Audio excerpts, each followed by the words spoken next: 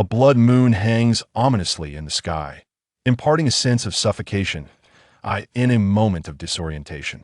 A divine tree, seemingly emerging from nowhere, sweeps across the land, shattering it into fragments. At the confluence of the land of fire and the land of lightning, stones shift restlessly. The ninja alliance, ordinary villagers, and even the feudal lords are all ensnared, with no one spared from this calamity. Similar scenes begin to unfold across the globe. Figures are swiftly enveloped and dragged onto the tree trunks, tightly bound in silence. One resists, as if their very consciousness has been commandeered. The once tumultuous battlefield falls into an eerie silence. Everyone fixating on the blood moon, suspended in the air, on one battlefield. Obito floats above, casting a cold gaze upon the ninjas below, as though observing mere ants. Kaguya glances at Sasuke and others, protected by Susanoo, her expression tinged with astonishment. That fellow's Rinnegan truly superior to this technique? This is the mightiest illusion. Infinite Tsukuyami. I never anticipated it could be evaded so effortlessly. Meanwhile, the scattered ninja alliance members, one after another, transform their eyes into Rinnegan, allowing the tree's branches to ensnare them, powerless to resist. Lin Yu is no exception. In the Fourth Great Ninja War, he had single-handedly eradicated numerous white Zetsu forces and had even allied with others to defeat several reanimated foes. Despite his commendable achievements, he is not exempt from fate of grave injury, let alone the fact that this battle has far exceeded his comprehension. The Ten Tails, the Crimson Moon, the relentless onslaught of meteors, and even the resurrected dead through Edo Tensei can obliterate him with but a mere hand sign. Yet, this is no longer his primary concern. This moment, his breath is faint, his body riddled with multiple compound fractures. A massive meteorite crushes down upon his chest, making even the slightest breath feel like an unattainable luxury. Though it is night, the brightness is blinding, rendering his eyes unable to open. Infinite Tsukuyami. This is where it ends. Lin Yu whispers softly, gazing at the Susanoo engulfed in purple flames, a wave of helplessness washing over him. Clad in a light green ninja vest with a standard forehead protector, he stands out even among the countless expendables. In his weakened state, the branches of the divine tree surge forth, continually enveloping his body. At this moment, darkness clouds his vision, and despair wells up within him as he reminisces about the past 60 years in Konoha. He had just graduated from the Ninja Academy, formally becoming a genin.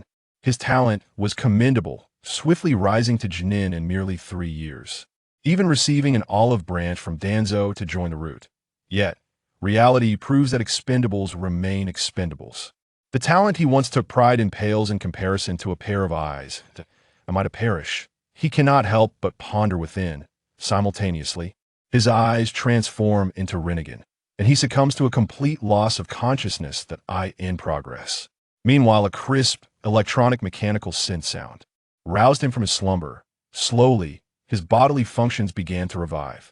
His eyes fluttered open, revealing a chaotic, pitch-black world before him. Surrounding him was an almost complete void of light, save for the faint blue glimmers that slid past his side. The only discernible path was the one illuminated by these delicate rays. Though the details were obscured, he could sense that many souls traversed this route. There were men, children, both young and old. Yet, silence reigned, no words were exchanged, and all moved forward with a numbed demeanor, devoid of any inclination to glance back, appearing rather wooden. It was as though they had lost their souls. However, Lin Yu was different. He could hear and see, as if he were an anomaly among them, that he felt no sense of dissonance within himself. Those fleeting lights were guiding them, and they were also leading Lin Yu onward. The infinite devouring system is about to activate. 1-5-99. Is this an illusionary space? Lin Yu fully awakened from his slumber, temporarily regaining consciousness. Yet, he felt an overwhelming chill coursing through his body. Cold. So very cold. He yearned to move, to warm his body. But no matter how many squats he performed in place, the cold persisted. Unbeknownst to him, he had stepped onto that corridor, but he knew that the further he ventured, the warmer he felt. Even the fatigue began to dissipate. Ultimately, before a vast abyss. Lin Yu found himself inexplicably compelled to leap into the black whirlpool without a second thought. In the fleeting moment before plunging into the abyss. The electronic synth sound echoed once more in his ears. Infinite devouring system activated successfully. System? Gradually, Lin Yu felt as though he were losing consciousness once again. The pain surged, as if his entire body were being torn apart. Suddenly, Lin Yu awoke with a start, fighting against the agony that enveloped him as he struggled to rise from the ground. He quickly surveyed his surroundings with heightened vigilance.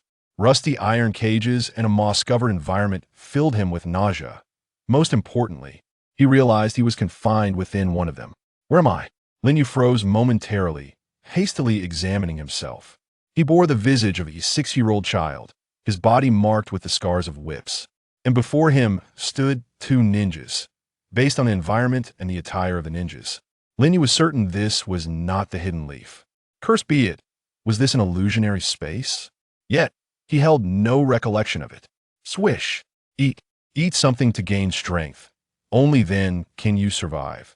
The voice came from nearby, belonging to a child of 5 or 6, sharing a similar fate, confined in a rusty cage beside him. He curled in a corner, tattered and worn. Yet, there lingered a trace of despair in his eyes. Lin Yu had encountered such a gaze upon the battlefield. It was a look that could only be borne by one who had utterly relinquished the will to survive. And this expression was far too profound for one so young, merely 5 years of age. Who are you? He murmured softly, yet no response came forth. The guarding ninja, displaying signs of impatience, struck the iron cage several times. Instinctively, Lin Yu grasped the sentinel's intent. His gaze fell upon a half-piece of dry bread, resting in a plate caked with mud and grime. I asked it to be consumed. After a moment's contemplation and a brief examination, Lin Yu tore away the uncontaminated portion of the dry bread above. He began to eat. Simultaneously, the synthetic electronic voice echoed once more in his ears. Consuming. Acquiring physique, point 1. Consuming. Acquiring stamina 1. Congratulations, host, you have survived. Ding. Host, you have received the initial gift package, 1 soul cleansing elixir. Note. Consuming the soul cleansing elixir can enhance the host's constitution, strength, speed, and more. As the morsel of bread was swallowed, the cold, mechanical notification sound chimed in as expected. Lin Yu regained his composure and slowly lifted the glass vial in his hand. The azure liquid swirled within the glass container. At that moment, he also noticed something remarkable. The prominent birthmark that had adorned his arm since birth had mysteriously vanished. His body had transformed into that of a 6-year-old child, trapped in this ghastly place. And to compound his predicament, his hands and feet were bound by a heavy hammer weighing 100 kilograms. Now, he was certain that he was no longer the person he once was. The infinite devouring system had inexplicably vanished after that notification. Soon, the outside world grew increasingly tumultuous, filled with a cacophony of whispered conversations. As the sound of the iron cage being opened echoed, the guarding ninja expertly unlocked Lin Yu's cage. Yet the shackles on his feet remained firmly secured. In a nearby square, a dense crowd had gathered, eager to witness the impending spectacle. Heard that guy is up against 5 Chunin-level ninjas today. He's been winning for so long. It's about time he meets his end here. Kill him. I've wagered 50 taels on this. 50 taels? I've staked my wife and children on him. There's no need to watch. That guy is as good as dead. Before the battle even commenced, the members of the Takarabe clan could hardly conceal their vile expressions, bickering amongst themselves, listening to the ringing of the bells from outside. Lin Yu grew increasingly vigilant. This was. Suddenly, the horn sounded. His body instinctively began to move forward, though dragging the weight of the hammer made his movements appear quite laborious. With an almost instinctual reaction, he soon found himself at the center of the square. Look! The clan leader has bound him with a 100-kilogram iron ball. He has finished. Before the match was formally announced, one of the Chunin appeared impatient. Let us get this over with. This is a waste of time. However, at that moment, an explosion resonated through the square. The ground was violently shattered, bricks exploding with cracks and debris flying everywhere. Smoke engulfed the area. The audience was awestruck, their faces reflecting astonishment, unable to comprehend what had transpired. Who would have thought the battle would conclude so swiftly? Had I known, I would have wagered more. What a letdown. As the smoke settled, a figure emerged, exuding an aura of ferocity. slowly retracting the heavy hammer from his feet.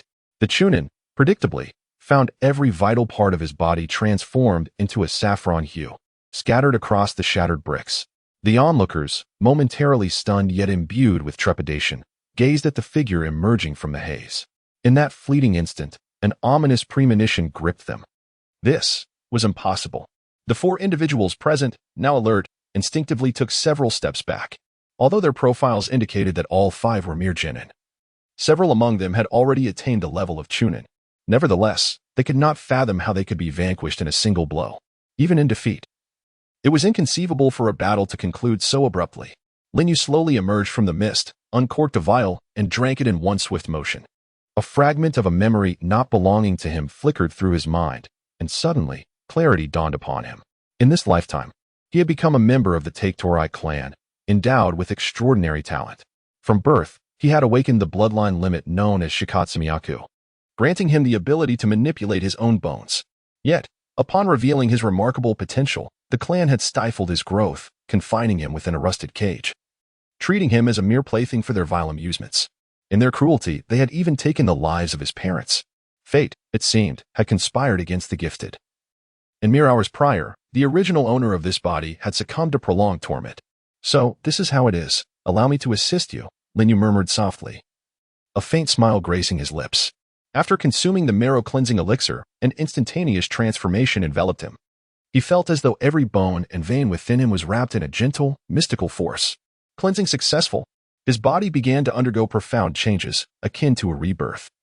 As the once sealed powers within him gradually awakened, mental points 3, stamina 4, constitution 4, the system echoed with its mechanical voice. The host's hereditary disease has been eradicated. No, this cannot be. How is it possible that his leg tendons, severed, still possess such strength? The remaining individuals trembled in terror. No, he will kill us. Please, don't. Xian, what are you doing? Are you really so frightened? He has been imprisoned since birth, never trained, merely gifted with potential. With the combined strength of the four of us, we need not fear a mere child. Before the thought could fully form, Lin Yu turned his gaze towards the Chunin of the Take-Torai clan who had spoken. With a mere flicker of intent, a shard of bone erupted from his flesh, piercing forth with alarming speed. In less than a heartbeat, the razor-sharp tip had transformed the Chunin into a veritable pincushion, drenching the surroundings in crimson. The others, paralyzed by sheer horror, found themselves breathless, their senses overwhelmed. They could only watch as the bone spikes slowly withdrew from the lifeless body, which lay sprawled upon the ground. They knelt on the stone slab, their legs trembling. We've struck it rich. A staggering sevenfold return. Truly, this individual is unparalleled, unmatched even among the world's ninjas. Yet, what does it matter how formidable he is? He has merely become our plaything, a source of our amusement. He is but a dog. How can you take him seriously? When the day comes that he no longer pleases our eyes, we shall simply order his demise. As always, the audience was divided, some rejoicing while others despaired. Compared to the flourishing Hidden Leaf village, this clan appeared rather morbid. With a chilling gaze and no hesitation, Lin Yu returned to his cage. As night fell, it seemed the guarding ninjas had also grown complacent, with hardly a soul around, save for a young man huddled in the corner, silent and withdrawn. The night was eerily quiet. Suddenly, countless members of the Takeuchi clan awoke from their slumber. They had undoubtedly shared the same dream. The man who had risen from the depths of hell was returning. In the cramped confines of the cell, the flickering candlelight cast erratic shadows. The atmosphere was one of profound silence, with several figures curled up in the corners, draped only in tattered rags. The dark iron bars enclosed everything, layer upon layer, devoid of any sound, creating a stifling sensation. Startled, Lin Yu opened his eyes, his hands trembling. Since the last time he had felt the sun's warmth, he had yearned to escape this prison. Who am I? Where am I? These questions plagued his mind, refusing to dissipate. As thoughts of escaping began to form, a new system prompt appeared before him. Consume? Devour? Lin Yu pondered, his expression contemplative. The first time he encountered this prompt was while eating bread. After consuming it, he experienced the benefits of a profound transformation. Only he knew how significantly the elixir had repaired his flaws, erasing all aches and pains, even leading to a complete rebirth. However, this time Lin Yu was perplexed. Before him stood only the iron bars, with nothing else in sight. Previously, he had consumed bread. Now, was he to devour the iron bars? Confused, he glanced around. confirming the absence of anything else. Before long, as his thoughts stirred, his body instinctively revealed sharp fangs, beginning to gnaw. Strangely, the seemingly impenetrable iron bars felt as soft as sponge beneath his bites. A flash of cold light pierced the darkness. Astonishingly, he was unaware of the transformation taking place. The entire iron cage shattered into pieces. This is... He involuntarily gasped in awe. The consumption was complete. Suddenly, he seemed to have an epiphany. Turning around to shred the 200-pound iron balls with his sharp fangs. The devouring was successful. His physique points increased by 3. Hearing this prompt, Lin Yu couldn't help but smile, a warm current flowing into his body. It coursed through his meridians, spreading throughout him. It was an indescribable sensation. A force distinct from chakra, yet undeniably felt. It was a strength he had never experienced before, though the enhancement was not substantial. He understood that even the smallest drop can ultimately pierce through stone. Persistence over time would yield a promising beginning. If he were to fully amplify his strength and physique, could he stand shoulder to shoulder with the Azure Beasts of Konoha? Lin Yu was momentarily taken aback, but quickly retracted the astonished smile from his face. A clamor erupted. Hey, get a new portion. Aren't you afraid that kid will kill you one day? Outside, 2 ninjas were joking around. One ninja tossed the food that had fallen to the ground back into the lunchbox. Kill me? Just that kid? After saying this, the ninja grabbed 2 handfuls of dirt and mixed it into the food.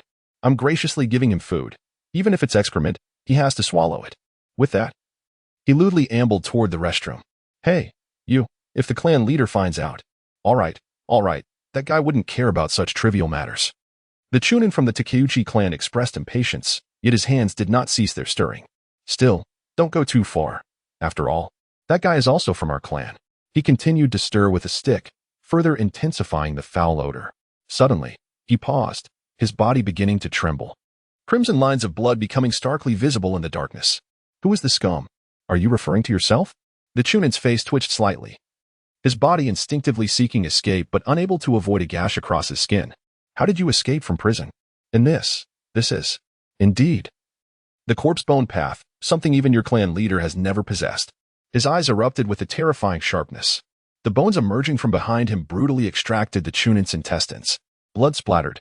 The intense pain induced a wave of nausea, but all that came forth was a mouthful of blood. Lin Yu merely smirked slightly. Now, if you swallow the contents of this lunchbox. Before Lin Yu could finish, the ninja seized the food and began to consume it. The spectacle was beyond description, and in less than 2 minutes, he devoured every last morsel.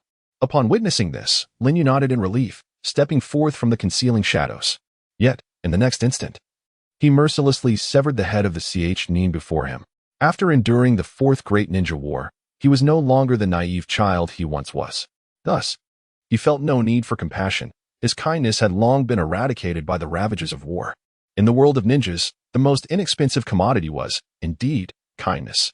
Moreover, after a brief moment of contemplation, Lin Yu smiled faintly, a smile that was chillingly sinister. Flashes of memories that did not belong to him surged through his mind, recollections from the original owner of this body, which appeared for but an instant before swiftly fading away. Consider this retribution for you. What a jest. This fellow had fulfilled your demands, so why? The other Chunin felt a deep-seated unease. Unable to meet Lin Yu's gaze, gripped by an instinctual terror, his expression was one of immense gravity. This individual possessed the supreme bloodline ability within his clan.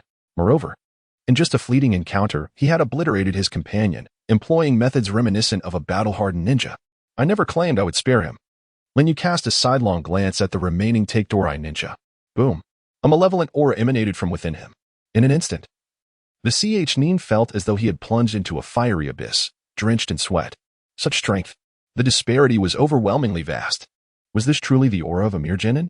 He felt as though he might explode from the intensity. Had he been concealing his power all these years of confinement? This individual would undoubtedly become the greatest threat to the Takedorai clan. Fear etched upon his face, the genin swallowed hard, his shuriken spinning rapidly in his hand, betraying his inner turmoil. Whoosh, before he could react, he found himself bearing over a dozen wounds. He had no chance to utter a scream.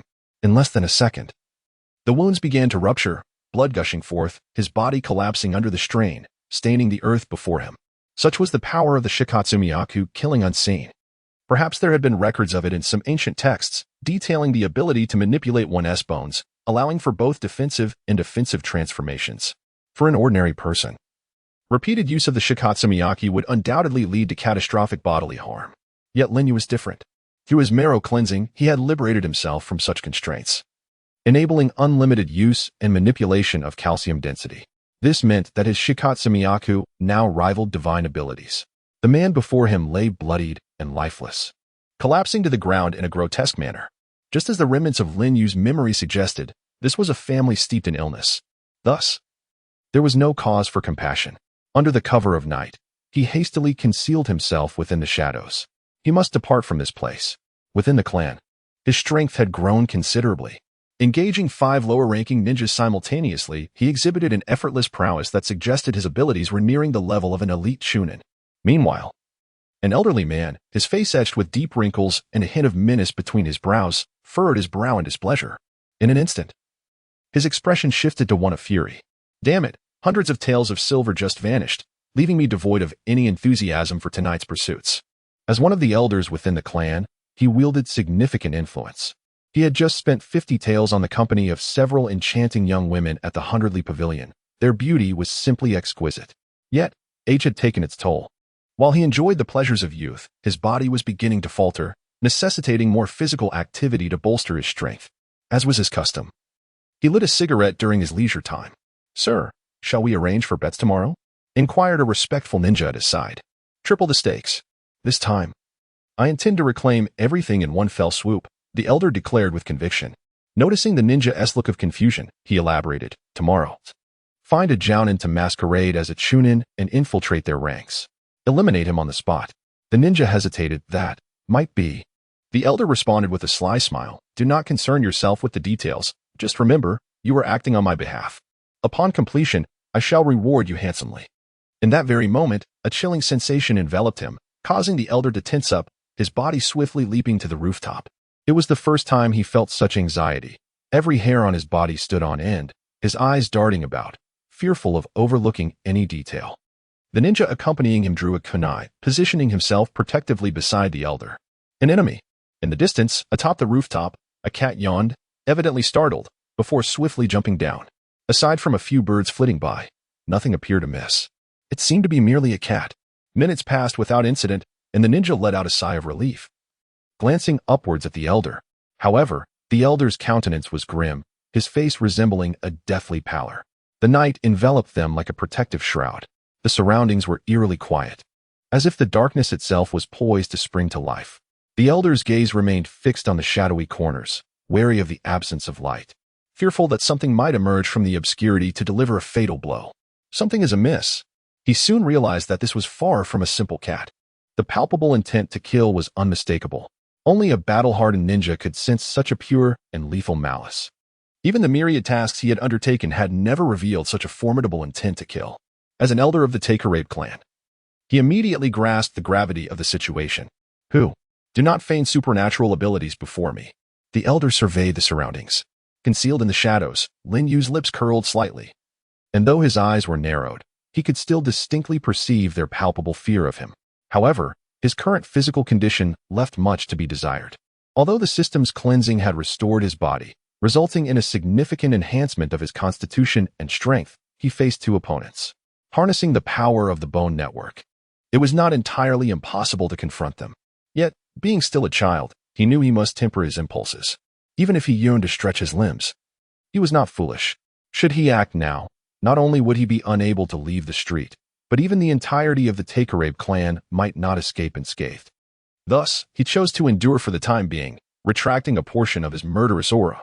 "Wretched beast, do not make me wait any longer." The elder's expression was grim, as if he still trusted his instincts. Closing his eyes, he concentrated intently. Drip, drip. The sound of water droplets seeping through the cracks in the wall. The rustling of leaves in the forest. Each noise sent a shiver down the elder's spine. Was it a spy? Or an assassin dispatched by a great nation? Such occurrences had indeed transpired before, due to the peculiar nature of bloodline limits. Other clans often sent agents to infiltrate and investigate. Suddenly, after a few moments, when the sapphire eyes glimmered in the darkness once more, the elder's pupils constricted slightly.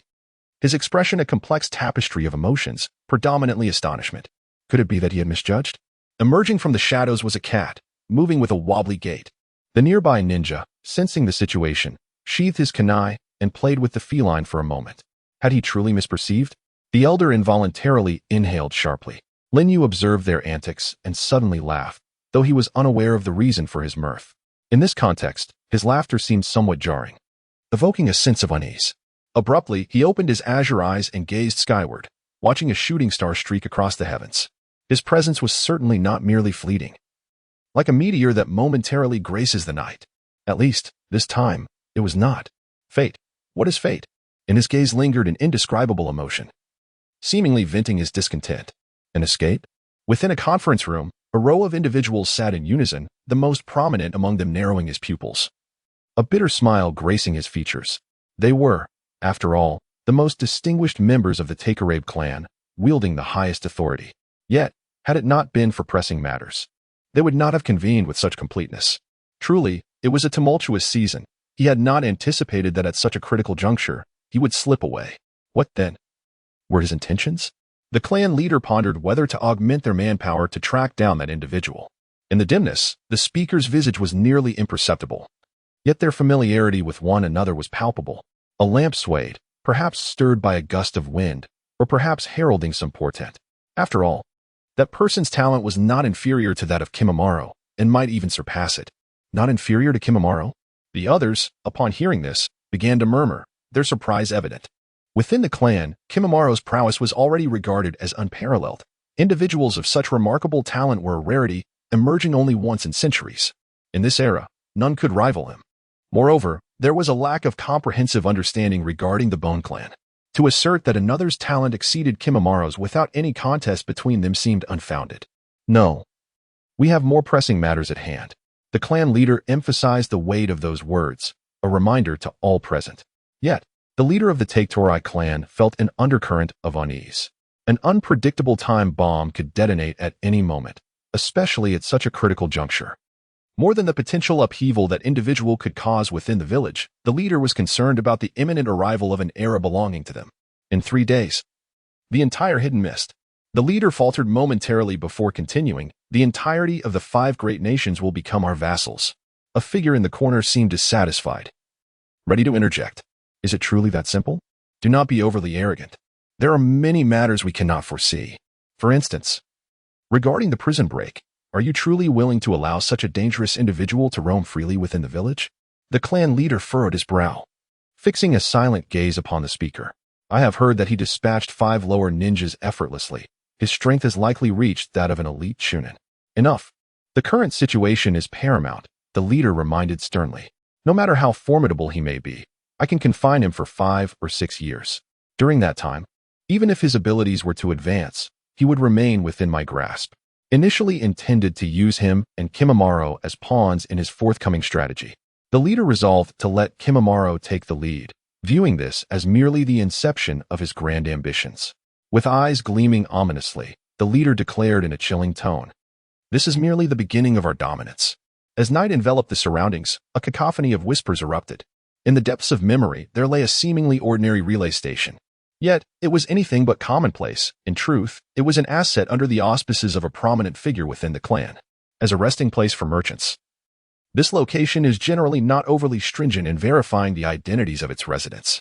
After a hearty meal, the system emitted another prompt. Ding. Devouring successful, stamina 3, strength 1. This increase in strength was anticipated. Lin Yu, still unfamiliar with this system, understood only that consuming items could enhance his attributes. However, having learned from his first experience, he resolutely decided against consuming materials like steel bars. After all, he felt an innate aversion to such things. He would no longer resort to ingesting bizarre items to augment his abilities. Peering through the paper window, he observed an unusual commotion in the village, with an increased presence of patrolling guards. Lin Yu smiled knowingly, and in an instant, his body began to flicker and vanished from sight. Moments later, several shadowy figures swiftly appeared at an inn, led by an elder accompanied by a few sensory ninjas. They moved quickly, pursue them. Before long, their figures disappeared, only to reappear encircling Lin Yu, with a dozen guards surrounding him. On this moonless night, the events of the Bamboo Take clan's violent escape had become common knowledge. Yet, at that moment, Lin Yu raised an eyebrow in bemusement.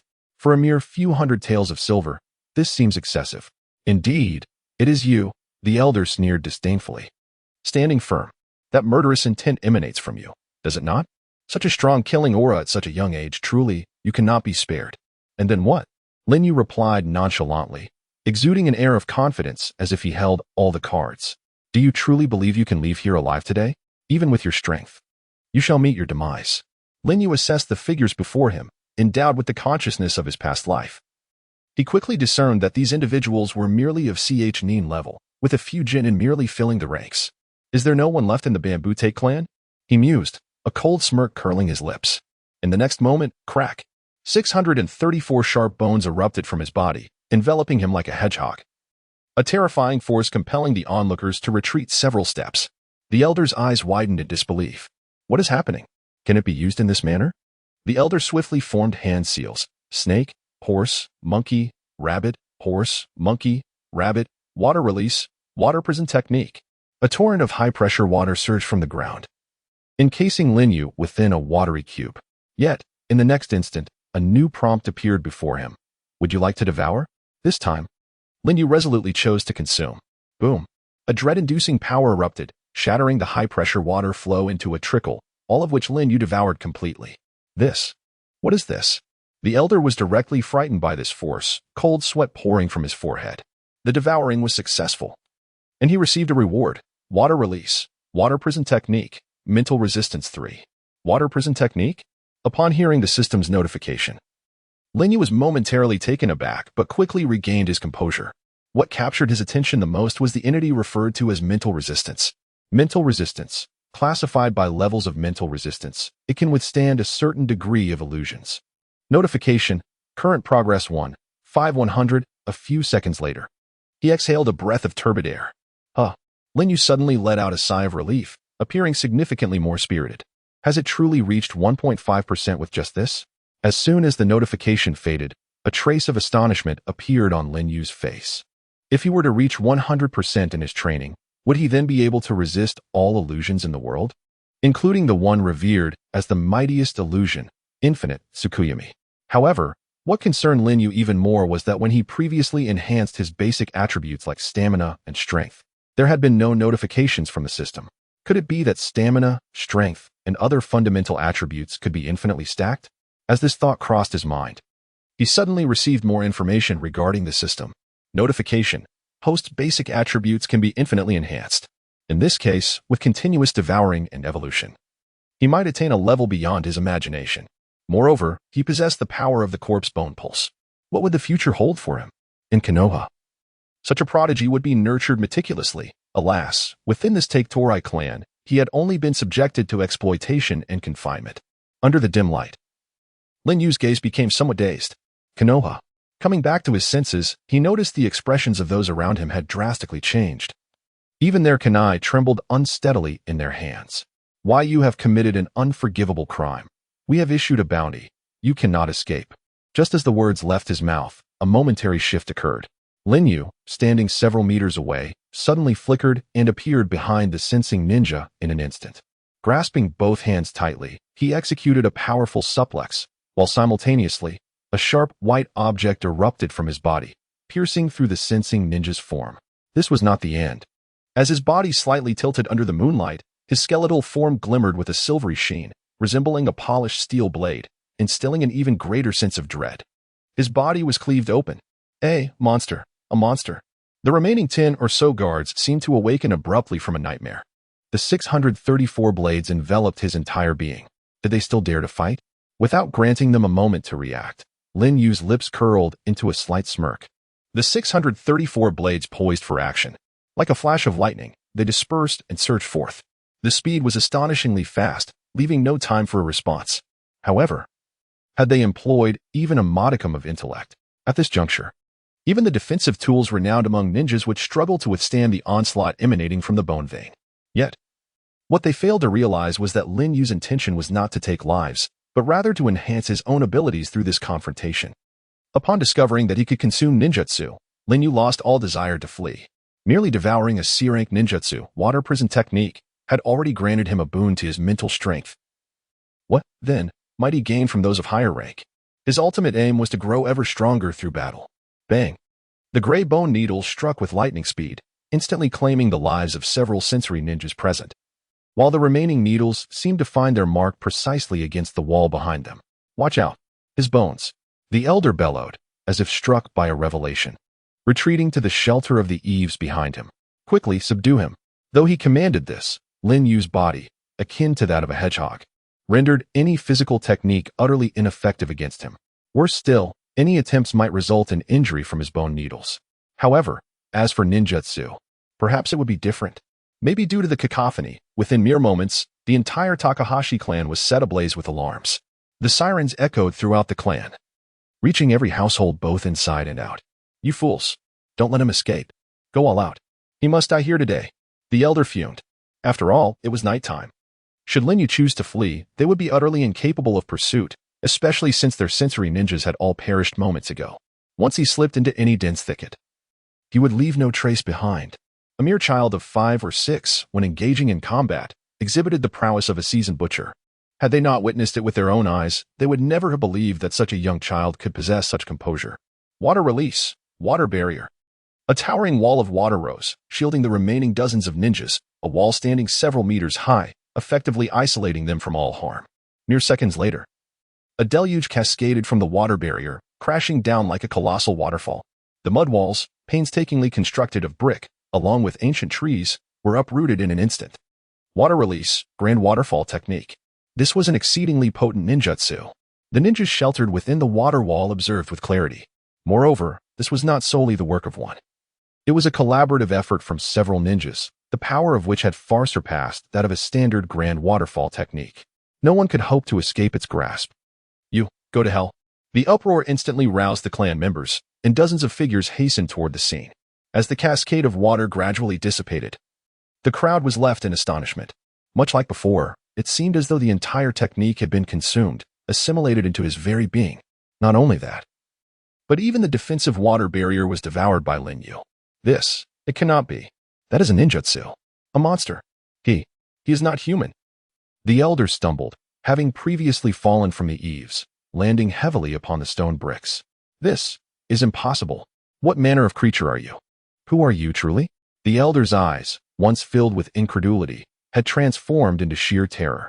At this moment, he no longer wished to confront this abomination. Like a harbinger from the depths of hell, his only desire was to flee. His eyes, reddened with blood, rendered everything he beheld a shade of crimson. Unbeknownst to him, upon noticing Lin Yu's bones morphing from gray to red, he could not help but exclaim in awe. A demon. This creature. He has come from the abyss. In the annual training exchange of Myoki Mountain, within the Hall of Frogs, the 2 celestial beings of the Frog clan presided from the highest seat. Below them, the incessant croaking of frogs echoed throughout the hall. Even the indifferent frog, Wentai, puffed on his pipe, casting a detached gaze towards Sage Shinzaku. Silence, silence, Sage Shima commanded. Yet before there was time for further discussion, a frog leapt in a panic. The great lord has awakened. A new prophecy. Sage Shinzaku and Sage Shima were immediately taken aback. A new prophecy. The great frog sage, a legendary sage-level frog, had existed since the dawn of creation. Harboring immense chakra within, he possessed the uncanny ability to foresee future events. Although he could only glimpse fragmented dreams, his prophecies had never been wrong. Moreover, his predictions were of utmost significance, wielding profound influence without fail. Several frogs guided the 2 sages towards the chamber of the great frog sage. In their line of sight, 2 murky eyes slowly opened. Adorned with an oil-laden necklace and a scholarly cap, the great frog sage, seated at the pinnacle, slightly stirred awake. Listening to the clamor of the frogs below, he finally began to regain his senses. Oh, is it time for a meal? Are we having fried insects today? Sage Shinzaku and Sage Shima frowned, their foreheads lined with worry. Even the typically reticent Wentai allowed the corners of his mouth to rise slightly. A prophecy, a prophecy. Great Lord. Oh, not a meal, then? The great frog sage comfortably adjusted his posture, nearly dozing off again. Great Lord. Understood. I see.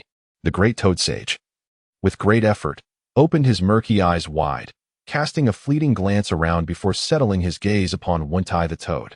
Regarding the prophecy, blood and corpses would lie beneath him, standing upon the chaos with unparalleled majesty. Shima and Shinsaku exchanged a glance, unable to contain themselves, and inquired, Are you referring to He neither belonged to this world nor completely to it. Concerning his identity, my understanding remains unclear. The great toad sage yawned, appearing somewhat drowsy, until he caught sight of Shinsaku's dark expression, which roused his interest. Regardless, he would undoubtedly leave an indelible mark on this world, akin to a balance scale, guiding the extremes of existence, whether toward darkness or light. I witnessed him wielding the purest and most formidable power, the earth quaking and mountain splitting, and something red. What was that red thing? Mighty Lord, what should we do? Who was he truly? The great toad sage lowered his head, heavy with contemplation, as if he had something to articulate, yet found himself at a loss for words. Silence enveloped the gathering of toads, undisturbed until a faint snore emerged. The rhythmic breathing continued, while Shinsaku remained furrowed in thought. The prophecies of the mighty Lord are never to be doubted. At least not by this collection of toads from Myokuzen. Devoured successfully, rewarded with 5 points of mental resistance. Devoured successfully. Rewarded with the sage's body, temporarily enhances personal strength for 30 seconds. Notification. Stamina 3. Notification.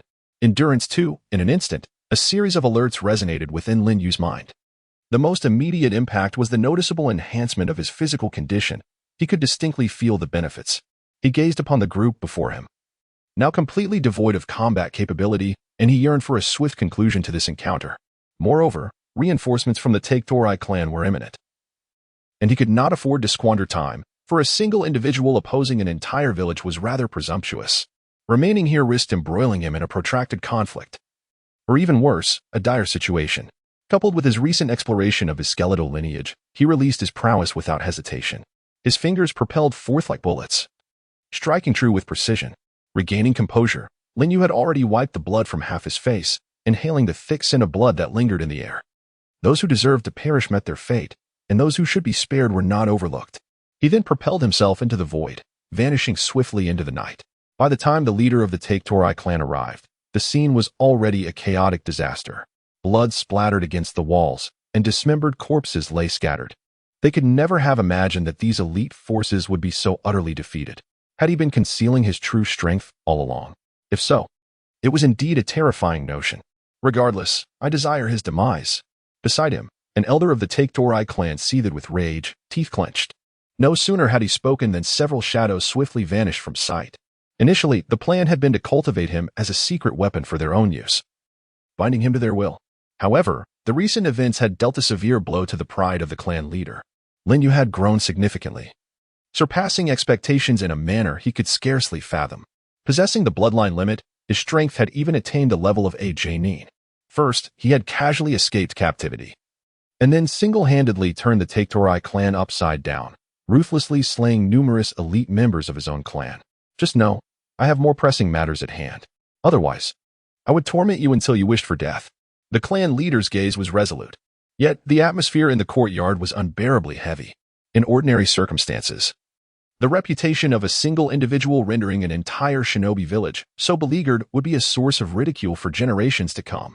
Thus, even as he resolved to assault the Hidden Mist village the following day, the Take-Torai clan leader felt compelled to dispatch a contingent to capture Lin Yu, for the sake of maintaining the clan's dignity. Therefore, he did not send out his main forces, but merely a few foot soldiers to pursue. As for Lin Yu, he truly did not regard him as a formidable threat. When the Hidden Mist launched its attack, it would undoubtedly fall into his grasp. If necessary, he would don the Leaf Village forehead protector. A small squad was to infiltrate the Hidden Mist as vanguards, with strict instructions to avoid alerting the enemy.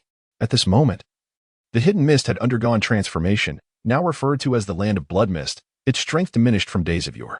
Most of the village's ninjas had departed, rendering the Hidden Mist as vulnerable as a prize in a hunter's grasp. Just then, the sky suddenly unleashed a gentle rain. The droplets cleansed the earth anew. Standing in the rain, the world seemed to resonate solely with the thunderous sounds echoing around him. Boom. Ninja Trader, Lin Yu, Ability, Ominous, Danger Level, A-Class, Strength Evaluation, A-Class, Note, Bloodline Limit User. In a certain location, a new round of bounties had been prematurely issued. Lin Yu's name prominently graced the top of the list for newcomers. Although merely an A-Class bounty, the reward was sufficient to entice anyone. Simultaneously, not just bounty hunters, but nearly every faction and organization began utilizing their intelligence networks to seek out the whereabouts of this newcomer. Drip, drop, the rain pattered against the earth. Lin Yu strolled through the rain, the surroundings feeling somewhat desolate. Though this terrain was unfamiliar, he relied on the mental map from his past life to recall the general area. Forward he pressed. A delicate voice echoed through the surroundings, startling a stray cat seeking refuge from the rain. Moving a bit closer, the speaker, who laughed from a distance, exuded an odd sensation that began to spread. Lin Yu slightly lifted his head, directing his gaze towards the source of the voice. Though visibility was limited in the rain, he discerned that the speaker was a woman clad in a cheongsam. Her graceful silhouette traversed the desolate wilderness, lending an air of solitude to the scene. Despite the distance, Lin Yu could sense that she was not someone to be trifled with. With flowing white hair and scant clothing, she held an umbrella, her alluring figure accentuated by purple eyeshadow, adding an unconventional charm. Yes, move a bit closer, she suddenly exclaimed, her emotions surging. Whether she mishandled the umbrella or intentionally tilted it outward, in the next moment, she seemed to lose her sanity, hurling the umbrella into the air as if she were a ferocious tiger, charging towards Lin Yu. Although her features were strikingly handsome and her makeup exquisitely applied, her bizarre expression and the sight of her bared fangs unsettled him. Earth escape, the swamp of the underworld. Before Lin Yu could react, the woman swiftly formed hand signs in midair, her movements fluid and graceful, tracing a beautiful arc. The sinking earth ensnared his legs, binding him firmly to the ground, rendering him immobile. With the rain-soaked soil clinging together, the binding technique became even more potent. The rain continued to pour. The woman executed her hand seals with rapid precision, clearly enticed by the bounty on Lin Yu's head. As a bounty hunter, she typically favored newly issued warrants, and she couldn't afford to overlook a target like Lin Yu. Yet, just as she prepared to unleash her next jutsu with all her chakra, a flicker of hesitation washed over her. For the first time, she felt that this million-dollar bounty came too easily. Those who made it onto the black market's wanted list were certainly not ordinary individuals. This was beyond doubt. Moreover, she noticed that since she had cast her first technique, Lin Yu remained motionless in the swamp, his expression unperturbed. Could there be a hidden scheme at play? Realizing this, she quickly withdrew her stance and darted to a nearby branch. However, Lin Yu's next action took her completely by surprise. Indeed, he seized a handful of the swampy mire surrounding him and began shoving it into his mouth, hastening his pace as he did so. How monstrous! The woman, likely having never encountered someone like this in her life, echoed the sentiments of her previous 3 would-be assassins. Indeed, this was the 3rd attempt on his life that day. Lin Yu appeared somewhat fatigued, and with the rain continuing, he yearned for a place to settle down. How intriguing! Truly intriguing, he mused. The scene shifted to the hidden mist village, within the office of the Water Shadow.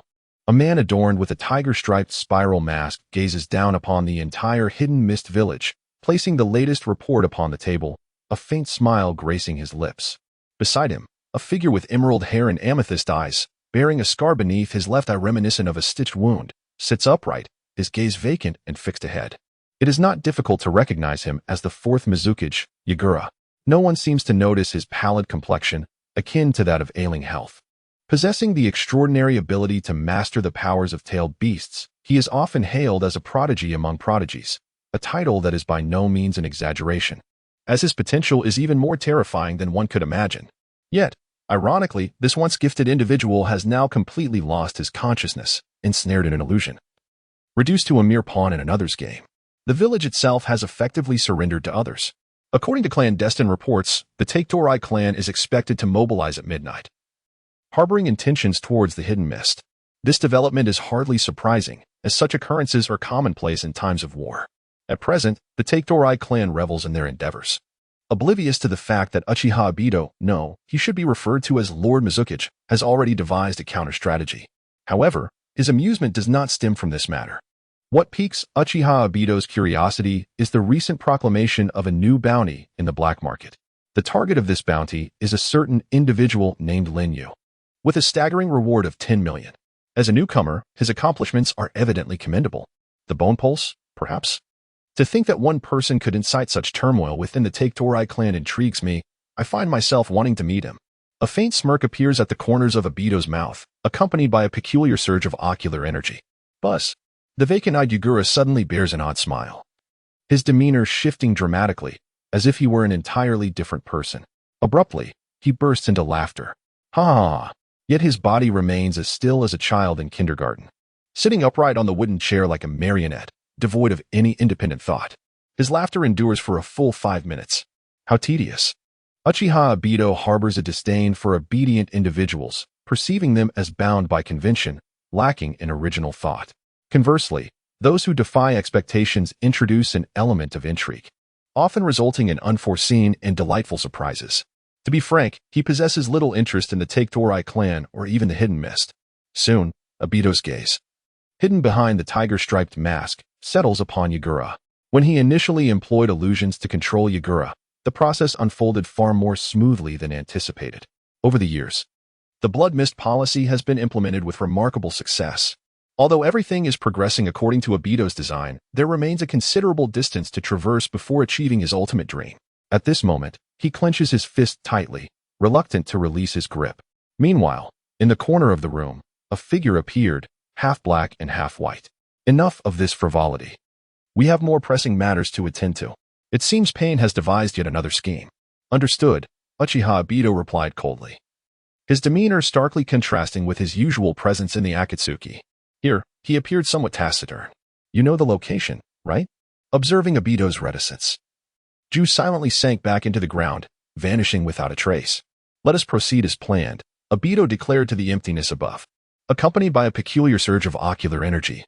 Shirsue's eyes momentarily glowed red, and he instinctively nodded.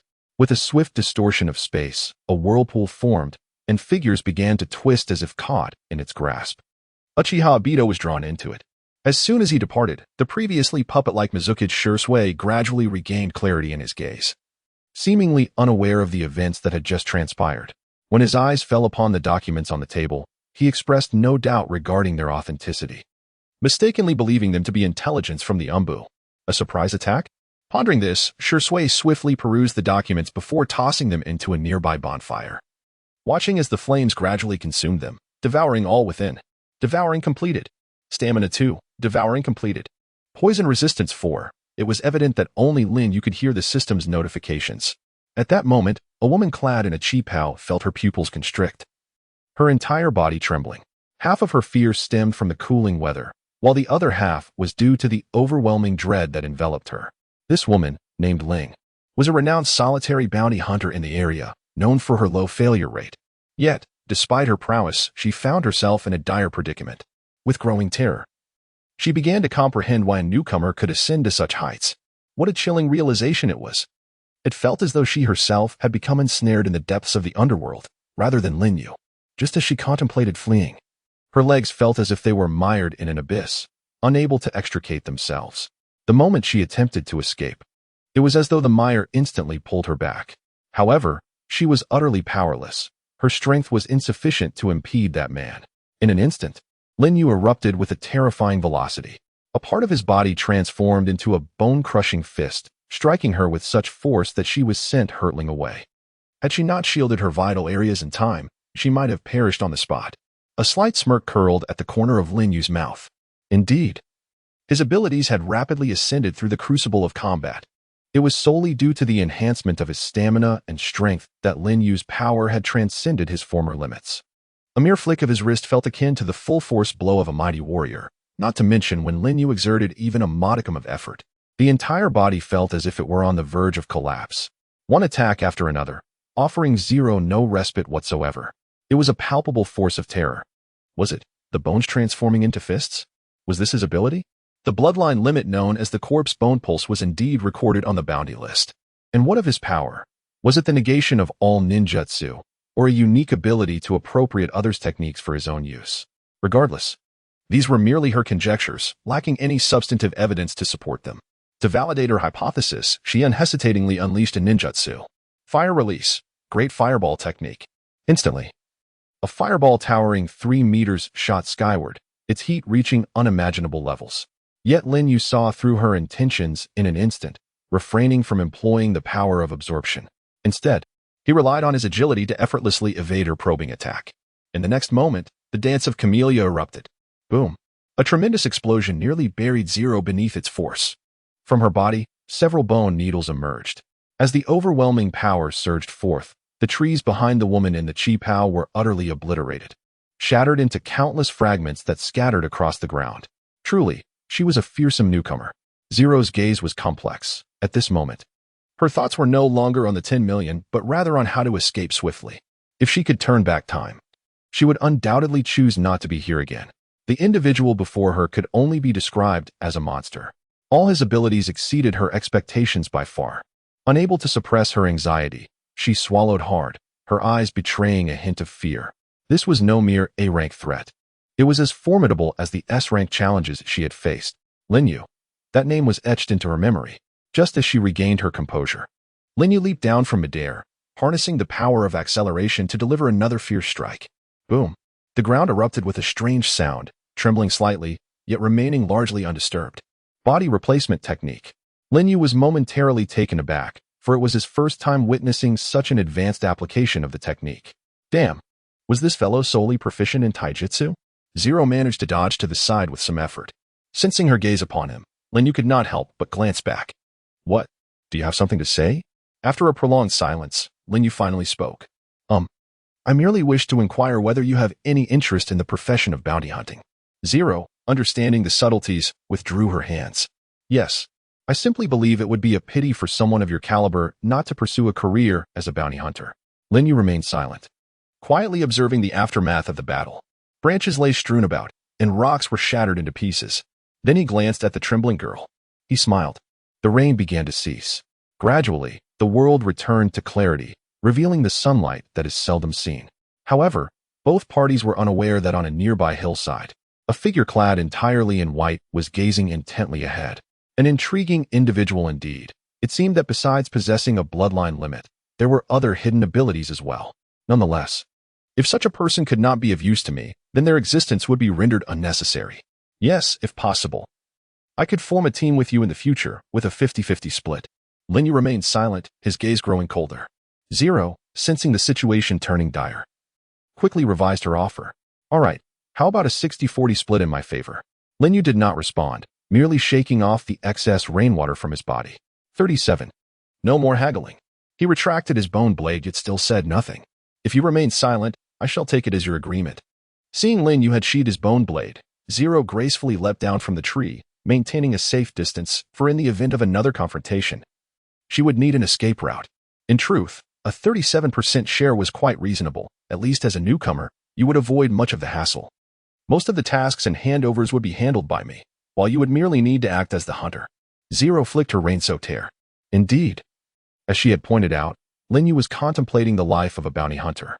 After all, given his current status, returning to Konoha was an arduous endeavor. Even if he were not regarded as a spy, he would likely be subjected to dissection by the village's elders for scientific purposes. Moreover, he was acutely aware that, while his current strength was commendable, it was merely adequate. Therefore, becoming a bounty hunter would allow him to engage in battle for sustenance, rapidly enhancing his capabilities. It must be admitted that he was still rather weak at this stage. Hey, can you at least respond? Linyu continued forward, with Zero closely trailing him. Everyone, maintain a state of utmost vigilance. There must be no room for carelessness, understood? Outside of the hidden mist village. The first batch of reconnaissance ninjas exchanged glances filled with tension, their words grave. Is it really necessary to be so anxious? At present, there are likely few formidable ninjas remaining in the mist. What do you know? There is a being among us who possesses the power of a tailed beast. The speaker was evidently an experienced ninja, well acquainted with the might of tailed beasts. His eyes brimmed with apprehension. For a single tailed beast could equate to the combat strength of an entire village. This was basic knowledge. At the very least, they were faced with an adversary they could not hope to defeat, a being worthy of being called a god. Are you referring to the fourth Mizukage? These are merely accounts recorded in books. I do not believe tailed beasts are as formidable as they are made out to be. It merely requires a greater number of personnel to contend with them. A seemingly youthful individual confidently declared, moreover, we are the descendants of that legendary figure, surely. You cannot believe we would fear a mere mist ninja? His face, adorned with an arrogant grin, epitomized the hubris of the Take-Torai clan. The remaining ninjas remained silent, their expressions ambiguous, uncertain whether they acquiesced or opposed his bravado. Above the high walls of the hidden mist village, several ninjas patrolled, appearing alarmingly lax in their vigilance. Was there truly no one guarding the mist? Even the gatekeepers were few and far between. The young man continued to speak, his words brimming with bravado. However, at that very moment, boom, an explosion reverberated through the air. The iron gate of the mist village was forcefully blasted open, and the surrounding walls crumbled into debris. What in the world was happening? The situation had taken a turn. Smoke enveloped the area, obscuring visibility and rendering the scene a mystery, though the onlookers remained transfixed, eyes gleaming with anticipation. Amidst the haze, a colossal figure loomed, casting a shadow over the ground. The Take-Torai ninjas, as the vanguard, stared blankly into the sky, unable to discern what lay within the smoke, yet they were all seized by an overwhelming dread. What kind of power was this? They gazed upwards, their expressions frozen, fear etching their features. An incredibly domineering chakra suddenly surrounded them, rendering them incapable of movement. As the smoke gradually dissipated, their terror intensified. That was no. It couldn't be. Quick, retreat. We must flee. An experienced ninja, suddenly realizing the gravity of the situation, issued the command. Yet, unbeknownst to him, his comrades remained transfixed, paralyzed as if ensnared in a nightmare. Indeed, how could ordinary individuals muster any resistance against such overwhelming power? They were merely lambs to the slaughter. That was the tailed beast of the Mist Village. Merely the sight of its two tails was enough to instill profound fear. Moreover, he could distinctly sense that overpowering chakra, which seemed poised to consume them whole. Without hesitation, in the next moment, several ninjas were propelled like cannonballs by a sphere of chakra. It was the fourth Mizukage. Instantly, the hidden Mist Village was illuminated, as what had begun with only a handful of ninjas transformed into a formidable assembly of over 100 elite warriors, with more continuously arriving. The seasoned ninja staggered to his feet amidst the ruins. Damn it, I should have recognized this as a conspiracy earlier. Regaining his composure, he lamented the fallen, realizing he was the last one left with a semblance of fighting spirit. However, against such an opponent, what hope did he truly have for battle? Their gazes met for a fleeting moment. In a fleeting moment, he felt as though he were being scrutinized by the grim Reaper himself. An overwhelming sense of dread paralyzed him, rendering his entire being almost incapacitated. Is this the true power of the tailed beasts? Moreover, had he truly exerted all his strength? The seasoned ninja knew that this was undoubtedly only a fraction of his capabilities, for he had merely revealed 2 of his tails. You shall perish. The fourth Mizukage uttered these words slowly, nonchalantly dispatching him with a single blow. In an instant, a sea of corpses lay strewn across the battlefield. With just one encounter, and without so much as lifting a finger, he had annihilated dozens of ninjas.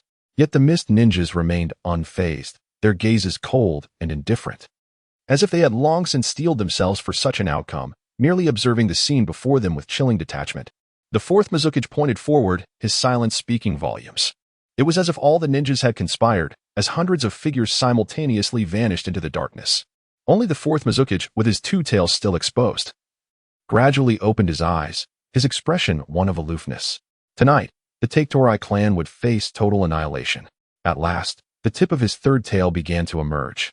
The fourth Mizukage, Yagura, was one of the few in the shinobi world capable of perfectly harnessing the power of the tailed beasts. He stood there, transfixed. As the earth trembled in waves, the ground fracturing repeatedly.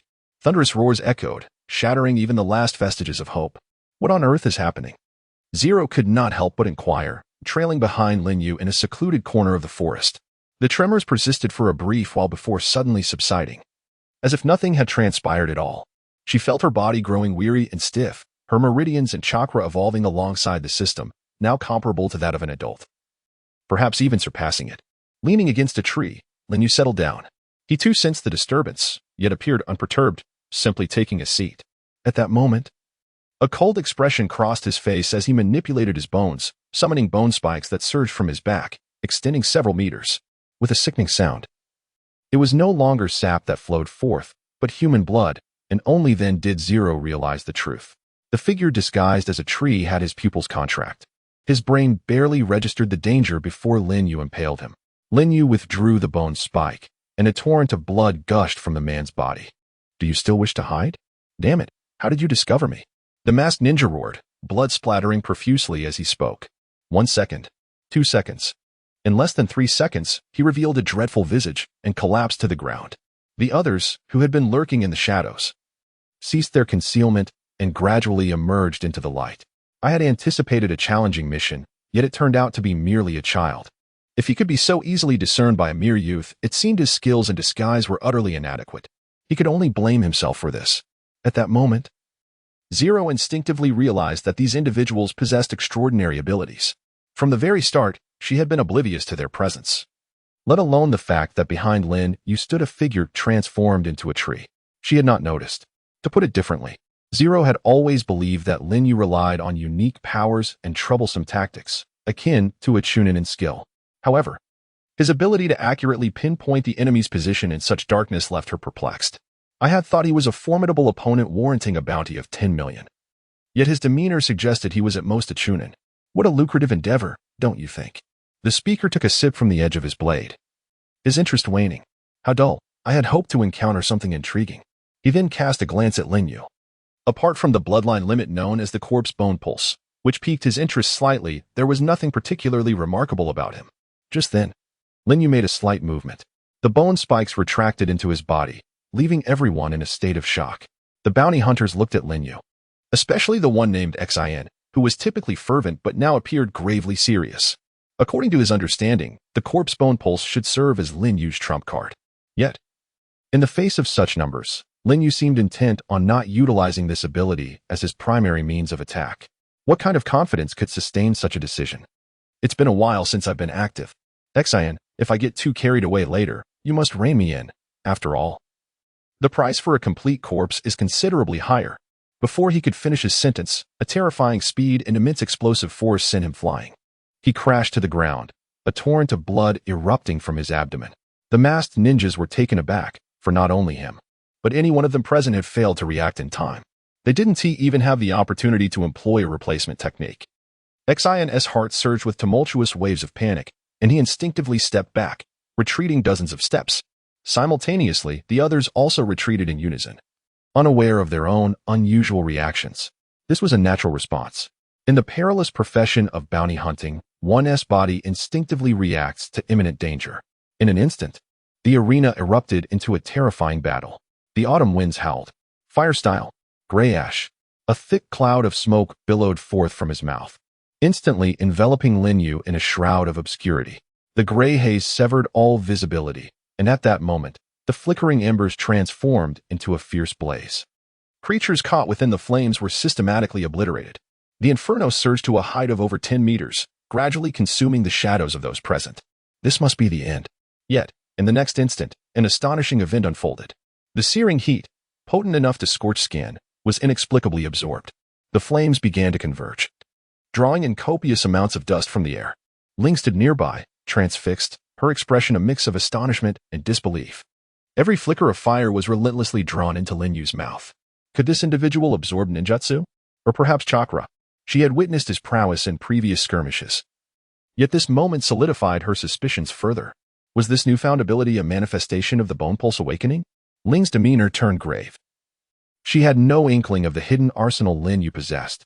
All she comprehended was that the immense pressure he exerted was far from ordinary. At this juncture, her conjectures were only half formed. While the masked ninjas around her had collapsed in abject terror, their faces pale with fear. "Hey, monster!" They seemed to collectively lock eyes with Lin Yu's icy gaze, which appeared gentle yet harbored lethal intent. Simultaneously, as the Take-Torai clan prepared for their subsequent maneuvers, they found themselves bereft of any updates from the scouting team. According to their initial strategy, barring unforeseen complications, they should have already infiltrated the hidden mist by now. Yet, the silence persisted. When a series of explosive detonations shattered the stillness of the night, the Take-Torai clan members jolted awake as if from a deep slumber. What on earth had transpired? Upon glancing skyward, they were met with a cascade of fiery brilliance. As the flames engulfed the night, it was as if the clan had been roused from a dream. Some even rubbed their eyes, still adjusting to the shock of awakening. The reconnaissance team was the first to notice.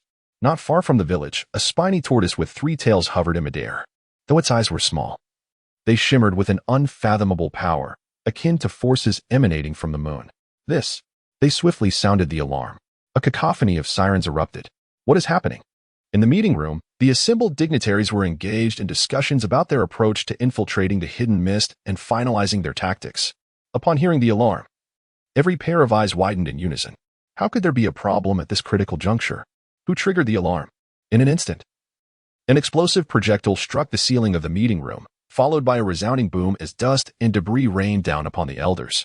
This is outrageous. The clan leader seethed with fury. Spitting out the ash from his mouth and brushing off the dust from his body, the clan leader exclaimed, "Where is everyone? Why is there no one to provide me with an explanation? Stumbling, after 5 seconds, a ninja hurriedly approached to report, "It's bad. No, it's worse. Clan leader. Outside. We have discovered a giant tortoise at the village's edge." A tortoise? Just as the clan leader pondered this, a roar echoed, awakening them as if from a nightmare. That was certainly not a human sound. Startled, the clan leader rushed outside. A colossal tortoise was swaying its 3 bizarre tails. This was the tailed beast transformation of a Jinchuriki, possessing the power to annihilate the world. Soon, chakra from the tailed beast gathered in the mouth of the 3 tails, forming a high-density black energy sphere. Plop. The clan leader of the Take-Torai clan could not contain his shock and fell directly to the ground. What on earth is that? Oh no. His words were still lodged in his throat, unspoken, when suddenly, the chaotic energy erupted. Tailed beast bomb. The 3 tails swallowed the condensed energy sphere, leading to a linear explosion. Before they could react, the bodies of the Take-Torai clan members had already transformed into white light, leaving not even ashes behind. The immense energy devoured everything mercilessly. What kind of technique is this? Does the Hidden Mist village still harbor such power? That is, the 3 tails Isabu. Boom, boom, boom. The sound of explosions rang out, affecting the entire Take-Torai village. At that moment, trees were torn apart, the earth trembled, and houses were swept into the sky by the swirling winds. Where the 3 tails had attacked, a massive pit, hundreds of meters in diameter, had formed. Littered with the remains of ninja corpses, a sight too gruesome to behold. This is the power of a tailed beast. Even the so-called blood mist of the Hidden Mist could turn the tide of battle with such a final weapon, reversing their fortunes. He could sense it. The 3 tails had not used all of its chakra. If it truly unleashed its full power, the entire Take-Torai clan would be eradicated this night. Yet, to release such terrifying might without exerting its full capacity was enough to instill fear. 5 minutes passed.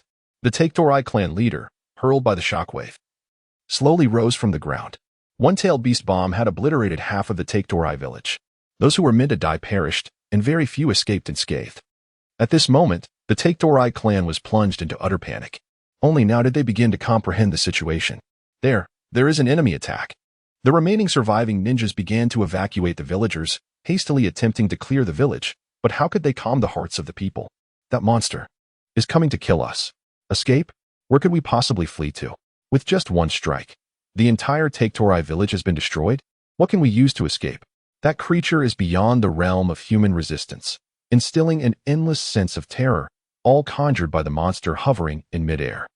At that moment, it was unclear what had inspired the 4th generation of the Water Shadow, Itsong, to relinquish his beast transformation, adopting instead the form of a beastly cloak.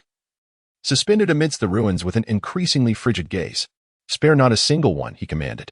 Suddenly, from all directions, a flurry of ninjas emerged, brandishing their blades, their headbands unmistakably prominent. Meanwhile, on the other side, notifications echoed, "Devour successful, Stamina 1. Devour successful, Agility 1. After effortlessly dispatching the masked bounty hunter, Lin Yu exhaled a sigh of relief. The system murmured again, but the rewards from devouring ninjutsu were disappointingly meager. Typically, upon consuming a ninjutsu, Lin Yu would acquire 3 to 4 points. Yet now he was granted a mere solitary point. As he pondered this discrepancy, the system promptly provided an explanation. With the enhancement of his abilities, the rewards for devouring lower-tier ninjutsu would correspondingly diminish. In simpler terms, as Lin Yu continued to consume the techniques of lesser foes, the rewards would dwindle, potentially ceasing altogether. Previously, even without devouring ninjutsu, Lin Yu could enhance himself by consuming food. However, now, eating offered no rewards. It was merely an act of sustenance. Thus, he abandoned the notion of seeking a secluded spot to leisurely enjoy his meals while gradually accumulating his stats. Indeed. Lin Yu's voice emerged coldly. Suddenly, the ground trembled, jolting both him and Zero from their reverie. "Strange, this isn't an earthquake zone," Zero remarked curiously. The tremor was brief, intense, and soon tranquility reclaimed the area. At that moment, Lin Yu's pupils constricted slightly, his gaze fixated on a specific point. This was undoubtedly not an earthquake. He was certain of his assessment. If it were an earthquake-prone area, the wildlife along the way would not have reacted so normally. Moreover, he sensed a force beckoning him forward. Yet, why were his eyes beginning to twitch unnaturally? Without hesitation, he sprinted toward that location, not looking back. Despite his childlike appearance, his agility had surged, rendering him faster than the average ninja. This was the benefit bestowed upon him by the system, a palpable sensation of divine strength. The tailed beast bomb did not merely strike down the entirety of the Take-Torai clan. It obliterated their sole confidence, shattering it into pieces. Thus, the Mist Village, like a relentless force, swiftly surrounded the members of the Take-Torai clan, villagers and ninjas alike, without exception. In an instant, chaos ensued. As the explosive flames descended, the terrifying blast illuminated the night for the Takakurai clan as brightly as day. It was inconceivable. How could they possibly prevail against the hidden mist? The clan leader stood frozen, his hands clutching tightly behind him, seemingly stripped of all will to resist. His pupils contracted. As the leader of the Takakurai clan, bearing immense responsibility, this individual known as Kaniya Akira had proven to be utterly fragile. Yet, what use were any more strategies? He had intended to utilize Kunoharu as his secret weapon, only to realize that his efforts had culminated in nothing more than a cruel jest. Faced with such overwhelming power, all tactics were rendered futile. This was the power of the divine. At that moment, he was engulfed in complete despair. And were it not the same for any member of the Takakurai clan? The ninjas of the hidden mist gathered everyone in the square of the Takakurai clan. The shockwave had transformed the once familiar square into a scene of devastation, littered with rubble and debris. Even the 4 stone pillars within had collapsed completely. Yet, amidst this destruction, the pungent scent of blood quickly reminded everyone of their location. Indeed, this was where they had indulged their sinister pleasures and placed their bets. Alongside the metallic tang of blood, the air was permeated with the stench of greed. This was the end. After binding everyone with ropes, the ninjas of the hidden mist hurriedly retreated from the square, as if something monumental were unfolding. Sure enough, when they looked up, a colossal energy orb loomed above them, aimed directly at their position. Tsukijigura. Though they had rarely encountered him, they could still identify his presence. A massive energy sphere was gathering its force. The confidence of the Takakurai clan had been thoroughly shattered, leaving them in utter despair. Escape? Where could they possibly flee? Even if they possessed space-time ninjutsu, they could not ensure an unscathed escape under such dire circumstances. Moreover, they did not possess such abilities. The explosion's estimated radius spanned 8 squares, meaning there was no way to evade this strike. They could only wait quietly for death. Despair, powerlessness, these feelings surged within them. But what purpose did this serve? Their expressions were complex. They had always believed that under the reign of blood mist, the ninjas of the hidden mist had nearly perished. It was only today that they realized the means of victory did not hinge on the strength of the village's ninjas. It was the tailed beasts. The tailed beasts were the true measure of a village's strength. Suddenly, the enormous energy orb was poised for release. Yagura showed no mercy, hurling the energy sphere downward. The furious energy stirred a tempest, sweeping everything in its vicinity. With a flash of violet light. What was that? The clan leader Kaniya Akira was taken aback as a figure emerged, intercepting the energy orb directly. However, the brilliance was so blinding that he could hardly discern the details. Linyu directly swallowed the entire energy orb into his belly. A sudden jolt of surprise coursed through him as the system rewarded him with 3 uses of Amaterasu. He had witnessed this technique before, capable of incinerating everything to ashes until death ensued, and it could only be activated by the Manjiki Sharingan. Now, the system granted him unlimited use, allowing him to wield it 3 times consecutively. Normally, each use of Amaterasu inflicted considerable mental and physical harm, but with the system's reward, he could employ it freely. Although Lin Yu's strength was formidable, he knew that facing a true powerhouse could spell his doom. Thus, these 3 uses of Amaterasu served as his lifeline, filling him with a sense of delight as he finally possessed a trump card. At that moment, Zero caught up leisurely, but she merely witnessed a brilliant flash of purple light. The energy orb vanished into nothingness, and tranquility returned. Impossible. It was him. That guy? Jun Nihuang seethed with rage, utterly taken aback that the one who had slain numerous elite ninja of the Take-Torai clan had returned. Moreover, he had managed to withstand that devastating blow? This was unfathomable. This attack originated from a tailed beast. How could a mere mortal withstand it? This must be a dream. Jun Yihuang slapped himself repeatedly, yet no matter how hard he struck, the pain that resonated from his fingertips to his cheek remained painfully real, unchanged in the slightest. So, this fellow truly blocked the impact? Had he grown to such terrifying heights in such a short span? Jun Yihuang trembled. Shui Yizong's gaze turned icy, an overwhelming aura emanating from him. You resemble them. Suddenly, his pupils constricted. Then, you must die? Enraged, Izung transformed into his tailed beast form, the air thick with the scent of burning. In a flash, a furious energy spread wildly around him, threatening to turn the sky a deep purple. An incomprehensibly terrifying light shone overhead, igniting the hearts of all present. Boom! A colossal tortoise swung its tail, mingling with the dreadful thunderous roar, rapidly sweeping through the air. Did it hit? Is that guy dead? Perhaps he was not so formidable after all. All eyes widened in disbelief as they anxiously gazed at the sky, wishing to remain oblivious to the fact that Lin Yu had saved them. In their minds, a flicker of hope lingered, yearning for the tailed beast to strike him down. As fate would have it, Lin Yu was indeed struck, crashing through two large trees before finally coming to a halt. Surely, he must be dead now. I knew it. How could a mere Jinin withstand such a formidable attack? Surely, he must have resorted to some clandestine means. Yet, they were mistaken. In the next moment, through the swirling dust, a figure slowly rose. It was him. He was still alive. A blood-red glimmer flashed in his eyes, akin to a beacon in the night, flickering with a resolute light. He had returned. How could this be? That was a strike from a tailed beast. Even an adult would find it nearly impossible to endure such power. The billowing dust intertwined like countless white serpents writhing in chaos. Yet, in that critical instant, a figure emerged unscathed from the terrifying haze. Aside from his torn clothing, he appeared to have suffered no harm. The eyes of all present were filled with an uncontainable dread.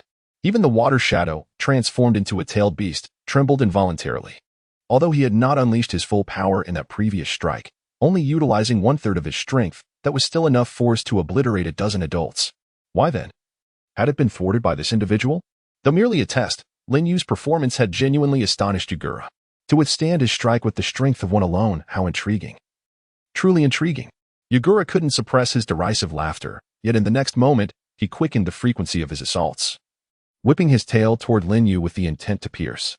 It felt akin to swatting a fly. Indeed, several bolts of lightning, descending from the heavens, were effortlessly dispersed before they even made contact with the ground. Let us see how many times you can endure. With a roar akin to thunder, the speed of the tailed beast was terrifying, creating a visual shockwave that rendered one fearless of any worldly adversary. With a mere flick of his wrist, the ninjas and villagers of the Take-Torai clan stood entranced, as if spellbound, gazing at the ruins beside them. They now hoped fervently for Lin Yu to be crushed under a single blow. To them, even if Lin Yu could withstand this relentless assault, his body would surely not endure the strain. After all, it was a tailed beast. Indeed, had Lin Yu attempted to absorb all those strikes, his body would have surely been shattered. Fortunately, the speed of the three tails was not exceedingly swift. With a boost in agility, evading the attacks was feasible, and enduring 1 or 2 strikes was not insurmountable. Suddenly, the three tails seemed to sense Lin Yu's intentions, realizing this approach was futile, and began to gather a small tailed beast ball. Run! Shouted an upper ninja of the Take-Torai clan, his voice filled with urgency, veins bulging from his neck. His concern was not that this attack would kill Lin Yu, but rather that the three-tail strike would annihilate everyone present without exception. However, evasion was impossible. Boom! A condensed sphere of tailed beast chakra erupted with a tremendous explosion. The overwhelming terror emanating from the scene rendered all present utterly motionless. The sheer force threatened to obliterate the surrounding structures. They understood all too well that it was this very strike that had decimated half of Takakuri village. In that moment, a paralyzing dread lodged itself in their throats, akin to an insufferable bitterness. Although the three tails was not human, his expression and the nonchalance with which he executed that blow indicated that it had cost him little energy. Humanity cannot triumph over tailed beasts. My wife is yet to be what I refuse to meet my end here. Is this where the legacy of the Takakuri clan concludes? In the distance, Zero's silhouette exuded an air of chilling elegance. She too gazed with a visage of impending doom towards Lin Yu's position. Is this how it ends? Yet, as all clung to their fatalistic beliefs, Lin Yu boldly received yet another small-tailed beast ball, swallowing it whole in full view of the onlookers. Eyes widened in disbelief, he emerged unscathed. Truly, he was unharmed. Clenching their eyes shut in resignation, the Takakuri clan did not witness how Lin Yu had absorbed the tailed beast ball. Their expressions were now a mixture of astonishment and boundless fear. Not even a scratch adorned his body. Only Zero, standing upon the elevated ground, discerned the truth. That figure had consumed the tailed beast ball, to swallow that which is detrimental and nullify the attack. A grave seriousness clouded Zero's gaze. If so, did this individual possess invincible abilities? In truth, she was partially correct. The other part was Ding. Absorption successful. System rewards the divine martial 6 styles, divine finger. After a moment of contemplation, Lin Yu abruptly opened his eyes. He extended his hands, and then an unsettling phenomenon transpired. A wave of black, lifeless energy emanated from his palms, dispersing toward the 10 fingertips before converging at their tips. This dark energy lingered there, evoking a sensation of death upon the very bones of his fingers. In that instant, the three-tails right eye quivered rapidly. Why do I feel this way? Yet, the next moment brought an even more astonishing revelation to the tailed beast turned Yagura. Divine martial 6 styles, divine finger, as Lin Yu's thought shifted. One of his finger bones shot forth, detaching from his body and, in an instant, piercing the tailed beast iffy Yagura. That was the ability of the corpse bone pulse. As the leader of the Takakuri clan, Junya recognized the technique Lin Yu had employed. However, this was a tailed beast. If such an attack proved effective, then he need not fear this beast at all. Yet, he was mistaken. As Yagura contemplated, the minuscule bone spur posed no real threat to him. With his remarkable healing abilities, it was almost certain that even if he were to sustain a direct hit, his wound would be fully mended within mere seconds. The bone spur merely grazed his skin, leaving a trivial cut. Yagura laughed heartily, his smile a reflection of mockery towards Lin Yu's feeble assault, weak and powerless. In that moment, he felt as though he had returned all the grievances he had previously endured back to Lin Yu. Yet, in the next heartbeat, he was mistaken. The transformation in Yagura's gaze from derision to terror transpired in less than 6 seconds. Something was amiss with his body, as he realized his injuries were no longer healing. He stared in disbelief at the wound, truly one of the most horrifying sights he had ever witnessed. A mere scratch. Yet that force seemed to be devouring everything within him, his chakra, and his very essence, gradually being siphoned away. Amidst the haze, no one noticed the subtle transformation occurring within Lin Yu's form. He was enveloped in an unfamiliar sensation, an odd energy radiating a faint black luminescence, clinging to him. More specifically, it seemed to be concentrated on his hands, where bizarre black patterns began to spread from his fingertips, only retracting once the process concluded. Ding. Absorption successful. Stamina 1 point. Ding. Absorption successful. Agility 1 point. Ding. Absorption successful. Strength 1 point. Although the increments were not substantial, Lin Yu could sense his body undergoing a continuous enhancement, accompanied by the persistent notifications of the system, ringing almost incessantly. All of this stemmed from divine martial 6 techniques, divine finger, which amalgamated a sliver of the Reaper's comprehension from the world, concentrated upon his fingertips. With its true power yet to be determined. The sole passive effect, a hint of absorption capability. This meant he could inflict wounds to discreetly siphon energy. Albeit with modest efficiency, yet still of some utility. The ninjas of the Hidden Mist Village remained oblivious to the unfolding events, merely discerning their water shadows' profound anguish from the expression of the tailed beast. Yagura was instantaneously overwhelmed, his chakra dwindling with each passing moment. Onlookers were left in a state of shock. This was the power of a tailed beast. Why had it found itself utterly defenseless against such a young adversary? Just a single strike. It was only when they witnessed the 3 tails retreating from its decaying form back to its tailed beast exterior that the gravity of the situation dawned upon them. Yagura lay gasping amidst the rubble, utterly drained of strength, his eyes brimming with astonishment. How could such a terrifying existence be possible? The power of the tailed beast bomb, as the one who unleashed it, could not possibly be misunderstood. That dreadful force could not be withstood by any means, especially when unleashed at such close proximity. It was a tailed beast bomb that Yagura had released at the cost of his own injury. It was more than capable of obliterating everything in its vicinity. Yet, the unfolding events were not as he had anticipated. Not only that, but the explosive force of the tailed beast bomb had yielded no effect whatsoever. Nothing transpired. The formidable power was supposed to cleave the land in half for miles around, consuming everything and reducing it to ashes. But none of this occurred. The tailed beast bomb had nearly painted the entire sky in a deep crimson hue, yet it failed to inflict any damage. Lord Yagura, how? How did he accomplish this? The scene seemed frozen in time, sending chills down the spines of all present. Meanwhile, in the shadows, a sudden wave of ocular power emerged. Yagura, in his tailed beast cloak form, froze momentarily, his gaze becoming vacant. Somewhere deep within, a voice seemed to beckon him. Yagura, do not continue fighting him. Retreat back to the Hidden Mist Village. With a flash of red in his eyes, Lin Yu also noticed this phenomenon, though he remained silent, standing his ground. As his eyes gradually turned blue, The once combative Yakura transformed completely, commanding the elite of the mist to fall back. Indeed, given his current combat state, continuing the battle would be futile. However, to his surprise, Lin Yu's cold, indifferent gaze fixated on him, exuding an immense pressure akin to the vastness of the cosmos. Despite his dissatisfaction, Yakura chose to retreat, leaving Lin Yu standing atop that rise, resembling a divine warrior.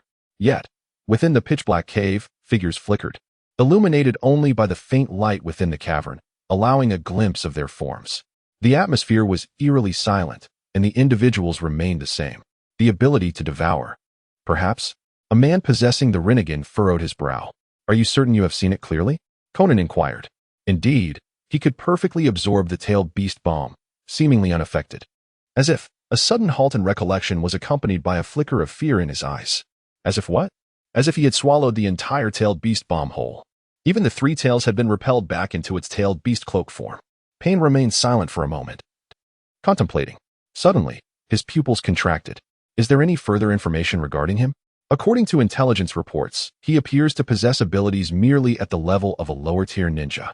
Previously residing in the Takakurai village, he is rumored to have slain dozens of the Takakurai clan before being wanted and fleeing the village. Uchiha Bido, while speaking, could not help but tremble as this individual had undeniably disrupted his existing plans. Pain's gaze was somewhat frigid, lost in thought, when Zetsu suddenly inquired, "What do you think? Should we recruit him into the organization? His abilities may prove beneficial to us. His strength remains an enigma. Even I cannot discern much," Abido remarked. To those around, it was as if the evaluation was given by Uchiha Madara himself. The assessment of such a genius ninja, particularly from one bearing the power of the Sharingan, should not be underestimated. Indeed, his words carry significant weight. We cannot allow such a person to remain within the organization for fear that his power may turn against us, consuming us in the process. Setting aside his abilities, can you truly trust someone with such power to be in your midst? Conan retorted coldly, her lips seemingly never having known a smile, resembling an ice maiden, cold yet captivating. Her words held a certain gravitas, should any issues arise. It was likely that none present could withstand his might. The term consume implies the nullification of all attacks. Perhaps the only means of inflicting harm upon him would be through physical combat. Such a figure remaining nearby is indeed too terrifying. After all, he is still but a mortal, is he not? Pain added. Speaking of which, Abido nodded slightly. It seems his body might withstand a tailed beast strike. Pain. As the dust settled, the mist-hidden clan had long since fled. This battle appeared to be a victory for the Takakurai clan, yet simultaneously, they suffered a catastrophic defeat. The air was filled with the cries of infants and the stench of countless corpses. Particularly on this day, their entire village faced near total annihilation. Everywhere lay the dead and the wounded, with some remains never even found. Furthermore, the entire Takakurai clan was confronted with a grim reality they wished to avoid. The fate of their village was now in the hands of a fugitive on the run. Lin Yu, the clan leader, Junyi, furrowed his brow, unable to suppress his vexation as he opened his mouth, his eyes filled with grave concern. He silently regarded the man, astonishingly at a loss for words. At this moment, his thoughts were clearly etched upon his face. The cacophony of revelry roared mercilessly, striking the faces of the people like blades, reopening wounds that had nearly begun to heal, inflicting unbearable agony. Rather than being saved by this individual, he would prefer to perish there, to die amidst the ruins, to succumb to the onslaught of the tailed beast bomb. Certainly, this notion is not solely that of Junyi Huang. Rather, it resonates remarkably with the thoughts of nearly everyone present. Gazing at the multitude of lifeless bodies strewn across the ground, alongside the remnants of shattered bricks and tiles, he pondered for a moment before arriving at a startling resolution. In that instant, he unsteadily rose from the ground, his body trembling uncontrollably. It was evident that his physical condition was far from optimal. Yet, even amidst such dire circumstances, he could not restrain himself from bellowing in fury, "Kill him. The village can be rebuilt, but he must die here today." As soon as his words fell, the heads of all present suddenly bowed, the light in their eyes extinguished, leaving them in a state of despondency. The fervor for battle had vanished, and even in the face of the tailed beast, they had relinquished all hope of survival. How could they possibly continue to fight against one who had triumphed over the tailed beast? You. Just as he uttered those words, Junyi Huang sought to harness the chakra coursing through him, a surge of energy enveloping his body, only to vanish in an instant. He charged forward, his speed explosive, his hands morphing into razor-sharp blades, unleashing a torrent of power. However, even he was unprepared for what transpired when his gaze met Lin Yu's cerulean eyes. In that fleeting moment, his body instinctively recoiled, retreating several paces until he came to a halt at a considerable distance, half-crouched, sweat pouring from him, even trickling into his shoes. At that moment, he was besieged by an overwhelming pressure. Merely a glance, yet it exuded an indescribable terror. Even at his age, he found himself involuntarily stepping back in the presence of such a gaze, for it emanated an unadulterated intent to kill, though they had not yet made contact. The sheer display was profoundly frightening. In an instant, Jun Yihuang's pupils constricted, and a chill ran down his spine. How could such a gaze belong to a youth? It seemed to reflect the eyes of one who had been tempered by countless battles, a gaze forged through innumerable brushes with death. At that moment, atop the high slope, the solitary figure standing against the sky cast a shadow of dread over the hearts of all present. Fear began to seep into their minds, an insidious spread. It was he, the man who had vanquished the tailed beast. Was he a god? Even if they harbored thoughts of confrontation, they had long since abandoned the idea of resistance. In their hearts, Lin Yu was a being capable of contending with the tailed beast, his strength far surpassing that of the beast itself. How could they, in their frailty, hope to stand against such an individual? They could only resign themselves to slaughter. In the face of such overwhelming might, they found themselves bereft of any opportunity to speak. What are you doing? Even if you do not kill him today, do you think he will spare you? Do not forget what he had done previously. Jun Yahong's gaze flickered as he surveyed the crowd. He sought to incite them with words to unite against Lin Yu, yet discovered that not a single individual dared to nod in agreement. Even the slightest movement was absent. They stood there in a daze, their eyes gradually losing focus. Even if what Jun Yang, the clan leader, said held truth, who among them would dare to step forward? His power was of a magnitude they had never witnessed. However, in the next moment, under the astonished stares of all present, and amidst Jun Yahong's anguished gaze, Lin Yu's bone spike swiftly penetrated Jun Yahong's elbow. Blood gushed forth, and the bones of his left hand were brutally shattered, exposed to the world. Yet Lin Yu's assault did not cease. Having honed his strength in previous battles, he now wielded the force comparable to that of 5 or 6 fully grown men in a single strike. It was a trivial task to pierce through Jun Yahong's arm. Jun Yang let out a wail of agony, a scene that instilled profound terror in everyone witnessing it. Enduring excruciating pain, Lin Yu seized the opportunity to withdraw the bone spike from Jun Yahong's body, inflicting a significant wound along with numerous smaller ones. Even so, he did not end Jun Yahong's life on the spot, leaving him with a chance to survive. Nonetheless, Jun Yahong's left arm was rendered nearly useless. Even with ample medical attention, his arm could not be salvaged, especially given that the village of Takakuri had been all but leveled, leaving no mention of medical facilities. He needed to establish a deterrent in the village to garner sufficient authority. Jun Yahong's existence undoubtedly impacted him. Yet Lin Yu simultaneously required him to play the role of an antagonist to create a balance. This was a notion Lin Yu had just conceived, remaining in Takakuri. After all, returning to Konoha was not an option, and Takakuri, as his place of upbringing, offered a strategically advantageous location. Rebuilding was an excellent opportunity. Through this battle, he could forge his own power, for not everyone possessed the resilience of Jun Yang. Eliminating Jun Yang outright might provoke rebellion. Thus, incapacitating his arm was the most fitting punishment. Subsequently, he could employ conventional means to gradually bring the influence of Takakuri under his command. Unlike before, he no longer needed to hide in the shadows of a dank underground prison to scrape by. He intended to leverage the resources of Takakuri to expand his power step by step. This was his ambition. Lin Yu's cold eyes gazed down upon everything. From this day forth, Takakuri would be renamed Kagaya Village, and I shall lead you towards greater strength. 3 days later, after ensuring the wounded were settled, Kagaya Village was engaged in a process of post-disaster reconstruction. Rain fell from the sky.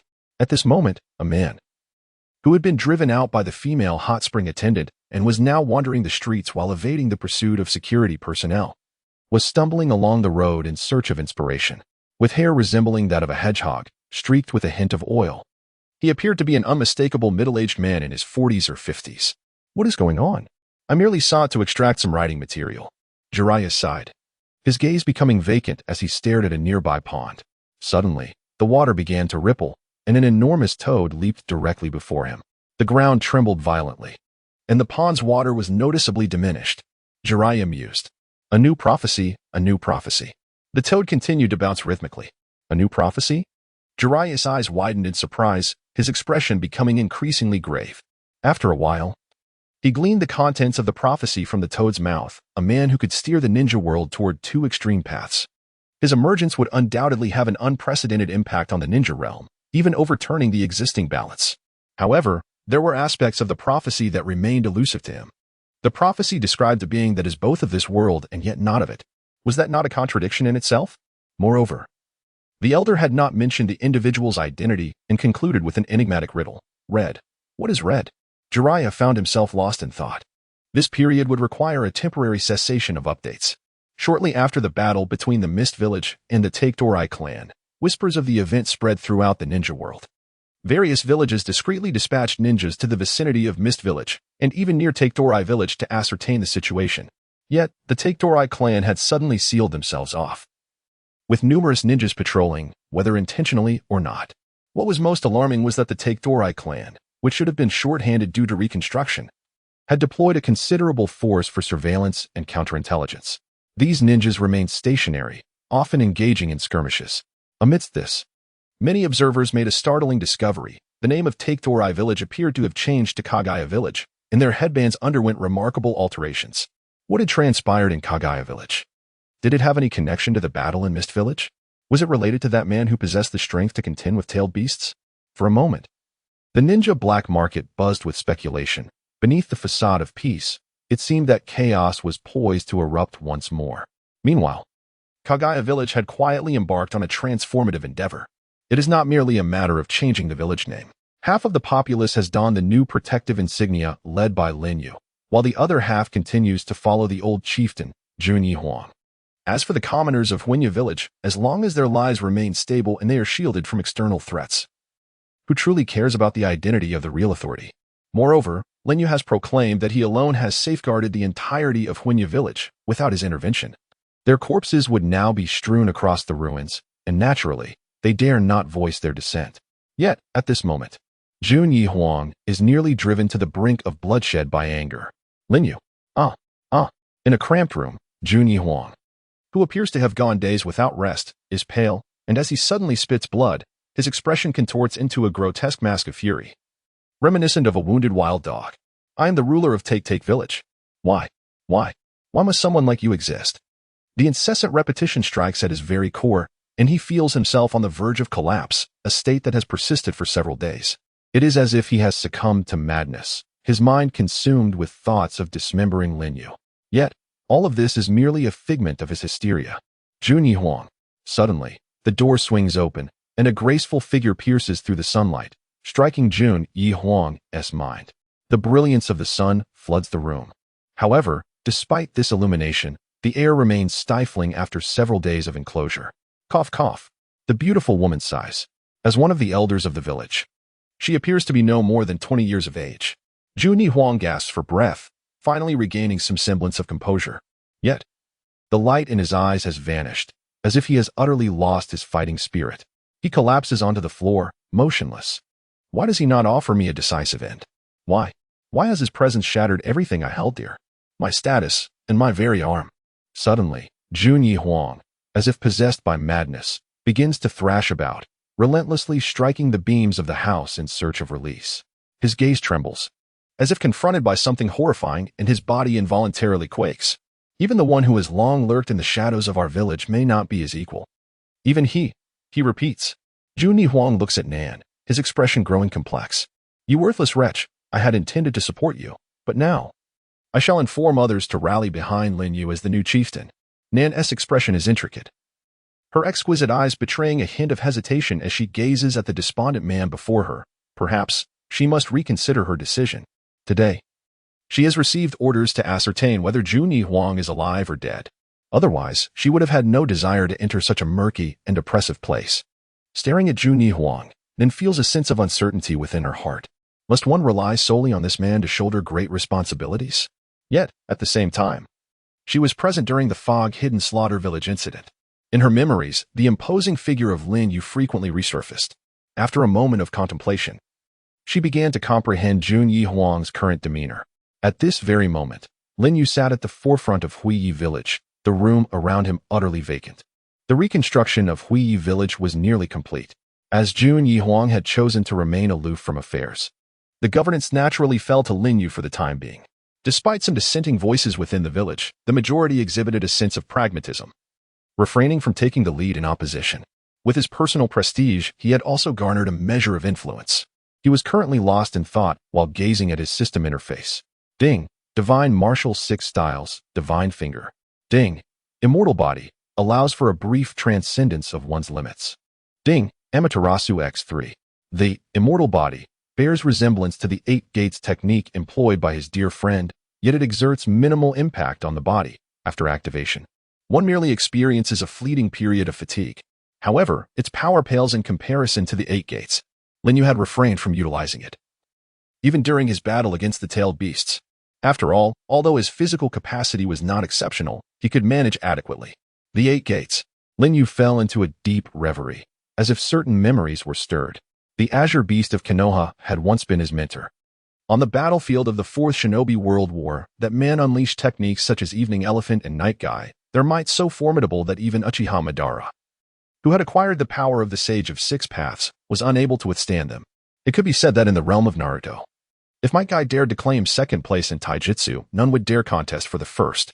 Returning to the present, Lin Yu found his system rather peculiar. Rewards were consistently triggered passively by him, and beyond that, there were scant hints offered.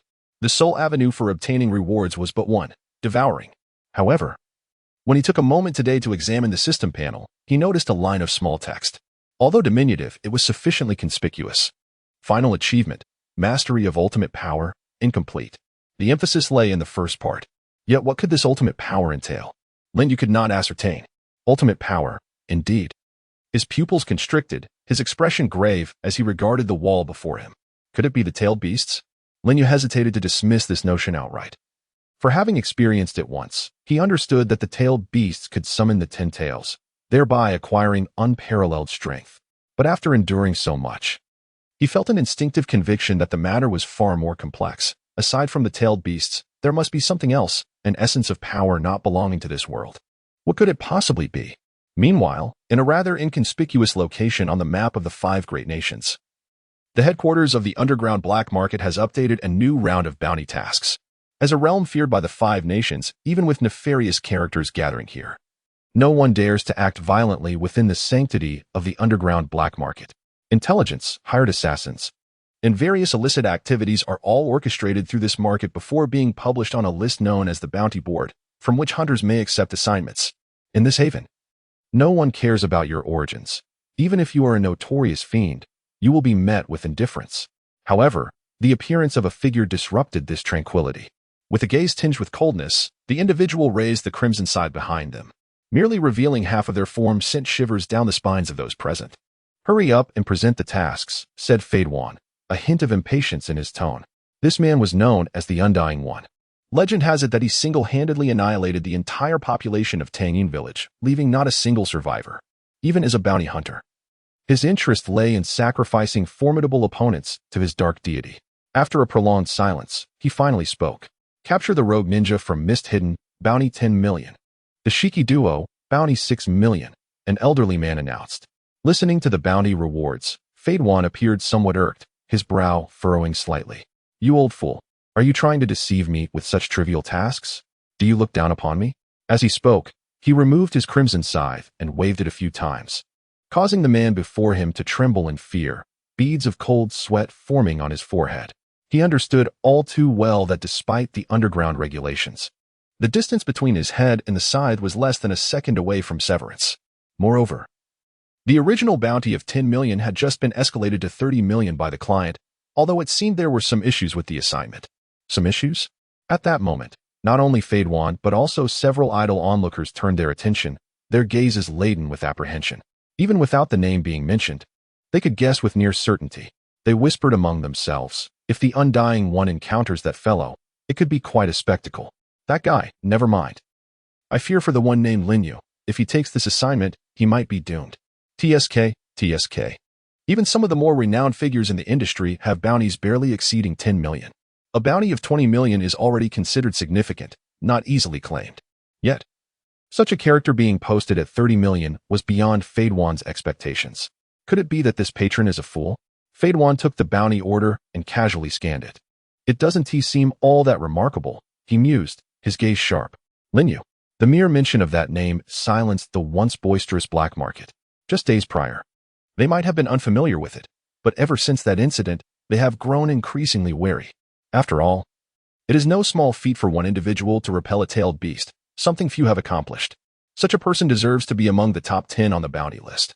Perhaps it would be wisest for you to shutter this underground market for good. Suddenly, the elder revealed a chilling smile. His power was not to be underestimated. It was said that he possessed the ability to devour, rendering even the tailed beasts powerless against him.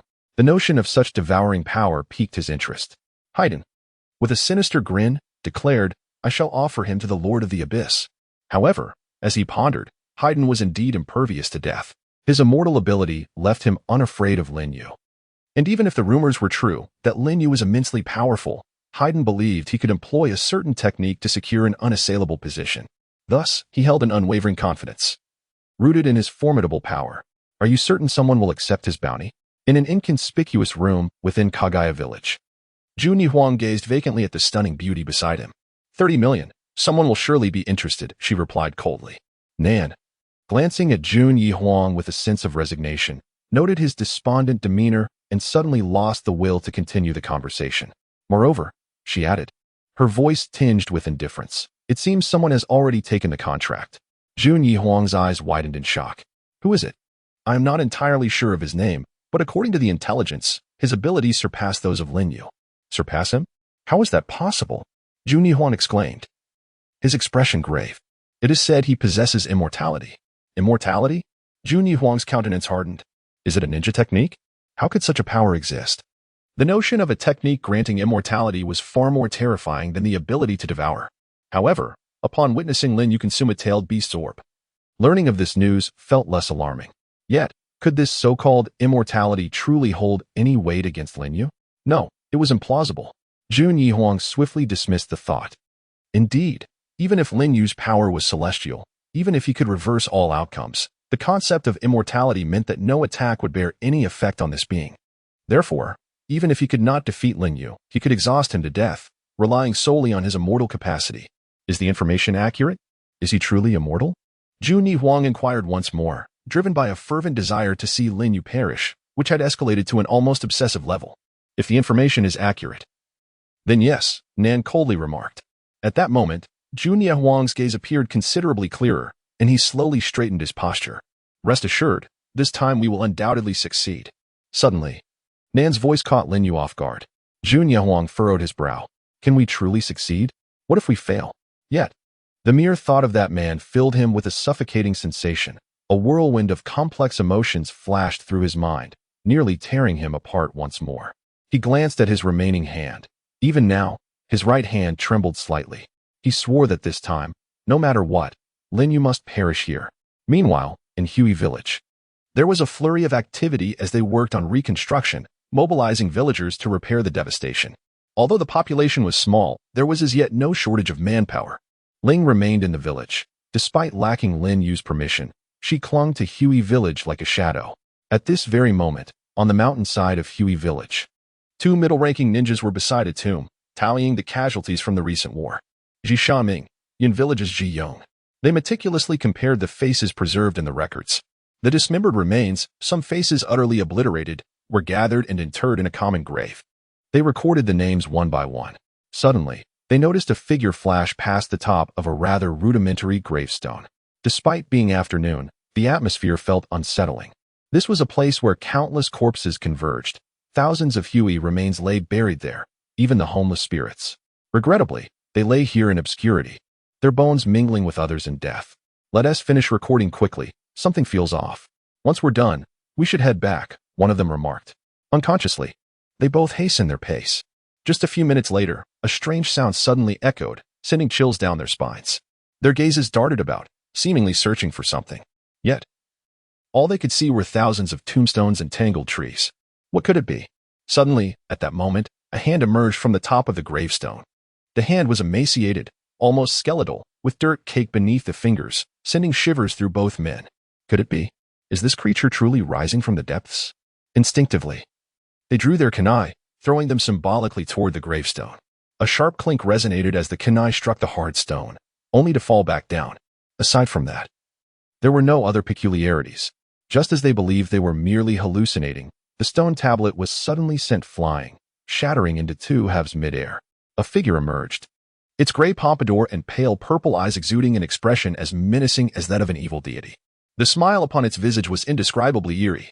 "Hey, is there a fellow named Linyu here? I intend to offer him as a sacrifice to the Lord of the Abyss," Ahsorption declared, his head held high.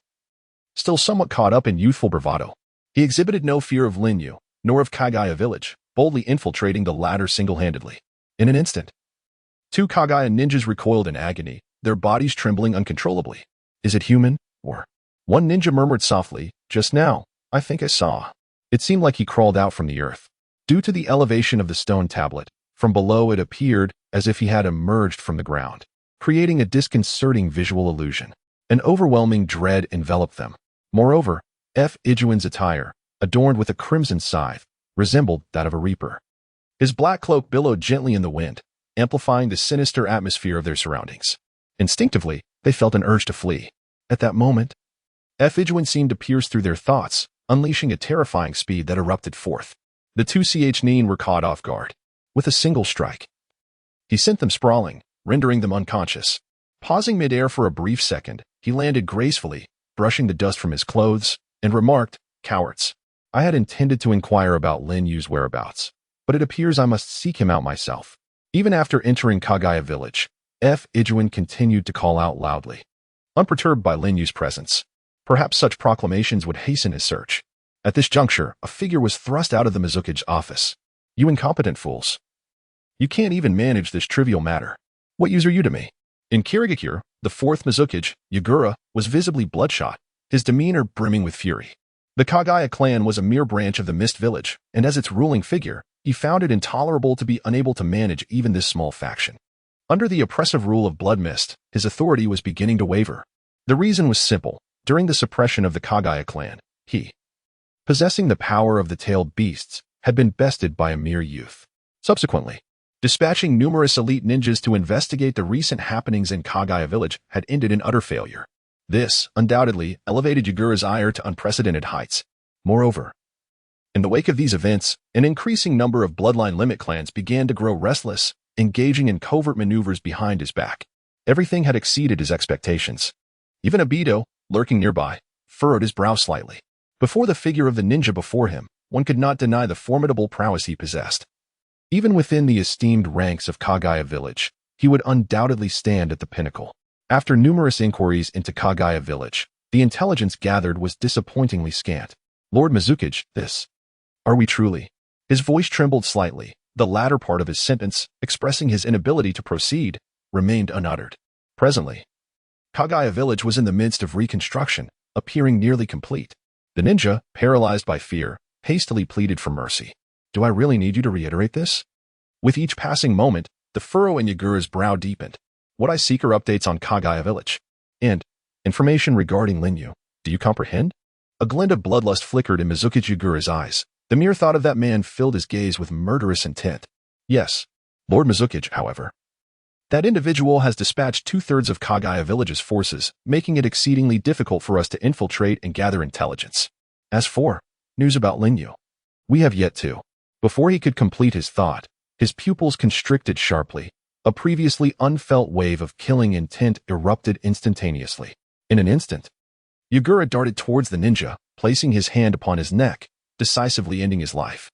The ninja collapsed lifelessly to the ground, and not a shred of compassion flickered in Yagura's eyes. Renowned for his brutality, he exhibited no hesitation, resembling a seasoned butcher, his execution resolute. However, in the next moment, a hum resonated. With a surge of ocular energy, the light gradually faded from the eyes of the fourth Mizuki, transforming him into a mere marionette, his expression vacant. As the space unraveled in a spiral formation, a man adorned with a tiger-striped mask emerged from the swirling void.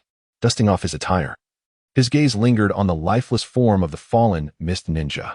Beneath the mask, his brows were tightly knitted. Am I overthinking this?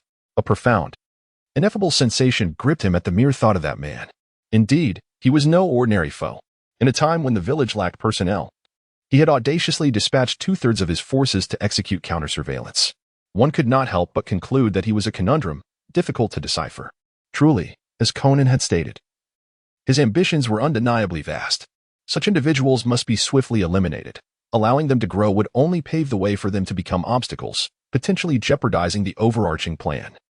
However, to devour, indeed, is a perplexing ability. At that moment, Uchiha Obito unleashed a terrifying wave of energy, dispersing it around him. Hey. It's me.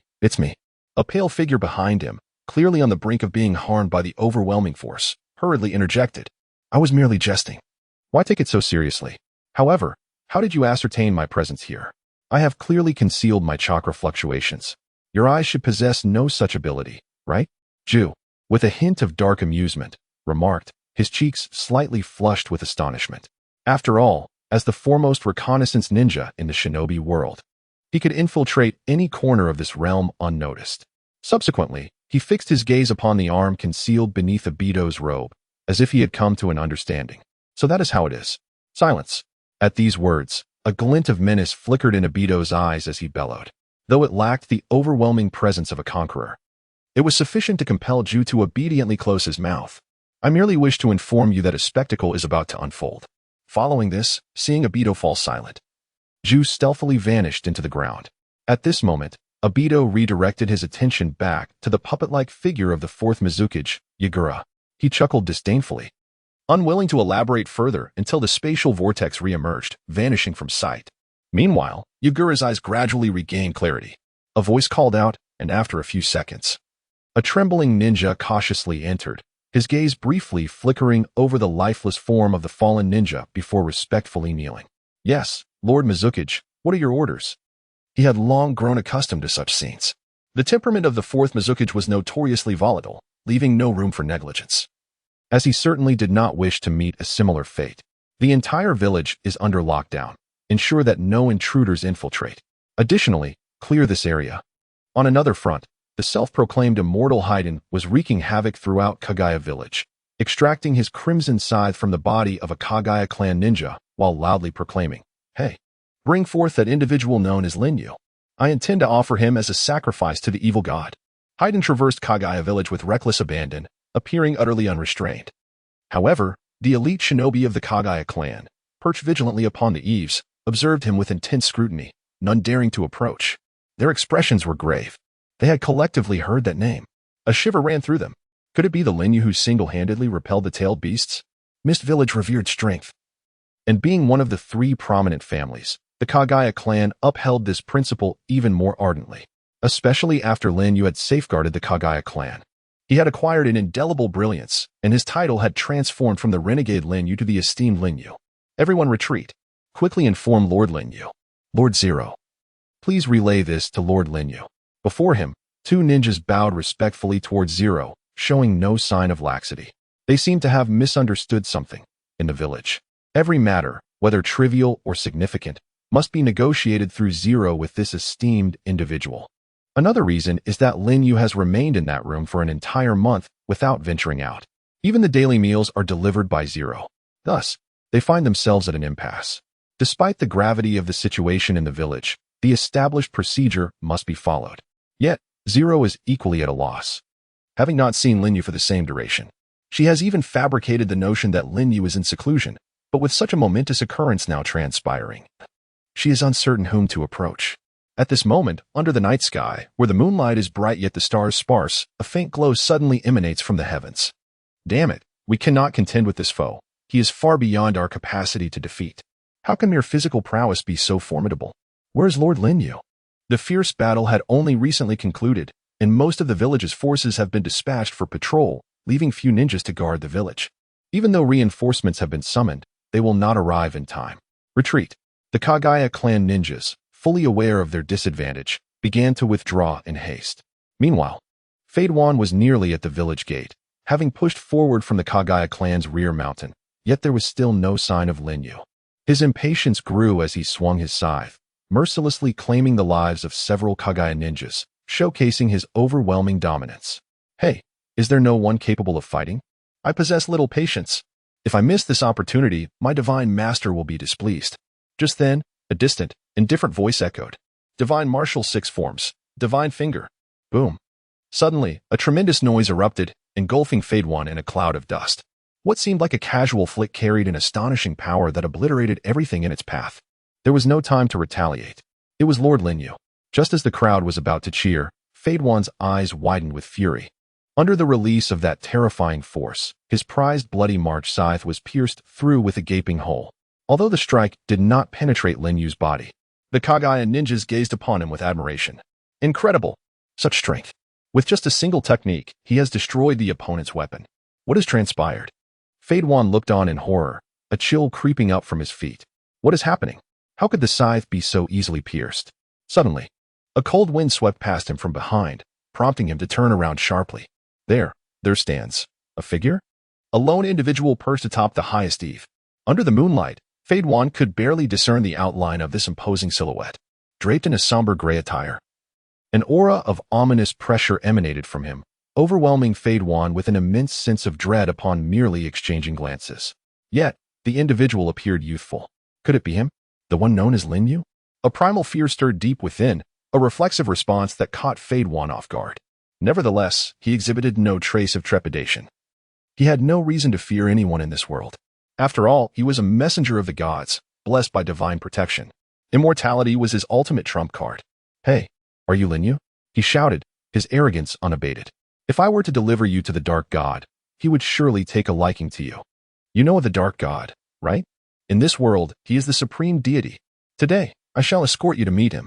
Fade One laughed boisterously, his expression increasingly bizarre and difficult to articulate, as if his emotions were on the verge of eruption. He continued to chant, indeed, indeed.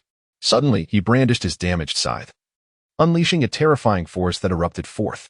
The bystanders were still oblivious to the unfolding events when a swift figure vanished from sight, bending slightly before launching towards Linyu with astonishing speed. It was said that if he could attain the opponent's blood, he could invoke a curse to bring about their demise.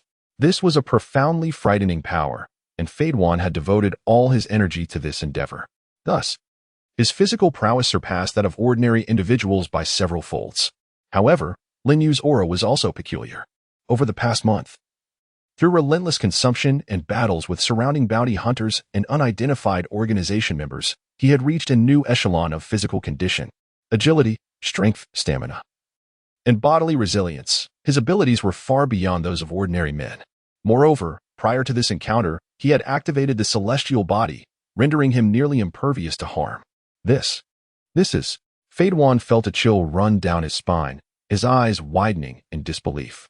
Linyu effortlessly deflected Fade One's crimson scythe with a single punch. His hand unscathed, devoid of any wounds or blood. What a jest!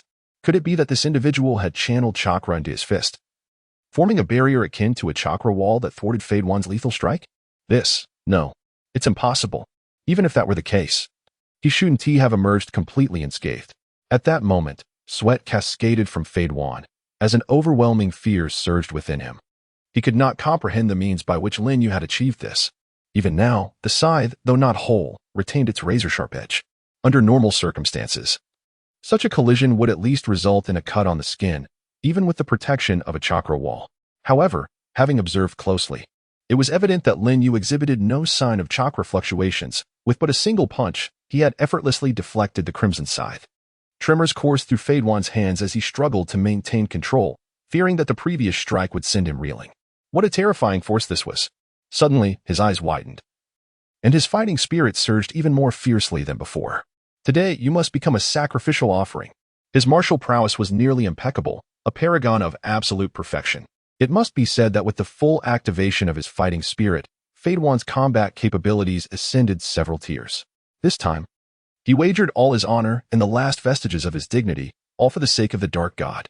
Yet, in the ensuing moments, Fade One felt on the verge of collapse.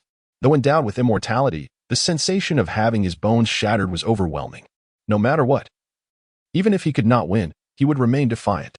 Wiping the blood from the corner of his mouth, his body bore the marks of bruises and contusions. In stark contrast, Linyu, after an entire round, appeared utterly unfazed, not a single drop of blood spilled. A wave of nausea washed over Fade One, akin to being a mere lab rat, subjected to relentless torment. Why was it so difficult to draw even a single drop of blood? After several more minutes of intense conflict, Fei Duan found himself battered and bruised. Yet, he refused to concede. Just one drop of blood. That was all he needed to turn the tide and reclaim victory. Ding. Notification. The sage body has entered cooldown. Cooldown time, 30 days. A crisp electronic notification resonated, and it seemed as if Lin Yu had evaporated, a multitude of gases erupting from him. Fei Duan's legs trembled, paralyzed by fear. Unwilling to advance. What hidden weapon did this fellow possess? When the steam finally dissipated, Lin Yu emerged slowly. Indeed, he could feel the immense drain on his energy, having temporarily depleted a portion of his strength, rendering him visibly fatigued. In the next moment, Fei Duan resumed his sinister grin, raising the blood-stained scythe, accompanied by thunderous roars. He resembled the very embodiment of death. He had come to a profound realization. Fei Duan was convinced that Lin Yu had employed some arcane technique to elevate his power to a level that was not inherently his own. However, the potency of that ability had surely waned. At this juncture, Lin Yu experienced a fleeting moment of surprise. Such a formidable skill, while largely devoid of lingering repercussions, did indeed have an extensive cooldown period. As the vapor dissipated, Fei Duan discerned the weariness that lingered in Lin Yu's eyes. Now is the perfect moment to sacrifice him to the dark god. Fei Duan's battle spirit surged, and although he had temporarily fallen into a disadvantage, witnessing Lin Yu's exhaustion ignited his fighting spirit even more. "You are indeed formidable," Fei Duan remarked, his expression unwavering as he declared. "It has been a long time since I encountered such an exceptional offering. I believe the dark god will take great pleasure in you. However, all of this must come to an end." With a sudden chill in his demeanor, Fei Duan hurled his massive scythe across the distance. Dust and debris flew as the earth began to tremble. What? The next scene left everyone once again in shock. From Lin Yu's eyes, an aura of death slowly unfurled, relentlessly siphoning the vitality from all surrounding life. In that instant, Fei Duan was gripped by a chilling fear. Why, when he had no reason to fear death, did he suddenly feel such a palpable sense of mortality? This sensation spread throughout his entire being, his heart, his liver, even his kidneys. His eyes widened in terror as he beheld the black flames that had separated from Lin Yu's body. The terrifying dark fire surged forth like a tsunami, akin to a ravenous beast tearing into its prey. Unquenchable and unextinguishable, true to its name, Amaterasu. Wherever it spread, not a blade of grass would survive, and all living things would perish. Yet, no matter how he fled, the black flames had already enveloped him, as if a force of death was mercilessly ravaging every inch of his being. He could hardly believe what was unfolding before his eyes. "No, this cannot be. I am protected by the dark god. You cannot kill me, ha ha ha ha. No, no. What is happening?" Fei Duan increasingly sensed something was amiss. Meanwhile, Lin Yu felt a twinge of exhilaration. Though he lacked the enhancement of the kaleidoscope Sharingan, just as the system had indicated, he successfully invoked Amaterasu, its power undiminished. In comparison, the Shinjutsu, Divine Finger, appeared relatively easier to evade. Thus, timing remained crucial for launching an attack. His gaze fell upon Fei Duan, where everything was engulfed in black flames. An overwhelming sense of crisis enveloped Fei Duan. This fellow's strength surpassed his comprehension. He yearned to escape swiftly. Enduring the pain coursing through him, Fei Duan writhed and contemplated, fully covered in the black flames. Finally, he uttered the words he least wished to say, "Don't kill me. I can give you all my money." Fei Duan trembled with fear. However, contrary to his expectations, Lin Yu's cold gaze remained fixed upon him, his eyes perpetually exuding an oppressive pressure. Money? He had no need for such trivialities. Boom. A tremendous explosion echoed. A dense chakra coalesced, roaring forth as a tempest arose. Earth release, rock pillar. Drawing upon memories from his past life, Lin Yu swiftly formed hand seals. In response to the call, stone pillars erupted from the ground, rising up to stand resolutely before the crowd. At that moment, Ling finally arrived. Her gaze flickering as she surveyed the cloud of dust, her delicate hand clenched tightly in a display of concern. The wind howled, leaving only faint ripples of chakra in the air. Silence. An eerie silence enveloped the battlefield, where not a single sound could be heard. All eyes, in unison, were drawn to a singular point. The nearly completed Kagaya village now required yet another round of renovations. Dead? The ferocious gumming of Fei Duan. Vanquished by Lin Yu's black flames? This scene sent shivers of dread through the hearts of countless Kagaya clan ninjas, stirring their deepest fears. A jest, indeed. Even the immortal beings found no advantage against Lin Yu. Reduced to a mere target, battered and humiliated, Such incredulity was hard to fathom. Yet, the truth remained undeniable. Meanwhile, an elder sat prominently within a chamber, exuding an air of gravity and authority. The flickering lights cast shadows upon his visage. The others fixed their eyes upon him, seemingly awaiting his command. Here it comes. The elder spoke suddenly, just as the wooden door behind him creaked open. Nan nodded slightly, bowing submissively beside him. Someone has died. At this, the elder's eyes narrowed before snapping wide open. Finally, they have perished. Let June also take care of the aftermath. His prestige has taken quite a hit during this time. Nan remained silent, her demeanor suggesting she harbored unspoken words. Is there anything else to report? She was prompted. After a few moments of silence, she replied coolly, the deceased is not Linyu, but rather the one who accepted the bounty. She hesitated, reluctantly conveying the information. Dead. Dead? The elder's expression shifted to one of sheer terror. Indeed. It seems he employed some peculiar techniques. Nan paused, then allowed a smile to escape, albeit one that bore a chilling undertone. Ah, that is indeed impressive. Suddenly, the elder's eyes narrowed slightly, before erupting into laughter, his voice raspy. Such a person is far more useful than June. Is it not so? He rose to his feet, and the others, in unison, echoed, indeed. Those who had been seated promptly stood as well. Sit down, sit down. The elder sighed, half bowing his back to the assembly before him. Nan promptly offered him a cane. I am old now. I shall have to rely on the capabilities of you young ones. The elder, with a smile that danced between mirth and mystery, concealed his intricate thoughts as deftly as his inscrutable expression. His words were ambiguous, leaving one to wonder to whom in the conference room he was addressing. Or perhaps he was not speaking to anyone present at all. It could be so, or perhaps not. No one could ascertain the truth. At that moment, as Lin Yu's silhouette came into view, an indescribable sensation gradually emanated from within him.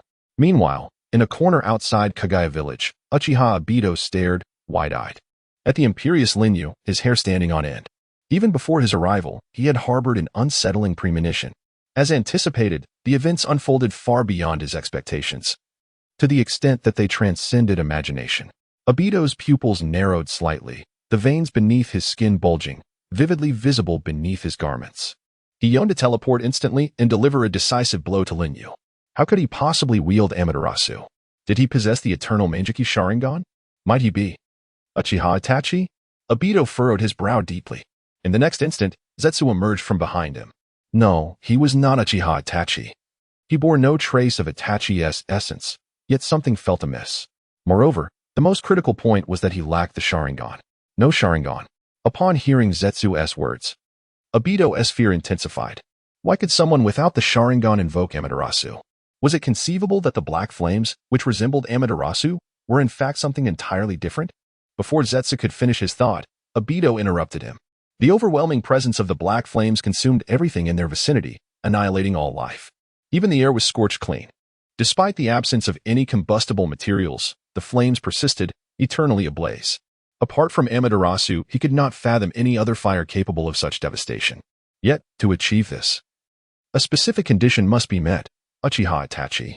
Indeed, only Itachi's Sharingan could unleash Amaterasu. No other could execute such a technique. Thus, doubt crept into his mind. However, after Zetsu's scrutiny, he was compelled to accept a disconcerting conclusion. A person devoid of the Sharingan could unleash a technique like Amaterasu. Was it possible that this individual concealed the Sharingan? Zetsu remained silent, merely shaking his head. If Zetsu's assertions held true, then Lin Yu's power had likely ascended to an entirely different echelon, perhaps even surpassing the combined strength of himself and the tailed beasts. A person capable of invoking Amaterasu without the Sharingan. Taking a deep breath, Uchiha Obito seemed to be forcing himself to accept the reality he beheld. Yet, no matter how hard he tried to reconcile himself, the figure of that person lingered in his mind, refusing to dissipate. Moreover, I stumbled upon something rather intriguing. Oh? The leaves that enveloped the figure suddenly unfurled, and from within emerged a peculiar being, one clad in black and the other in white. They appeared to embody two individuals with utterly contrasting temperaments, seemingly engrossed in a ceaseless soliloquy. Indeed, it seemed he had departed from the village recently, and within just a month, I could sense that he had grown at least 2 to 3-fold in strength. Had it been his former self, he would undoubtedly have fallen prey to Fade One's machinations, including that black flame. Perhaps it was during this period of cultivation that he had mastered it. The mere mention of the black flame caused Uchiha Obito's gaze to shift ominously. Clearly, as it stands, this individual named Lin Yu harbors innumerable secrets. Furthermore, as Ju had remarked, his prowess had indeed escalated beyond 2 to 3 times its previous measure within this month. Could it be that such a brief span had elevated him to this formidable level? If so, it would be an exceedingly alarming prospect. Obito swiftly recognized the gravity of the situation. If Lin Yu were to be allowed to persist in his growth, he would undoubtedly evolve into an insurmountable adversary in the future, perhaps even a being that could not be withstood by the likes of God Pain, or dare I say, an entity beyond the capacity of the entire ninja world to confront. Through this brief acquaintance, Obito discerned that individuals like Lin Yu could never be swayed to allegiance. Thus, the only remaining course of action was assassination. Obito gritted his teeth, gazing distantly. It appeared that he must expedite his plans. His focus remained fixed on Lin Yu's location. Suddenly, a crimson light flickered in his eyes, and the surrounding space began to twist in a spiraling manner as his form was on the verge of vanishing into that obsidian vortex. Meanwhile, Lin Yu was instructing his subordinates to undertake the necessary cleanup operations.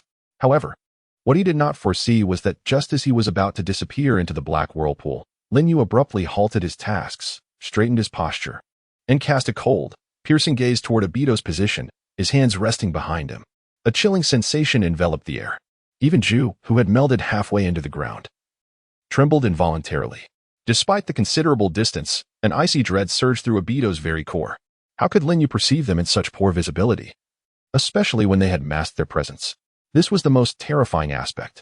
No, it was inconceivable that such a feat was achievable. At that moment, an overwhelming fear gripped him.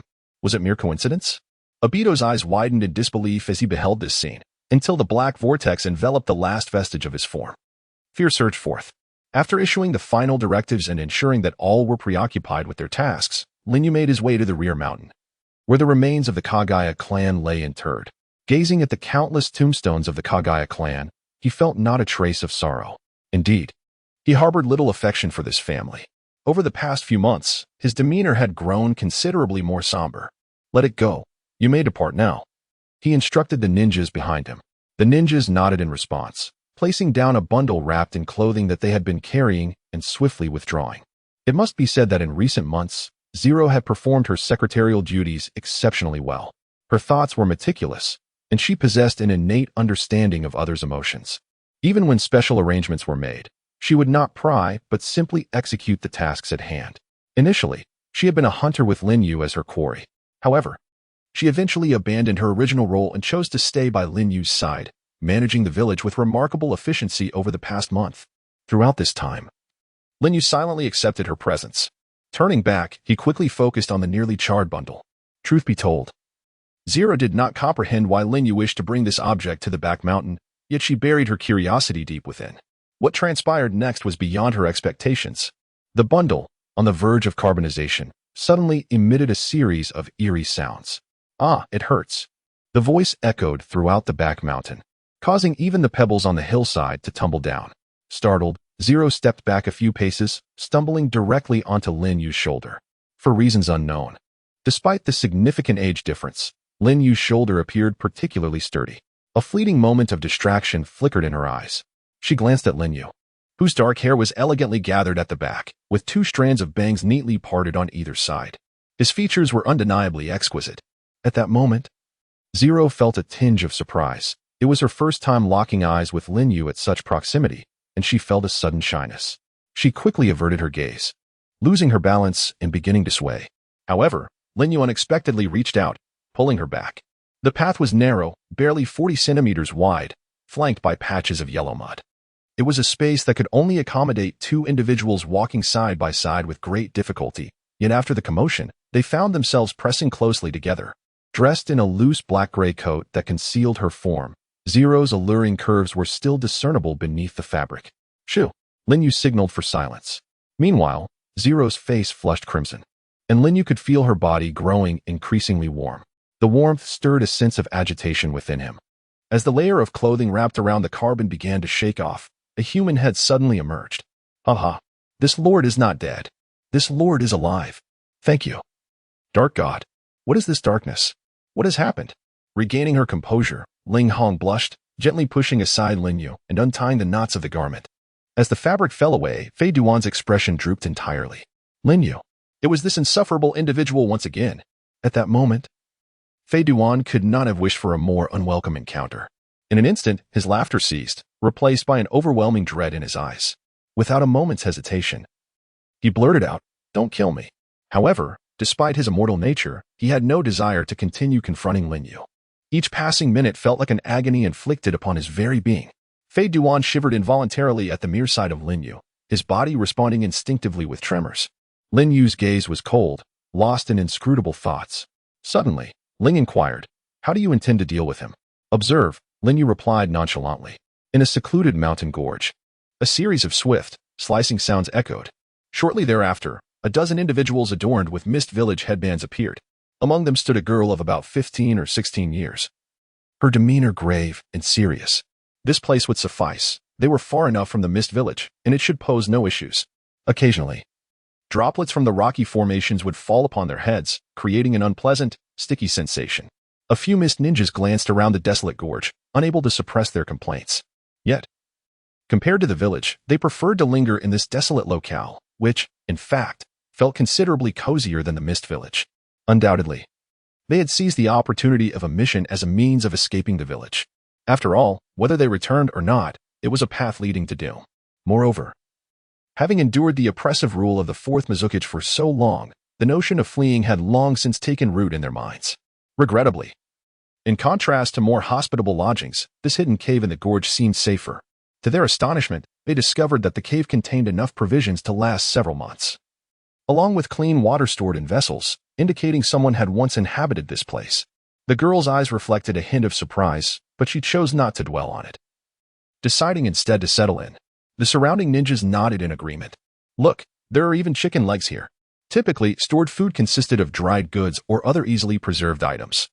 Yet, to their astonishment, they uncovered a delicate iron box within a jar of well water, which held a dozen chicken legs that still smelled relatively fresh. The sight made the ninjas present swallow hard. Nevertheless, they adhered to protocol and inspected the food for safety. Then, with great caution, they controlled their fire release technique. Gathering twigs in the modest cave to kindle a fire. Perhaps due to overwhelming hunger, the group swiftly consumed the provisions. Only the 15 or 16-year-old girl remained, fixated on the jar of well water, ensnared in profound contemplation. The method of preservation was unprecedented. Relying solely on a jar of well water to keep the food in such pristine condition was an idea that had never been conceived at that time. She found it hard to fathom the nature of the individual who once resided in this cave. Suddenly, she removed the headband from her forehead. With her right hand, she grasped a shoikin, and with great reluctance, she made a single mark upon it.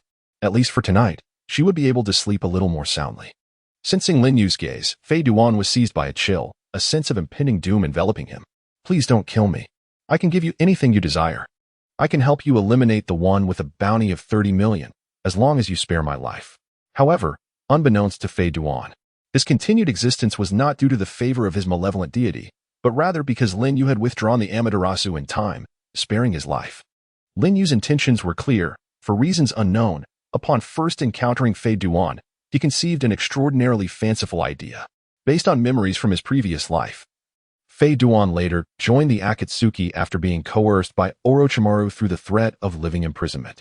If Lin Yu were to forcibly recruit him, thereby altering the course of history, might history itself be transformed? A small shift could potentially redirect the larger trajectory. Lin Yu was not a fool. He understood this principle to some extent. Would the outcome of infinite Tsukuyomi be altered as a result? Thus, bringing Fei Duan under his wing was merely an experiment. Nonetheless, having someone like Fei Duan close at hand left Lin Yu feeling somewhat uneasy, for he was hardly a compliant individual. "Therefore, you will follow me. In exchange for your life," Lin Yu stated calmly, his demeanor consistently tranquil. He promptly reattached Fei Duan's severed limbs. "It hurts so much," Fei Duan exclaimed, rising to his feet and rotating his arms. His body bore marks from the black flames, yet fortunately, his relatively handsome face remained unscathed. He soon wore a look of rapture, reveling in the notion that as long as he could indulge in carnage, all else was inconsequential. As a devout follower, he was relentless in offering sacrifices to his god. Lin Yu chose to disregard his words, for he had not come here to entertain such heretical theories. However, he could not allow this individual to run rampant. If left unchecked, the 5 great nations would inevitably place a bounty on him. Furthermore, Fei Duan's demise needed to remain a secret, concealed forever until the world gradually forgot his existence. Even the Akatsuki must regard him as deceased. To accomplish all of this, Lin Yu understood that he had to proceed methodically, step by step, in pursuit of his ultimate goal. After contemplating Fei Duan's situation, Lin Yu made a decisive resolution. Though it was impossible for you to indulge in slaughter as before, I can certainly provide you with offerings that align with your desires. After all, there are certain matters that I cannot personally intervene in. Now, it is time for you to reveal your answer. Lin Yu extended his hands, his right finger transforming into a bone needle, piercing through his skin. Life or death? Surely, any rational individual would know how to choose. Moreover, Lin Yu had not prohibited him from committing acts of violence. Instead, he offered high-quality sacrifices. As a devout follower, as long as he could regularly present offerings, Fei Duan had no valid reason for refusal. Furthermore, his very life rested in Lin Yu's grasp. Fei Duan raised his gaze to scrutinize Lin Yu's physique. Should he decline, he would likely find himself immediately pierced like a beehive. Thus, he swiftly nodded and acquiesced. Upon hearing this, Lin Yu discarded a new robe for Fei Duan to don. From this moment forward, you shall serve me, but prior to that, I must impose certain constraints upon you. One statement sent a chill down Fei Duan's spine. What do you intend to do? He exclaimed loudly, though the terror etched on his visage was unmistakable. A prickling sensation coursed through him. The presence before him felt akin to thousands of mountains bearing down upon them, utterly terrifying. In merely a second, although he felt no physical alteration, Fei Duan's keen eyes discerned a minuscule needle, less than 0.1 millimeters in diameter, embedded in his flesh. In such a desolate wilderness, where could one possibly find such a slender silver needle? Having witnessed Lin Yu's methods, he had ample reason to believe that this needle had emanated from him. Indeed, this needle was an extension of Lin Yu himself, a manifestation of his ability known as the corpse bone pulse. What have you done? He surmised that it was Lin Yu's strike, dread once again manifesting on his pallid countenance. No sooner had Fei Duan uttered these words than a decaying force began to seep through his body. It was indescribable, merely a sensation of his chakra becoming chaotic, unable to coalesce, as if all strength had been completely siphoned away. It felt as though everything had been stripped away. Gradually, Fei Duan discerned that a black energy was surging violently through the minuscule wound, eroding his body. This was the result of Lin Yu's divine martial 6 styles, divine finger. Through prolonged practice, he had learned an alternative method of employing the divine finger, which involved utilizing the bone needle within Fei Duan's body to execute this technique. Furthermore, as long as the bone needle remained within him, he could wield it without limitation. When the divine finger was invoked, a mechanical voice resonated swiftly within his mind. Ding. While devouring, mental power 0.1 points. Ding. While devouring, physical strength 0.05 points. Ding. While devouring, agility 0.1 points. This is a mere trace of the devouring effect accompanying the divine finger technique. However, in comparison to the rewards obtained from the battle against the Three Tails a month ago, the gains Lin Yu has garnered from using divine martial 6 styles, divine finger, are indeed scarce. It is not due to Fei Duan's lesser strength compared to the Three Tails that the devouring rewards are diminished. Rather, the fundamental reason lies in the fact that as the accumulation of devouring progresses, the rewards received become significantly less than before. Originally, Lin Yu had planned to assume a pseudonym in the underground black market to take on some bounties. But the meager rewards he received after a month of training compelled him to swiftly return to the village. Though they all wore masks during this time, Lin Yu found himself targeted by the 5 great nations. With his current capabilities, he is still insufficient to contend against these nations. In truth, he is merely the leader of one of the clans in the Mist Village, which hardly qualifies as a village in its own right. It was only later, in a bid for a more appealing name, that it was rebranded as Kagaya Village. Previously, it had been one of the 3 major clans of the Mist. The Take-Torai clan. Observing Fei Duan's agonizing state, Lin Yu promptly dispelled the effect of divine finger. The news of Fei Duan's death reached all major ninja villages in a timely manner, stirring considerable unrest. Fei Duan was a figure feared by all 5 great nations, possessing the ability of immortality and being audacious enough to act against formidable powers. Countless ninjas from the 5 nations had felt his wrath. Yet, due to his abilities, the 5 great nations were momentarily cautious, reluctant to take the initiative and instead waiting for the other villages to handle the situation. Now, however, he was dead, alleviating their concerns. It was not due to some divine calamity that he met his end. Rumors began to circulate that the one who killed him possessed even more terrifying powers. What on earth had transpired that allowed someone to slay such a formidable adversary? Fadwan's demise brought no benefits. Instead, it intensified the fears of these nations. And their apprehensions pointed unreservedly towards another individual, a man named Linyu. Everyone may leave. I am already aware of the situation, instructed Sarutobi Hiruzen, the third Hokage of Konoha. Understood. The several ninjas below responded, their gazes devoid of emotion, before swiftly departing. Though they all wore masks, they were undoubtedly distinct from ordinary Umbu. They were, without a doubt, Tuanzang's subordinates. This information had come directly from Tuanzang, whose roots had been keenly observing the movements of the five great nations. However, this time, he brought news that stirred unrest among the ranks. The ninja world was once again thrown into turmoil due to the emergence of a singular individual. Silence returned to the office as the atmosphere settled once more. Sarutobi Hiruzen lit a cigarette, his gaze flickering slightly. The name Hate lingered in his mind, reminiscent of something he had encountered before. Yet, for the moment, he could not articulate it. There was an inexplicable familiarity, as if they were old acquaintances. Perhaps he was overthinking it. After a few puffs, he set the cigarette aside on the table, his eyes drifting into a distant gaze as he surveyed the entirety of Konoha. He observed a figure bounding energetically along the eaves, wielding a paint bucket. With bright orange hair and donning a t-shirt emblazoned with the leaf symbol. Behind him, several ninjas pursued with determination. Truly, a troublesome individual. Hiruzen muttered a few words before quickly redirecting his focus to the earlier matter, a man who had swiftly ascended to leadership within the village. With sheer resolve, he had repelled the might of the tailed beasts and had even eradicated Haiden, a man feared throughout the ninja world for his immortality. Although the means by which he achieved this remained unclear, as did the veracity of the information, should it prove true. The mere act of fending off a tailed beast was profoundly unsettling. Since the Warring States period, the 9-tailed beasts had been distributed among the 5 great nations, with their strengths directly influencing the perceived power of each village. Indeed, it would not be an exaggeration to consider the tailed beasts as representative of a village's overall combat capability. Among them, the most formidable was the 9-tails, which had been allocated to Konoha, while the Mist Village had been assigned the 3-tails. Though only possessing 3 tails, how could an ordinary person withstand such power? Even a man standing at the pinnacle of the ninja world would hesitate to claim he could contend with a tailed beast. Yet, here was a young man who could do so effortlessly. Did such individuals truly exist, or was the information erroneous? Contemplating this, Hiruzen's expression grew grave. The emergence of a figure capable of embodying a village's strength was no trivial matter. He lifted the cigarette once more, taking several deep drags.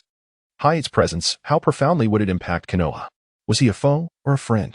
If he were an adversary, precautions would be necessary. Yet, inexplicably, despite having never met him, Hiruzen felt an unsettling sense of familiarity. Meanwhile, in the Mist Village, a soft, ethereal fog enveloped the area, rendering the streets nearly deserted. Few pedestrians wandered the paths, and the merchants were scarce.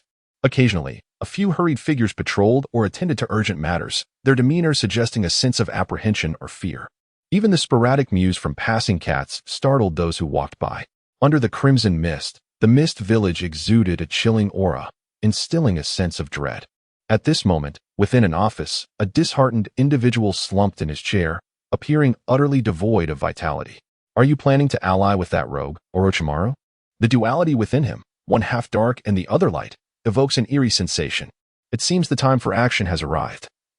I have an ominous premonition that he may become a being akin to Uchiha Obito, perhaps even surpassing him to reach an unforeseen level of ninja prowess. Indeed, his combat capabilities rival those of Uchiha Obito, yet the true extent of Lin Yu's strength, along with the number of hidden trump cards he possesses, remains a mystery to all. After all, Obito has yet to engage Lin Yu in battle. However, single-handedly repelling tailed beasts and causing the demise of even the formidable Haiden speaks volumes. To compare him to the peak ninja of the Warring States era, Uchiha Obito is not an exaggeration. If it were merely a matter of victory while sustaining injuries, it would be easy to gauge Lin Yu's strength, but in every encounter, he appears largely unaffected. And even Obito himself is unsure if Lin Yu has exerted his full power. Moreover, there is the matter of Amaterasu and his peculiar abilities. Thus, Obito holds an excessively high regard for him. Lin Yu's actions compel Obito to exercise caution. Let us see what Orochimaru is up to. The masked man couldn't help but utter, his gaze tinged with a hint of trepidation. He is likely engaged in some monotonous scientific experiment. Yet, your collaboration with that individual suggests Lin Yu has indeed influenced you. But should you not inform Zero? Perhaps if he were to utilize his powers. A sinister smile crept across his face. After all, those eyes are revered as the eyes of a sage, a divine attribute. Enlisting a god to deal with a mere mortal seems somewhat extravagant. Furthermore, the uncertainties surrounding Lin Yu have grown too vast for Abito to wish for Zero to be informed just yet. This matter must remain concealed from Zero for the time being. Are you referring to Lin Yu's affairs or your collaboration with Orochimaru? After a few moments, Absolute looked at Abito's face and made a statement of clarity, then slithered away along the floor. Only Abito's gaze flickered. In the dead of night, dark clouds obscured the waning moon. Danzo sat in the underground command room of Konoha, eyes closed, reclining against his chair, attentively listening. Before him, a steady stream of ninjas delivered the latest intelligence. In his lone, unbound eye, a glimmer of satisfaction emerged as he maintained his composure. Previously, he had dispatched a dozen ninjas to monitor Orochimaru's movements, and today, significant news had finally arisen. Orochimaru had ventured out, and not only that, he had deliberately shifted between 3 or 4 strongholds to evade detection. Such elaborate efforts to conceal his departure were indeed suspicious. Nevertheless, even with such cunning, he had been discovered by the wily Danzo and his associates. Drip, drip. The sound of water echoed in the secluded basement, accompanied by the incessant flickering of lights. As the leader of the NarutO organization, Danzo possessed intelligence that surpassed even that of the third Hokage. Since the establishment of Konoha, every secret had been meticulously documented within the archives. It could be said that he held the entire intelligence network of Konoha at his fingertips, including the darker facets of every individual within the village. Even the revered Sarutobi Hiruzen could not claim to be entirely untainted. Perhaps one could argue that he was the most genuine person in all of Konoha. After a prolonged silence, Danzo quietly opened his eyes and inquired, what was he doing? We're uncertain. We were discovered halfway through our surveillance, the informant replied, appearing somewhat dazed. Thus, we decided against pursuing further. Danzo was taken aback, but chose not to elaborate, as he understood this individual all too well. Having spent years confined to the laboratory for research, this outing was indeed shrouded in suspicion. Yet after all these years, his carefully laid plans had been exposed. Regrettably, no intriguing intelligence had been gathered. Withdraw the remaining operatives lurking near the stronghold. We have already raised suspicions, he commanded. And the stronghold? What about the documents within? After a long pause, a glimmer of resolve flickered in Danzo's eyes. With years of collaboration behind them, he was intimately familiar with Orochimaru's methods. There's no need. Anything of value to us, he would not leave behind. The rest is of little worth. It is no longer necessary. That night was as desolate as the countless nights that preceded it. Many had long since retired to rejuvenate for the challenges of the following day. The streets were sparsely populated, with only a few wandering souls. Occasionally, a handful of slightly alluring women would sit at doorways, beckoning for patrons. Only the Uchiha clan members continued their nightly patrols, maintaining their unwavering vigilance. Everything appeared remarkably peaceful, indistinguishable from any other day in Konoha. However, at that very moment, a wire on a nearby telephone pole crackled incessantly. Within 3 seconds, all the wires erupted, cascading to the ground with a thunderous roar. What is happening? 2 guards rushed over, illuminated by their flashlights, only to discover a figure standing amidst the chaos. Who goes there? They gradually unveiled the figure's obscured visage. Itachi, still on a mission at this late hour? You truly bring honor to our Uchiha clan. But do take care of yourself. There's no need to overexert. Upon recognizing the familiar face, the guards breathed a sigh of relief. Yet their gazes remained fixated on the dancing wires below, as if entranced. How peculiar. What could this be? Indeed, it seems to be a case of electrical overload. One guard surmised. It's nothing to worry about. Similar incidents have occurred in the past, albeit less severe. Itachi, please leave the resolution to us. Another guard scrutinized the electric wires, pondering their significance. Uchiha Itachi remained silent, executing a swift maneuver that rendered him invisible in an instant. TCH, that guy is truly indifferent, muttered a flashlight-wielding guard with evident displeasure. Yet, it must be acknowledged that Itachi bore his burdens. Every day, the previous task would remain unfinished as the next loomed ahead, warranting a measure of understanding from his peers. One among them instinctively rose to Itachi's defense. Well, we too are patrolling at this hour. At that moment, Itachi re-emerged atop a high slope in Konoha, his gaze vacant and lost as he stared into the night sky. The ominous clouds, unbeknownst to him, had taken on a faint crimson hue. He observed the swirling red clouds in silence, as if they concealed the turmoil within his soul. Had the ancient prophecy commenced? 1, 2, 3. Boom. A bizarre clap of thunder struck the rooftop of a nearby household with ferocity. The thunder roared like an apocalyptic force. In that instant, those ensnared in slumber were jolted awake by the thunder's cacophony. Strange bolts of lightning surged through the air, coalescing into a terrifying display of power. The drowsy attendant at the inn, startled, fled in panic as an aura of unease enveloped the entire sky. In a flash, the ominous thunderbolt descended upon a dwelling with reckless abandon. The sky transformed into a dreadful crimson hue, emanating an incredibly terrifying beam accompanied by a tremendous roar that challenged the hearts of all who beheld it. Red lightning. Boom. The Hyuga clan and the Uchiha clan alike turned their gazes toward this dreadful manifestation of power. Sarutobi Hiruzen, with his weathered visage, had just concluded reviewing documents when he suddenly widened his eyes in astonishment. That is, red lightning. In the innermost depths of Konoha, where the roots of the organization intertwined, information flowed swiftly. As soon as the incident transpired, a ninja arrived to report. Sir, there is a terrifying disturbance in the form of lightning, causing numerous anomalies. Danzo, though underground, was far from deaf. He heard the commotion with clarity. In all his years, he had never encountered thunder of such magnitude. Initially, he presumed it was merely a fierce storm, yet now it appeared that the situation was far from trivial. What had transpired? Danzo furrowed his brow, suddenly gripped by a foreboding sense. Everything seemed too coincidental. Just after Orochimaru departed from his stronghold, Konoha was beset by such calamity. However, Danzo's expression darkened, revealing a flicker of suspicion. This suspicion quickly transformed into resolve. He firmly asserted to himself that, regardless of the circumstances, it could not possibly be that individual. Indeed, that person's style did not align with such chaos. Danzo held steadfastly to his conviction. The resounding thunder echoed throughout the Hidden Leaf Village, simultaneously alarming the entire ninja world. Despite the considerable distance, the major ninja villages took note of this startling thunderclap. Its emergence seemed to serve as a signal, awakening an unrest in a world that had appeared tranquil. Red lightning? Red lightning. The fourth Raikage furrowed his brow, a hint of menace darkening his expression. Being from a region known for its frequent thunderstorms, he was acutely aware of the typical colors of lightnings. And this crimson hue was decidedly unusual. The red lightning struck a disquieting chord within him. He repeated the phrase red lightning thrice, yet refrained from uttering any further words. His secretary, Mabui, hesitated momentarily. According to the astronomical observations, this phenomenon was detected within the Land of Fire. Konoha? The fourth Raikage's pupils constricted slightly, his immense strength causing the table before him to creak ominously. Meanwhile, beneath a sky filled with swirling sand, a figure whose skin resembled serpentine scales curled his lips into a slight smirk, exuding an air of intrigue. I never expected you to willingly collaborate with me, he mused, his gaze reflecting a tinge of nostalgia, while the flickering of serpentine tongues from his mouth contributed to an unsettling aura.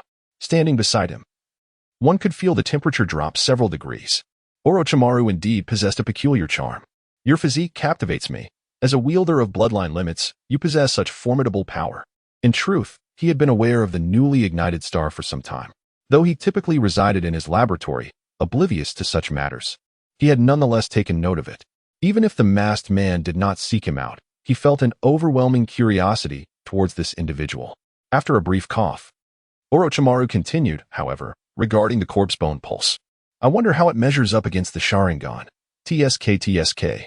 Before him stood two figures, and despite the circumstances, he could not resist teasing them. He exuded a serpentine essence that felt rather disconcerting. At this moment, he smiled faintly, directing his gaze towards the man adorned with a tiger-striped mask.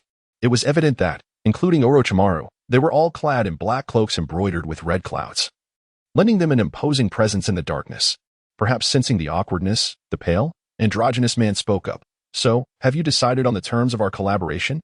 With a wicked grin, he continued, then what is the price for my assistance? I must obtain something in return. Beneath the mask, Uchiha Obito frowned slightly. What is it that you desire, Orochimaru? He responded coldly, his hands resting behind his back. Simply surrender your body to me. No sooner had he spoken than Obito vanished, reappearing instantaneously before Orochimaru. The sudden and formidable aura rendered Orochimaru utterly immobile. Although the masked figure was Uchiha Obito, the name of Uchiha Madara still instilled a sense of trepidation within him. After all, he was a ninja from the Warring States period, and as a native of Konoha, Orochimaru was acutely aware of the significance that name carried. Despite harboring certain doubts about his identity, at this moment, Orochimaru found himself contemplating collaboration, thus deeming it unnecessary to escalate tensions. He cast a few glances, and without refusal, remarked in jest that surrendering his body would suffice. His eagerness was palpable. Suddenly, Uchiha Obito, standing atop a high slope, wore a grave expression as he gazed towards the distant crimson glow, followed by a heavy sound reverberating through the air. Boom! The thunder resonated across the vast sky. Under the moonlight, three figures observed the red anomaly in the distance, a chill creeping down their spines. Even Orochimaru could not help but utter a comment. That is, the direction of Konoha. What has transpired? Faced with such an occurrence, the trio fell into an eerie silence once again. At that moment, Zetsu suddenly interjected. The red lightning, it seems Konoha has encountered yet another intriguing event. Yet, for reasons unknown, this crimson lightning evoked a sense of unease among them, even stirring a hint of fear. Despite the considerable distance, the thunder still managed to inspire a surge of apprehension. Who is that? Hush. Even Lord Danzo is unrecognizable to you. He leads the Umbu. Meanwhile, the vigilant Uchiha guard observed an elderly man, bandaged and slowly emerging from a nearby street, leaving them momentarily stunned. Dispatch 10 additional teams to investigate within a 10-kilometer radius of the village. Furthermore, verify the identities of all outsiders within the village. Not a single individual should be overlooked. On the rooftops, dozens of ninjas soared, their figures flickering as they received orders to hasten towards the distance. Whoosh! Two masked root ninjas materialized seemingly out of nowhere, promptly acknowledging Danzo. Even Sarutobi Hiruzen's eyes flickered with surprise. A figure, leaning on a cane, emerged slowly from the shadows. Third Hokage, it appears you arrived first. They exchanged a glance, recognizing the astonishment mirrored in each other's eyes. What on earth has transpired? Danzo naturally positioned himself beside Sarutobi Hiruzen, his body swathed in bandages. One eye fixed on the raging inferno, filled with shock and concern. A bolt of crimson lightning struck a household. A ninja quickly responded on behalf of Sarutobi Hiruzen, stating that the energy of the lightning was overwhelming. Despite the presence of lightning rods, significant damage had still occurred. Fortunately, it seemed only the building had suffered, while the inhabitants were unharmed. Upon hearing this, a collective sigh of relief escaped the group. Sarutobi Hiruzen set down his smoking pipe and instructed, quickly arrange accommodations for these individuals, let them settle in first. Additionally, investigate if there are others who have suffered losses, and report back promptly. As soon as he finished speaking, several onlooking villagers praised him, exclaiming, truly worthy of being our Hokage. Indeed, in the face of such calamity, our Hokage was the first to consider the victims. Danzo remained silent, observing the scene before him, his eyes betraying a hint of resentment. Yet, he swiftly repressed that emotion. In a corner, two individuals huddled, trembling and wailing in agony, a manifestation of severe psychological trauma. The overwhelming noise had momentarily robbed them of their hearing. As Sarutobi Hiruzen entered, he regarded the two with quiet sympathy, endeavoring to place them in a more tranquil environment. Just as he prepared to leave, the woman suddenly sprang up, racing towards the house with vacant eyes, calling out, "Child, child, child? Did this family have a child?" Without delay, Sarutobi commanded the ninjas to search the premises. The charred wood was still warm to the touch, but there was no time for hesitation. The group commenced a frantic search through the ruins, amidst shattered porcelain. After much effort to clear the fallen stones, they were met only with disappointment. Even a corpse would have provided some closure. Despite scouring every nook and cranny of the house, the ninjas uncovered nothing. "Child, where are you, child?" The woman dashed towards the debris, relentlessly sifting through the wreckage with her bloodied hands. As the other ninjas attempted to intervene, Sarutobi halted them, stating, "Let her be." With each desperate dig, the woman's despair deepened. Sharp shards of broken pottery sliced through her palms, blood trickling down. Time slipped away, and perhaps overwhelmed by sorrow, the woman ultimately succumbed to exhaustion, collapsing onto the rubble. Her body was scraped and bruised by the rough ground, blood seeping into the earth. At that moment, Sarutobi grasped the woman's shoulder and shouted, "Medical team." A swarm of ninjas surged forward, but Danzo, unable to bear the sight, merely cast a glance before turning to leave. Yet, as the medical team took the woman from the third Hokage's hands, Sarutobi's eyes caught sight of a symbol on the ground. a peculiar black sigil, becoming increasingly prominent beneath the staining blood. Just a single glance caused NarutO to stagger back several paces, a wave of unease washing over him. What manner of symbol was this? Meanwhile, the atmosphere began to shift, infused with a putrid scent that swirled and churned in the air. This is... NarutO Hiruzen was taken aback, a wave of unease washing over him. However, upon hearing the report from a nearby ninja, his anxiety intensified. Lord Hokage. According to the records, this family has engaged in small-scale commerce and recently welcomed a newborn named Linyu. I believe this is the child we seek. Yet, for reasons unknown, we cannot locate the infant. Suddenly, upon hearing those pivotal two words, NarutO's eyes widened in disbelief. Even Danzo, who was on the verge of departing, halted in his tracks. What did you say? Hearing the name, Danzo approached the speaking ninja, his gaze filled with incredulity. Yes, they were merely engaged in small business. Danzo's agitation was palpable as he grasped the ninja's sleeve. You mean Linyu? The ninja, still bewildered, could only nod vigorously, unsure of how to respond. Once everything was settled, two figures reappeared within the Hokage building. Danzo opened his eyes and inquired, is it mere coincidence? Hiruzen? The missing infant seems astonishingly aligned with the name of a certain individual. NarutO paused, though he too found the explanation hard to believe. Danzo, you are overthinking this. Can you truly expect an infant less than a month old to achieve such feats? Even a genius like Itachi could not perform hand seals at such a tender age. That requires the strength to repel tailed beasts, a feat that even you, old man, might struggle to accomplish. However, one cannot deny that on this night, a person had inexplicably vanished from the annals of Konoha's history. In times past, such an occurrence might have elicited little concern, a mere whisper among the villagers. Yet now, in this moment, such an anomaly undoubtedly stirred feelings of unease and even fear. What do you think that lightning intended to accomplish? What? NarutO's gaze flickered, fixated on the site of the incident. That lightning, under such immense energy. How did the couple survive while the child vanished without a trace? Don't you find it all exceedingly suspicious? Danzo pressed. Although the couple had been relocated, their mournful wails still echoed, drawing the attention of countless villagers. Initially, only a few noticed, but as more gathered, the Uchiha guard stationed outside intercepted all onlookers. What is your take, Danzo? NarutO gently set down his pipe, his voice measured. The ominous thunder seems intent on erasing the very existence of that child from history. One cannot help but believe that the events unfolding in the village are inextricably linked to that individual named Linyu, the one currently basking in the limelight. We must remain vigilant. You too have witnessed that crimson lightning, have you not? Even if it is not of human origin, its power has undeniably transcended our comprehension. Despite NarutO Hiruzen's reluctance to accept this truth, reality remains unchanged. That red lightning harbors immense energy if it so desired. It could obliterate the entirety of Konoha from the annals of the ninja world this very night, and such a claim would not be an exaggeration. Yet, it refrained from doing so. Then there are those dark symbols, the nature of which NarutO Hiruzen cannot even begin to fathom. A mere glance at them stirred an overwhelming sense of oppression within him. They appeared for but a fleeting moment before vanishing without a trace. Are you suggesting that all of this is miraculous? That only a deity could orchestrate such phenomena? NarutO Hiruzen's expression tightened with anxiety. Every occurrence of this night has left his emotions in turmoil, unable to find solace. Whether this is divine or not, I shall continue my investigation. However, we can no longer remain passive. It is time for us to take the initiative, Danzo exclaimed passionately. NarutO Hiruzen, seemingly oblivious, remained silent. Hiruzen, are you still in denial? That Linyu will inevitably become a nightmare for us all. No, an impulsive advance is tantamount to declaring war. War brings no benefits. I will devise a further plan. And when the time is right, measures will be taken, but that moment has not yet arrived. Upon hearing this, Danzo's eyes widened in disbelief. Not the right time? When? Then, is the right time? After a long pause, he finally calmed his emotions.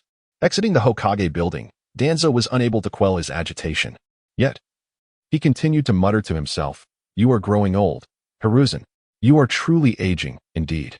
The Root organization, a dreary place. They, who ought to take pride in their identities as members of the Umbu, instead live in constant fear. Engaged in clandestine missions, they commit acts of murder and theft. Tasks that the Umbu cannot undertake fall to Root, and those that the Umbu can complete are equally within Root's capabilities. On the surface, Root appears to be an organization that supersedes Konoha's Umbu, yet the reality is quite different. Due to Sarutobi Hiruzen's covert suppression, the very operation of NarutO has become a monumental challenge. Thus, every member of NarutO is anything but ordinary. From a young age, they have endured a veritable hell of life and death selection, clawing their way to their current positions. Many are war orphans sought out by Danzo amidst the chaos of conflict, or individuals who have been deprived of even a single meal due to war.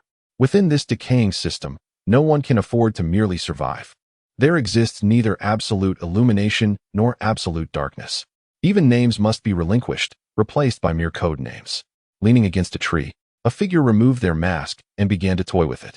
It was only when Danzo emerged from the Hokage building that he calmly bent down to don it once more. Tion, take 3 teams. Your next mission is to investigate the village of Kagaya near the hidden mist. Tion's pupils abruptly constricted, and in an instant, his composure returned. Understood. He could not fathom Danzo's intentions. Why deploy 3 teams for what appeared to be a mere reconnaissance mission, further straining the already depleted ranks of the NarutO organization? Such an arrangement would only arise from a task of particular significance. Yet, as a member of NarutO, he had long grown desensitized. Do you have any further requests? A perfectly ordinary inquiry, yet Tion sought information that extended beyond this. There was another plan, one that only a captain such as himself could be privy to. What is it? Tion narrowed his eyes. I need you to assassinate the 4th Mizukichi. Even if you fail, it must be made widely known. Understood. The assassination of a figure of such rank was, in itself, a nearly impossible endeavor. Each Kage possessed formidable strength, and according to the data, this particular one was a Jinchuriki, wielding the power of a tailed beast, surrounded by countless elite ninjas. The implication was clear. He was being sent to his doom. However, Danzo had not articulated it so bluntly. Are you afraid, Tion? Danzo suddenly spoke. You have accompanied me for quite some time. I understand your struggles. You have a sister still in the Ninja Academy, correct? Do not worry.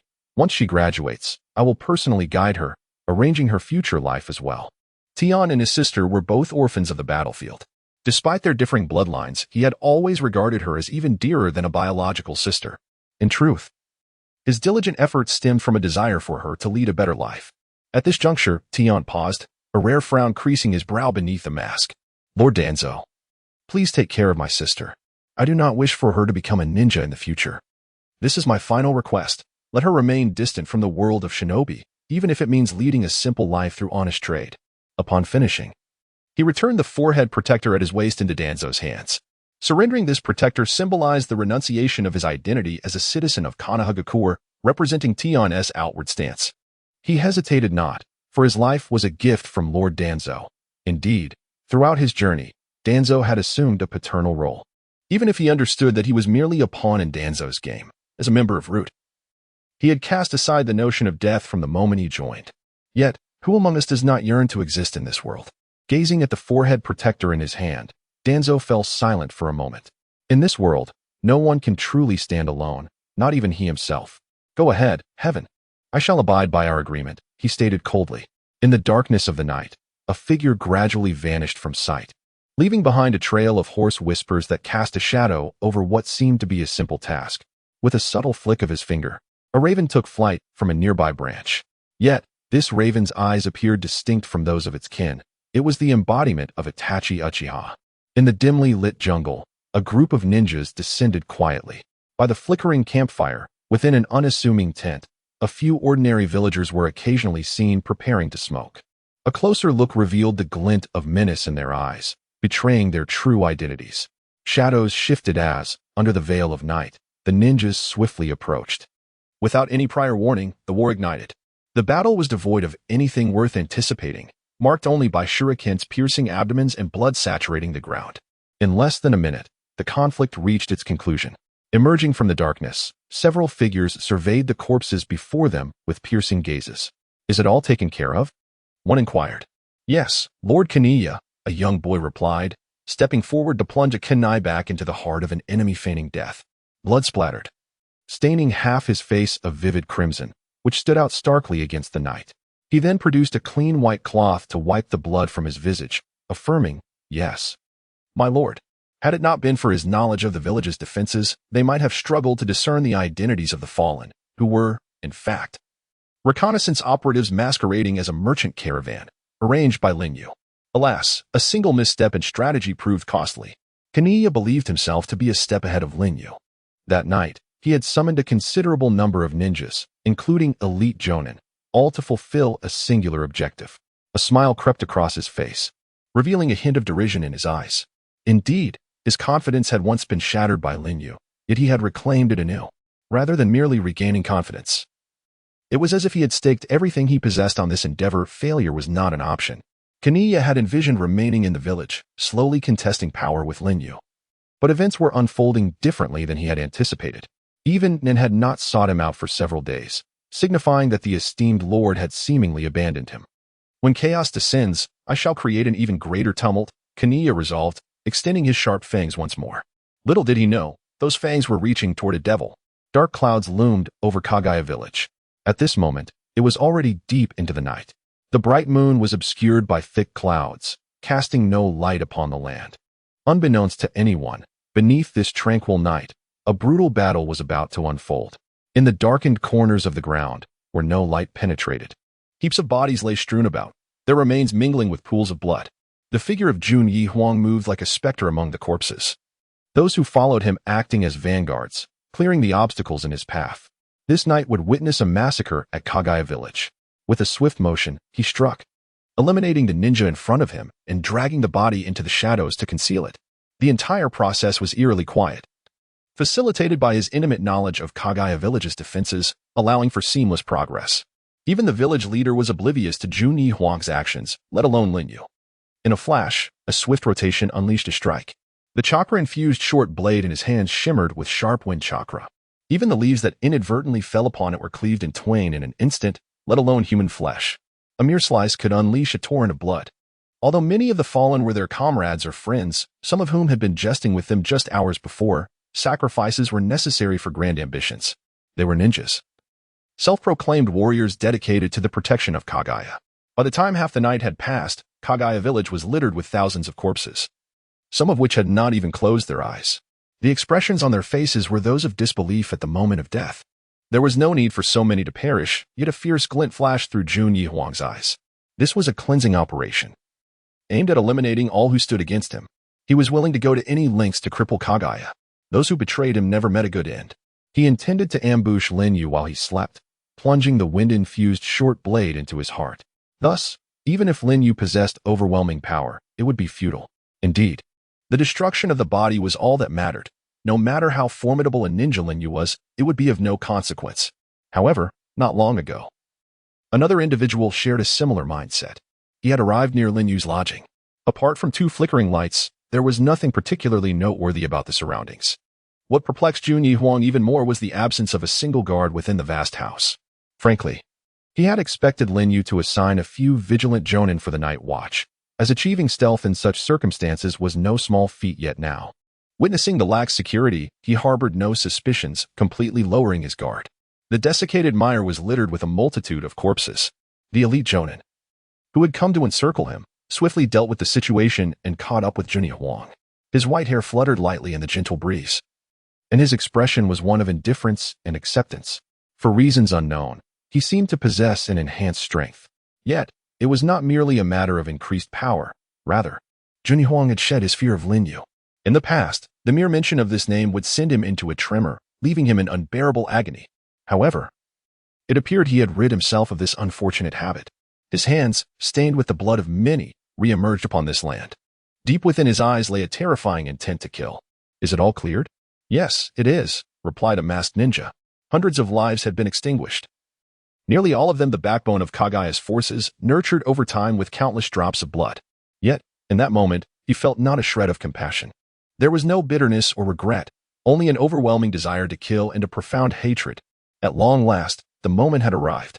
He was finally prepared to confront alone the creature that had once haunted his nightmares.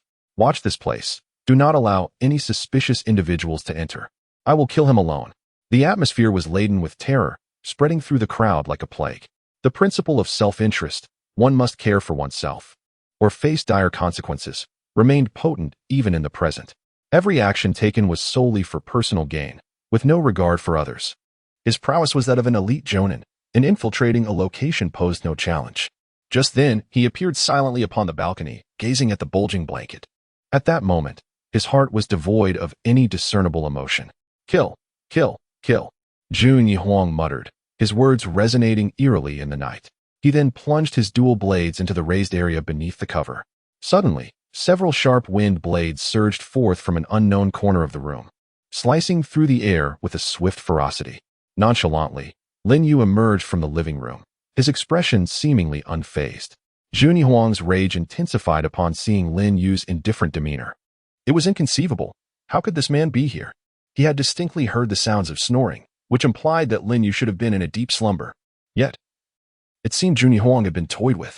How did you discover me? His face contorted with extreme frustration. With such a strong scent of blood. Do you truly consider me a fool? So that is how it is, he concluded, brandishing two chakra-infused short blades and launching a frenzied assault. Do not underestimate me. Before I took charge, I was also an elite Jonin. Indeed, each fierce wind blade he unleashed shattered the air with a sharp crack, a testament to his enduring prowess. The speed of his attacks was astonishingly swift. However, Lin Yu merely tapped his toes against the ground, effortlessly evading his numerous attacks as if it required no effort whatsoever. He had long since augmented his agility. To his eyes, Jun Yihuang's movements appeared as though they were slowed down tenfold. After several exchanges, Jun Yihuang found himself somewhat breathless due to the excessive chakra he had expended. Yet, more than fatigue, it was frustration that consumed him. Observing Lin Yu's disinterested demeanor ignited a surge of anger within him. Dance of the Tank song. Countless bones erupted forth, enveloping the entire room with no refuge in sight. He nearly forgot that he too possessed the bloodline limit of a capable ninja. Yet, what Jun Yihuang did not anticipate was the sudden descent of a figure wielding a crimson scythe, who brazenly deflected the onslaught of bones with his weapon. This individual was someone Jun Yihuang knew all too well. Those devoid of worth lack the meaning of existence. But there exists a manner in which one can realize their value. I trust you would concur with my perspective. In an instant, the defenses within Jun Yihuang's heart crumbled completely. Aren't you dead? His eyes widened in disbelief, reflecting a mixture of shock and incredulity as he beheld the man whose expression was calm, albeit slightly vacant. After a moment of contemplation, Jun Yihuang confirmed that it was indeed Fei Duan. This must be an illusion. The layering, the control, the intricate release of multiple illusions from within. Surely, you must have invested considerable time perfecting this. That is why it feels so real. Lin Yu, I must commend your ability to conjure such exquisite illusions. However, your illusions lack any lethality, do they not? After all, illusions merely deceive the surface of objects. Before he could finish, Jun Yihuang's face turned pale. Fei Duan lightly rotated his scythe, and a deep gash appeared across his own face. Yet, after pondering for a few moments, he still clung to the belief that this was merely an illusion. Could it be that the illusion had reached such a striking level of realism? Impressive. He pressed his lips against the wound, and every sensory perception confirmed its authenticity. Even the pain of the injury was rendered with such vividness. Truly, he had underestimated you. Just moments earlier, he had gone to great lengths to expound upon his understanding, all in an effort to boast before Lin Yu and assert his intellectual superiority once more. Having spoken, he immediately formed the hand seals for a universal dispelling technique, yet it bore no effect. His aged face once again filled with disbelief. Could it be that this was a multi-layered illusion, rendering conventional countermeasures ineffective? It must be so. Lin Yu remained composed, gazing at Jun Yihuang as though he were a fool. Despite having done nothing, Jun Yihuang appeared utterly entranced. Let me offer this fellow to the dark god. Proceed with your intentions, Fei Duan. A seemingly gentle remark sent a chill down Jun Yihuang's spine. The instant Lin Yu finished speaking, a beam of light, akin to a crescent moon, pierced through Jun Yihuang's abdomen. His eyes widened in disbelief, gradually morphing into a grotesque expression. In those large eyes was an overwhelming sense of incredulity. In an instant, he felt a coldness envelop his abdomen, rendering him unable to muster any strength. His life force began to ebb away. No, I clearly witnessed you slay him. With a final flicker of despair, Jun Yihuang slowly closed his eyes. Perhaps, in this manner, he found a form of release. Simultaneously, in a desolate corner of the ninja world, a coffin emerged slowly from the earth, breaking through the soil. Suddenly, a figure appeared, forcefully striking the coffin lid aside with a single punch. Clenching his fist, he revealed a robust physique clad in warrior garb, wearing a mask that seemed to filter the air. His body bore numerous jagged fissures, and his skin resembled tattered fabric, presenting an exceedingly terrifying sight. At last, he revealed himself. Orochimaru surveyed the scene before him with satisfaction, his expression unyielding.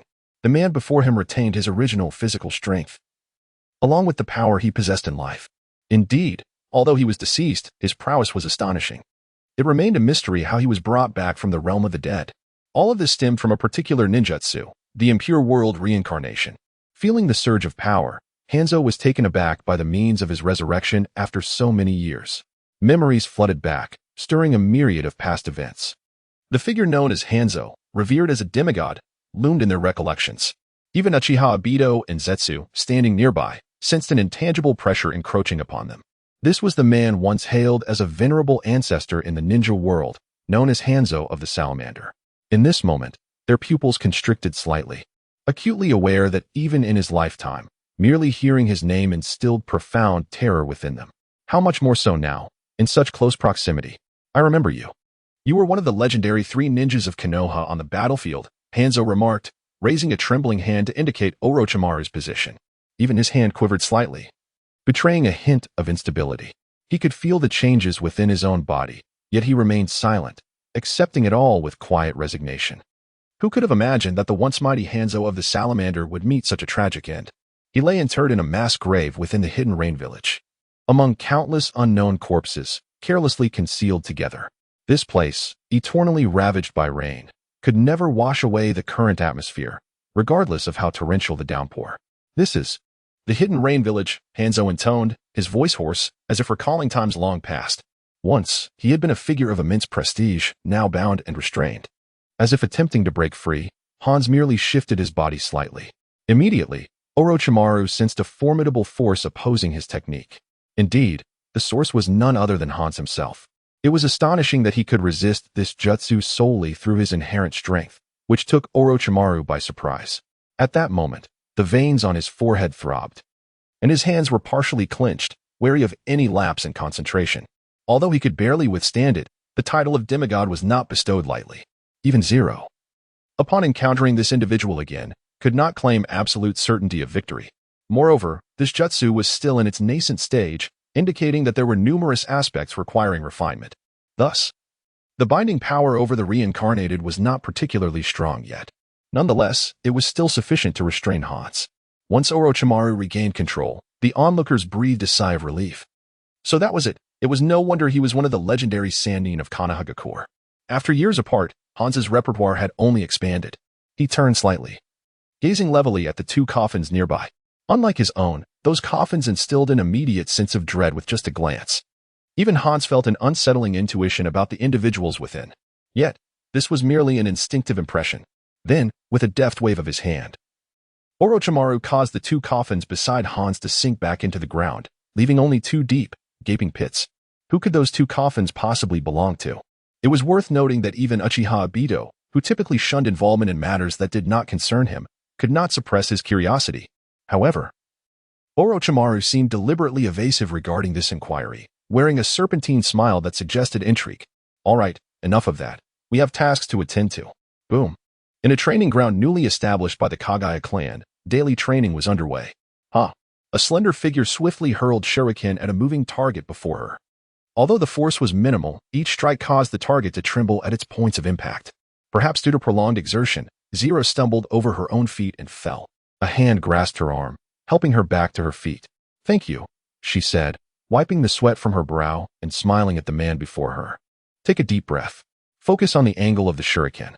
His previously charming demeanor briefly shifted to one of seriousness, and without even glancing at the target, he suddenly launched the shuriken. Buzz!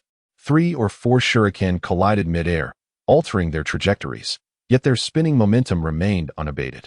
In the next moment, the already battered target was instantly pierced. A closer inspection revealed that each shuriken had struck true, hitting the bullseye without exception. Indeed, these were foundational skills.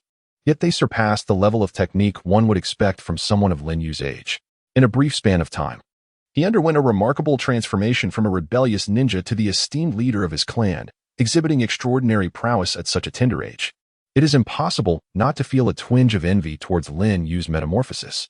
Although she has come to Kagaya village to fulfill her duties, she remains steadfast in her training, never allowing herself to become complacent. The world is indeed harsh for those ninjas lacking innate talent. The ceiling of their potential remains disappointingly low, while such talent often dictates that very limit. From this perspective, one's place of birth assumes profound significance. With such formidable gifts and youth on his side, Zero is convinced that Lin Yu's future holds boundless potential. That day, he withstood a tailed beast's assault purely through the strength of his body, leaving Zero utterly astounded.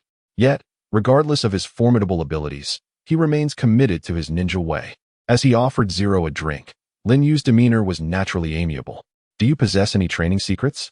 Zero inquired, seated on the ground, increasingly intrigued by the enigmatic figure before him. The extraordinary reflexes, agility, and overall qualities that Lin Yu exhibited far surpassed those of his contemporaries, and indeed, even most adults. To truly experience life anew would suffice, Lin Yu remarked nonchalantly, though Zero found the statement perplexing, nodding in a manner that indicated partial understanding. However, this phrase resonated deeply within Lin Yu, as it echoed his past life as a J-nin. Although he could not rival elite J-nin like Kakashi, he had certainly not been weak, possessing adequate decision-making and execution skills. Unfortunately, he and Zero found themselves ensnared in a cyclical dilemma: innate talent, which often determines one's upper limits. Many toil their entire lives, accomplishing less than what a bloodline limit might bestow effortlessly. In his previous existence, Lin Yu was neither born into the Uchiha clan nor the Hyuga clan.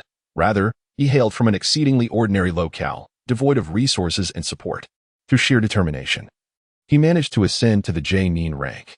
Yet, this journey, which many might envy for its inspirational nature, ultimately rendered him mere cannon fodder on the battlefield. Can sheer effort truly surpass innate genius? Once, Lin Yu believed it to be possible, even in the face of anomalies like Might Guy, who, through taijutsu, earned the respect of all, including even the legendary Madara Uchiha.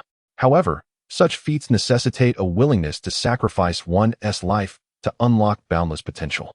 On this point, Lin Yu could not concur. Perhaps driven by a sense of injustice, he was granted a second chance, even unlocking a system of sorts. In other words, Lin Yu's fresh start was quite auspicious. In his rebirth, he finally discovered the meaning of life. Satisfied with the strength he currently possesses, Lin Yu deemed his sole secret to growth as the relentless act of consumption. Everything in existence is fodder for his insatiable appetite. From the smallest blade of grass to the mightiest beast, at this moment, he is experiencing a remarkable growth at an astonishing pace, reaching an almost monstrous level. However, this rapid development has simultaneously unveiled a significant drawback. During this period, he has encountered a bottleneck.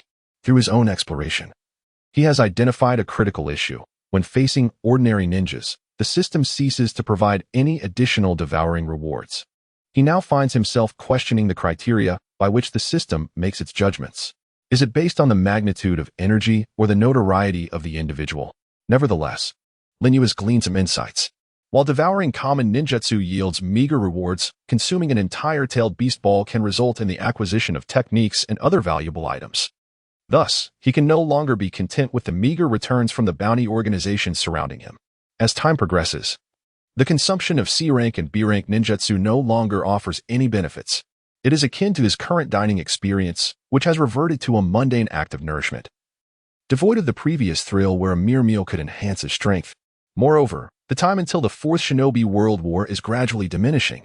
With his current capabilities, he remains unable to resist. Even with a golden finger, the likelihood of altering the course of battle with his present power is exceedingly slim. The Six Paths Power. Fleeting images flicker through Lin Yu's mind. However, he harbors no concern. His schemes have been in motion since his rebirth in this world. Everything is under his control. At this juncture, he merely lacks suitable prey. He has come to this world not to be the pitiful character that meets a swift demise on the battlefield, but to assume the role of the protagonist, the kind that stands above the multitude. Therefore, to realize this ambition, he must incessantly devour. What are you thinking? Beside him, Zero appears somewhat perturbed, casting a glance at Lin Yu. Recently, a matter has arisen that leaves her at a loss, causing her some confusion. Is it something that troubles Lin Yu?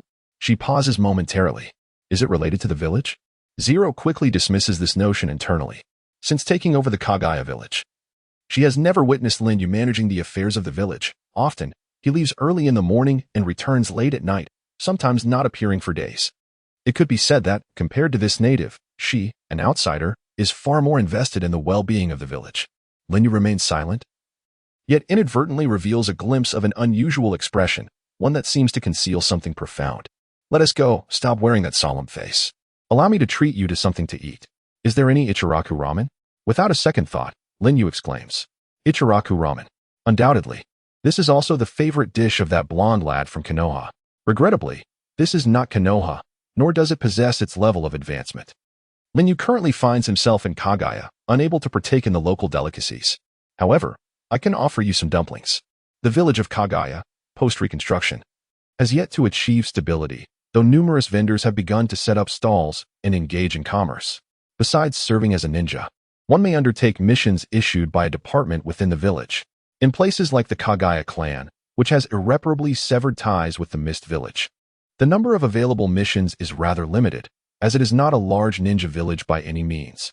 Especially after the village's destruction, missions became exceedingly scarce. It was only after Lin Yu single-handedly withstood the power of the tailed beast that the missions available to the Kagaya clan gradually increased. Yet, these tasks merely suffice to support a modest livelihood. Consequently, many ninjas have taken to reopening their businesses during this period. Although Kagaya's dumpling shop may not possess the alluring flavors of Ichiraku ramen, it is still a local delicacy, offering a unique taste of its own. In that quaint little shop, one can always find enthusiasts of dumplings drawn to its charm. As one of Kagaya Village's higher-ups, Nin currently sits on a small stool, her legs crossed, savoring steaming dumplings. She appears quite different from her usual aloof demeanor. Due to the limited space, only two could sit at the table across from one another. However, upon Lin Yu's arrival, the awkward Nin immediately stood up, uttering not a word, and departed after settling the bill. Who is she? Oh, you mean her? She was recently promoted and, at such a young age, has become an elder. However, it is true that he has never managed the village, so how could he be aware of such matters? He hardly recognizes the higher-ups of Kagaya. The dumplings do indeed emit a pleasant aroma.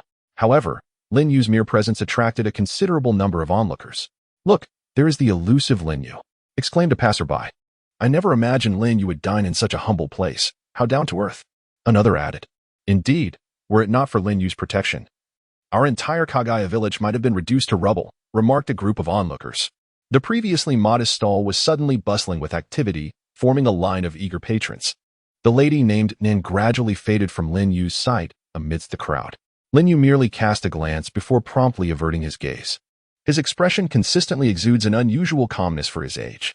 Even amidst the accolades of the masses, he remains utterly unperturbed. Despite being only 6 or 7 years old, he possesses an air of authority akin to that of a clan leader, perhaps even displaying a maturity beyond that of many adults. This left Zero somewhat astonished. Are they delicious? She inquired gently, observing Lin Yu as he devoured a dumpling, her own hands continuing to roll dumplings as she spoke. I'm full. You can have the rest, he replied. As customary, Lin Yu discarded the skewer, pushing the plate of dumplings before Ling. After all, as a clan leader, how could he consume so little? While savoring the dumplings, a sense of enjoyment graced Ling's face that she had never truly experienced before. Being often preoccupied with work, she seldom had the leisure to indulge in a bowl of street food. Perhaps, visiting this food stall with Lin Yu allowed her to momentarily escape from all her worries. Observing Ling's rapturous expression, Lin Yu, now with some time on his hands after over a month, reopened the system panel. The interface was quite rudimentary, merely documenting basic information with little else, leading Lin Yu to question its necessity. Thus, he seldom accessed this screen, only glancing at it occasionally. To Lin Yu appeared to be merely resting his eyes, exhibiting no peculiar behavior. Noticing Lin Yu's indifference, she resumed her enjoyment of the dumplings. Name, Lin Yu. Strength, 342.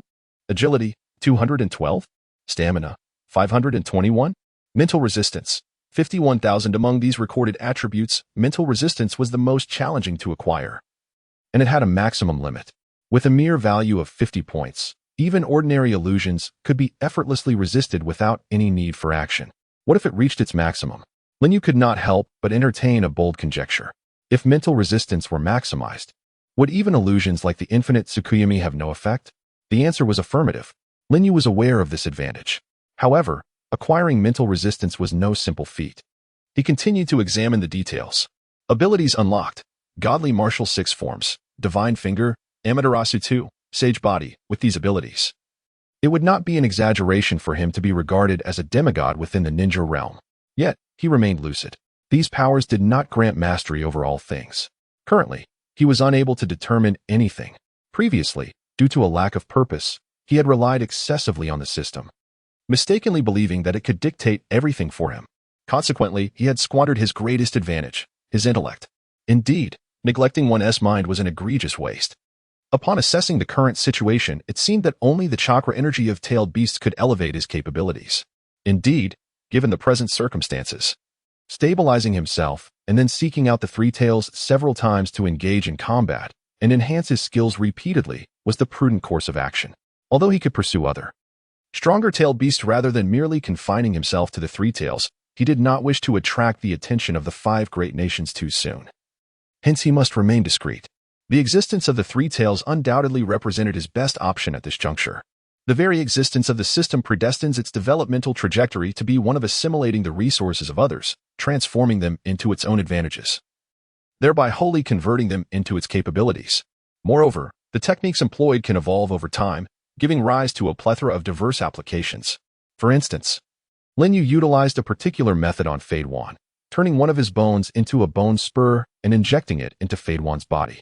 This enabled him, regardless of his location, to conjure the divine martial six techniques, divine finger, to restrain Fade Wan at the mere flicker of a thought. Thus, Lin Yu continues to explore the various applications of his techniques.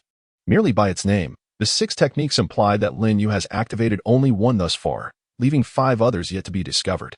The smaller text remains shrouded in gray. The ultimate achievement, mastery of the world's ultimate power, incomplete ultimate power. What, indeed, is this ultimate power? Lin Yu increasingly felt a sense of unease. For months, the system had offered no hint, appearing as lifeless as a stone, leaving him to navigate through the darkness alone. As for this ultimate power, he has yet to comprehend its true nature. However, there are many other matters demanding his attention, chiefly his strength. Releasing his fist and then clenching it tightly once more, Lin Yu's gaze gradually brightened. Before him, a smooth cliff revealed a subtle protrusion. Yakushi Kabuto approached, channeling chakra, and swiftly pressed against the cliff face in sequence. Soon, the cliff began to morph, ultimately transforming into an unfathomable cavern. Do not be astonished, there are many such bases. Yakushi Kabuto stated. Lord Orochimaru has been awaiting you inside for quite some time. Uchiha Obito and Zetsu regarded the man before them with icy indifference. Orochimaru was no fool. This was a long-abandoned base he had forsaken years ago, only to occasionally repurpose it as a temporary refuge. They continued deeper into the base until halted by an iron door. Perhaps due to years of neglect, the door had rusted shut. Please wait a moment, Yakushi Kabuto said, straining to turn the key, but despite his efforts, it remained obstinately locked. No need to exert yourself, Uchiha Obito declared, adopting a combative stance. With a swift motion, he vanished from sight, charging directly at the iron door. With a resounding kick, he infused chakra into his thigh, causing the air to shriek in agony. Crash! The immense iron door was sent crashing to the floor by Obito's strike. The headquarters was remarkably spacious, as though the entire interior had been hollowed out. Countless pathways sprawled within this cavernous abyss, beneath which lay a bottomless chasm, suggesting that a misstep would lead one directly to the underworld to report to the King of Hell. The entire cavern appeared grand and imposing, likely a natural formation, which Orochimaru had slightly modified for use as a base. It must be said, the artistry of nature is truly astounding. Rumors suggest that he possesses multiple bases. And this is not an exaggeration. For him, merely releasing a few small snakes each day, which would scurry about indiscriminately, could lead to the discovery of several such locations. However, a mere glance downward is sufficient to render one's legs weak with trepidation. The chilling sight caused the pharmacist to break into a cold sweat, while Uchiha Obito and Zetsu remained utterly unmoved. Even a misstep would not lead to demise. One could simply utilize Kamui to be transported safely to solid ground. After all, Black Zetsu is a manifestation of will, and ordinary means cannot bring about his end. White Zetsu, being a synthetic being, can be cloned anew given the right materials. Thus, there is no cause for alarm even when plummeting from such great heights. As they traversed the uneven path downward, a peculiar sound grew increasingly pronounced. A roar, the nature of which was indiscernible, echoed throughout the cavern. A bizarre creature, composed entirely of magma, rose from the ground. Its searing heat caused the ambient temperature to escalate, though it had yet to reach the terrifying extremes of molten rock, hovering around a mere 200 degrees Celsius. What on earth is this creature? Zetsu had never encountered anything of the sort. As it reached out, it transformed into an ethereal shadow, scorching the pharmacist's left shoulder with a mere brush. A slight touch was enough to char the skin instantly. The group quickly evaded its advance. The fiery monstrosity moved with alarming speed, leaving a trail of crimson marks in its wake. In response, they collaborated seamlessly to unleash a powerful water technique. Water release, great waterfall technique. In an instant, a towering wave, 100 meters in diameter, surged toward the fire creature. Yet upon contact, the water produced thick, swirling steam that dissipated swiftly. The creature paused for a mere 2 seconds, its hue shifting from red to gray, only to awaken once more after a brief 3-second interval. Clearly, even a technique as formidable as the Great Waterfall could not harm it in the slightest. Seeing that this technique yielded little effect, Uchiha Obito conceived another idea. If the water's purpose was merely to restrain, then water release, water prison technique. Infusing the technique with additional chakra meant its potency increased. The vast water prison enveloped the creature anew. Its surface transitioned from a vibrant red to a dull gray. Yet it was not long before it reverted to its original state, the cycle repeating itself. The intense heat rapidly evaporated the surrounding water, but the chakra released was considerable, allowing them to maintain control for a brief period.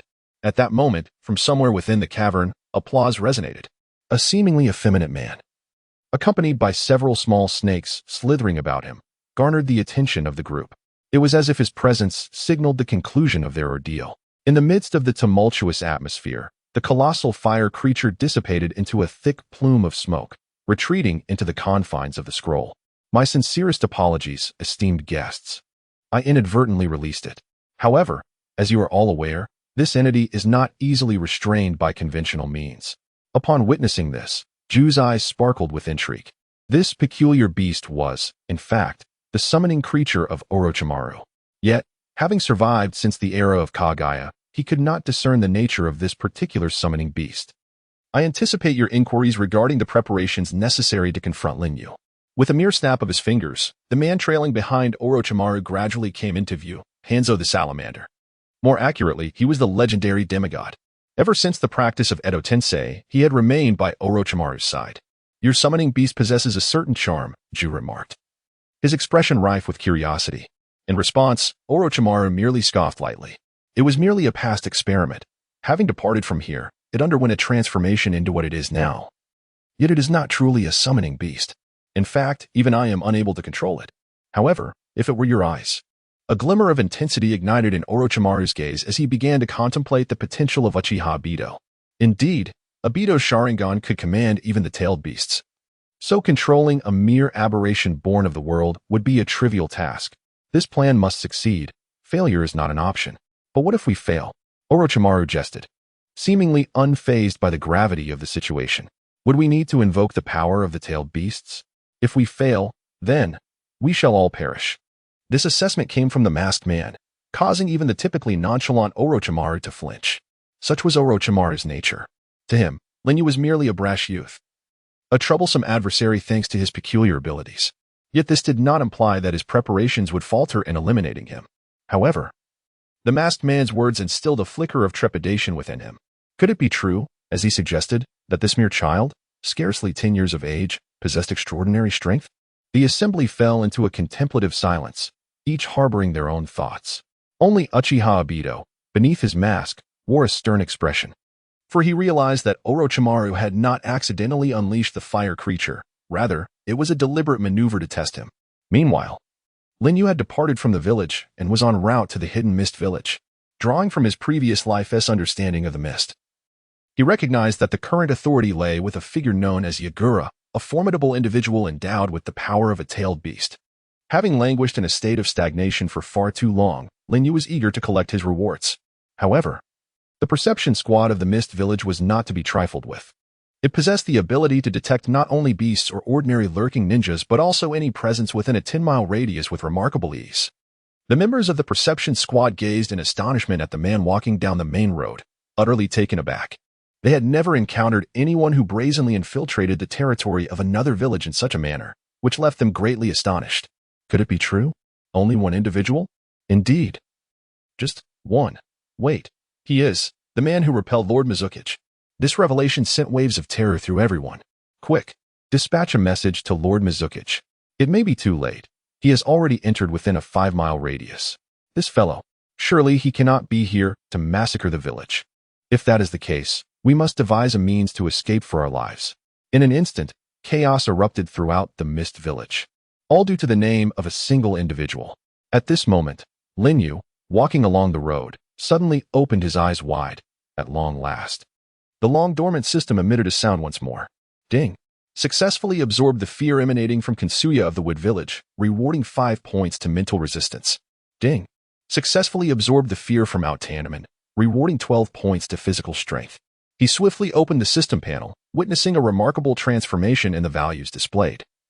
No longer did he receive the pitiable 0.02 points from consuming a single ninjutsu. Now, the rewards had escalated from decimals to whole numbers, even breaching the tens. This unprecedented occurrence startled Lin Yu. But what was this sudden influx of fear? Could he truly absorb the fears of others as well? Lin Yu found himself perplexed. And as his gaze swept around, confirming that no one was in sight, he refocused on his intended target. It seemed he had been discovered. Yet, Lin Yu felt a profound sense of satisfaction. With this unexpected windfall, he could sense his strength rapidly augmenting, a warm energy coalescing within his body. Initially, he had merely sought to provoke the Three Tails, but now he found himself with unforeseen gains. This sensation was something he had not experienced in a long time, marking a significant rise in his power. A deafening alarm resonated throughout the Mist Village. He has arrived. The demon has come. Damn it. I refuse to stay here. Rather than waiting to meet my demise, I shall become a rogue ninja. At least my life will be my own. A small faction among them hastily discarded their headbands amidst the turmoil, for if a battle were to ensue, the power of the tailed beasts could wreak apocalyptic devastation. Who could say their lives would be spared? As Lin Yu drew nearer, countless individuals were thrown into panic. Even ordinary villagers hastened to take refuge in their homes, praying for a swift end to this conflict. Shut the doors. Close them. We cannot let him in. A colossal iron gate was swiftly shut, leaving a mere 200 meters to the mist-hidden village's entrance. His attention was entirely consumed by the rapidly escalating values, which, however, soon began to decelerate, almost dissipating entirely. After a considerable while, a notification echoed. Ding. Successfully absorbed the fear of Hashimoto Li Hua. Reward 1 agility. The resounding alarm jolted the meditative Yagura from his thoughts. He abruptly opened his eyes and rose from his chair. Yagura understood the significance of this alarm. It was triggered only when the village was in peril. Undoubtedly, visitors had arrived. Yet, after an extended wait, no ninja appeared to report the situation, further aggravating his growing ire. People, he bellowed, and soon entered a shorter ninja, who immediately inquired, "What is happening?" Lord Mizukichi. I just received urgent news that a fellow named Lin Yu is brazenly attempting to invade the village. Upon hearing this, a murderous intent filled Yagura's gaze, and the chakra of the tailed beast within him surged uncontrollably. In an instant, a tempestuous chakra coalesced, threatening to rend the very air surrounding him. The crouching ninja's expression faltered. He dared not breathe, his eyes fixed on the ground as his body trembled slightly. However, Yagura was no fool. He was a man capable of holding the esteemed position of Mizukichi. Although he had long been ensnared by Obito's genjutsu, he still grasped one crucial insight. If Lin Yu chose to arrive at such a sensitive time, he must possess a deliberate intention. At this moment, Yagura began to form hypotheses regarding Lin Yu's motives. First, he might intend to eliminate him, especially since he had previously failed. Second, he could be seeking to consolidate the mist power for himself, thereby positioning himself as the new Mizukichi, leveraging the mist strength to challenge the other 5 great ninja villages. Regardless of his true intentions, they all led to one inevitable conclusion: bloodshed. With a creak, Yagura twisted his neck, having been seated in his office for too long. Donning the Mizukichi cloak, he vanished in the blink of an eye. Meanwhile, at the village entrance, Lin Yu astonished the onlookers once more. Without hesitation, he delivered a powerful kick with his left foot, and the sturdy iron gate, once intact, was obliterated, flying several dozen meters.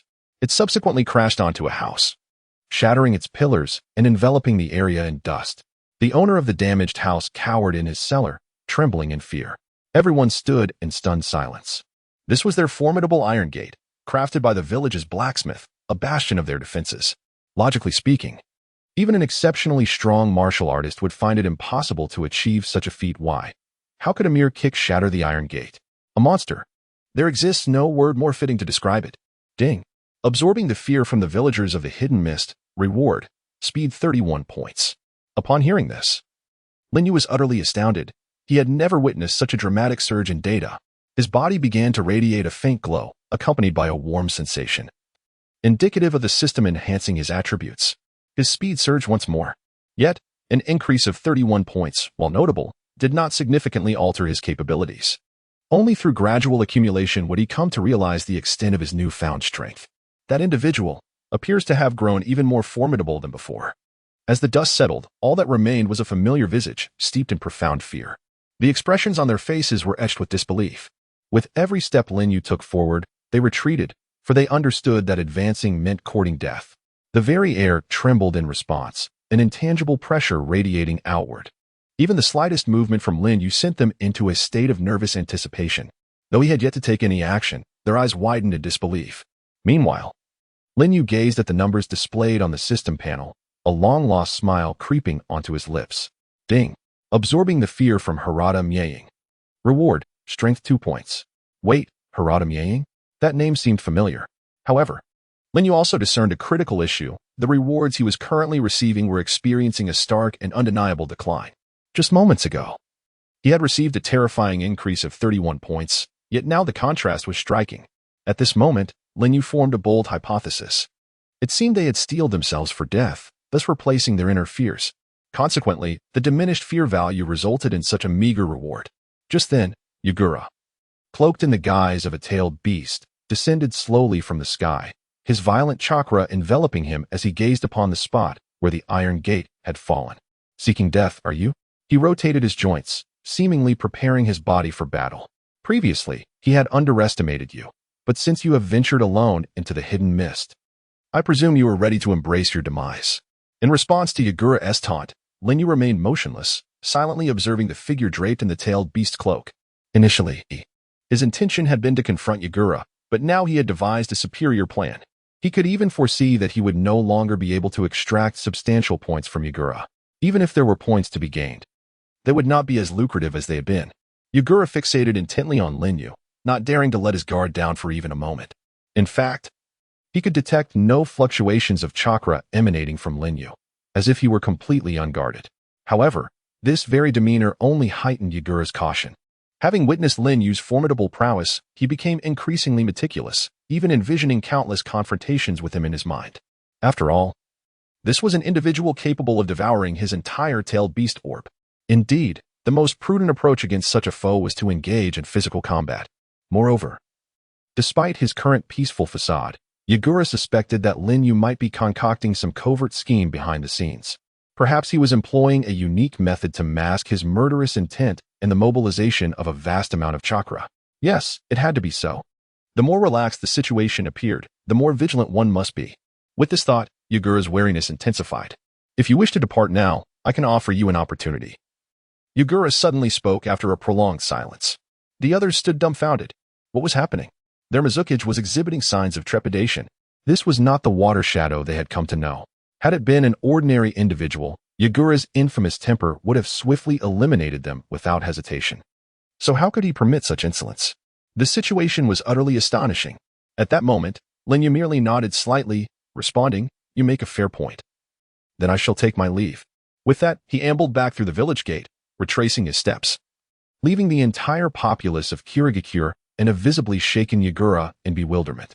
After expending considerable effort to breach the village entrance, he had the perfect opportunity to eliminate the fourth Mizukage, thereby assuming the mantle of the new water shadow and bringing an end to the long-standing era of the bloody mist. Yet, Lin Yu merely made a circuit and damaged a village gate before departing. Beyond that, he accomplished nothing. The crowd exchanged glances, utterly perplexed by the unfolding events. Only Lin Yu understood that his objectives had been achieved, and the benefits he reaped exceeded their wildest imaginations. After all, the terror had reached its zenith, rendering it incapable of yielding substantial rewards any longer. It would be more advantageous to return after a few days. In the following moments, their gazes shifted towards their Mizukage, hoping to glean some answers from his expression. Yet even Yagura himself was drenched in sweat, prepared for a confrontation that never materialized. With a sigh, unnoticed by all, Yagura exhaled a breath of relief. Lin Yu's departure had instantly alleviated much of his tension. Could it be that the Mizukage's murderous intent subdued him? A ninja exclaimed. As one voice resonated, the crowd erupted in cheers. At this juncture, Yagura raised his left hand, signaling for silence. They assumed that he preferred to remain low-key and not overly ostentatious. However, within the depths of Yagura's heart, it felt as though 1,000 llamas were racing past. It was merely a few minutes' distance from the village of Linyoli, and should he attempt to lure that fellow back again, it would surely prompt him to spit out a mouthful of old blood. After a long while, he gazed outside the village for a fleeting few seconds. Apart from the occasional caw of a crow and the sound of leaves falling, there was naught else. Only then did Yagura finally exhale in relief. His emotions resembled a tranquil lake, suddenly disrupted by an explosion in midair during the launch. He needed to manage the aftermath and assess any potential losses. Furthermore, he intended to dispatch several small teams too. Yet, as Yagura spoke halfway, he fell silent once more. His gaze fixed on a particular spot, the very place where someone had just departed. Tree Leaf Town, established as a small town between the two great ninja villages of Konoha and Kirigakure, it could be considered a neutral haven, relatively peaceful in nature. Once, this town basked in glory for a time, thriving due to the influx of merchants and their enterprises, thus earning a certain level of stature. Yet, with the rumors surrounding the village of Bloodmist, few merchants now dared to tread here. It had become merely a resting point for passersby. As an elite of the NarutO organization, Tien's team had long since merged into the ordinary populace here, to incite war between the two villages. They were willing to pay the ultimate price to ensure the success of their mission. In contemplating this, Tien's mind conjured the image of a woman, a beautiful figure, seemingly of a similar age to him. Yet, one was still joyfully attending the ninja academy, reveling in a blissful existence. The echoes of her reading in the classroom and her cheerful laughter were memories of pure beauty. However, reality bore a cruel visage. The other had to don a mask, transforming into a member of Konoha's Umbu, undertaking shadowy missions in the pitch-black night, far from the light. The endless cycle of killing and gathering intelligence from foreign lands seemed so profoundly ironic. Nevertheless, Tien harbored no regrets. For him, his sister represented everything. One could say all his endeavors were for her sake. Perhaps only her well-being could grant him true peace of mind. Speaking of which, he had departed without a proper farewell. Closing his eyes, he continued to savor the remaining warmth, yet unexpectedly found his eyes dampened with tears. Upon returning to Kagaya village, the tranquil days felt somewhat mundane. By the lakeside, Linyu was leisurely fishing, though his methods differed from those of others. While others would reel in their line upon catching a fish, his approach was to allow the line to extend further, regardless of whether a fish had bitten. Even when a fish took the bait, he would not pull back. While others fished with the simple intent of catching fish, his intentions were altogether different. For Linyu, he merely sought to pass the time. In truth, he wished to wait until the fog had subsided before seizing the opportunity to enhance his own abilities. At present, it was undeniably still a time for cooling down. By the lake, a fire had been kindled, and the surrounding calls of birds created such a serene atmosphere that it was easy to drift into dreams. Yet, occasionally recalling the moment, he flicked his fishing rod a few times, soon succumbing to a light doze. However, in his drowsy state, Linyu sensed something amiss and, startled, opened his eyes wide. This feeling, it seemed he had hooked something substantial. His eyes widened in astonishment. What had he caught? To his shock, his fishing hook had completely torn the clothing of a young woman, leaving her exposed in various places. At that moment, by the lake, Linyu gazed calmly at the water's surface, where a head emerged, her clothing in tatters due to his hook. In despair, she had no choice but to submerge her body fully beneath the lake, leaving only her head above the water. It was a case of misfortune striking unexpectedly. He had merely intended to take a peaceful nap, unaware such an incident would unfold. The woman's visage, though devoid of makeup, was striking, albeit with a somewhat frigid and unapproachable demeanor. As for her figure, Linyu was taken aback, realizing he had seen her before. This was not mere politeness. He had indeed encountered her. His memory traced back to a particular day when he recalled her eating at a meatball shop, though she had hurriedly departed, leaving him with little impression aside from a vague recollection that she was a young elder of the Hui clan, according to Zero. As for her name, he could not recall. Ahem, I assure you it was not intentional. Do you believe me? He feigned a cough and explained. I'll have someone bring a set of clothing shortly. The lakeside was filled only with the breaths of the two. The woman, however, remained silent, her gaze fixed on Linyu with an intensity that seemed capable of slaying him with a mere look. At this juncture, Linyu awkwardly removed his trench coat and placed it at the nearest point to the lake, within her reach. You may come up and warm yourself by the fire. The code is yours to borrow for now. Immediately, he realized he may have uttered something inappropriate. Although his intentions were good, his words were easily misinterpreted. After all, it was late autumn, and remaining in the water for an extended period could lead to illness, particularly for a woman of delicate constitution. The fire would quickly provide the warmth she needed. However, Linyu overlooked a significant issue. She was devoid of any clothing, if one were to merely walk in appearance. Then her words. After a moment of contemplation, Linyu swiftly departed. By the time he retrieved a set of clean, everyday female attire, Nan had long vanished by the lakeside. Perhaps it was due to the exhaustion of the charcoal materials that the fire he had kindled had extinguished. The lakeside had returned to its tranquil state, as if nothing had ever transpired. Observing the now absent trench coat on the ground, Linyu felt a sense of relief wash over him. Given the occurrence of such an event, he found himself disinterested in fishing any longer. After properly stowing away his fishing gear, he hastily left the area. "Congratulations, Lord Linyu," came a voice from Kagaya's vicinity. Leaning against a tree, Linyu found himself beside Zero, who was clutching a stack of documents. "Congratulations for what?" Linyu inquired, a wave of anxiety washing over him. Could it be that his encounter by the lake had been witnessed by other villagers and subsequently circulated to Zero? If that were the case, Zero's smile would indeed be most unsettling. According to the village's anonymous background check, your support rate has ascended to 78.63 by the decree of the village elders. You have been appointed as the new clan leader of the Kagaya clan. Linyu finally exhaled a sigh of relief, his expression returning to its previous neutrality. 78 isn't particularly high. Based on the village's historical data, the support rates of the last two clan leaders of the Kagaya clan barely exceeded 60. Even Junyi Wang only managed to reach 65, which is considered commendable. With these revelations, Zero's interest was piqued. "That's inconsequential," Linyu replied listlessly. He felt little sense of belonging to this village, thus lacking any inclination to engage with its affairs. Consequently, he had entrusted the management of the village to his subordinates. In light of these matters, he had far more pressing objectives. Gazing into the distance, Linyu fell into deep thought. According to the timeline, it should be the 56th year of Konoha. It was certain that the annihilation of the Uchiha clan was not far off. Perhaps even imminent on any given night in the near future. Soon, one of Konoha's two great clans would be irrevocably erased from history, leaving behind only the solitary figure of Sasuke, growing up in solitude. However, one could argue that NarutO's plight was not much better. Orphaned in infancy, his parents had sacrificed their lives to seal half of the nine tails within him. Even their appearances were merely reconstructed in his mind through photographs.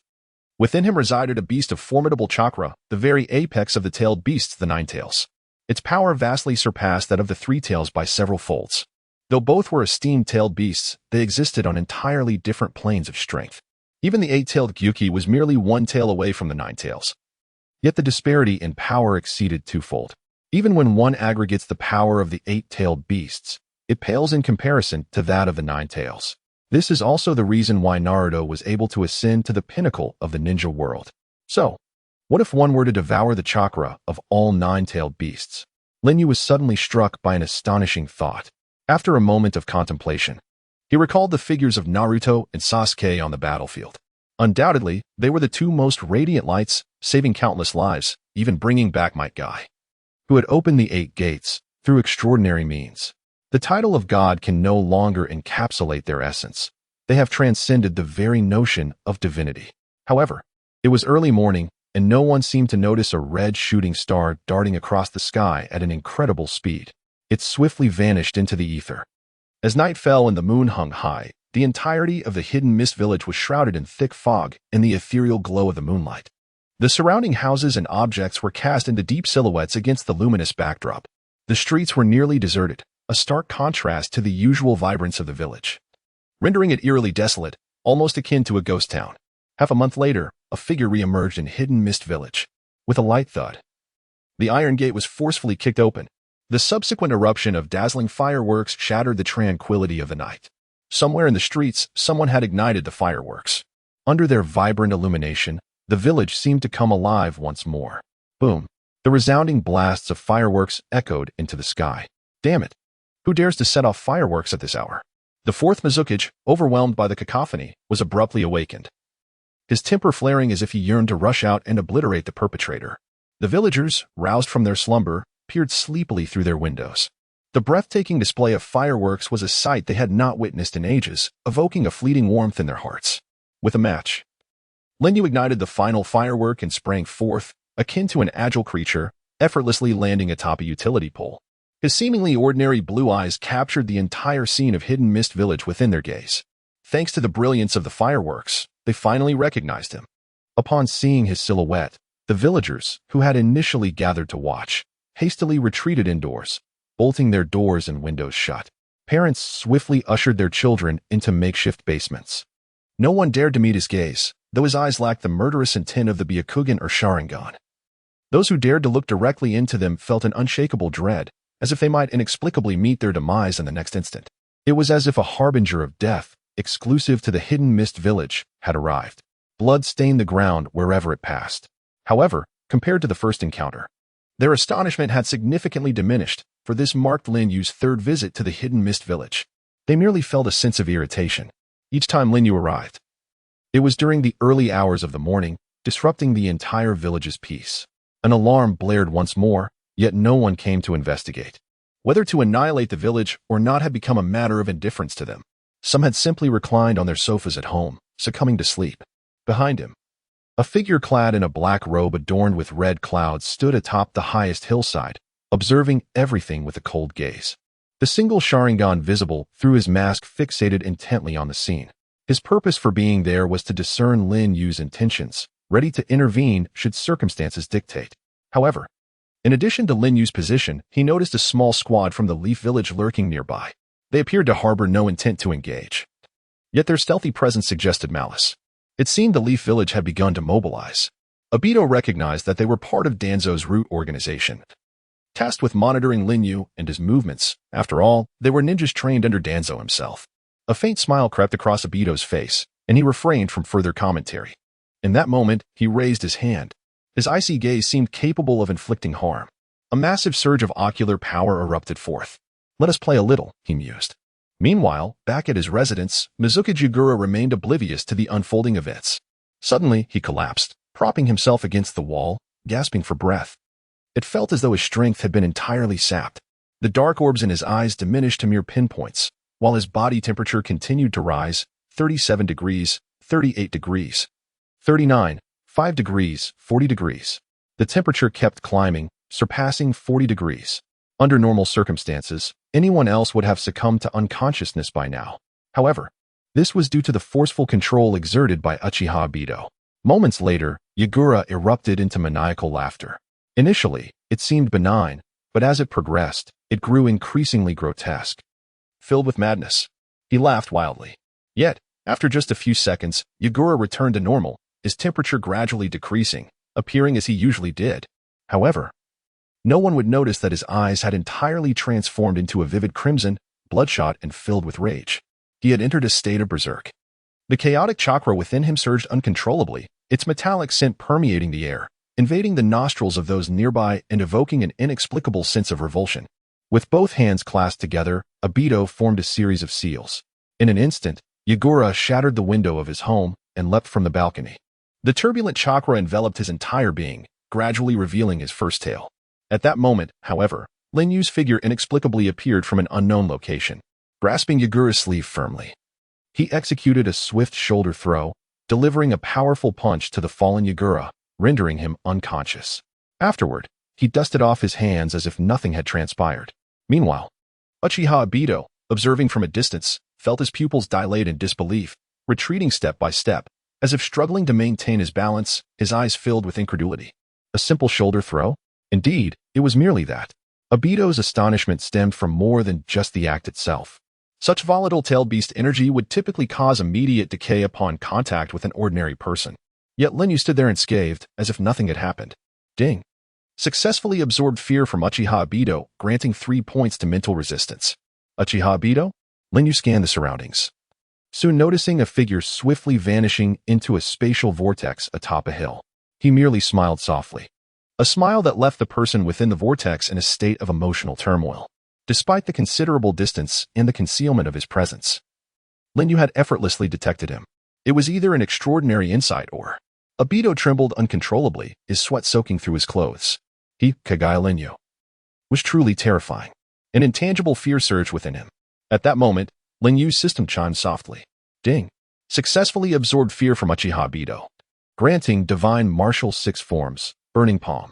Upon hearing this, Lin Yu felt a surge of excitement. He turned and departed without a moment's hesitation. As if nothing had occurred. A full moon hung in the sky, gradually obscured by drifting clouds that veiled half its light.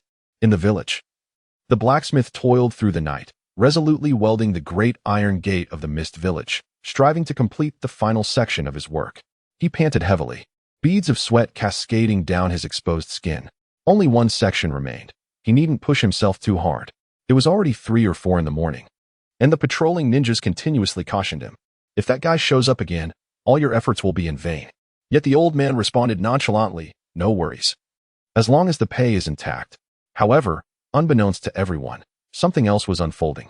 In the hidden Mist Village, at this moment, the office of the Water Shadow unfurled once more within a spatial vortex. A masked man clad in a black cloak adorned with cloud patterns was engaged in scrutiny. Through his inquiries, he had gleaned a general understanding of events during his absence from the village.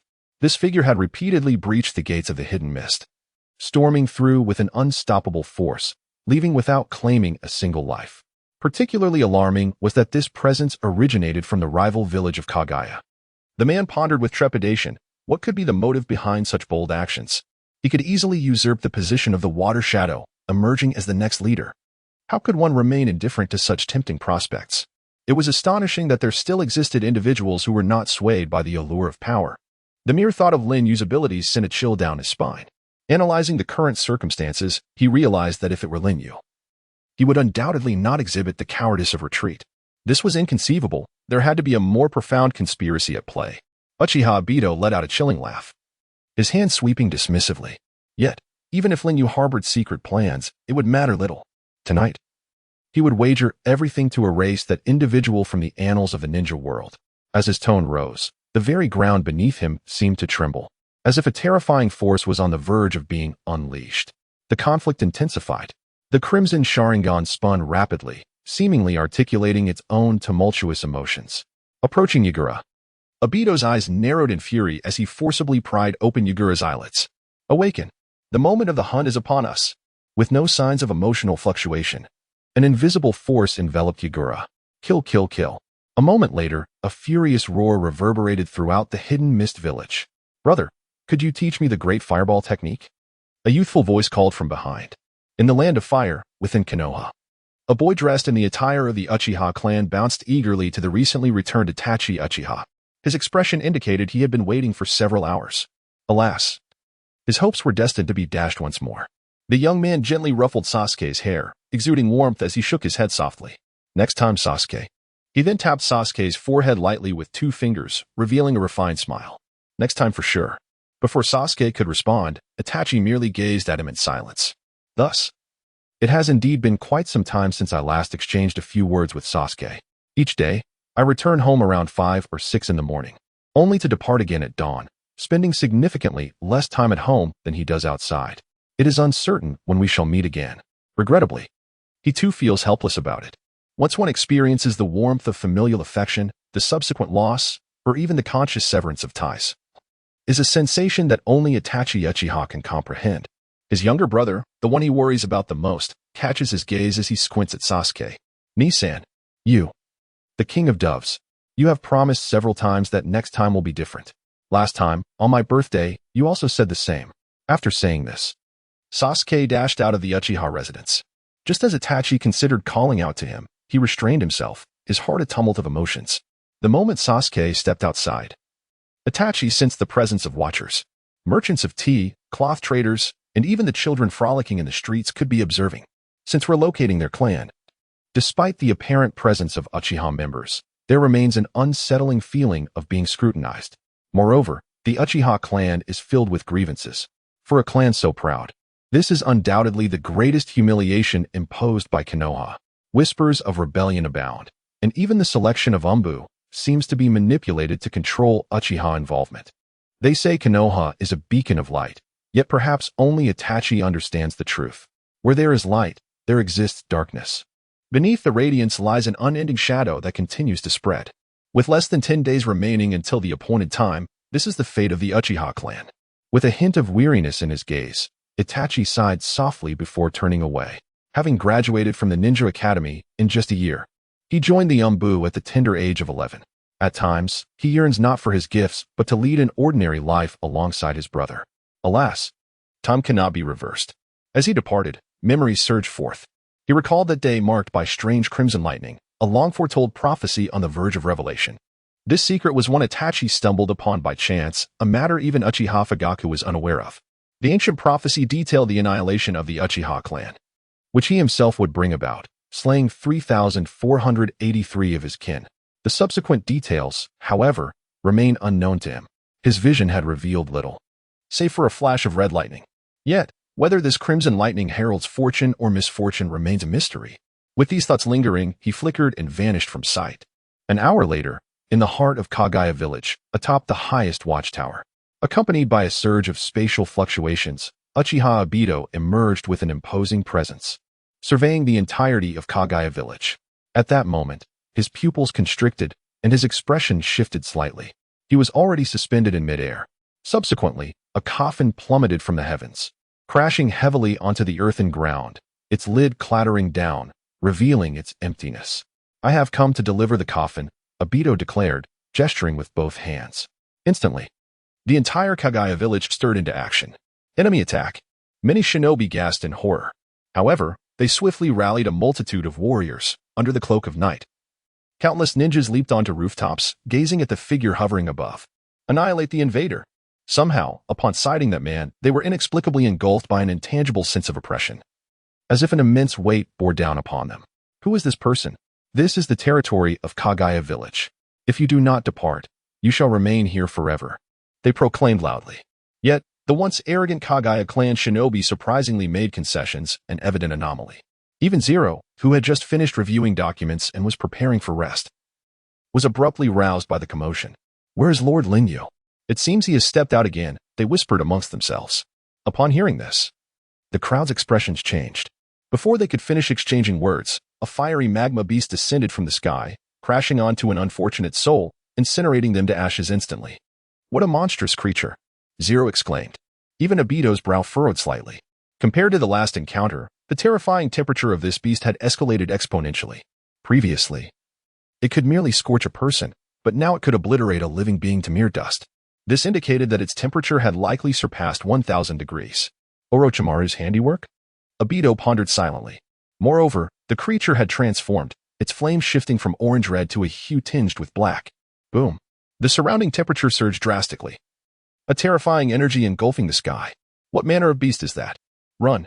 In an instant, the elite shinobi of Kagaya were wide-eyed, their skin crawling with goosebumps, as an overwhelming aura of murderous intent descended upon them. Yet, that was not all. Before the gaze of the onlookers, an unknown entity emerged, tearing the coffin to shreds. A crimson-tailed beast cloak enveloped Yagura's form, and three tails erupted from behind him uncontrollably. An astonishing surge of tailed beast chakra exploded from within him.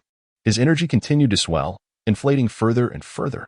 In an instant, he transformed into a three-tailed gray mud tortoise, his body occupying 1/10 of Kagaya village's territory. Countless ninjas, beneath this colossal form, were utterly crushed, deprived of any chance to breathe. They all recognized it. This was the fully manifested form of the water shadow, Yagura, who now radiated an even more formidable power than before. His movements and strength had transcended previous limits. With just a casual sweep of one of his three tails, he could mercilessly obliterate 30 or more of Kagaya's ch-nin. Yet, none noticed the excruciating pain that Yagura endured in his tailed beast form. He howled in agony, brandishing his claws, his eyes stained crimson with blood, continuously dripping from his very being. He could no longer distinguish between his own blood and that of others.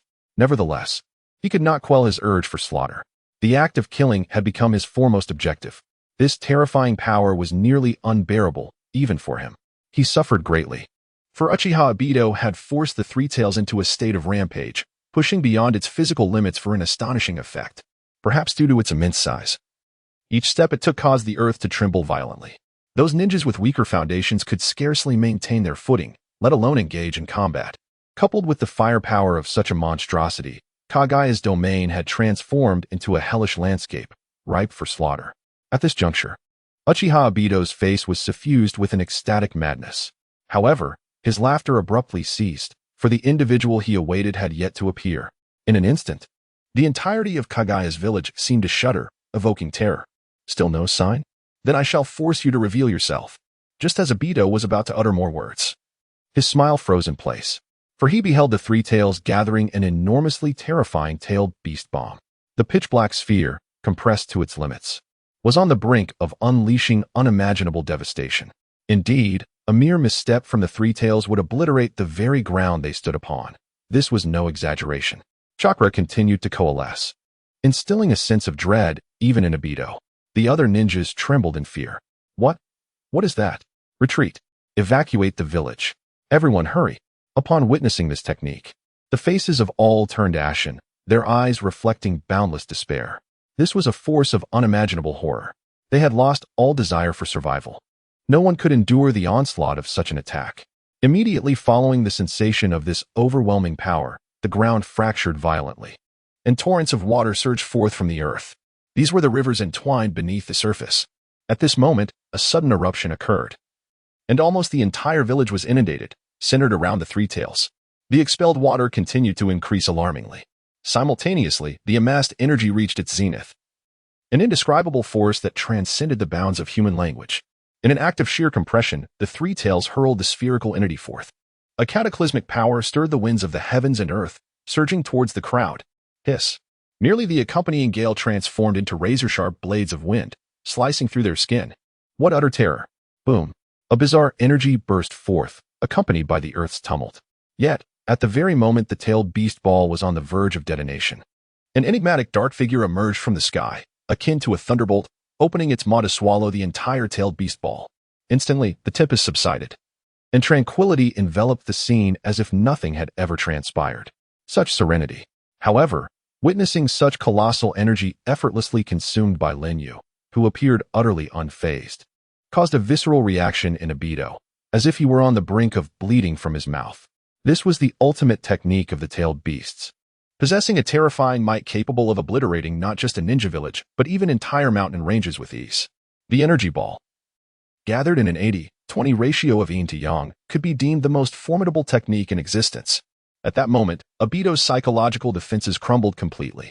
Even the three tails, rising in agitation, voiced its discontent loudly. Only in the presence of water could it unleash its fullest potential. Yet, that last attack had been executed amidst water. Having harnessed the vast majority of its chakra, it could no longer conjure another tailed beast ball of such magnitude. But why was Linyu able to simply consume it without consequence? This. Observing the unfolding scene, the Kagaya clan ninjas, now utterly despondent, instinctively recoiled. Having grown numb to such spectacles, they recalled a similar instance from the past. Ding. Successfully devoured an enormous tailed beast ball. Reward, 1 lottery chance, subsequently. The system interface burst forth uncontested, presenting a series of options before Linyu, resembling a spinning wheel with a pointer at its center. This unexpected reward filled Linyu with ecstatic delight. However, since it was a lottery, he could not merely choose at will. With a single thought, Linyu unhesitatingly opted for the lottery. Yet, to onlookers, he appeared to be closing his eyes. How exhilarating! Continue the frenzy. Our esteemed clan leader has returned. Your demise is imminent. Numerous ninjas shouted in exultation, but this only served to incite the wrath of the three tails and Obito, especially when Linyu closed both of his eyes. However, the provocation had no effect on that fiery monster. After all, it was not human. Merely a creature birthed from the earth and sky, later mutated by Orochimaru's enhancements. At that moment, it was bouncing around, surrounded by a crimson hue, which appeared to be a phenomenon caused by excessive heat. An infinite rage surged within him. In an instant, Linyu abruptly opened his eyes. With a prompt from the system, his gaze gradually sharpened. Ding! Congratulations to the host for unlocking the sword intent of the Great Sword Master, successfully triggering the unlocking process. Great Sword Master's sword intent, unlocking degree 0. Linyu was momentarily taken aback. His intuition told him that this power was undoubtedly extraordinary, perhaps even more formidable than the techniques he had previously acquired. However, this seemingly unlocking degree would likely require gradual progress, as he would only fully experience the might of this technique once the unlocking degree reached 100. Of course, following those two prompts, the system quickly fell into silence. Yet, Before he could bask in his triumph, the Three Tails let out a roar filled with fury and swung its tail towards Lin Yu. Three Tails swiftly surged in his direction. The massive tail, propelled by acceleration, transformed into a terrifying strike that bore down upon him without affording any space for response. Be careful. Gazing at the figure in the sky, Ling felt a profound sense of disparity within her heart. That terrifying force descended directly toward the crown of his head. However, amidst a cloud of smoke, as the scene cleared, onlookers saw that figure plummeting to the ground. Witnessing this, Ling's pupils constricted to a point. Her face etched with sheer terror. Ha ha ha, today's your day, isn't it? Aren't you strong? Get up. In midair, the masked man laughed maniacally, his smile beneath the mask growing increasingly sinister. Yet, at this critical moment, another figure descended from the heavens. In that instant, Kagaya's ninjas also felt their pupils contract, their bodies trembling uncontrollably. That visage was unmistakably that of the half-god revered in the ninja world. The half-god had resurrected. What half-god? Who is this half-god? The half-god was once the leader, but hadn't he died? Why is he here? How could it be? Can the dead truly come back to life? Who is spreading such rumors? In an instant, the entire Kagaya village began to tremble. Even Ling stared in disbelief at that figure. Though she had never personally witnessed this being known as the half-god, she was certain that figure and that face could not be mistaken. Yet they beheld that overwhelmingly powerful presence. Merely standing there, it stirred the surrounding flora. Even the air around them seemed infused with an unsettling element. An invisible, terrifying power was beginning to wreak havoc. The dead had returned to life. Is it truly possible to achieve such feats? It seems implausible. This must be an illusion. His name alone instills terror in the hearts of all present. A twinge of pain accompanies him as he realigns his dislocated bones in less than a second. Thanks to the power of the bone manipulation, he can effortlessly control his own skeletal structure. The deep pit below has descended over 10 meters.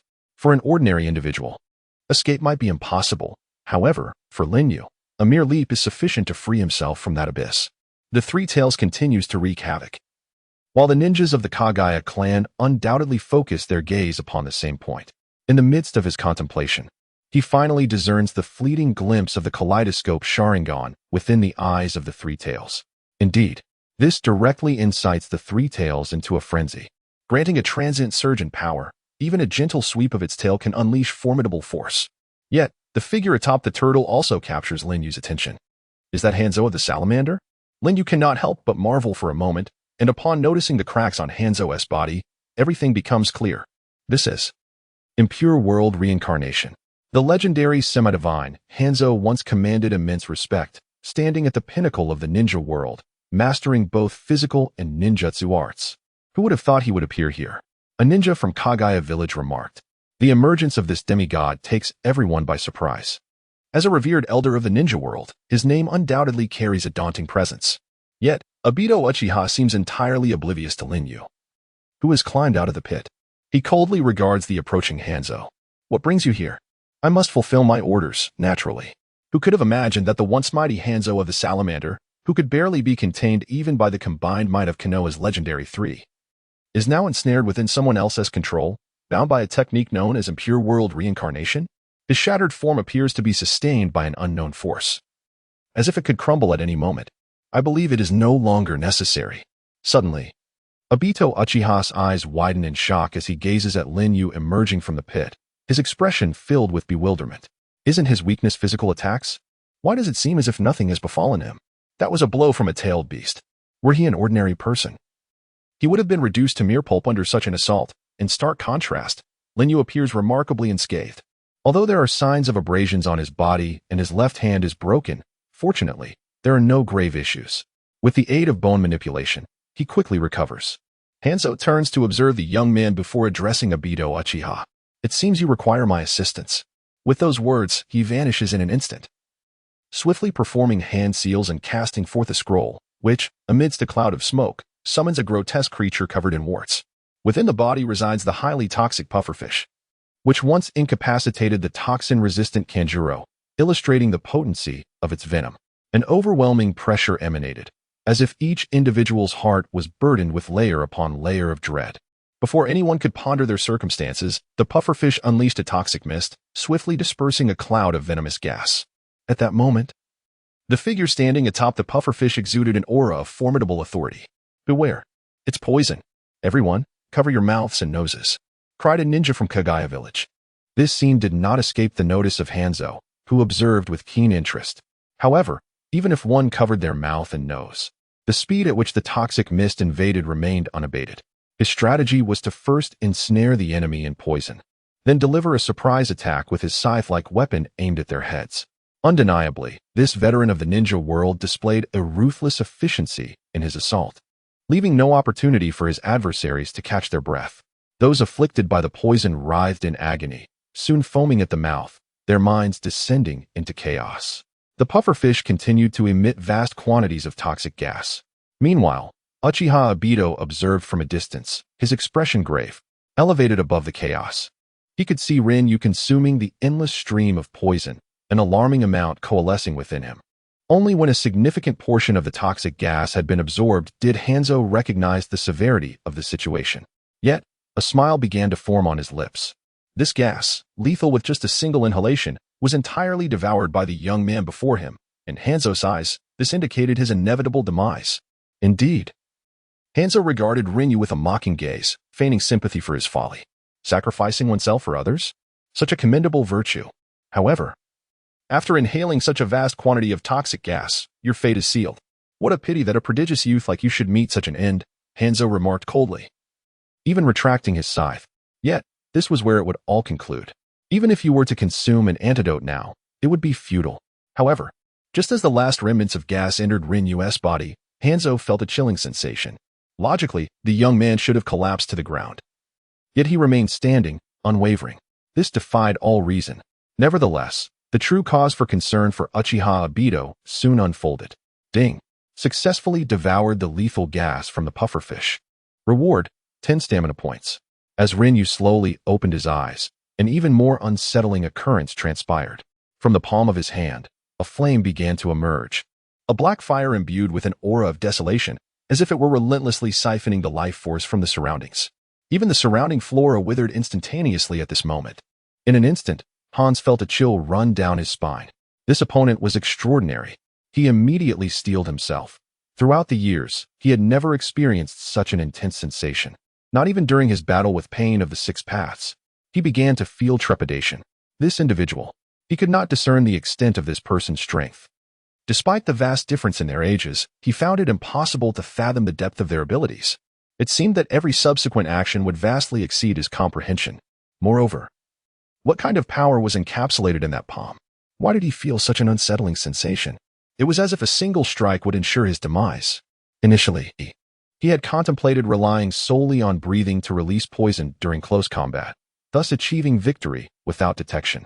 However, to Hans, Rinyu appeared to possess a formidable immunity to toxins, or perhaps even complete resistance.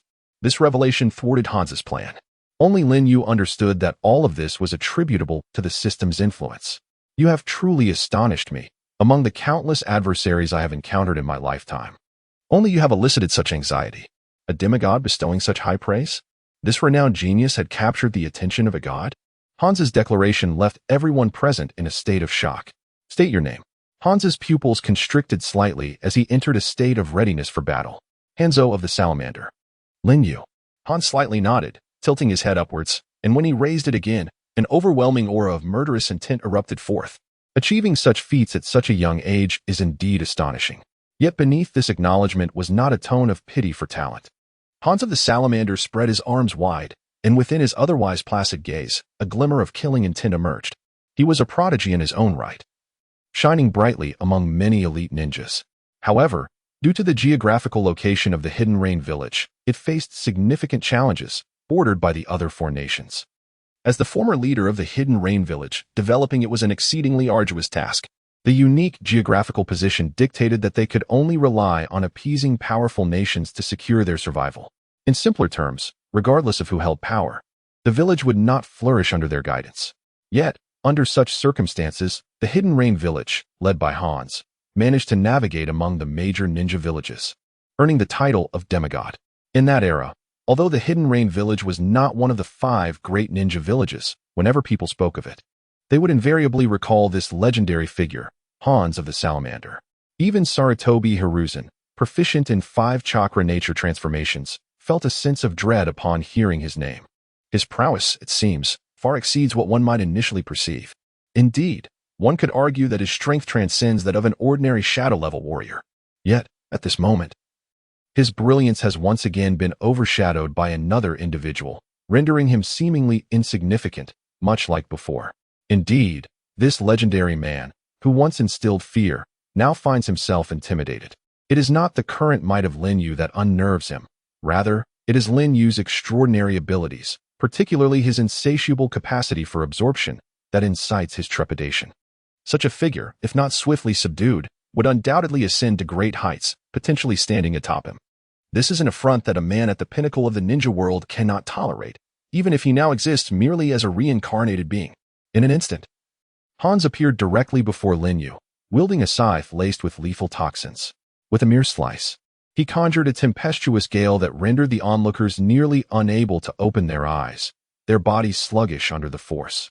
The gathered ninjas gasped in awe. Was this truly the might of a demigod of the ninja realm? Merely a single cut unleashed such terrifying power.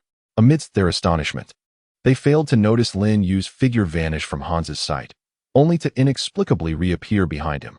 What was this? The body flicker technique. Hans was momentarily taken aback. Just as the scythe was about to graze Lin Yu, he shifted position by mere inches, avoiding the strike by a fraction of a second. A miss? The legendary Hans of the Salamander had actually swung at nothing? While everyone lamented Hans's apparent decline, only he understood the gravity of what had transpired. It was an extraordinarily swift body flicker technique, one so rapid that even his reflexes struggled to keep pace. As a man who had honed his physical prowess to near perfection, to have evaded such an attack with such ease was unfathomable. How could this be? Was it some form of space-time ninjutsu? Hans was utterly bewildered. No, it was impossible. Even the yellow flash of Konoha could not entirely evade such a strike unscathed. Moreover, he had felt no spatial fluctuations at all. In that moment, Hans was left in a state of profound shock. Indeed, all of this was a manifestation of Lin Yu's extraordinary agility and speed.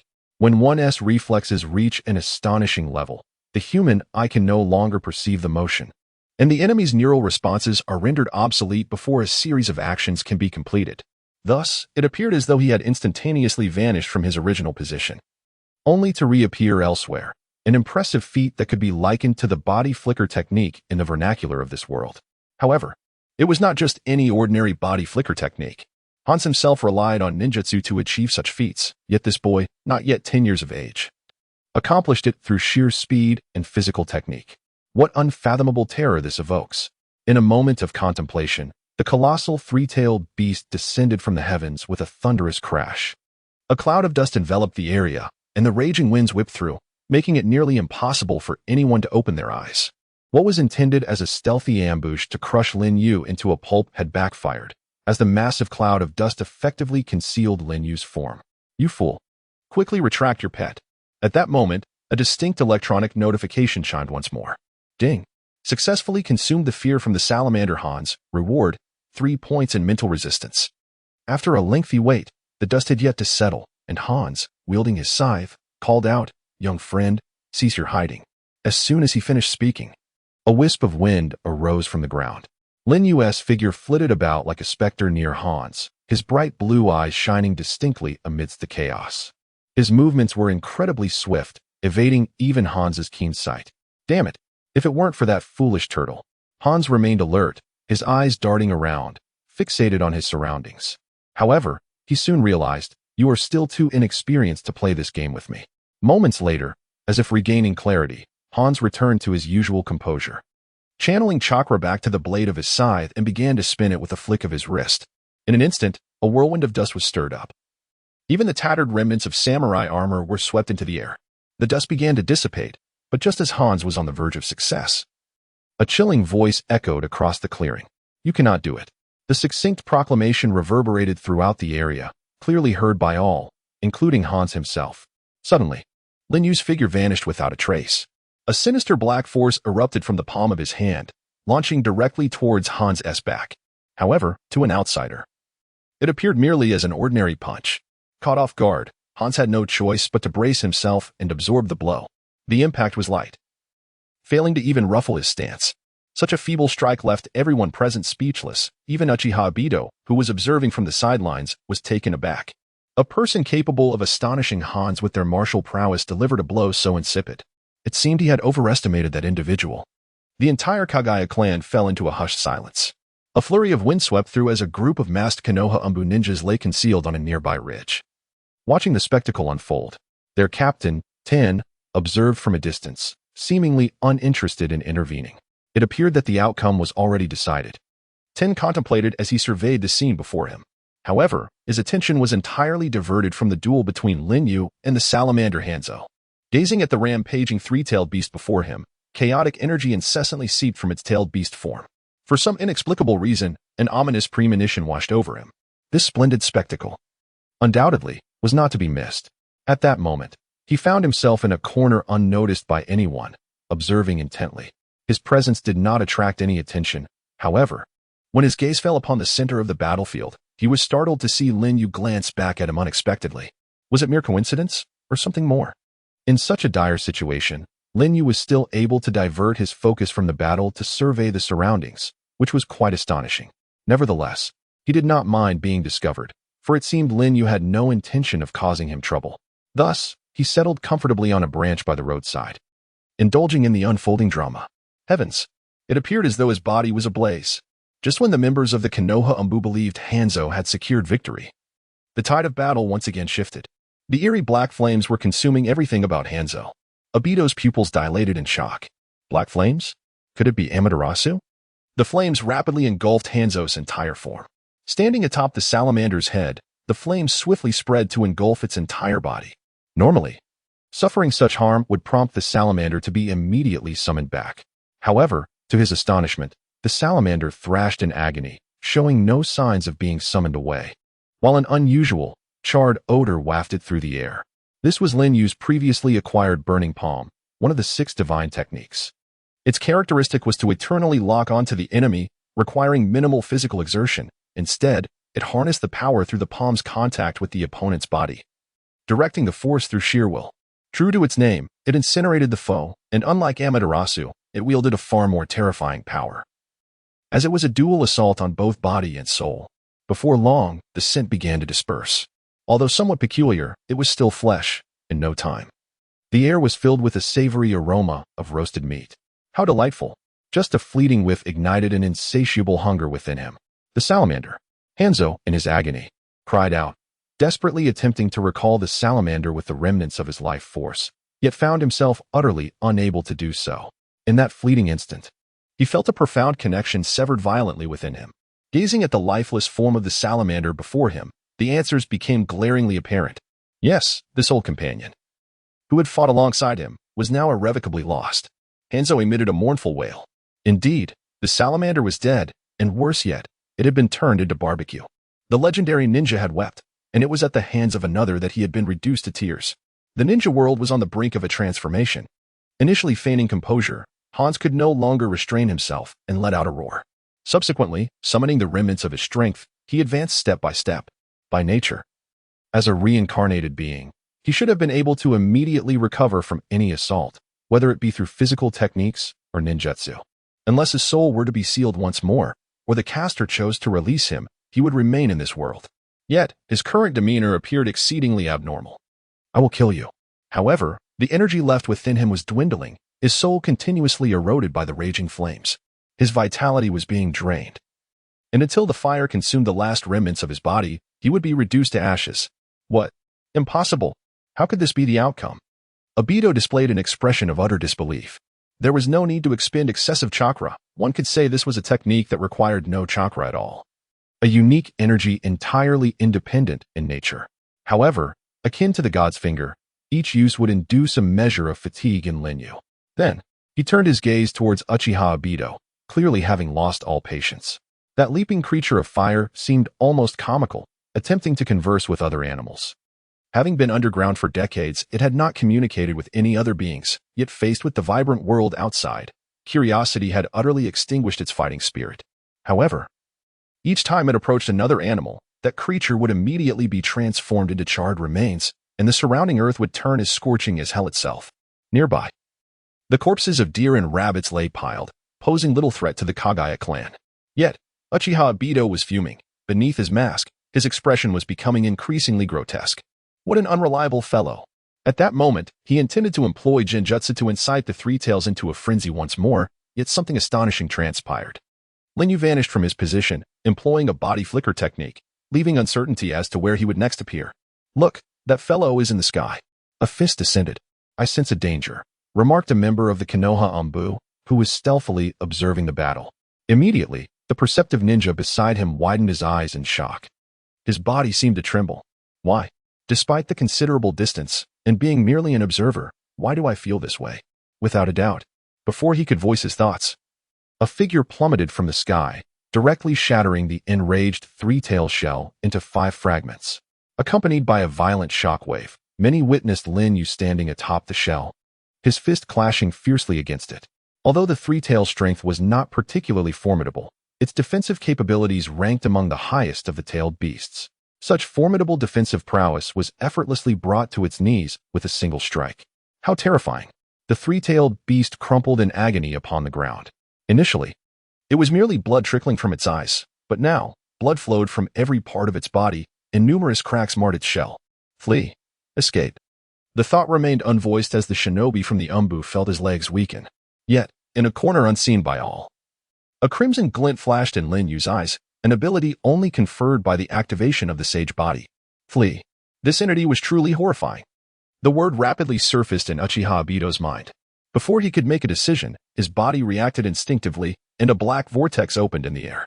Uchiha Obito began to phase his body into it.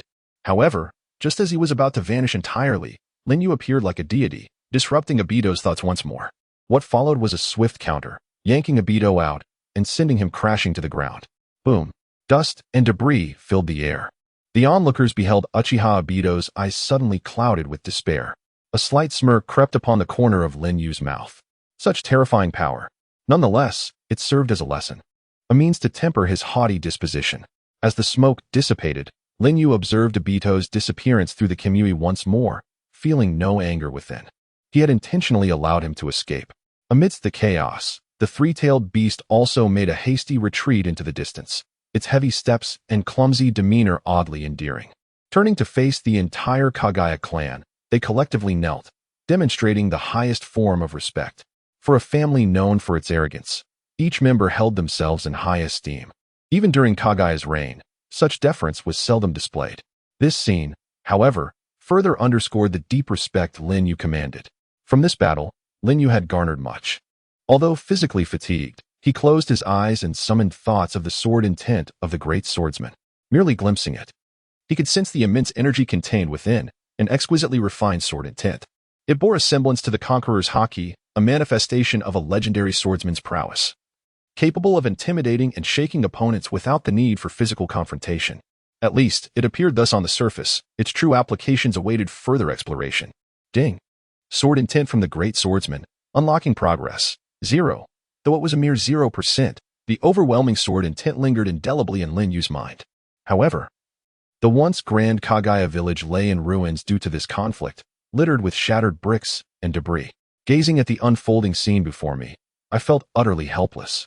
Mere hours remained before the forces of Kagaya would descend upon us. The once formidable presence of the Mizukage had waned, leaving the hidden mist village akin to a lost dog, vulnerable and exposed. This stronghold, now more than twice the size of its predecessor, boasted commendable facilities. Yet, in comparison to the Kagaya clan, it appeared somewhat desolate. Outside the village, the Kagaya ninjas roamed, incessantly muttering Yoshi, Yoshi in a mocking tone. The iron gates were once again kicked open, triggering the alarm to blare, and the blacksmith, who should have been anticipating a profitable day, found his spirits plummeting instead. Beyond the gates, countless pale figures surged forth, a tide of dread advancing towards us. The villagers of Mist hastily gathered, rushing from their homes, their lives undoubtedly held in the balance. The sensation was undeniably harrowing. This was the plight of the defeated, where failure meant becoming a mere plaything for the victors. As the enemy advanced and the fourth Mizukage mysteriously vanished, a singular thought permeated the minds of the onlookers. Infants clutched in the arms of their parents succumbed to terror, wailing uncontrollably despite all attempts at comfort. Kneel, all of you, kneel before Lord Lin Yu. Before any further instructions could be given, a Kagaya ninja's voice rang out. The villagers turned to gaze upon the speaker, their fear silencing them as they instinctively knelt. Elderly men, disregarding their dignity, cast aside their canes, bending their knees as if paying homage to an emperor. Yet, in that moment, they found themselves unable to kneel. A lingering trace of wind chakra beneath their knees held them firm. A booming voice reverberated throughout the hidden mist village. Rise, there is no need to kneel. Meanwhile, within a clandestine chamber in the Leaf Village, despite the late hour, a multitude of individuals convened. The space, once spacious, now felt somewhat cramped. As members of the Hokage's elite Umbu, most were operatives, with a few from the root organization mingling among them. However, for matters of significance, tasks were invariably undertaken by the Hokage's direct subordinates. The intelligence in their possession largely pertained to unspeakable affairs, as the Umbu's role was to handle such sordid matters.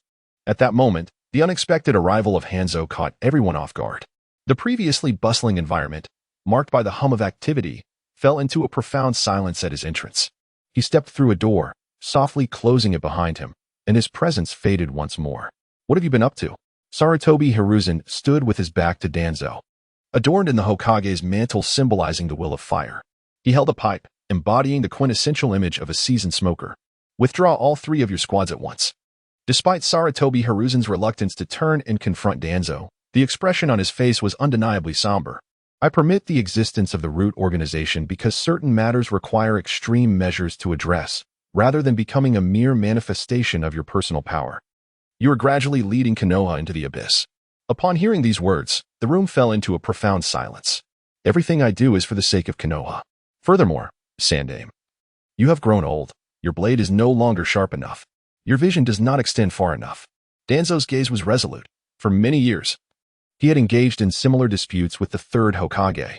Both of them had undoubtedly made significant contributions to Konoha, one in the light, the other in the shadows, quietly shining. Stand down, Danzo. The consequences of this matter are beyond your capacity to bear. Danzo remained silent. In truth, his thoughts had diverged significantly from those of Sarutobi Hiruzen. Sandame, do not forget, this is all within your tacit approval. Indeed, from the moment the root organization departed Konoha, the formidable Umbu had already gathered intelligence. And even before their departure could be fully realized, it had reached Sarutobi Hiruzen's ears. What Danzo failed to comprehend was why Sarutobi Hiruzen, who had tacitly approved these actions, pretended not to wish to instigate conflict.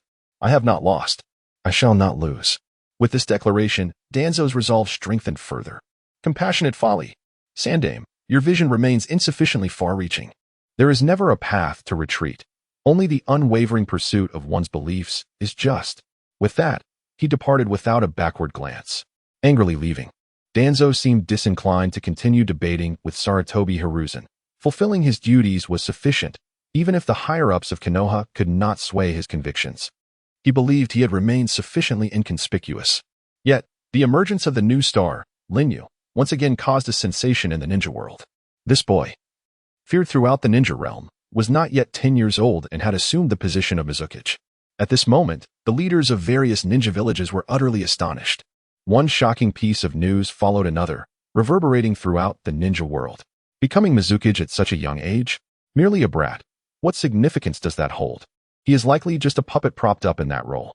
In an underground intelligence agency, those who had long been isolated from the world while tapping away at keyboards boasted shamelessly. If he were to stand before me, in less than 10 exchanges, I would surely knock him down. Ha ha ha, have you been foolishly sheltered underground? Regardless, he is still the Mizukage. If he lacked strength, could he have attained such a position? And he is merely 10 years old. It is said that he single-handedly repelled the tailed beasts, and even the legendary ninja, known as the demigod Hanzo the Salamander, met his demise at his hands. But what does it matter? Who can ascertain whether there is any embellishment in these tales? Moreover, isn't that fellow Hanzo already deceased? How could he possibly rise from the depths of the earth once more? Thus, I suspect that the account of repelling the tailed beasts is largely fabricated as well. Indeed, how can the dead be resurrected?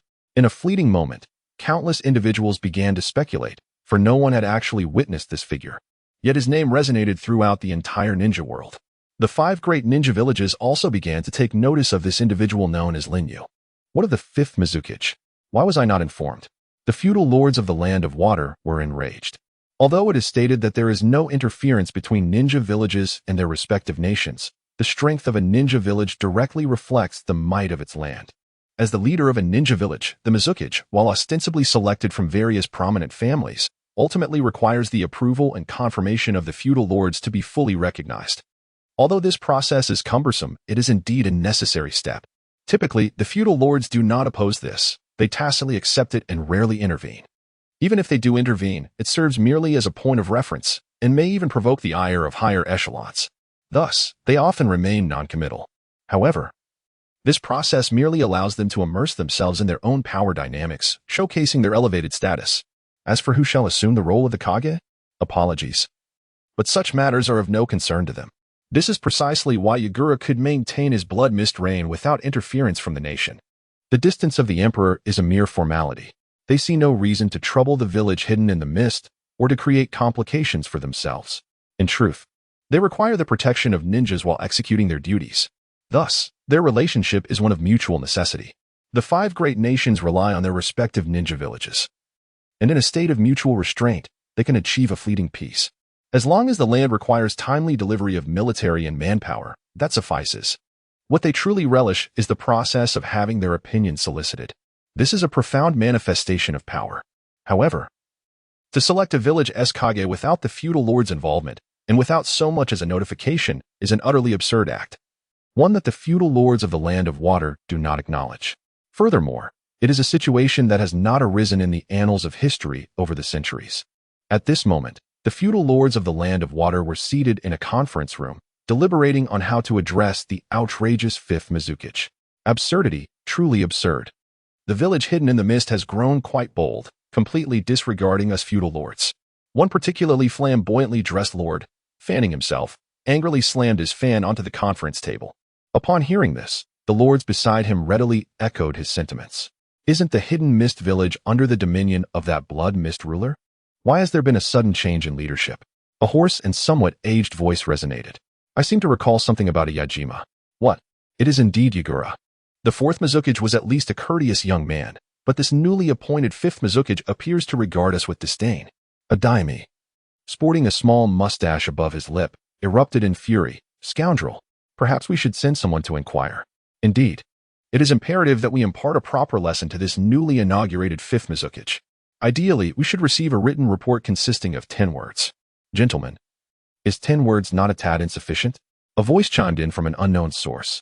The assembly then fell into a profound silence, the conference room enveloped in hushed stillness.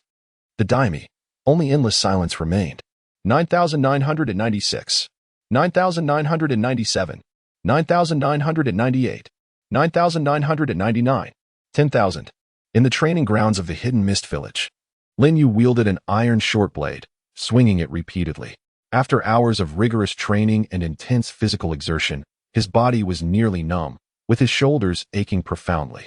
Exhaling deeply, Lin Yu set down the iron dagger and sat cross-legged on the ground, utterly fatigued. It was only yesterday that he discovered this was a task assigned by the system, with the unlocking of the template. The system began to issue daily tasks to enhance the unlocking degree.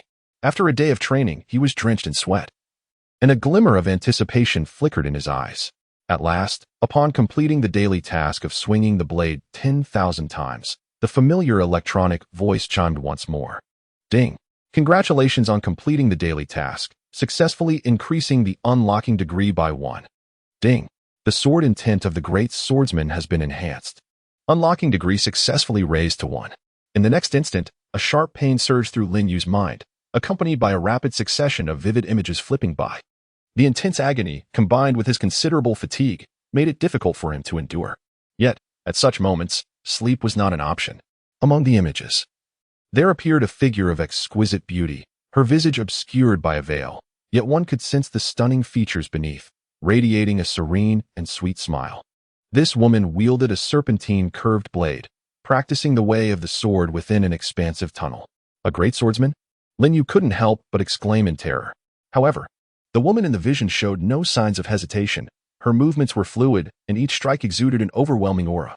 Were it not for her breathtaking appearance, one might easily mistake her for a vengeful spirit emerging from the depths of hell. Ultimately, Lin Yu became utterly captivated. Within the ethereal realm enveloped by sword energy, a mirror shattered quietly, and his consciousness was drawn back to the present world. The instant Lin Yu opened his eyes, it felt as though he had undergone a metamorphosis. Could a mere 1% of unlocking truly facilitate such a breakthrough? Rising to his feet, he gently raised the iron short sword and struck fiercely forward. Without any intricate sword techniques, he merely cleaved through the air. Yet the formidable aura exuded from him suggested a practitioner who had attained a modicum of mastery in the sword arts. From the moment he grasped the sword, he sensed a potent energy erupting around his body, undoubtedly the sword intent spoken of by the system. The pallor on his face dissipated, replaced by a fervent glow. What might be the outcome if he could unlock it to 100%? Lin Yu pondered, harboring a few speculations. Time flew by swiftly. In the blink of an eye, another week had elapsed. Throughout this week, Lin Yu immersed himself in the study of swordsmanship, reaching a state of fervent obsession. The cold wind gently brushed against his face, playfully lifting a strand of his short black hair. In truth, the members of the Kagaya clan typically possessed white hair, making his own appearance strikingly unique. Gripping the iron short sword firmly, he merely activated the muscles in his arm, executing a series of adept movements within the limited space around him. "Ha!" he shouted, suddenly unleashing another strike. Cleaving through the air with a piercing wind that seemed poised to perforate the very eardrums. The thunderous momentum of his slash exuded a grandiose force. Subsequently, the towering tree that had stood for nearly a century before him was cleaved cleanly in two at its center, the entire process executed with remarkable precision, yielding only a scant scattering of wood shavings. Even with a chainsaw, it would be impossible to achieve such a feat while generating so little debris. The crucial detail was that Lin Yu's iron short sword had never even grazed the tree's bark. He had merely traced a line through the air. And yet the tree was severed before him. For 3 consecutive days, his daily task remained unchanged, to swing the sword 10,000 times. Although he initially struggled to control both speed and strength, by the week's end, he had nearly perfected his technique. Moreover, this was accomplished with the aid of the system. Had an ordinary individual attempted the same, swinging the sword a mere 1,000 times might have rendered their hand incapacitated. That very strike was precisely the 10,000th cut. Indeed, to become a formidable warrior, there are no shortcuts. Even with the divine assistance of a system, one must exert considerable effort to achieve the desired aspirations. At that moment, the system notification sounded. Ding. Congratulations on completing the daily task. 10,000 slashes. Ding. Recommendations from the Great Swordmaster. Unlock progress. 7. Upon opening the system panel, a few fundamental elements came into view. Name, Lin Yu strength, 901. Agility, 538. Stamina, 822. Mental resistance, 102. 1000 abilities. Divine martial 6 styles. Divine finger, divine martial 6 styles. Flaming palm, Amaterasu 2. Immortal body. Latest unlock, sword intent of the great swordsman. Unlock progress, 7 task, 10,000 slashes. The values have seen a notable enhancement compared to before. With the initiation of the unlock progress feature, Lin Yu also activated the task panel. In addition to documenting Lin Yu's various capabilities, it also includes some unique techniques. However, this task panel is currently only open for the unlock progress of the sword intent of the great swordsman, with tasks that are remarkably straightforward. Lin Yu could ascertain the content of the task without even needing to glance at it. 10,000 slashes. Even if he were to complete only the daily tasks, achieving 10,000 slashes would not pose any concern after 100 days, given the current pace. Lin Yu meticulously analyzed the situation. Nevertheless, performing the same slashes for 100 days would demand an unimaginable amount of time and energy for an ordinary individual. It would be unrealistic to suggest that for 100 days, he would merely strike at a tree, engaging in monotonous practice. Even if he had grown adept at it, he would still need to devote at least 10 hours daily to this endeavor, let alone 100 days. Even a month of such relentless training would verge on the brink of mental collapse. Thus, even if he were to become a master of the sword, such a mental breakdown would render that achievement futile. Consequently, blending work with rest, he gradually came to realize this truth during this period. However, once the unlock is fully achieved, the benefits are undoubtedly profound. Such a training method is akin to torment. As evening approached, Lin Yu reclined comfortably in the nearby grass, relishing the most leisurely moments of his day. Beside him, a bonfire crackled, accompanied by the enticing aroma of barbecued meat, with Ling diligently tending to the grill. Lin Yu, the meat is ready. You can come and eat now. Pitter-patter.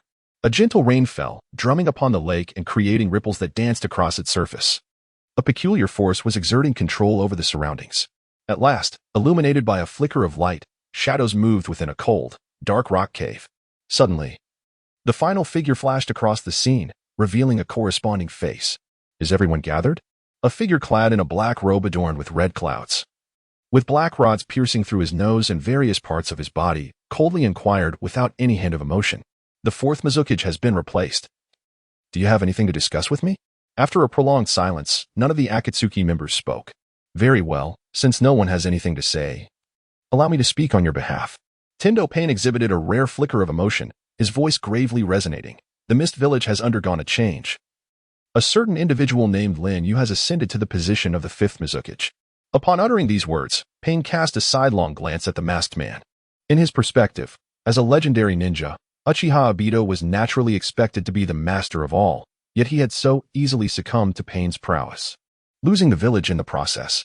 Although he had remained within the confines of the Rain Village, indifferent to such matters, it did not imply that he was oblivious to the events unfolding around him. The series of occurrences compelled Pain to question Obito's true identity. Lin Yu?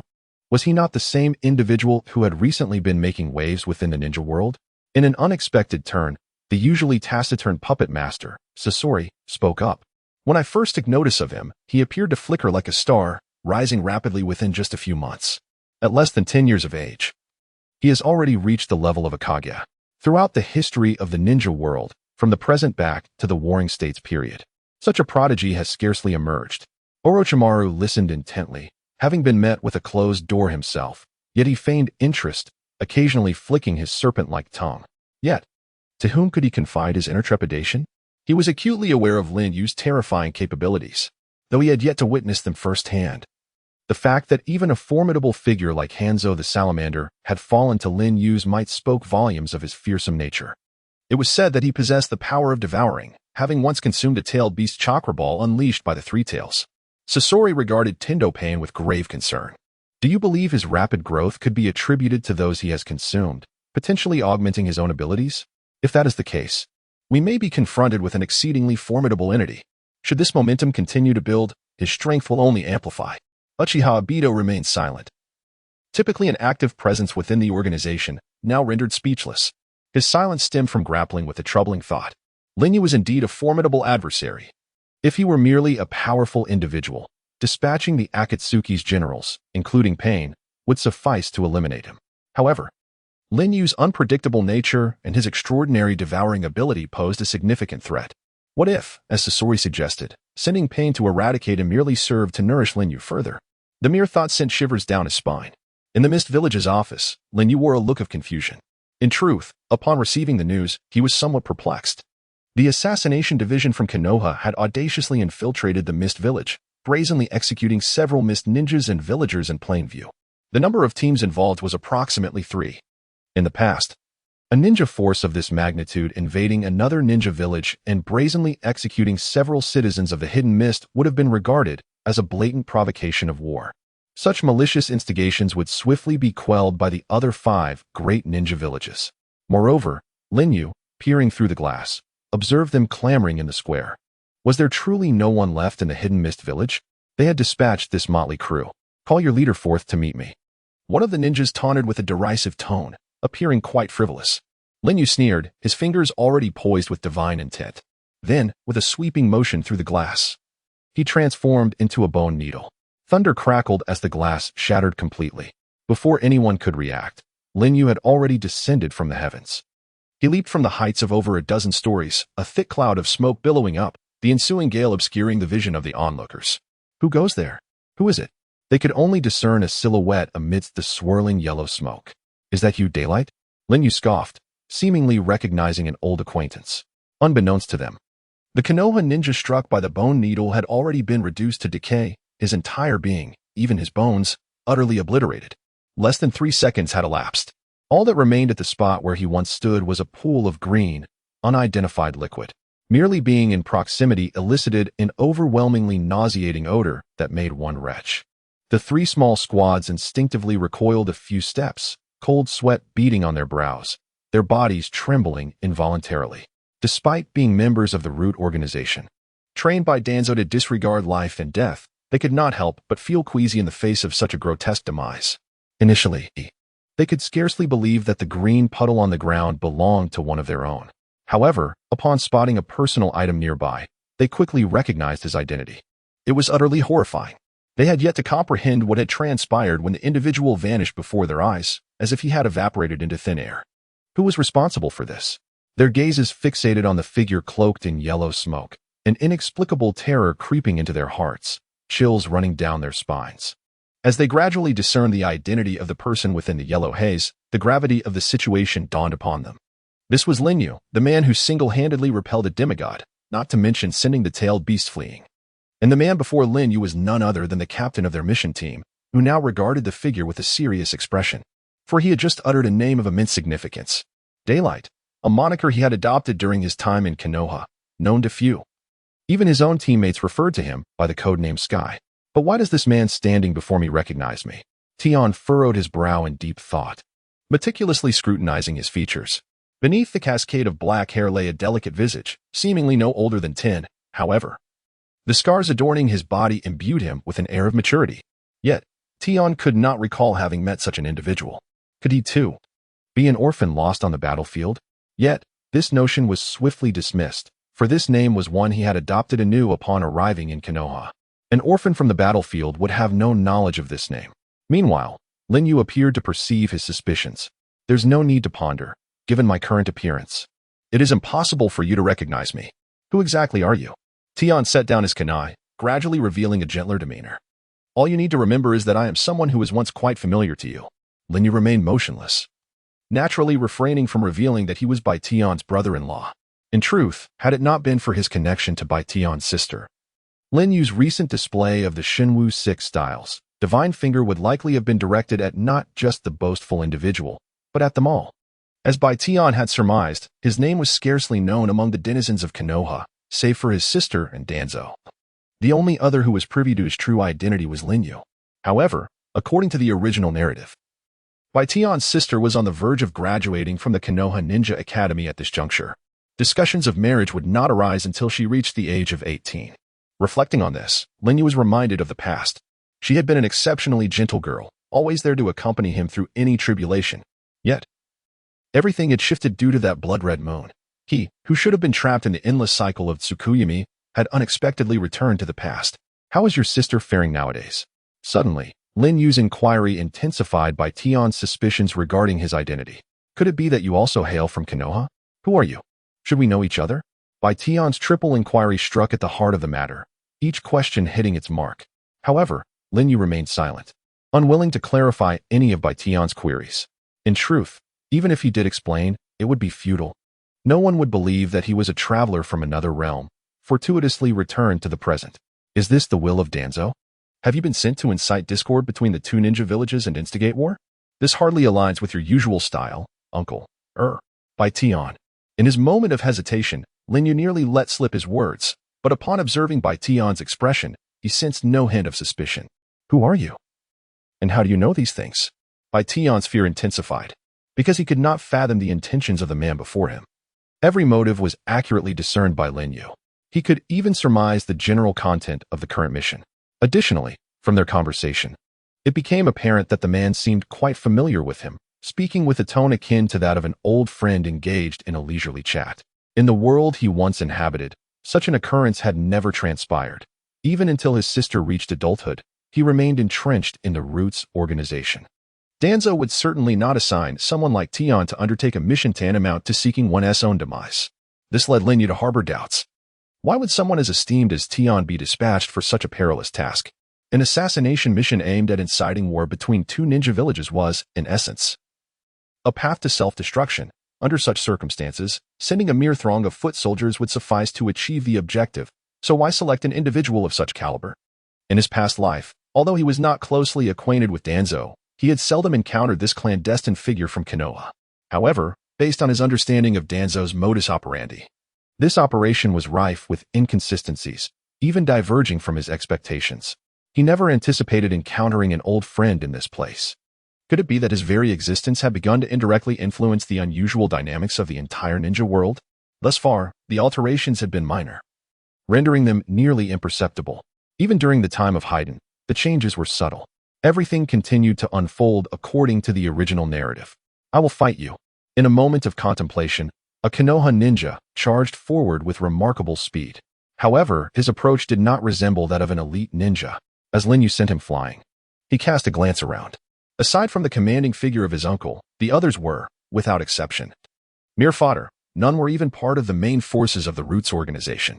Lin Yu merely smiled faintly, but soon a chilling aura erupted from him. Has Danzo threatened you with your sister again?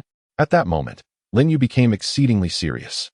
Even ordinary citizens of the Mist Village, standing several dozen meters away, could sense the overwhelming killing intent emanating from him, as if he wished to annihilate everyone present instantaneously and without remorse. Why had this typically gentle individual undergone such a dramatic transformation? No one knew the reason behind his drastic change in demeanor, nor did they grasp the thoughts swirling in his mind. His usage of the term again was quite apparent. In his previous life, he was aware that Danzo had habitually leveraged his sister's situation to coerce Bai Tian into undertaking perilous tasks, often hinting that should he fail to comply, dire consequences would befall her.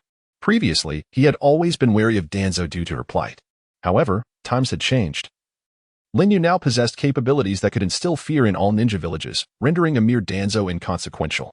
Thus, he could not avoid exacting his vengeance. At this moment, he had begun to entertain certain thoughts. The daylight loomed stagnant around him, and his eyes widened in disbelief.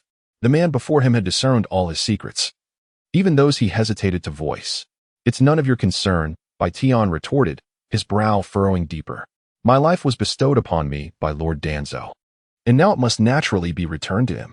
So, you acknowledge that he sent you, Lin Yu remarked with a slight smile. Do as you wish. Whether to kill or maim is entirely up to you. He then averted his gaze, no longer able to meet Lin Yu's eyes. Just a few words had drawn him into a web of revelations, and he found himself afraid. With every passing minute, more useful information could be extracted from him. Yet, Lin Yu's next utterance astonished everyone present, leaving their jaws nearly on the ground. Would you care for some tea? Upon hearing this, the members of the Kagaya clan initially thought that their Lord Lin Yu was about to unveil some astonishing method of execution, and whispers began to ripple through the square. Tea. Could it be that Lord Lin Yu has devised a new form of poison? One speculated. Surely, he must be Lord Lin Yu. Such an extraordinary method of killing could only stem from his mind. But would human experimentation not be excessively cruel? Another pondered. Perhaps he wishes to lull his opponent into a false sense of security before striking them down. This thought seemed a tad more humane. Excitement surged among the Kagaya clan members, their eyes fixated on the square, desperate not to miss any thrilling spectacle. As more people gathered to witness the unfolding drama, they saw Ling bring forth a set of tea utensils. Look, the tea set in Lord Ling's hands must be extraordinary. Someone exclaimed. Do you think the poison is not the tea itself, but rather coated on the teacup, killing without a trace? Shoo, don't speak, you're disturbing me. Below the stage, tensions rose, and it seemed a brawl was imminent. However, Lin Yu remained seated, brewing a cup and promptly bringing it forth. Drink. Without hesitation, Bai Tian consumed the steaming tea in one gulp, embracing the certainty of his demise. He understood well that crossing boundaries and inciting conflict between villages was a grave taboo for every shinobi village. Moreover, they had brazenly beheaded several citizens of the Mist Village in public. Undoubtedly, his fate was sealed. Aware of Lin Yu's formidable strength, he chose to forego any further complications and instead rushed headlong into his inevitable conclusion. Death was the most fitting destination for him. Yet, from this moment onward, his sister would have to traverse her path alone in solitude. For reasons unknown, a hint of melancholy flickered in his eyes. A grown man, at this moment, shed tears. The tears cascaded down his cheeks, pooling at the collar of his garment, leaving a distinct trace of sorrow. His objective has been achieved, and he has provided an explanation to Lord Danzo. However, the one matter he has left unaddressed is his own sister. Indeed, he has often yearned to remain by her side, indulging in her whims and her playful affection, even though in her eyes, her brother is exceedingly strict, forbidding her from becoming a ninja. I wonder how she will react to the tragic news, Blue. Remarkably, during this mission, he did not even get to see her one last time.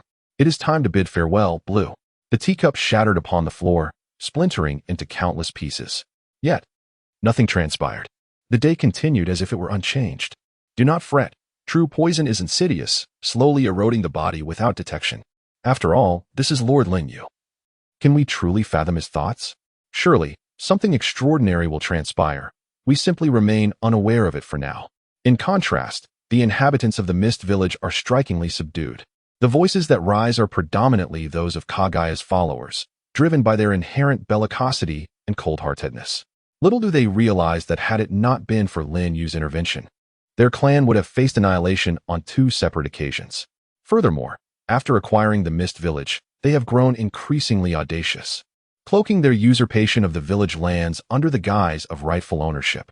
At this moment, Kagaya has undeniably ascended to the status of the foremost clan within the Mist.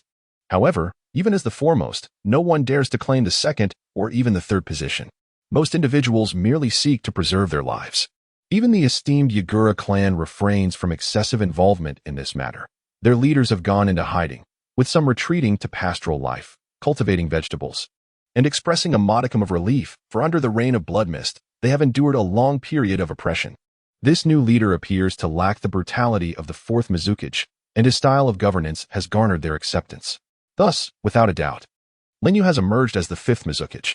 In his memories, even the original narrative's true 5th Mizukage, Mei Terumi, remains eerily quiet, with no sign of upheaval. The silent populace of the Mist, upon learning of the adversary's intentions in the square, suddenly found the atmosphere thick with tension. Fear gripped the people, a palpable dread of warfare. The wars of history have left profound scars. Most crucially, these ninjas hail from Konoha. From Konoha, that formidable entity they cannot withstand. Konoha's position among the 5 great shinobi villages is irreplaceable. Yet, each individual finds themselves ensnared in a haze of confusion. Is war about to commence once more? The crowd gazes on, their eyes flickering with apprehension. However, Lin Yu's next action leaves the onlookers utterly astounded.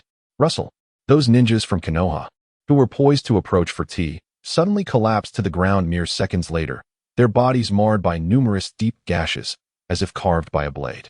The phrase skin torn and flesh lacerated aptly encapsulates the scene before us. The 3 teams lay defeated on the ground, without exception. Meanwhile, Lin Yu remained unfazed, leisurely steeping tea, exuding an air of nonchalance. Tian glanced back at his fallen comrades, lifeless. Their bodies bore countless scars, numbering in the hundreds. Just moments ago, they had been vibrant and full of life. Now, they presented a ghastly sight. Tuanza was astute. He had refrained from deploying members of the core organization. Most of these individuals were likely hired mercenaries, acquired through monetary means. In Tanzo's perspective, Tian's arrangements perhaps held little significance, merely serving as disposable pawns, easily replaceable at any moment. At this juncture, he fixed his gaze intently upon Lin Yu. Indeed, Lin Yu had remained within his line of sight. And at such a close distance, even the most cunning of concealments or stratagems would be unveiled. Yet, he found it difficult to trust his own eyes. Was it truly him? Could such feats be within the realm of human capability? Lin Yu had merely been sipping tea, displaying no peculiar behavior, nor emanating any chakra fluctuations. Yet, who else in attendance possessed the ability to accomplish such feats? No one but Lin Yu. No one could rival him. After all, this individual's prowess had surpassed all expectations. If it were indeed him, then an appraisal of his strength would require re-evaluation. First, he had faced the semi-divine, sending tailed beasts fleeing in terror. Next, he had silently dispatched over 20 elite chunin and a handful of special jonin, all beneath Tian's very nose. Indeed, it was him.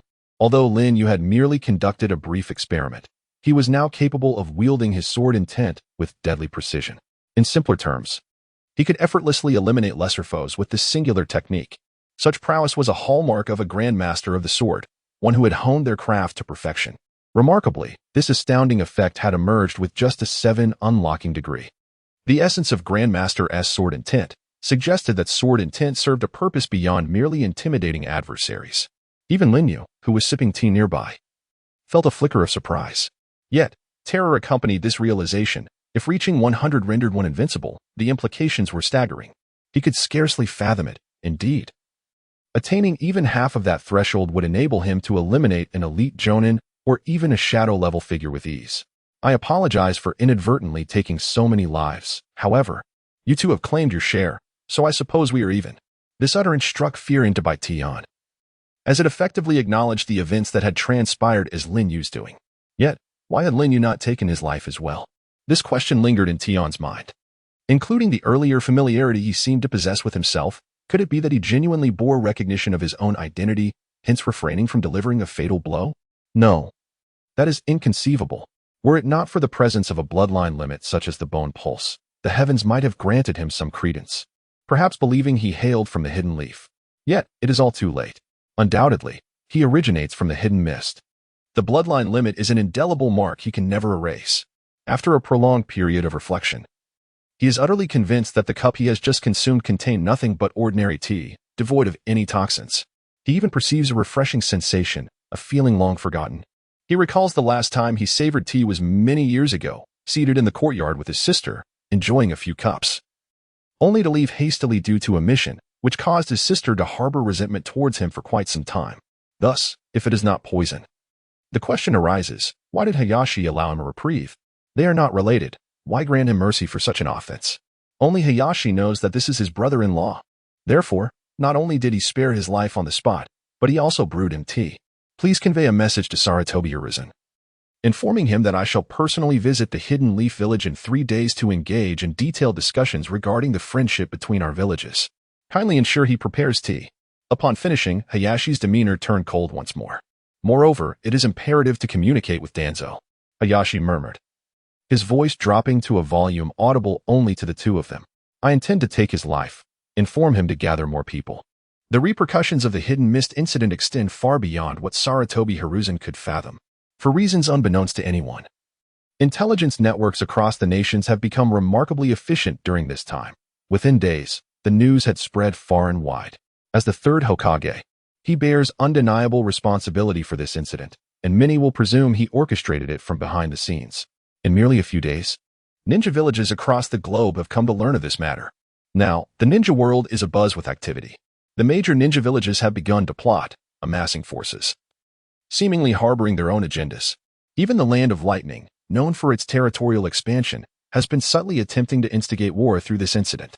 Various ninja villages have issued statements condemning the Hidden Leaf. Consequently, the Hidden Leaf is poised to become the target of widespread animosity. The third Hokage understands that this may very well serve as the catalyst for the fourth Great Ninja War, and the other ninja villages are not motivated by righteousness. In this chaotic era, they each harbor ulterior motives, seeking to seize resources from the ninja world. Were it not for the news that the fifth Mizukage seeks reconciliation, the unfolding events would likely surpass Sarutobi Hiruzen's imagination. The sole turning point now lies in the shadowy summit scheduled for 3 days hence, where that legendary figure will personally visit the Hidden Leaf Village to negotiate matters of compensation. The recent discussions will significantly influence the trajectory of the ninja world. Should a successful agreement be reached, all matters would be amicably resolved. The dilemma lies in whether to demand exorbitant reparations or to ignite the flames of war. As the sun descends in the west, Sarutobi Hizashi often finds solace and solitude at home, leisurely smoking a cigarette while watching the sun gradually dip below the horizon, his gaze encompassing the village of Konoha bathed in the golden glow. The sun, like all things, will eventually age and set, mirroring his own existence. Yet, he refuses to acknowledge his own aging. It is merely his body that has begun to betray him. A sense of restlessness envelopes him as pressing matters begin to surface. Who can genuinely claim to be devoid of selfish motives? He is compelled to pave the way for his successors, despite being a child of the Sarutobi clan, whose talents and abilities pale in comparison to his contemporaries. His relationship with them is not particularly strong, yet Hizashi discreetly endeavors to fulfill his responsibilities. He leverages connections to establish a ninja organization directly under the daime, the 12 Guardians. If he can engage in dialogue with the daime, it would undoubtedly influence the forthcoming Hokage election to some extent. In truth, Hizashi has subconsciously desired for Asuma Sarutobi to inherit his legacy. Asuma embodies the will of fire and is the most capable of guiding Konoha onto the righteous path. Where the leaves dance, the fire endures. The flames will continue to illuminate the village and nurture the budding new leaves. Time is drawing near, Hizashi. Make the necessary arrangements and recall the ninjas assigned to missions for unforeseen circumstances. An elderly figure suddenly materialized behind him, speaking in a tone that conveyed urgency. In Konoha, within the abode of Sarutobi Hizashi, Mito Gaiden was pressuring Hizashi to arrive at a decision swiftly. His involvement was largely due to external influences. Without a doubt, there are only 2 choices, war or reparations. Should Linyu be publicly executed in Konoha, the village's predicament would be dire, potentially facing an onslaught from the remaining 5 great ninja villages. Such a scenario would render matters exceedingly complicated. The alternative is to acquiesce to Linyu's demands, which are undeniably steep. Previously, Hizashi would have unhesitatingly chosen the latter option. However, Unexpectedly, the usually peace-averse Hisashi finds himself hesitating at this juncture. Frustration simmers within him as all blame seems to converge upon him and Konoha, leaving him feeling trapped. Is it possible to shift the conflict onto other minor ninja villages? As long as it does not involve the 5 great ninja villages, losses could be minimized. Yet, Mito shakes his head. It is all too late. The transmission of information has unexpectedly accelerated, leading others to attribute it to the machinations of Konoha. At this juncture, redirecting the blame onto others would prove futile, as those seeking conflict remain indifferent to the true culprits. Taking a deep breath, Hisashi's gaze deepened with contemplation. Had matters not descended to this point, the path ahead would not appear so arduous. Ultimately, I had granted him too much authority. For now, let us first assess the requirements he has put forth. If a resolution is achievable, there is no need for undue escalation. Please reach out to Danzo and request he visit the Hyuga clan to ascertain what they can contribute. In mere seconds, Sarutobi devised a strategy. The third Hokage, true to his title, effortlessly absolved himself of responsibility with a few words. Even regarding the matter of compensation, he had already envisioned finding a scapegoat. His intentions were clear. He desired the Hyuga clan to shoulder this financial burden, but he could not appear personally involved. A mediator was necessary for persuasion. Danzo, undoubtedly, became Hisashi's most suitable scapegoat. Indeed, if this were the case, it would entail no loss for him whatsoever. Sarutobi was adept in village governance, yet this only manifested in the realm of authority. However, individuals of such disposition often harbor deeper tumult beneath their calm exterior. Moreover, Sarutobi was confident that the Hyuga clan would be inclined to contribute. He merely hoped for someone to initiate the conversation, for they had compelling reasons to comply. Should they refuse to pay this sum, the Hyuga clan's predicament would likely surpass that of the Uchiha's current plight. Who could have anticipated that a week later, this once illustrious clan would find itself consigned to history on a fateful night? The truth would remain obscured. People would only know that the once mighty prodigy of Konoha, a man deemed most likely to ascend as the next Hokage, Itachi Uchiha, would seemingly go mad, systematically annihilating his own kin. Remarkably, no one would connect this atrocity to him, despite his tacit acquiescence. Ultimately, the bloodline of the Sharingan would endure, and Konoha would remain the bastion of absolute power. The flames of life ever burning. Little did he foresee that the eternal fire would be extinguished by the arrival of a singular individual. Subsequently, it would ignite an even fiercer blaze. Returning to the subterranean chambers of Konoha, he promptly reported these developments to Danzo, including the matter of Rinyu threatening his life. This incident had drawn considerable attention, successfully inciting discord between Mist and Konoha. Considering that Rinyu required a messenger, it was unsurprising that Danzo's suspicions did not fall upon him. More infuriating than these chaotic affairs, however, was the realization that the third Hokage was contemplating betrayal. With a cold gaze, Danzo's eyes exuded menace. As a cunning strategist, Hiruzen Sarutobi sought to wrest power from Danzo's grasp and re-establish an organization that would heed his every command. Furthermore, Danzo had imposed a restriction on him. The root organization, under his command, could not leave the village without Hiruzen's consent, lest they be branded as traitors and hunted down. This was an organization he had painstakingly nurtured, and it was unfathomable that he could lose it merely through a piece of paperwork. It could be said that the root organization would prioritize Danzo's commands over those of the Hokage. Indeed, should Danzo order an assassination of the Hokage, they would execute it without hesitation. Was the existence of the Umbu not sufficient? Is this truly you, Hiruzen Sarutobi? Danzo, however, was far from naive. He chuckled coldly. Not to mention the countless favors he had done for Hiruzen, his ambition was simply too vast. The third Hokage was astute. He understood that nearly everyone within the root organization was Danzo's confidant, thus they could not be integrated into the Umbu, thereby expanding its power. Yet, this would inevitably lead to espionage. While ostensibly serving the third Hokage, they would secretly report to Danzo. Thus, the third Hokage was wise. He merely needed to turn the root organization into his weapon. As shadows flickered, Ten's figure abruptly appeared before Danzo. The mission had failed. I apologize, Lord Danzo, Ten said, lowering his head, unsure of where to begin, unable to meet the gaze of the man before him. Perhaps it was the fact that he had not perished in the village of Kirigakure that made it difficult for him to provide a satisfactory report to Danzo. He even feared that Danzo's punishment for him might extend to his sister. You performed admirably. Consider this mission a success.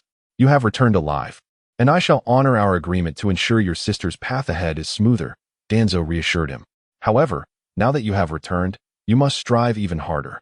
At the root organization base, the ninjas stirred restlessly. Although confined within the confines of Konoha, they continued their previous tasks, gathering intelligence, conducting assassinations, spying, and monitoring the movements of the daimyo and the 5 great villages.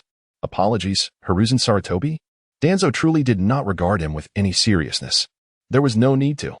From the outset, he had no intention of heeding Hiruzen's words. In his eyes, the so-called Hokage's decree held no weight. One could argue that throughout Konoha, aside from Hiruzen's substantial authority, Danzo's influence was nearly equal, creating a precarious balance between the two. Should a conflict arise, Hiruzen would hesitate to provoke Danzo too much.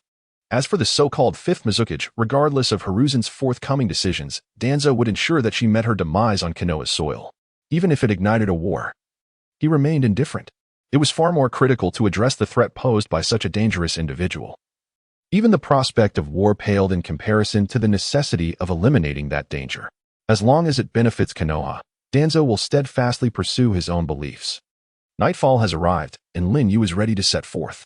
The plan is to arrive by dawn the next day, allowing ample time for the journey. Though it is merely 8 o'clock, Zero, fatigued, has succumbed to slumber at her desk. Casting a glance at Zero, who has dozed off amidst a pile of documents, Lin Yu turns his gaze to the serene village outside the window. The time has come, and he reflects on her hard work during this period. He removes his trench coat and drapes it over her shoulders. Observing the mountain of paperwork on the desk, he acknowledges that, were it not for Zero, he would not have been able to enjoy such leisure. These responsibilities should rightly have fallen upon him. Yet, Zero persists in her diligent labor without a single complaint. Consequently, he resumes the task of reviewing the unfinished documents, meticulously organizing them once more. Dousing the room's lights, Lin Yu's figure melds back into the shadows. Under the moonlight, he becomes increasingly conspicuous. Following the river leads to the path toward Konoha. Talk of peace and his desire to eliminate Danzo are indeed genuine. Yet they do not encapsulate his true intentions. His ultimate aim is to alter the tragic history of the Uchiha clan's annihilation. By resurrecting the thousands of souls destined for another realm, he seeks to rewrite history, allowing them to reclaim their existence in this world, potentially instigating a shift that could alter the course of the ninja world. Perhaps even the fourth great ninja war might be averted. At this moment, Lin Yu's heart is tumultuous with fervent thoughts. Such audacious aspirations leave one wondering how he conceived them. Suddenly, the figure of a person flashes through his mind, Uchiha Itachi, also known as the god of Itachi. Merely uttering his name sends shivers through those around him. This prodigy of Konoha, who joined the Umbu at just over 10 years of age, was a source of pride and hope for many. Yet, in Lin Yu's estimation, what does that make him in comparison? To Lin Yu, Itachi is merely a man who, in pursuit of his ideals, has forsaken his emotions. How could one capable of ruthlessness against even their first love or their own parents possess any semblance of sentiment? He is but a cold, unfeeling automaton, a pitiable soul, forever ensnared in self-deception and excuses. Gradually, Lin Yu's azure eyes clear, and he gazes upward, feeling a surge of dark, decaying power emanate from his left hand. I have returned. I had not anticipated my return to manifest in such a manner. However, he is thoroughly pleased with this new identity. In his previous existence, he often felt his power was insufficient, limiting his capabilities. Now, he finds himself capable of many more things and able to effect change. A black bird ascends slowly from the tree, emitting a hoarse call, casting a fresh layer of gloom upon the world. The flames will continue to illuminate the village, nurturing new leaves to take root and flourish. This embodies the will of fire. Although the journey is fraught with difficulties, it is hoped that you will become the beacon of hope for the village, safeguarding the future of Konoha. The end of each year inevitably brings about the indoctrination segment led by Sarutobi Hiruzen. This endeavor aims to cultivate unwavering loyalty to the village and to contribute a new generation's strength, gradually transforming budding talents into towering trees. The efforts of that old man on stage are evident. The so-called Will of Fire is merely a means of brainwashing that ensures the village's continued development. Even the king of the skies, the majestic eagle, must learn to fly and hunt, all while being taught the harsh realities of survival by its mother's fierce love. However, Sarutobi Hiruzen is not at fault. As a leader, he possesses the necessary strength and consideration for the village's progress, which is commendable. Compared to those who fail to grasp the workings of this world, he is indeed a wise leader. Thus, even during this momentous occasion, he takes the time to address the assembly. After recounting the history of Konoha, Sarutobi Hiruzen also outlines the paths available to them in the future. For instance, upon graduation, one may continue as a ninja, working under a J-nin mentor to undertake missions, and with sufficient rank, advance to CH-nin and eventually J-nin. Alternatively, some may choose to embark on entirely different careers, venturing into business or clerical work. Regardless of the path you choose, you will all become the pride of Konoha. Next came the annual recognition segment. It was a member of the Uchiha clan. With a gentle nod towards Sasuke, the third Hokage warmly summoned him to the stage. His kind demeanor, though occasionally stern, was often softened by a smile that served as his greatest disguise. As the top student of the year, he was reminded not to become complacent, for it was believed he would surely shine as a brilliant ninja in the future. As nearly all the girls in the audience gazed dreamily at the podium, one girl stood apart. The princess of the Hyuga clan, despite her noble heritage, was often overlooked due to her modest abilities. At that moment, she shyly observed a yellow-haired boy, who was frantically scratching his head. How infuriating. Sasuke, I will surpass you next time, Naruto exclaimed, clearly exasperated. First, they nurtured a genius like Uchiha Itachi. Now, his younger brother, Sasuke Uchiha, has also repeatedly claimed the top spot in their class. Thus, it is evident that the influence of the Uchiha clan will inevitably spread throughout the entirety of Kagaya village. It is not difficult to envision that, in due course, the entire Konoha will be dominated by the Uchiha surname. Hence, he silently acquiesced to the plan. With less than 4 days remaining until the fateful night of the clan's demise, the Uchiha are destined to confront their tragic end. After all, one person is merely one individual. No matter how formidable, when immersed in the vast ocean, they are unlikely to stir significant waves. It is apparent to all that Sasuke's talent pales in comparison to Itachi's by a considerable margin. With just a single wave, he could be cast back into the desolate sands once more. On the platform, a ninja adorned with a raccoon mask swiftly flickered to the side of Hiruzen Sarutobi, bowing respectfully before whispering certain matters into his ear. Kakashi, leaning against the wall, raised an eyebrow, seemingly anticipating the forthcoming events. Is the information accurate? Hiruzen Sarutobi inquired abruptly.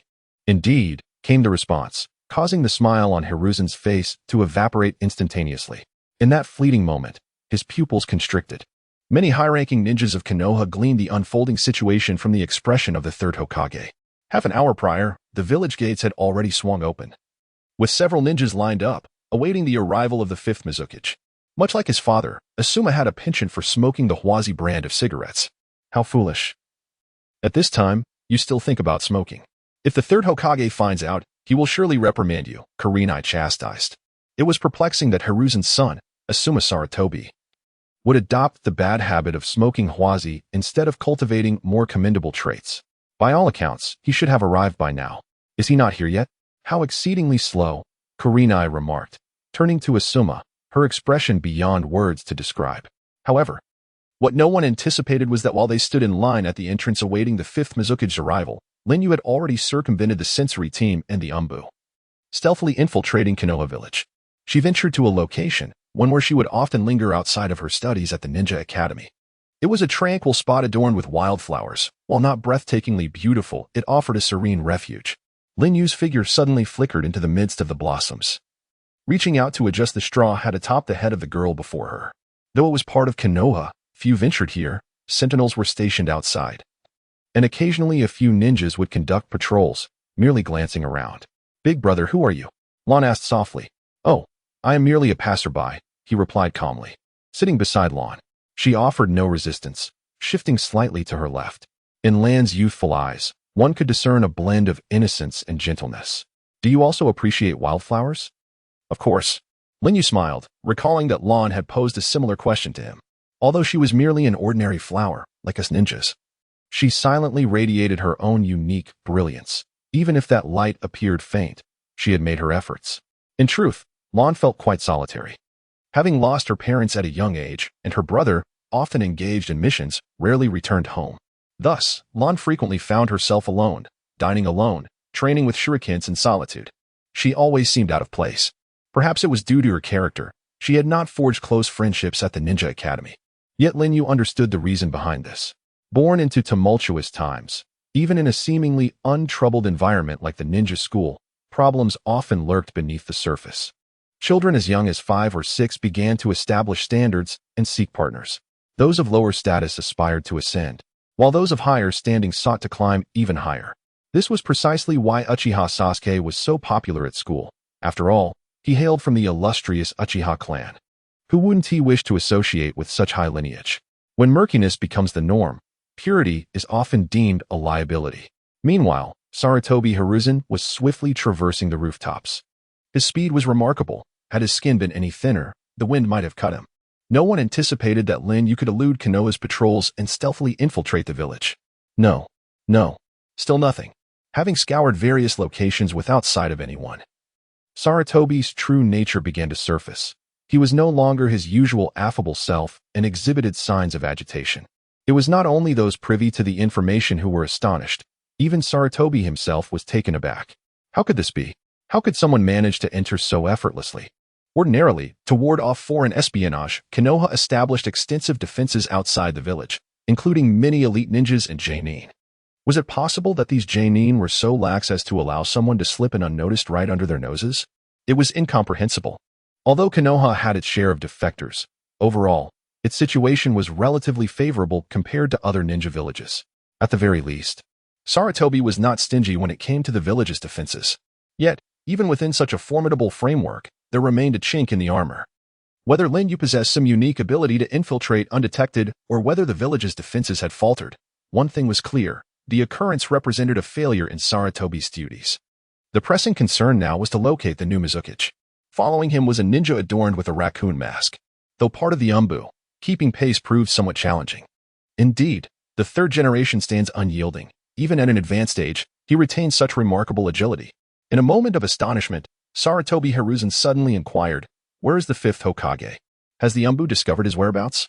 It seemed that the individual was deliberately concealing his presence. Currently, the sensory unit could only ascertain that he had entered the village. But determining his exact location would require additional time. "We are already in pursuit and believe we shall have news shortly." "Only barely?" Noticing Hiruzen's troubled expression, the Umbu member quickly added, "We have dispatched 2/3 of our Umbu operatives to search. As it stands, provided he has not infiltrated the inner sanctum, we should locate him within 10 minutes. And if he has already penetrated the inner sanctum, then it would necessitate a longer duration. The underground passages are intricate. Given the current pace of our personnel, merely searching the hidden routes could take 1 or 2 hours. To infiltrate the inner sanctum? 1 or 2 hours. Would that not upheave the entirety of Konoha? What of Danzo? What is he currently engaged in?" According to reports from the NarutO organization, Lord Danzo appears to be asleep at this moment. Upon hearing this, Sarutobi Hiruzen fell into deep contemplation. If what this Umbu agent stated were true, the implications were grave indeed. An infiltration could allow for the theft of critical intelligence that could undermine Konoha, leaving Hiruzen a mere spectator to the unfolding disaster, powerless to intervene.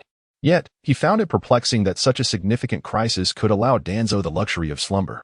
Perhaps his sleep was fade, masking his discontent with the restrictions placed upon him. While ordinary shinobi might struggle with such matters, as a village leader, Danzo's prowess should not be underestimated. The inner workings often harbor unsavory elements. Extracting even a single piece of information could yield revelations that would astonish the ninja world. In terms of status, they were peers. As long as Lin Yu remained unyielding in his denial, Hiruzen was at an impasse. Moreover, Konoha was already at a disadvantage in this incident.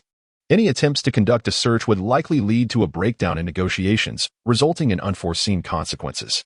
Inform Danzo to mobilize his NarutO organization for the search. "We must locate this new Mizukichi at the earliest opportunity." Understood. The Umbu, masked like a raccoon, leaped from the high rooftop, descending swiftly.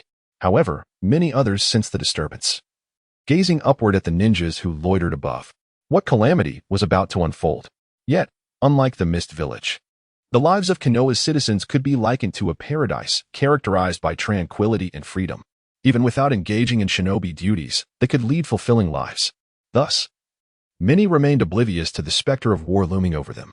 Such innocence, however, would inevitably be upended by an individual or a singular event. In the world of ninjas, who could truly remain untouched by the turmoil? Meanwhile, the door creaked open, and Lan returned home with Lin Yu to their modest courtyard. Inside the room, the furnishings remained as unpretentious as ever, apart from a tatami mat nestled in the corner and a few books from the Ninja Academy. The only other items were some meticulously polished ninja tools. On that tatami mat, a man knelt, scrutinizing the accounts. as a favored individual in Danzo's circle. He should have been financially secure, likely possessing more wealth than the majority. Yet, to everyone's surprise, this man was exceedingly frugal. Driven by the necessity to save for his sister's future, a sum sufficient to ensure her a life of simplicity. Thus, the expansive courtyard appeared starkly bare, with most items reduced to mere essentials. "Brother, I brought a friend home," she said, her expression tinged with curiosity as she gazed towards the door. It was the first time he had seen his sister bring a friend home, and a smile began to form on his lips. "Really? Let me see." However, when he laid eyes on the visitor, the smile vanished completely. He recognized that face unmistakably. It was him. Tian fixed a steely gaze on Linyu, and without hesitation, he drew a kunai, positioning his sister protectively behind him. "What do you intend to do? If you have grievances, direct them towards me. Do not resort to such tactics." Lan was undeniably Tian's sister, and that fact had never wavered. Anyone who dared to threaten her would become his target, regardless of their strength, even if it surpassed his expectations. It seemed time to return and discuss matters with the third Hokage. Brushing off the dirt from his hands, Linyu offered an apologetic smile. "I must be going. Let us have ramen together next time." Stretching leisurely, he stepped into the bustling streets alone. Upon re-entering the public eye, a group of Umbu operatives descended from above, landing before him in a kneeling position. The man before him seemed to hold a slightly higher rank. He offered a slight bow to convey respect towards the Mizukage. "Mizukage-sama, our Hokage has been awaiting your arrival for some time. Please, follow us to the conference room." The man in front of him was undoubtedly elite. In terms of combat prowess, he could rival Kakashi with his Sharingan, perhaps even surpassing him. Of course, this was merely Lin Yu's suspicion, if memory served correctly. Kakashi was no longer in the Umbu, focusing instead on training the next generation. "May I inquire where you have been?" Lin Yu's body momentarily paused. Though his eyes were merely squinted in a smile, it exuded an unsettling aura. "Ah, the squinting-eyed enigma. Guess?" Lin Yu had long been aware that as soon as he had stepped outside, before he had even immersed himself in the bustling city, these individuals had been trailing him closely. "I apologize, Lord Shuing, but this is our duty. We must inquire thoroughly. If you choose not to speak, we shall devise means to elicit your words." Lin Yu remained silent, his countenance as serene as ever. Although the statement appeared gentle, it bore an underlying sting that was unsettling. Coincidentally, Lin Yu had no desire to be threatened in such a manner. In an instant, an astonishing event transpired, leaving all present in sheer shock. Even with his hands clasped behind him, the elite Jonin before him was unexpectedly sent flying, his body marred by numerous lacerations. Blood gushed forth, and multiple fractures emerged. Had he not reacted swiftly, his life would have been forfeit. In that fleeting moment, he was acutely aware that the wounds upon him were inflicted by the man standing before him. It could only be him. Undoubtedly, it was him. Though Lin Yu appeared perfectly still, he was resolute in this conviction. In truth, he had surmised correctly, though he lacked conclusive evidence. The sword intent emanating from the great swordsman was as brutally simple as it was terrifying. At that moment, Sarutobi Hizashi arrived, witnessing the aftermath of the scene. And to his dismay, he had observed the entire event unfold. However, upon recognizing Lin Yu's youth, his astonishment deepened. Given his age, even among the talented of Konoha, he would barely rank as a jonin. Yet this young man had ascended to the status of a village leader. Such a feat was unparalleled within the entire shinobi world. What had transpired? Why were there so many injuries upon his subordinate? These questions remained unanswered. He had ample reason to suspect that the fifth Mizukage was responsible. However, based solely on what he had witnessed, there was insufficient evidence to lay blame. Indeed, Lin Yu had not moved a muscle, nor had a trace of chakra emanated from him. What truly occurred? If it was indeed Lin Yu's capability, it was profoundly terrifying, invisible and elusive. He could strike without warning, making preemptive measures nearly impossible. Even figures of shadowy stature would have to exercise utmost caution. It was evident that he possessed considerable strength. Thus, he had no choice but to momentarily set aside these thoughts. He advanced slowly, addressing the Mizukage. "Ah, Lord Mizukage, how fortuitous it would have been had you informed us of your arrival. I could have sent someone to receive you." He appeared jovial, yet his eyes betrayed him. Although this individual was often a bit muddled, in matters of significant consequence, Sarutobi Hizashi still retained a measure of discernment. At that moment, he feigned nonchalance, aware that any discord could precipitate an irreparable situation. After all, he still sought to negotiate. During this sensitive period, Sarutobi Hizashi displayed considerable composure, understanding the necessity of treading lightly. "You must be weary from your long journey. Thus, we shall forego our discussions today. I have arranged accommodations for you. And you may check in at your convenience, Sarutobi Hiruzen remarked with an unruffled demeanor. To speak candidly, upon encountering Linyu, his heart felt a twinge of apprehension. He had never fully grasped the essence of this man. Yet, now, he found a measure of amusement in the situation, regardless of the strength he might possess. He was ultimately just a child. Much like those indoctrinated by the will of fire at the Ninja Academy, they remained in a formative stage of learning. Sarutobi Hiruzen believed that Linyu was merely a rather challenging child. With a few carefully chosen words, he could undoubtedly exert influence over him. His temperament and mindset were still exceedingly immature, and such qualities often require time to mature. After all, what insight could a 10-year-old truly possess? By providing ample vanity and respect, one need not offer excessive reparations. A few flattering remarks and a gentle shifting of responsibility would suffice to resolve matters satisfactorily. At this moment, he felt a sense of triumph, convinced that he had unraveled Lin Yu's thoughts. However, it is often a folly to oversimplify others' intentions by adopting contrary reasoning. One can easily discern what the other party might be contemplating. Yet, the most ignorant and pitiable individual was Sarutobi Hiruzen, who underestimated Linyu. After a brief exchange of pleasantries, a cadre of Umbu escorted Linyu to a quaint cabin. The accommodations were quite luxurious. Yet the presence of numerous Umbu outside was palpable. Linyu could sense that Sarutobi Hiruzen had dispatched more than half of his Umbu to monitor him, ostensibly for security purposes. Meals would be served by designated attendants, and while comings and goings were permitted, they would still be under the watchful eyes of the Umbu, rendering any excursions rather futile. Meanwhile, Sarutobi Hiruzen arrived at the ninja hospital to assess the injuries of the Umbu member. Upon investigation, he discovered that the wounds were indeed inflicted by a blade. However, he found himself perplexed. How could such a thing occur? Was it a miraculous event? The Hokage had skillfully avoided any critical areas. Had the injuries been a few centimeters deeper, the consequences could have been dire, with excessive bleeding likely. The fact that he had been pushed to such an extent was entirely unforeseen. How splendid it would be if such a person could align with Konoha. With a mere gesture, he could incapacitate an Umbu. His prowess was indeed sufficient to instill fear in the third Hokage. After a brief silence within the office, the third Hokage, Sarutobi Hiruzen, raised his gaze, looking down upon the entirety of Konoha through the glass, while idly tapping his cherished pipe. If Linyu were merely 10 years old, it might still be possible to alter his thought patterns through dialogue. Nevertheless, as Danzo had rightly noted, this individual was indeed perilously formidable. The last time Danzo offered him advice, he disregarded it. In a brief span, he ascended from a mere trader to the patriarch of his clan, and subsequently to the leader of the village. His peril stems from his exceptional abilities, which are said to include the power of devouring, as well as the formidable technique that Sarutobi Hiruzen witnessed today, an ability to eliminate his foes with a mere gesture, without laying a hand on them. However, despite its potency, this technique harbors a fatal flaw. If my judgment is correct, it likely involves wind blades or something akin to that, though it is not discernible to the naked eye. This technique relies on an element of surprise. If one's reflexes or instincts are sufficiently sharp, countering it should pose no insurmountable challenge. Indeed, the unseen wind blades are not the crux of the matter. Rather, it is his element of surprise that is paramount. No one anticipated his ability to strike in an instant. Had it not been for this, even an elite Jonin-level Umbu operative would not have been grievously wounded. Consequently, a certain impression emerges. He appears as an ordinary child, seemingly devoid of danger, projecting an aura of fragility. To what extent, you may ask? To the degree that one could fell him with a single blow. Particularly in the case of the rumored fifth Mizukage, who is said to be a puppet leader, merely elevated to his position by others, leading most to conclude that his prowess is at most that of a Jonin. However, the events that transpired today served to shatter the illusions of all present. Indeed, Linyu's youthfulness, comparable even to Sasuke's, was striking.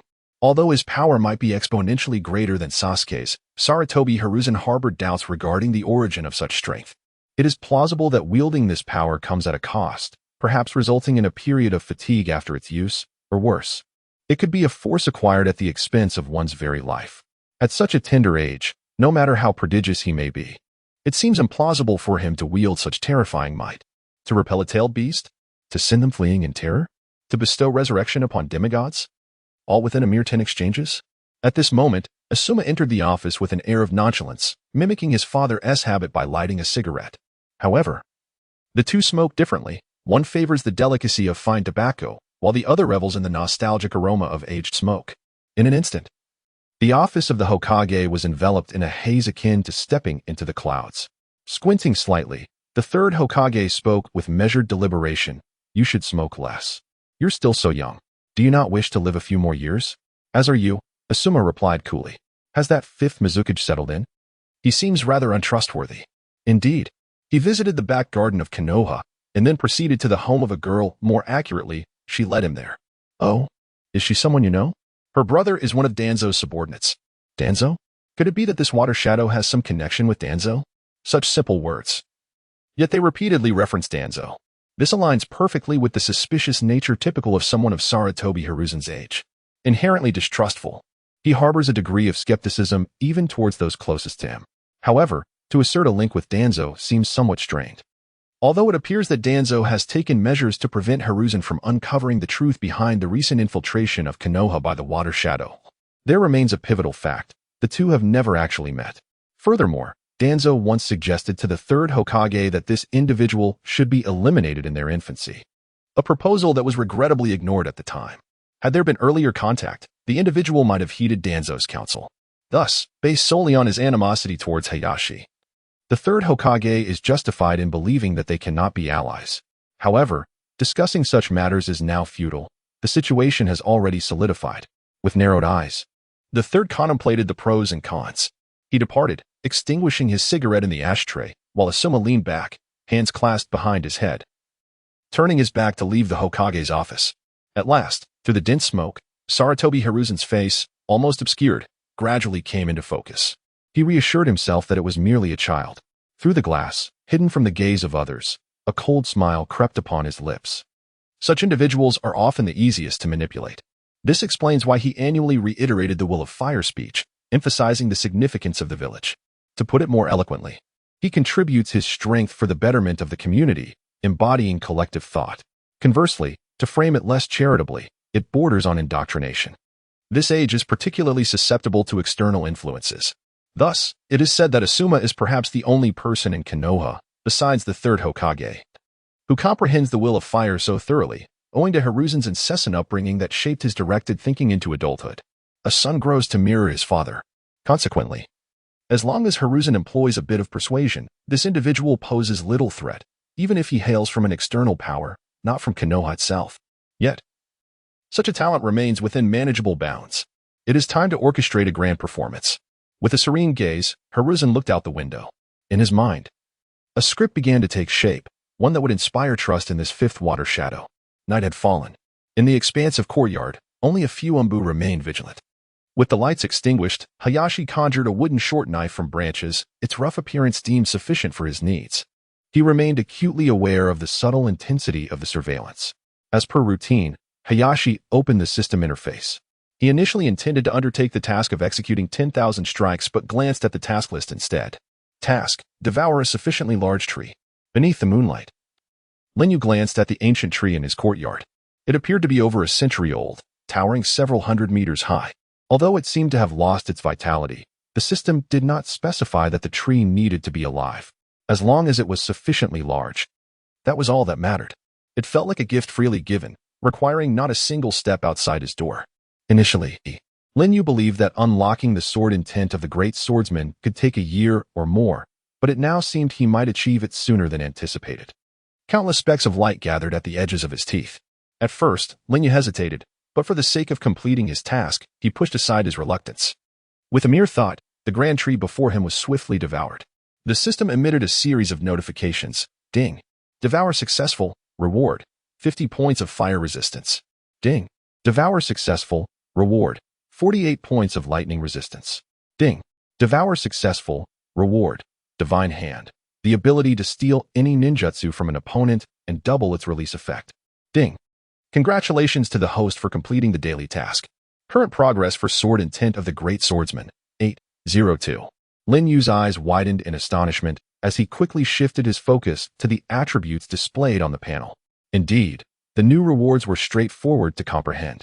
This meant that any ninjutsu released by an opponent of the same attribute would yield a certain degree of immunity, with the resistance cap determining the efficacy of that immunity.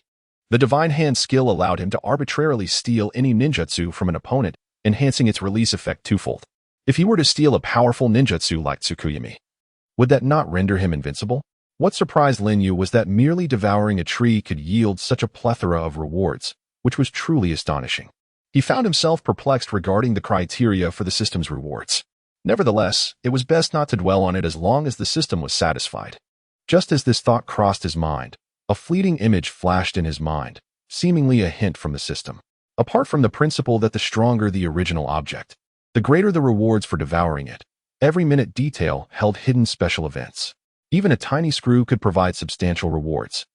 The ancient tree before him was no ordinary tree. In fact, the location where Lin Yu resided was also not just any place. Not long ago, it had been the territory of the Uchiha clan. This ancient tree had existed since the time of Uchiha Madara during the Warring States period. Therefore, devouring such a significant tree was tantamount to unlocking a special event, naturally resulting in generous rewards. Furthermore, it appeared that nearly every ninja village might harbor special events. As long as he successfully devoured them, his strength would experience rapid enhancement. His unlocking degree had risen to 8.02, a mere increase of 1.02. Such progress could only be achieved through prolonged accumulation. Otherwise, Lin Yu would likely need to strike the air a staggering 10,000 times to attain such a figure. In an instant, Lin Yu felt a surge of vitality. A torrent of power was coursing through his body, and his sword intent became increasingly refined. Suddenly, darkness enveloped him. Before him stood that woman, reminiscent of a specter, wielding her silver sword. Yet this time, her movements were imbued with deeper significance. Captivated, he lost track of time, only to be roused the following morning by a couple of masked umbu, shaking him from his reverie. The images in his mind shattered like glass, plunging him into an abyss of darkness. Such exquisite sword intent. Who was that woman? Just as Lin Yu reveled in his newfound joy, a voice from the nearby Konoha umbu interrupted his thoughts. Lord Mizukage, you mustn't fall asleep here, or we'll be reprimanded by the higher-ups. Understood, Lin Yu replied thoughtfully. Feeling the sweat pouring from him, his strength nearly depleted. Now that he considered it, he was indeed feeling rather hungry. Without hesitation, he made his way to the Ichiraku ramen shop. However, unlike before, he donned the Mizukage's conical hat and a flowing cloak, making him particularly conspicuous on the streets. This was not merely a choice of attire, it was a deliberate arrangement by the cunning Sarutobi Hiruzen. Thus, merely walking around in this garb attracted considerable attention, making it easy for anyone to locate him even if he tried to slip away unnoticed. Everything remained as it had been, with no sign of pause. Lin Yu headed directly to the Ichiraku ramen shop. To his surprise, the blonde-haired boy was seated, savoring the last spoonful of broth. Beside him, Irika-sensei was chastising the lad. You should know what kind of person the Hokage is. Why are you still doodling on Hokage Rock, NarutO? Of course, the Hokage is the strongest ninja in the village. One day, I will inherit the title of Hokage and surpass all previous generations, NarutO exclaimed with fervor. So, I must gain the recognition of the villagers. May I have another bowl, sensei? After a moment of silence, Lin Yu, who had been standing behind for some time, suddenly spoke up. I can treat you to a bowl. Really? But who are you? NarutO inquired curiously, noticing Lin Yu's hat, which resembled something he had seen before. Though he could not quite place it. Scratching his head, he scrutinized Lin Yu closely. Irika, on the other hand, reacted dramatically, his seat nearly flying from beneath him as he quickly crouched down. Ah, Lord Mizukage, I never imagined encountering you in such a place. Lin Yu merely smiled. No need for excessive formality, I am only here for a bowl of noodles. The ever-enthusiastic Otsutsuki Yale added, You must be Lord Mizukage. I truly did not expect our humble establishment to host a figure of your stature. It's an honor. Allow me to treat you today. Please, eat freely. Really, Uncle Yale? Can I indulge as well? NarutO inquired with excitement, as being able to feast on Yale's ramen to his heart's content was a cherished aspiration of his. NarutO, mind your manners. Irika-sensei admonished. It's all right. No need to worry. Just treat me as an ordinary person, Lin Yu replied, casting a glance at NarutO. Despite the sealing technique in place, an immensely terrifying chakra was seeping from him, the chakra of the Nine Tails, the pinnacle of tailed beasts. It was exponentially more potent than the chakra of the Three Tails he had previously encountered. Of course, the average person would remain oblivious to this. Had it not been for the system's devouring prompt, Lin Yu would also have been unable to discern it. That seal effectively isolated everything. However, The notion of devouring the Nine-Tails chakra was not entirely foreign to Lin Yu. Still, at least within Konoha, he was not foolish enough to act on such a thought. As he departed from Yao's ramen shop, he gazed at the figure of the man donning the Mizukage hat. NarutO, with a full belly, curiously asked, "Irika-sensei, are the Mizukage and Hokage equally powerful?" Indeed, the Mizukage is an elite existence, on par with the Hokage. Only those recognized for their strength and character can aspire to become the leader of a village. Simply possessing strength is not sufficient, NarutO. NarutO nodded, somewhat understanding, but still puzzled. He could not comprehend how someone of a similar age to himself could already hold the title of Mizukage. Did this mean his strength rivaled that of the esteemed Hiruzen Sarutobi? What, has he interacted with that boy? At the Hokage's office in Konoha, Yamato knelt respectfully before Hiruzen Sarutobi, reporting on what he had observed. Years prior, he had been under Danzo's command, but the third Hokage, setting aside past grievances, had allowed him to join the Hokage's direct Umbu squad. Thus, he transformed into an outstanding elite ninja within the Umbu ranks. Merely possessing the ability to use wood release was enough to make him shine, though his strength was limited. Even with the cells of Hashirama, he could not surpass Kakashi. Yet, wood release remained a rare and coveted ability. What was most crucial was that Yamato appeared somewhat naive, making him easier to control. The third Hokage recognized this trait and personally requested him from Danzo. After all, he was someone who had been guided from darkness into light. Regardless of circumstances, he would not betray that kindness, making him a worthy candidate for cultivation. If Hiruzen Sarutobi were unaware of Yamato's abilities, it might not have raised any concerns. However, it was evident that he was well aware. Although he has yet to witness this formidable power, capable of disassembling, devouring all, and vanishing into nothingness, the third Hokage has begun to grasp the intentions of his counterpart. He is acutely aware of the essence residing within NarutO Uzumaki, known as the strongest-tailed beast, the Nine-Tails. If that is indeed the case, Lin Yu's visit to Konohagakure is likely to be anything but simple. However, he had always presumed that the power Lin Yu possessed could not assimilate the devouring force. Yet, upon discovering Lin Yu's interaction with that Nine-Tails brat, he found himself compelled to reconsider this notion. At the very least, the Nine-Tails must serve some purpose for him. Otherwise, it would be inconceivable for him to expend such effort on a fruitless journey. What words were exchanged between him and NarutO Uzumaki? Yamato reported candidly. According to Irika's account, it seems he said little, merely exchanging brief greetings before wholeheartedly indulging in his meal. Oh, was it as simple as merely eating? It appears that over the past few days, he has been dining exclusively on Ichiraka ramen for both lunch and dinner, seemingly harboring a particular fondness for it. Was it merely a product of overthinking? The third Hokage chuckled suddenly, recognizing the simplicity of youth, unencumbered by the art of concealment. After lighting another cigarette, he took a slow drag and said, "You may leave now. If possible, have a portion of the Umbu return in the coming days. But should there be any anomalies, report to me immediately." Sarutobi Hiruzen rose, surveying the tranquility enveloping the village. Soon, the troublesome Uchiha clan would be addressed by some instigator, an issue he was keen to resolve. Despite their genius, they were but pitiable souls. Hiruzen wished to smile, but refrained from vocalizing it. Yet, Yamato remained by his side. "Very well, you may take your leave. Should there be any further matters, inform me." "Yes, there is merely an application for entry that requires your approval." Yamato bowed and presented the document. Accepting the file, Hiruzen examined its contents. The candidate's abilities barely met the minimum requirements, with several statistics alarmingly subpar. The individual S-strength only just sufficient to qualify as a J-nin. What piqued Hiruzen's curiosity, however, was the rarity of those with families opting for such perilous positions in the Umbu. Upon reading the rationale, he felt a touch of bewilderment. While it is true that numerous individuals apply for Umbu positions each year, as their work is often intertwined with danger, typically only those possessing a modicum of confidence in their abilities would dare to apply. Lacking the requisite strength would only invite demise. The resume before him represented the lowest standard he had encountered since assuming the role of Hokage. Name, Yamamoto Kojiro. Rank, Special J-nin. Missions completed. A rank 3 times. B rank 12 times. C rank 32 times. D rank 53 times. Notes, proficient in lightning release, capable of translating ancient texts. Application reason, the dangers at home surpass those outside. Thus I aspire to become a member of the Umbu, illuminating and contributing to the village. Initially, Narashikaku was somewhat perplexed, yet upon receiving a message from his wife, an epiphany seemed to dawn upon him.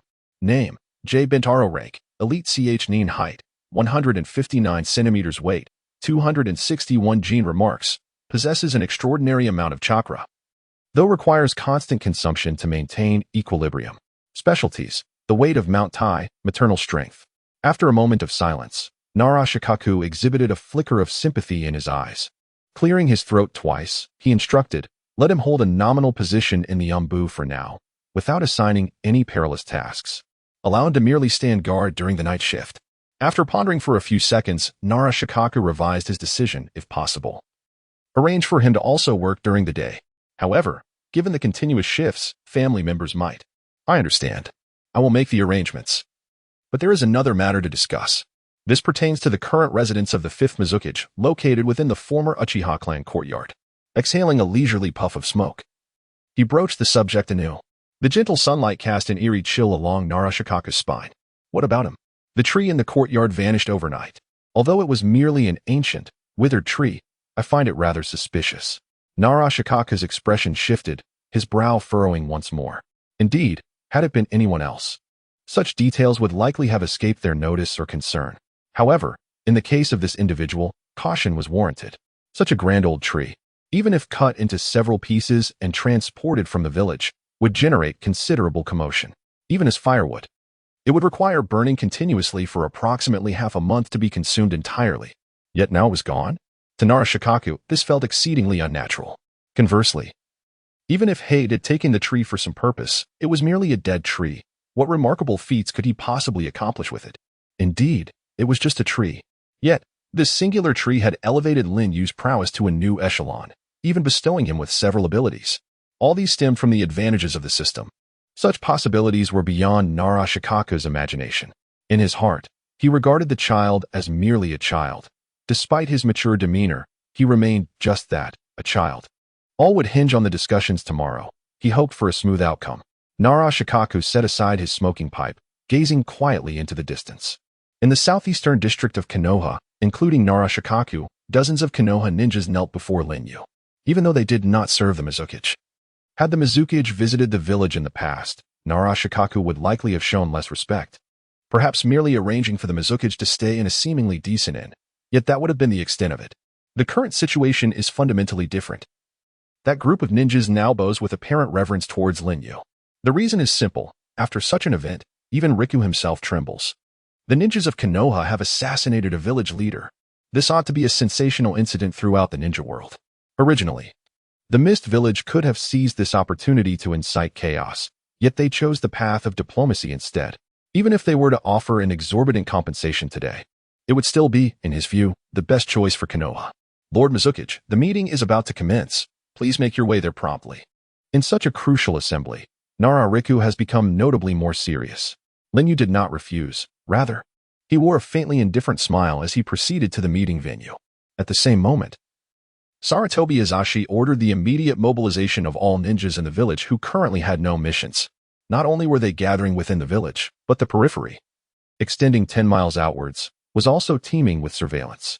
As Konoha's strategist, Riku is undeniably a formidable figure. Following Sarutobi Hizashi's demise, Konoha's upper echelon hastily considered elevating him to the position of Hokage. Possessing both stature and influence, along with a sharp intellect, had he not chosen to withdraw, Kakashi would never have been appointed as the new Hokage. Indeed, Kakashi is sufficiently strong and composed. However, should he be coerced into taking on the mantle of Hokage, he would appear somewhat unqualified. Had it not been for Riku's fervent recommendation, Kakashi might not have had the opportunity at all. This illustrates the considerable influence Riku wields within the village. Had he accepted the position of Hokage instead of deflecting it, it is likely that the Nara clan's power would have far surpassed that of the Hyuga clan, establishing them as Konoha's preeminent family in such a significant gathering. Sarutobi Azashi undoubtedly made use of such talent. After all, Riku excels in negotiation. Does anyone have anything to say regarding Konoha's actions? Lin Yu inquired with a confident smile. Observing his self-assured demeanor, even if Nara Riku and others wished to counter, they would likely be swiftly rebutted. However, he could not remain in a passive stance indefinitely. Lord Lin Yu, we sincerely apologize for this occurrence. However, this does not imply that it was the doing of Konoha. We have thoroughly examined the corpses, and they do not belong to our ranks. but rather to a group of mercenaries hired for monetary gain. The atmosphere shifted markedly. Initially, everyone believed that Konoha was undoubtedly culpable, yet Riku's implications seemed to suggest a deliberate attempt to divert blame. Nevertheless, could the conflict truly be redirected? The facts had already solidified. Even if Konoha denied responsibility, the entire ninja world would hold them accountable. Indeed, this was the very reason they prepared compensation. Rather than engaging in protracted disputes, it would be wiser to offer compensation, transforming conflict into harmony. One must avoid the folly of gaining a sesame seed only to lose a watermelon. After a brief silence following Lin's words, he casually clapped his hands. Your question is indeed intriguing. You have mentioned that this involves a group of hired ninjas. Thus, who is their employer? What evidence do you possess to prove it is not you? Within the expansive conference room, the verbal duel between the two men rapidly lowered the atmosphere to a freezing point once more. Even Sarutobi Izashi, who merely listened from the side, was startled into alertness. At that moment, there was an empty seat, once occupied by Danzo, who for reasons unknown, was absent that day. If you cannot provide proof, I regret to inform you that I must assume this matter is the doing of Konoha, considering there are indeed individuals from Konoha involved. The exchange of glances between them sparked flashes of hostility. How is it that a mere 10-year-old child can suppress someone of Daku's caliber? This situation is undoubtedly a lapse on our part. Konoha cannot evade responsibility. We are prepared to offer a certain compensation for the reconstruction of the Hidden Mist Village and the recruitment of ninjas. In summary, we shall provide financial aid to restore the Hidden Mist to its former glory. Daku, who had previously held a position of strength, quickly displayed a semblance of weakness. However, from Lin's perspective, he felt as though he was the one being suppressed. The reason was simple. Daku's seemingly calm demeanor was laced with barbs, brimming with veiled threats. Each word appeared harmless, yet Lin discerned an underlying message. Daku was subtly reminding him of a crucial point. For him, instigating war would be detrimental. Not merely a matter between two ninja villages, it was likely that the remaining 3 villages would intervene. Under the Blood Mist regime, a significant number of ninjas had fled. Given the current strength of the Hidden Mist, should war erupt, Konoha would likely suffer losses but could endure the onslaught of the other villages. In contrast, the Hidden Mist would face the dire possibility of annihilation. The phrase restored to its former level is undeniably pivotal. Daku was subtly indicating that the current Hidden Mist no longer ranks as the second most powerful among the 5 great ninja villages and might not even secure a place within the top 5. The strategy of initially suppressing and then elevating the discourse is masterful. Daku truly deserves the title of Konoha's strategist. The earlier attempt to shift the blame and create a diversion was merely a minor tactic employed by Daku. The objective was not to deflect the issue but to lay the groundwork for what was to follow. Thus, the preceding statements were of little consequence. He need not concern himself with what had been said earlier. As long as he could deliver a sufficient display of intimidation afterward, he could reverse the situation and position himself advantageously. Due to his gamble, he believed that Lin Yu would not dare to declare war, especially since Konoha had already proposed terms of compensation. Rikuju was utterly convinced that under this dual-layered pressure of interests, Lin Yu would certainly refrain from rashly initiating conflict, with the probability of success soaring to 99. Well then, there is nothing more to discuss. A good beating would be far more straightforward. As the words fell, the entire village was drenched in sweat. Even Rikuju was taken aback, his jaw nearly hitting the floor. The logic seemed flawless. Why then did it unfold this way? Moreover, this was Konoha's territory. How could Lin Yu dare to utter such words? Even the most arrogant individuals would not openly express such sentiments. One could temporarily agree to Konoha's demands and simply turn against them later. A person of sound mind would never speak in such a manner. Thus, Lin Yu's declaration was sufficient to astonish everyone present. Even the long silent T caught Rin narrowed her azure eyes. It was her first encounter with someone of this nature. Perhaps we could discuss further, Mizuki-sama. We all wish to avoid the outbreak of war, do we not? At this point, Lin Yu paused momentarily, then slowly uttered, "No, I do not believe so." The expression of every individual in the room shifted dramatically, with Mito Kaze exclaiming, "Do you truly wish for war to erupt? The repercussions will not only involve us in Konoha. Even you and Kirigakure could face the dire threat of village annihilation." Once the words were spoken, there was no turning back. Would you truly watch innocent civilians suffer the ravages of war? No, I firmly believe this is not what we desire to witness. And I trust you will make a wise choice. We are all well aware of the consequences that war entails. Initially thinking that the under 10 years old Mizuki might not fully comprehend, the two high-ranking officials from Konoha reiterated their points more clearly. However, Linyu remained unfazed. The outcome of the negotiations held no significance for him. His purpose in Konoha was solely to approach Danzo, eliminate that individual, and subsequently alter the history of the Uchiha clan, thus fulfilling his own experiment. The pretense of negotiation was merely a fade to grant him sufficient time to accomplish his objectives. It was not that he had any particular animosity towards Konoha. Indeed, he hailed from Konoha and held some affection for it. Nevertheless, no amount of fondness could outweigh their aggressive stance. Linyu abhorred threats. That was his bottom line. Rikuju's earlier remarks subtly manipulated him, and the comments from the two high-ranking officials of Konoha rang true, yet they carried an air of condescension that was quite irksome. Are you instructing me on how to act? Seconds later, Linyu spoke coldly. The entire conference room fell into a deathly silence, and Sarutobi Hiruzen, as the third Hokage, should have said something, yet he remained silent, pondering his own calculations from the very beginning of the meeting.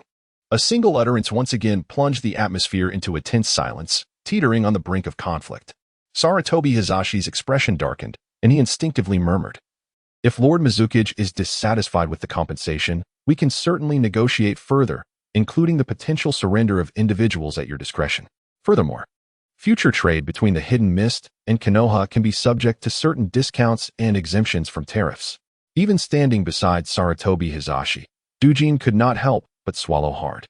The calm demeanor exhibited amid such tension was perplexing. He could not fathom the child's intentions, which sparked a newfound apprehension within him. How could a mere child, not yet 10 years old, exude such composure? Was the disparity in thought processes between adults and children the root of the negotiation's difficulties? For the first time, he felt cornered by a child. In that moment, Dujin began to grasp the situation. Yet he was acutely aware that such audacious words could only be spoken by one of formidable strength. It was clear that he was no ordinary child, especially one who could ascend to the position of a village leader. How much of the rumors surrounding him held truth or falsehood? Indeed, the compensation proposed by Sarutobi Hizashi was enticing. However, based on his previous actions, its efficacy was uncertain. Before anyone could respond, Linyu yawned and declared, "I will carefully consider your proposal, but I did not sleep well last night, and my mind may not be clear for thoughtful deliberation. Perhaps we can discuss this another day." Without waiting for the high-ranking officials' replies, he rose and strode toward the exit, showing no regard for their sentiments. In an instant, he vanished from sight, leaving a profound silence in his wake, broken only by the sound of termites gnawing at the table. "I can no longer endure this," Hizashi proclaimed, urging Danzo to take action against Linyu. Even Mitokazen, who typically espoused peace, found himself compromising to the harsh realities of the situation, his thoughts turning toward violence. Yet he is merely a child. While he carries out his tasks with impressive skill and cunning, his capriciousness remains evident. Nonetheless, we must consider one crucial point. What do we gain from his demise? Hizashi's voice was resolute as he posed this question, his conviction unwavering. The fifth Mizuki was indeed a source of considerable frustration for him. However, eliminating Linyu would only invite trouble, a fact beyond dispute. If an incident were to occur while he was peacefully negotiating in Konoha, it would inevitably cast suspicion upon the village. Thus, Hizashi found himself in a position where he could not only refrain from harming Linyu, but must also protect him thoroughly, at least for the time being. Even if he were to be eliminated outside the village, Konoha, as the primary suspect in this affair, would undoubtedly find itself in the eye of the storm. Exchanging the stability of an entire village for the life of a single individual, to Sarutobi Hizashi, seemed an exceedingly unwise transaction. Naturally, such a lamentable trade would be eschewed by anyone. As the strategist of Konoha, he ought to have articulated some counsel to devise strategies. Yet he found himself inexplicably ensnared in silence, exhibiting signs of withdrawal. Even if he were to eliminate the individual in question, how could one ascertain that other ninja villages would necessarily retaliate? After all, he was merely a Mizuki, incapable of stirring significant turmoil. At that moment, Mato Gai was in a furious state, rendering him impervious to reason. At the very least, I would not dare to wager on such perilous outcomes. If calamity were to indeed befall us, I would bear the weight of immense guilt towards Konoha. In times past, he might have been bold enough to take risks. But Konoha had long ceased to be the preeminent ninja village it once was, boasting unparalleled dominance. Sarutobi Hizashi understood this well. With the departure of the legendary Sannin, Even if there remained some elite shinobi within the village, their numbers were dwindling. It was increasingly difficult to ensure that other ninja villages would still regard Konoha with trepidation and refrain from mobilizing their forces. Moreover, even if he acted impulsively, he was merely a child, and it would be folly to engage in a quarrel with one so youthful. The path forward lay in adopting appropriate methods tailored to the individual, as Sarutobi Hisashi astutely analyzed. As time progressed, the season had gradually shifted to autumn, and the geographical influences had begun to usher in a chill in the air. War is brutal, and this is precisely why Sarutobi Hisashi had refrained from inciting conflict. Particularly in the borderlands between the three major ninja villages, numerous skirmishes were inevitable, a reality he was profoundly aware of. Small towns, minor ninja villages, or organizations residing along the borders found it increasingly arduous to survive without a solid foundation. It could be said that Konoha undertook a third of its missions to suppress such disturbances. Abductions, murder, and arson, which were regarded as heinous acts by Konoha's citizens, were, in the border territories, alarmingly commonplace. Often, conflicts between factions erupted into small-scale wars. Thus, Sarutobi Hisashi was acutely cognizant of the horrors of war. He would not allow his anger to deliberately provoke it. Although he was not the perfect leader, he was undoubtedly the most suitable for Konoha's needs. Therefore, it was imperative to proceed with caution, as such matters could not be approached with reckless emotion. In the autumnal courtyard, Linyu savored a cup of red tea, expertly brewed by the Umbu. Of course, such luxuries were absent in the land of water. Rather, it was the subordinates who, in an effort to curry favor with Linyu, had expended considerable sums to procure the tea leaves from the merchants of the land of tea. The wind today was particularly boisterous, yet the atmosphere in Konoha remained unchanged, as tranquil as ever. Just then, an Umbu clad in a mask approached, separating the tea leaves from the spring water, and promptly took a seat before Linyu. After the mask was removed, Linyu was slightly surprised by the identity concealed beneath it, Uchiha Itachi, the prodigy of the Uchiha clan, renowned in whispers. I can sense that you are quite extraordinary. Upon learning my identity, your initial reaction seems to lack genuine astonishment. Yet, since we have never met before, you must have anticipated my arrival. Uchiha Itachi cast a fleeting glance, his Sharingan shimmering faintly. It appears I cannot see through you. Quite simply, only the Byakugan can unveil the truth of a person. You seem rather knowledgeable about this. Linyu chuckled softly, filling Itachi's teacup to the brim. A full cup of wine honors a guest, while a full cup of tea hastens one's departure. Itachi understood well that Linyu merely wished to enjoy his tea in solitude at this moment. There is something I do not comprehend. Is that crimson lightning connected to you? Itachi's expression remained inscrutable, betraying neither joy nor anger. He gazed at Linyu intently. While the entire village regarded Linyu as a mere child, Itachi alone discerned that his temperament was far more composed than that of many adults, as if conversing with a venerable elder in his 50s or 60s. Currently, Itachi's prowess could be classified as that of an elite jonin, compared to others his age. It would be an understatement to label him merely a genius. Super genius would not be excessive. However, in the presence of a monster like Linyu, his brilliance was undeniably overshadowed. Of course, Itachi did not risk revealing himself today merely for this reason. He sought to uncover the true nature of the red lightning and its implications for the entire Uchiha clan. He believed the answers could be found in Linyu's hands. Slightly bending forward, Uchiha Itachi transformed into a raven, vanishing from sight. The surrounding sky turned a deep purple, emanating an eerie atmosphere. Linyu felt himself sinking downward, the flock of ravens below resembling monstrous beasts ready to engulf him. Yet he remained utterly still. Using illusion techniques against me? Are you not being a tad presumptuous? In an instant, he raised his hand, causing the ravens that had gathered around him to vanish without a trace.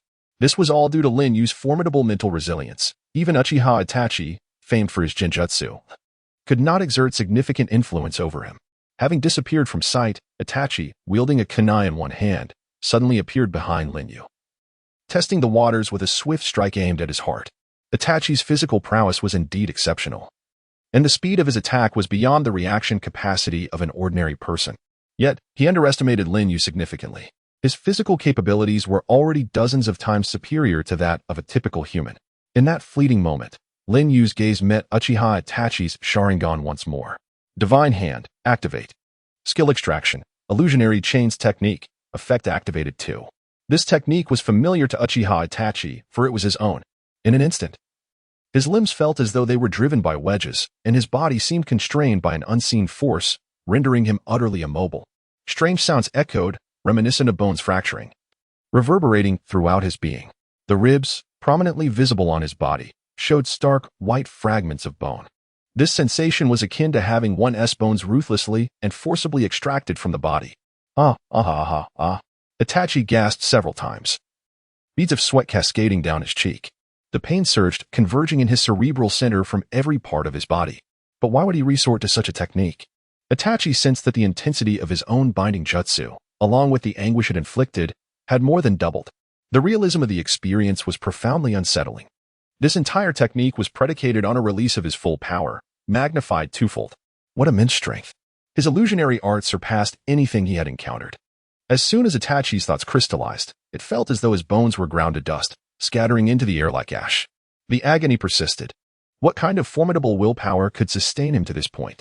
The caster could manipulate others even beyond the reach of perception, and his illusionary prowess was at an unparalleled zenith. Yet, at that moment, he laughed. The once great illusionist was now being casually trampled upon.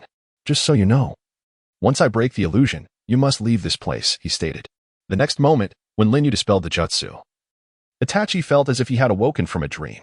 His body had yet to register the change, and the pain continued to surge into his mind.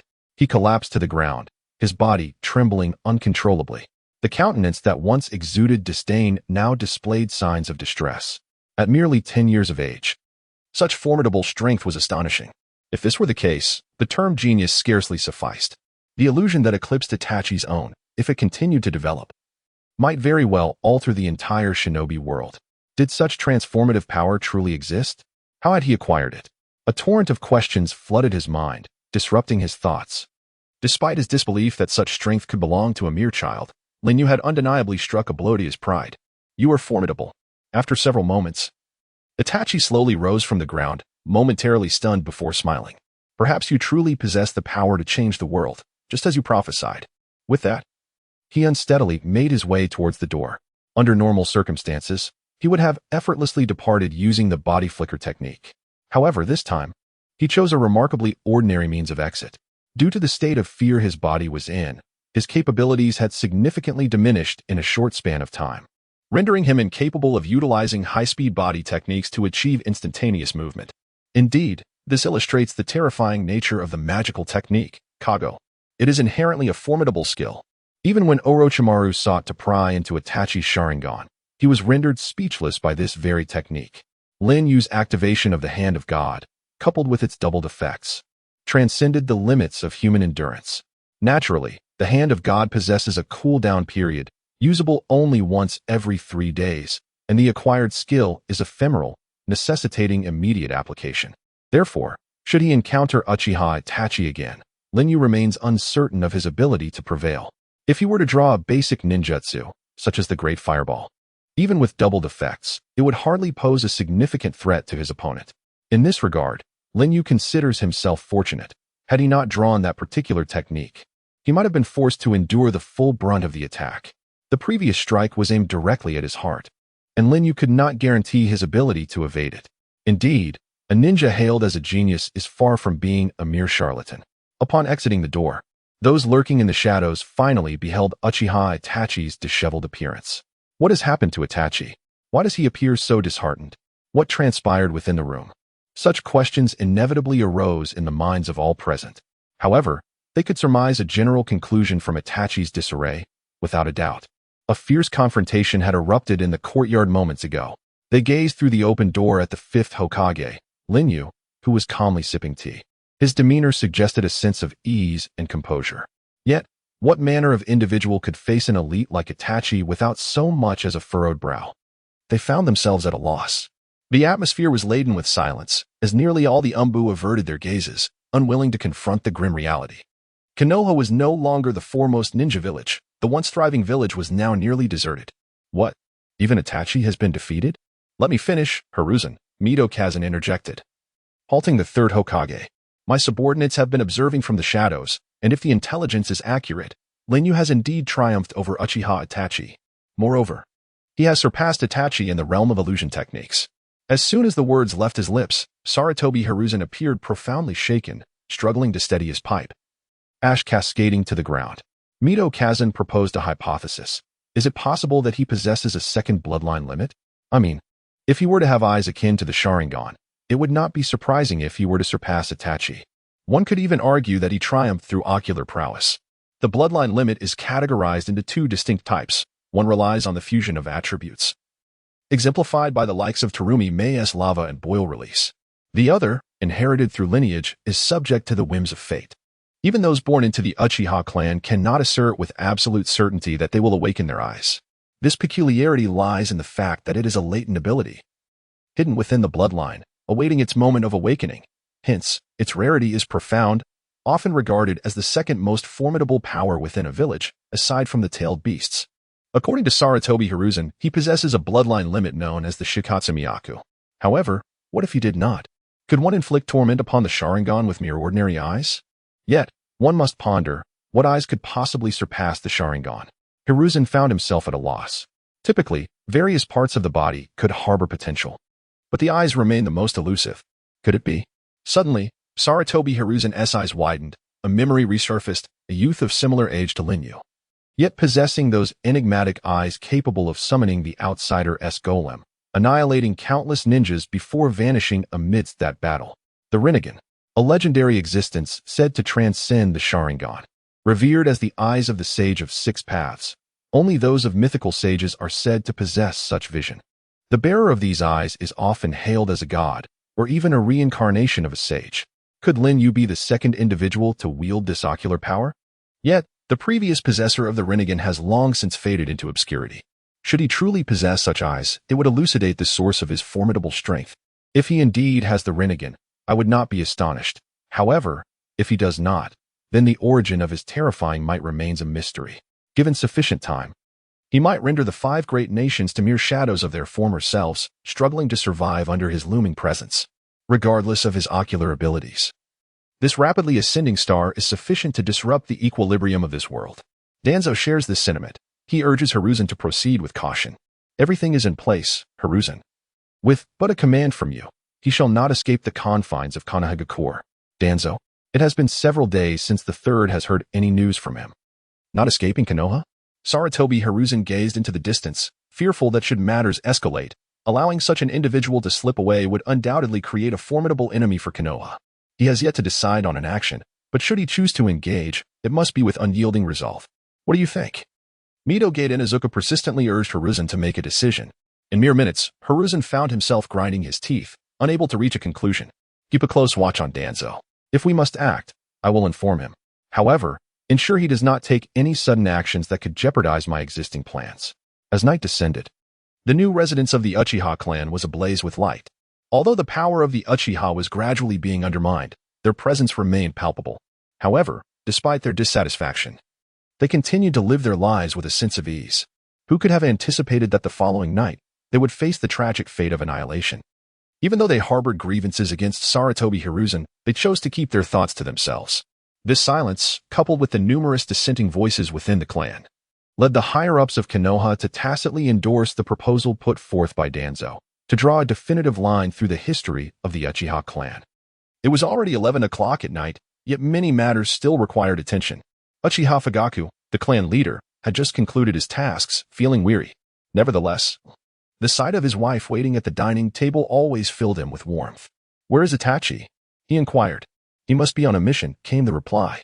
Fugaku refrained from mentioning Sasuke. Although the relationship between father and son was evident, for reasons unbeknownst to him, Fugaku's heart was solely occupied by Itachi.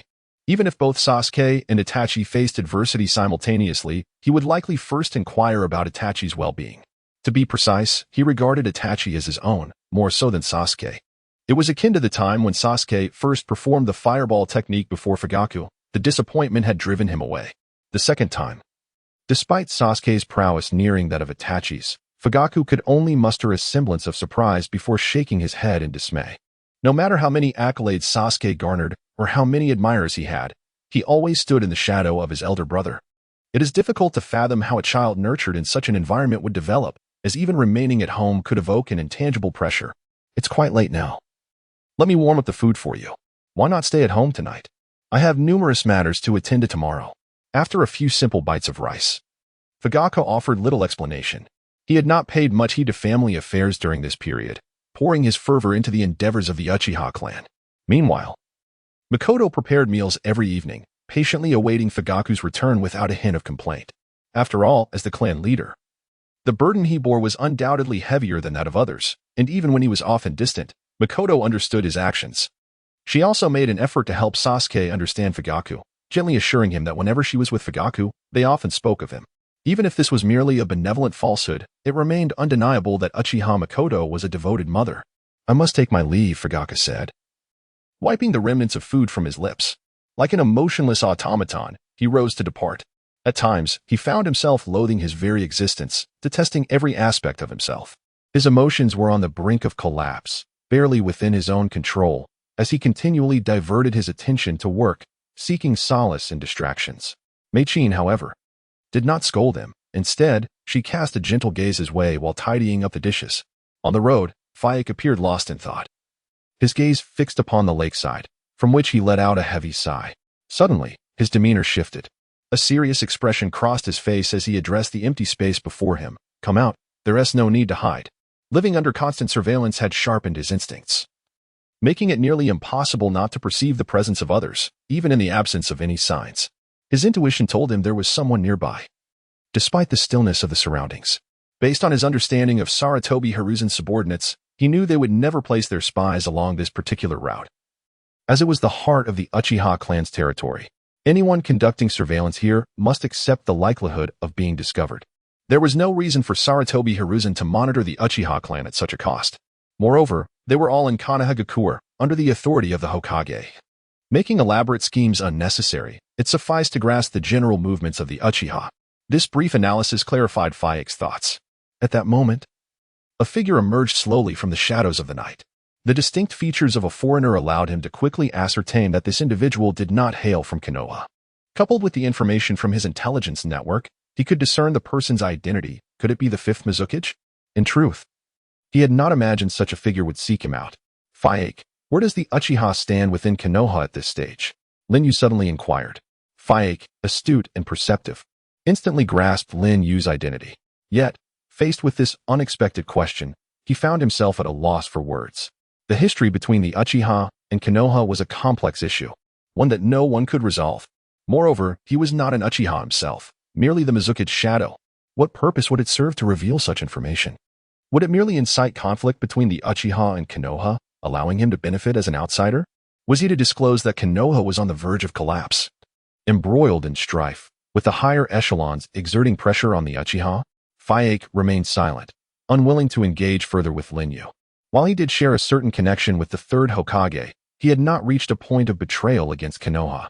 Even if he were to sever ties with Konoha, he could never become a villain in its history. "If I'm not mistaken, you must have slipped away. So, return while I have yet to summon anyone. I shall not expose you." Before Faik could finish, Lin Yu interrupted him. "With Itachi already aligned with Konoha, what will your choice be as the Uchiha clan leader? To willingly offer the Uchiha clan on a silver platter, or to preserve the entirety of the Uchiha lineage, regardless of the consequences?" At this moment, Uchiha Fugaku exhibited heightened vigilance. This outsider possessed far too much knowledge. He could even sense that the man before him was privy to numerous secrets. Yet, he remained cold and aloof, making it clear that this was of no concern to him. With a single statement, he effectively extinguished the conversation, illustrating his reluctance to engage further with this foreigner. Moreover, he could not afford to overlook the significance of his own identity, the fifth Hokage. He never anticipated encountering such matters due to this circumstance. At times, avoidance is merely a manifestation of cowardice. As the leader of the Uchiha, you bear the weight of everything, a burden indeed. However, is it not only by living that one can shoulder such a load? Lin Yu's smile was remarkably serene. "Cast aside your prejudices. I do not seek to incite hostility between your factions. My assistance stems merely from personal motives.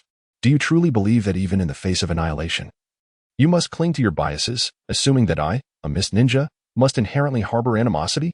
Fugaku displayed no surprise. Instead, he wore a calm expression, suggesting he had long been aware of these truths. Undoubtedly, as the Uchiha clan leader, even if his kin were foolish, he himself was not. At the very least, he possessed a fair understanding of the situation. His affable demeanor and unruffled composure surprised Lin Yu somewhat. The answer was clear. It was Fugaku who hesitated to take action. The autumn night breeze carried a hint of chill. After a moment of contemplation, Fugaku fell silent once more. Lin Yu's persistent inquiries had struck a chord within him. Yet, he felt powerless, forced to allow time to pass, slowly coming to terms with it all, ultimately awaiting the fate that awaited him. I can assist you. After a prolonged silence, Fugaku finally set aside his reservations, though a trace of caution lingered in his voice as he inquired, "How do you intend to help?" "Quite simply. Eliminate Uchiha Itachi." On the night of the clan's massacre, Sarutobi Hiruzen aimed to shift all blame onto Itachi, relegating him to the role of scapegoat. One could argue that without Itachi, Sarutobi would likely have refrained from taking action. At least, reputation held significance for him. Due to that factor, he would not employ members of the Umbu. Do you comprehend? It must be the Uchiha who take action to absolve all responsibility, in the end. Itachi would be the one reviled by Konoha, not Sarutobi. Do you understand?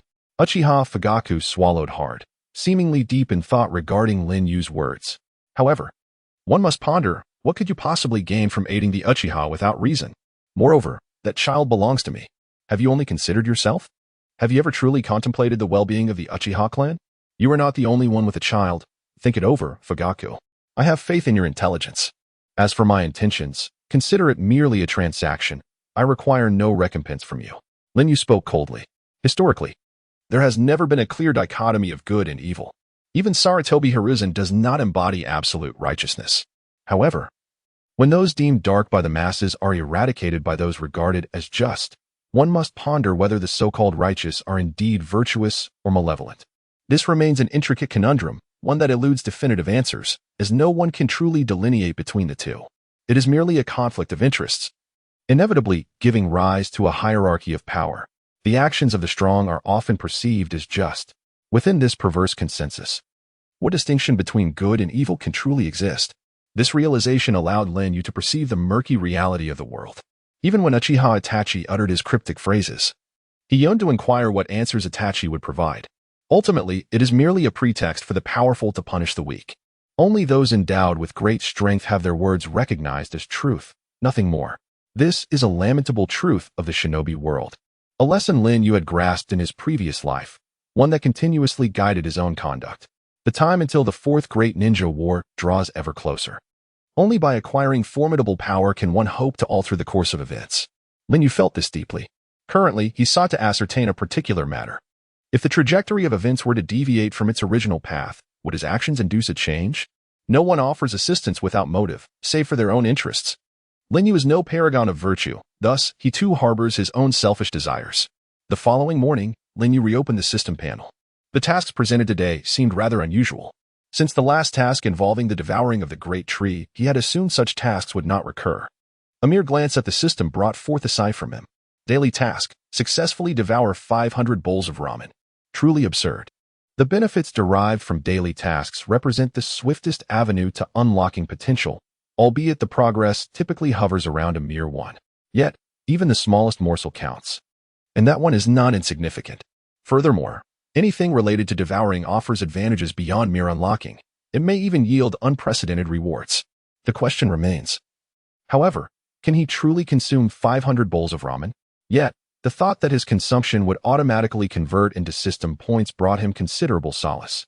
Otherwise, the peculiar and bizarre entities he has consumed thus far may remain indigestible for a lifetime. A chill washed over him as he realized that only a single day remained. By tomorrow, the fate of the Uchiha clan would be all too evident. Ah, Lin Yu-jun. At that moment, a waft of delicate fragrance floated to him from behind. Turning around, a familiar visage came into view. It was her. Lin Yu smiled, though her intellect seemed incongruent with her appearance, imparting an air of precociousness. The unfamiliar features, while not flawless, bore a certain delicacy reminiscent of his past self. It was likely that as she matured, she would grow bolder, shedding the timid demeanor she currently exhibited. Each morning, when classes were absent, she would stroll to the back garden, inhaling the gentle floral scent, which Lin Yu could detect from a considerable distance. In the past, he would rest his hand atop her head, gently caressing her hair. However, at present, he seemed to lack a reason to do so. Lin Yu reached out, adjusting her straw hat, which appeared quite charming upon her. He had anticipated expressing something more profound, yet he found himself asking in a rather straightforward manner, Have you eaten? This left Lon momentarily bewildered. Shall we eat together? On another front, he had devoured an astounding 30 bowls of ramen in succession, 30 whole bowls. It was known that a single bowl contained at least 500 grams. Consuming 30 without pause was beyond the capacity of an ordinary person. Had they not noticed the names? Those were the Akimichi father and son, perennial champions who had claimed victory for many years.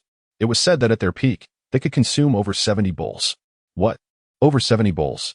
Such feats were indeed beyond common capability.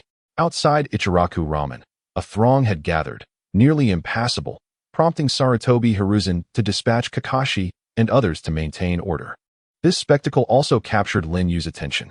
The Otsutsuki Ichiraku Ramen, alongside his daughter, managed to sustain the entire operation of the ramen shop with just the two of them. Even amidst such an intense competition, they remained remarkably composed.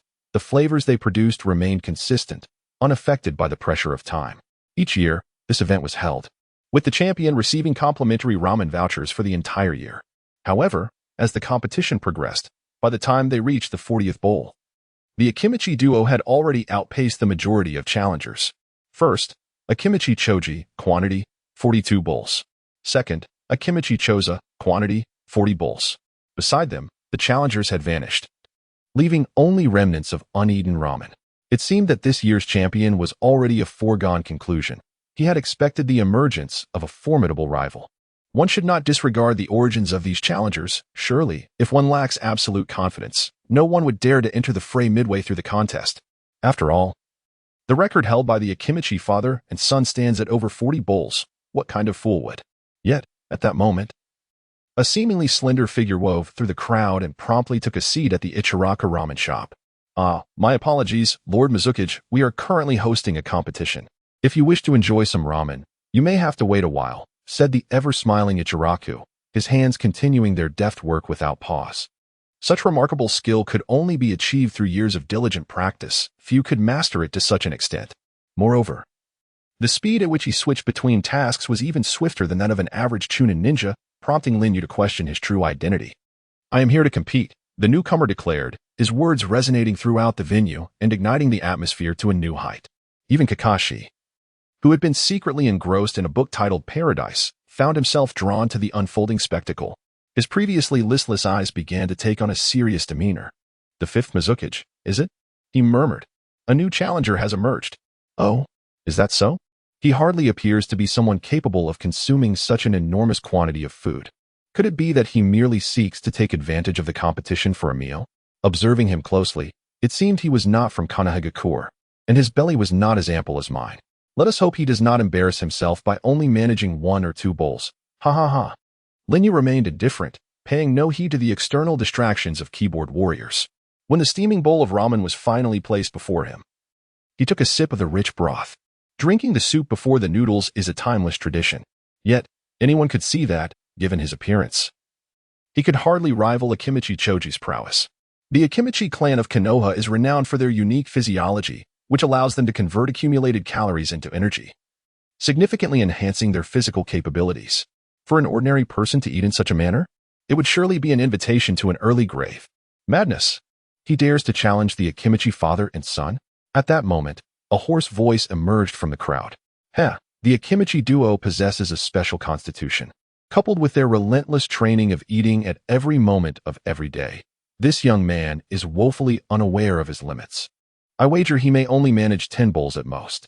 10 bowls, in the realm of challengers, is already commendable. The majority typically consume around 7 or 8. To reach 10 or 20 bowls would categorize one as a true champion of appetite, especially considering the substantial size of each serving. It is only due to the unique nature of the Akimichi that they must yield their dominance.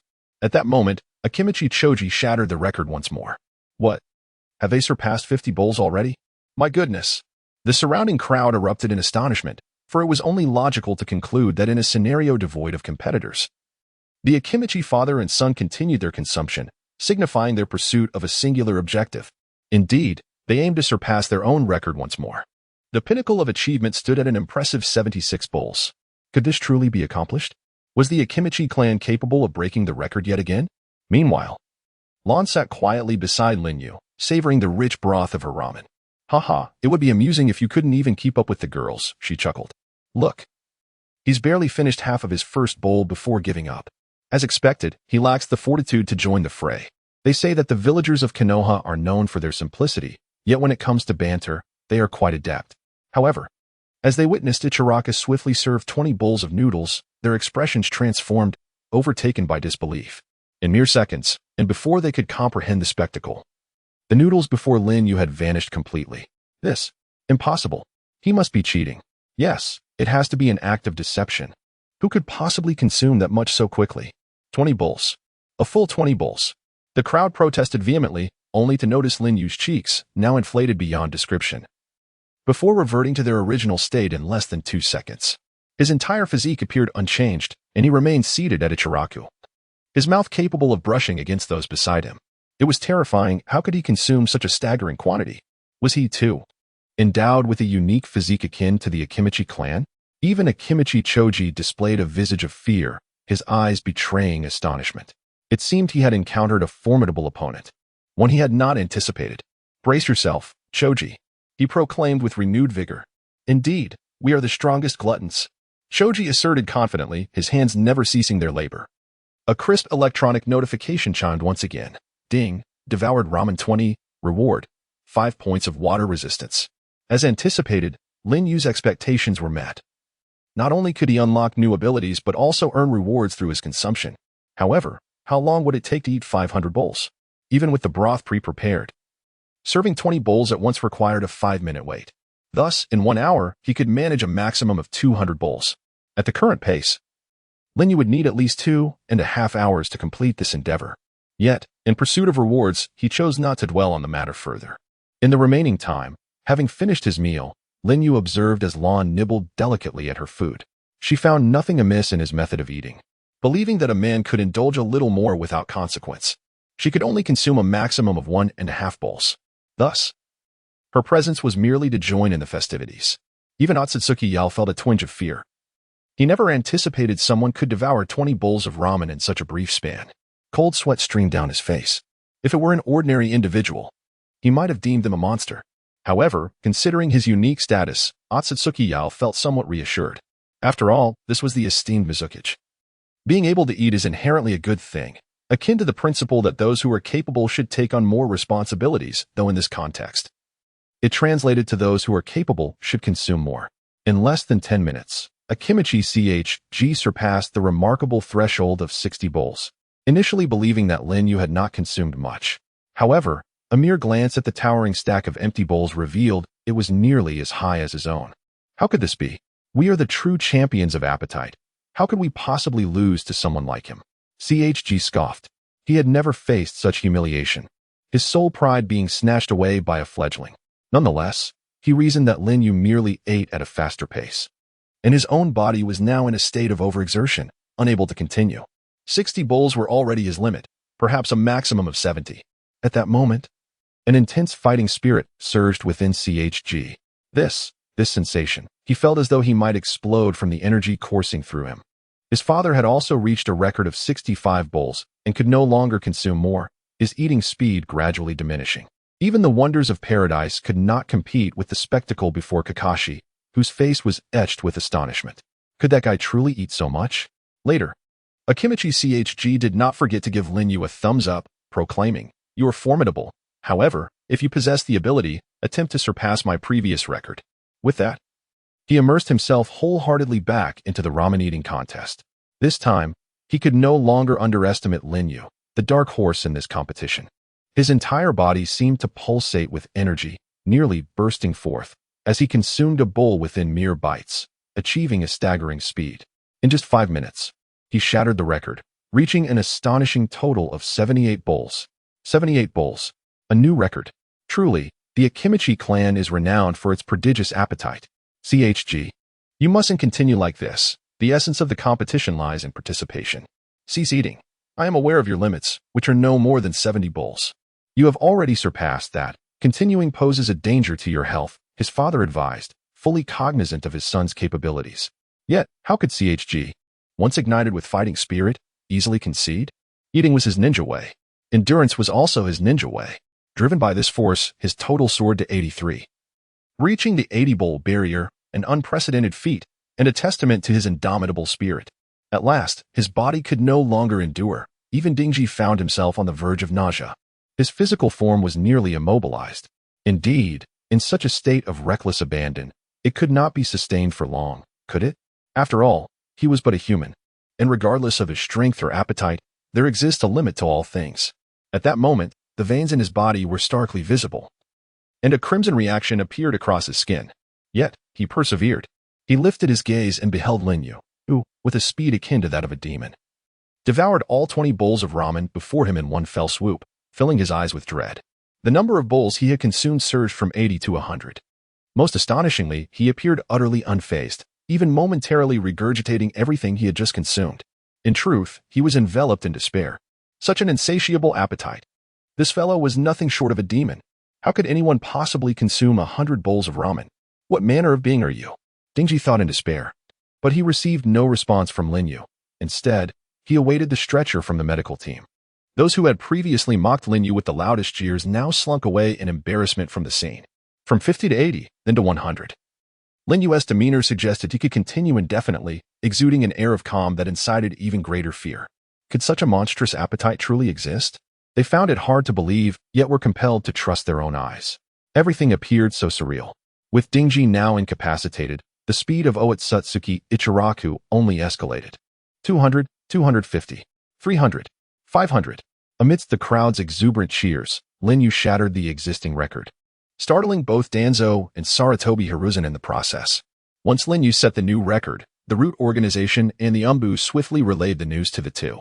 Especially upon learning that Linyu had sent Dingji to the hospital, a look of terror lingered on their faces. Even Otsutsuki Ichiraku, when offering Linyu a complimentary meal voucher, did so with reluctance, however. The thought that the Mizukage would not linger in Konoha for long eventually compelled him to part with it. After all, this was a person capable of consuming 500 bowls of ramen if he continued to dine at the establishment. It would take no more than a week to bring Ichiraku ramen to its knees. A chime resonated once more. Devoured ramen 500, successful reward, poison resistance 200 points. Gained fire resistance 121 points. Gained ice resistance 214 points. Although no particularly useful skills had emerged, the continuous notifications from the system were enough to fill him with immense joy. Yet, he was truly exhilarated.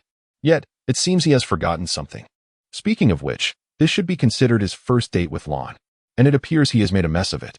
Lan sways her little feet, bubbling with excitement. Linyu Jun, will I see you again? The silence is ultimately shattered by Lan. Indeed, she should be around 10 years old now. Perhaps only a year or two younger than him, having just graduated from the Ninja Academy this year. Perhaps she will continue to study diligently, aspiring to become a CH Nin or even a J Nin. She adores flowers, or perhaps she dreams of opening a flower shop and engaging in small business ventures. However, Linyu cannot foresee what lies ahead. The reason he can remain in Konoha is due to his proposal for negotiations. Naturally, these discussions will not last long. Given Linyu's adaptability, he can only manage a couple of weeks at most. But what will happen after those 2 weeks? He may not even remain in Konoha that long. With Sarutobi Hizashi's character, he would swiftly resolve the negotiations, no matter how costly the concessions or conditions. As the saying goes, it is not his own money, so how could he possibly refuse? Thus, Lan's question strikes at the heart of his concerns, troubling him for quite some time. At least for now, he cannot provide a definitive answer. Yet, he also has a way to keep Lan by his side, though that would mean she would have to return with him to the Mist Village, undoubtedly stifling her future prospects. Linyu cannot bring himself to do that. But has she truly reached graduation age? Linyu falls into deep contemplation. In truth, Linyu Jun, your identity is that of a significant figure, indeed a remarkably prominent one. Linyu smiles and asks, to what extent does that prominence reach? It should be comparable to that of the Hokage. They say Linyu Jun is also a shadow of the village. Will Linyu Jun return to his own village? If this is our last meeting, I shall cherish these days. It is truly wonderful to be your friend. He gently touzles Lan's hair, and at that moment, she offers no resistance. As expected, just like in his previous life, Linyu finds himself fond of such spirited girls. He cannot help but adore her. Yet, the moment of parting inevitably approaches, even if it is but a temporary separation. It is a fate that cannot be avoided. Linyu can only smile foolishly in response. Indeed, he would willingly relinquish all his abilities to be an ordinary person by her side, even if he were born in Konoha. Alas, few things ever unfold as one wishes. The system bestowed upon him extraordinary powers, and through his relentless efforts, he has gradually cultivated his current strength. But is that truly sufficient? Lin Yu has never been a greedy person. However, at times, he wished he could be a tad more avaricious. On this moonlit night, a shadow silently approached the outskirts of the Uchiha clan's territory. The crimson kaleidoscope subtly rotated, intensifying the chill upon his countenance. According to the scheme, this night was destined to mark him as a sinner. Meanwhile, on the other side of Konoha, a spatial vortex emerged, heralding the reappearance of an individual. Clearly, beyond the instigation of Konoha's higher-ups, the masked man was also entangled in this affair. He too had descended upon this land, yet at this moment, he found himself in a quandary. Would Uchiha Itachi truly eradicate the entirety of the Uchiha clan from the annals of history?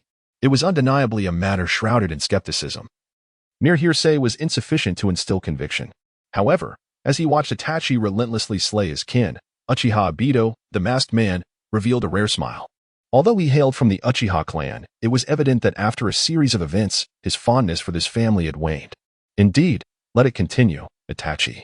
Yet, just as he contemplated joining the fray, a familiar voice resonated from behind him. "Oh, what a coincidence. You are here too." Upon hearing those words, Obito immediately sensed a fierce, killing intent approaching from his rear. Who could it be? Instantly, he sank into the ground, surfacing a few dozen meters away. At that moment, he was drenched in cold sweat. "What are you doing here? Come to play mahjong?" The casual attire betrayed the identity he recognized at a glance. Lin Yu, a name that inspired both disdain and fear within him.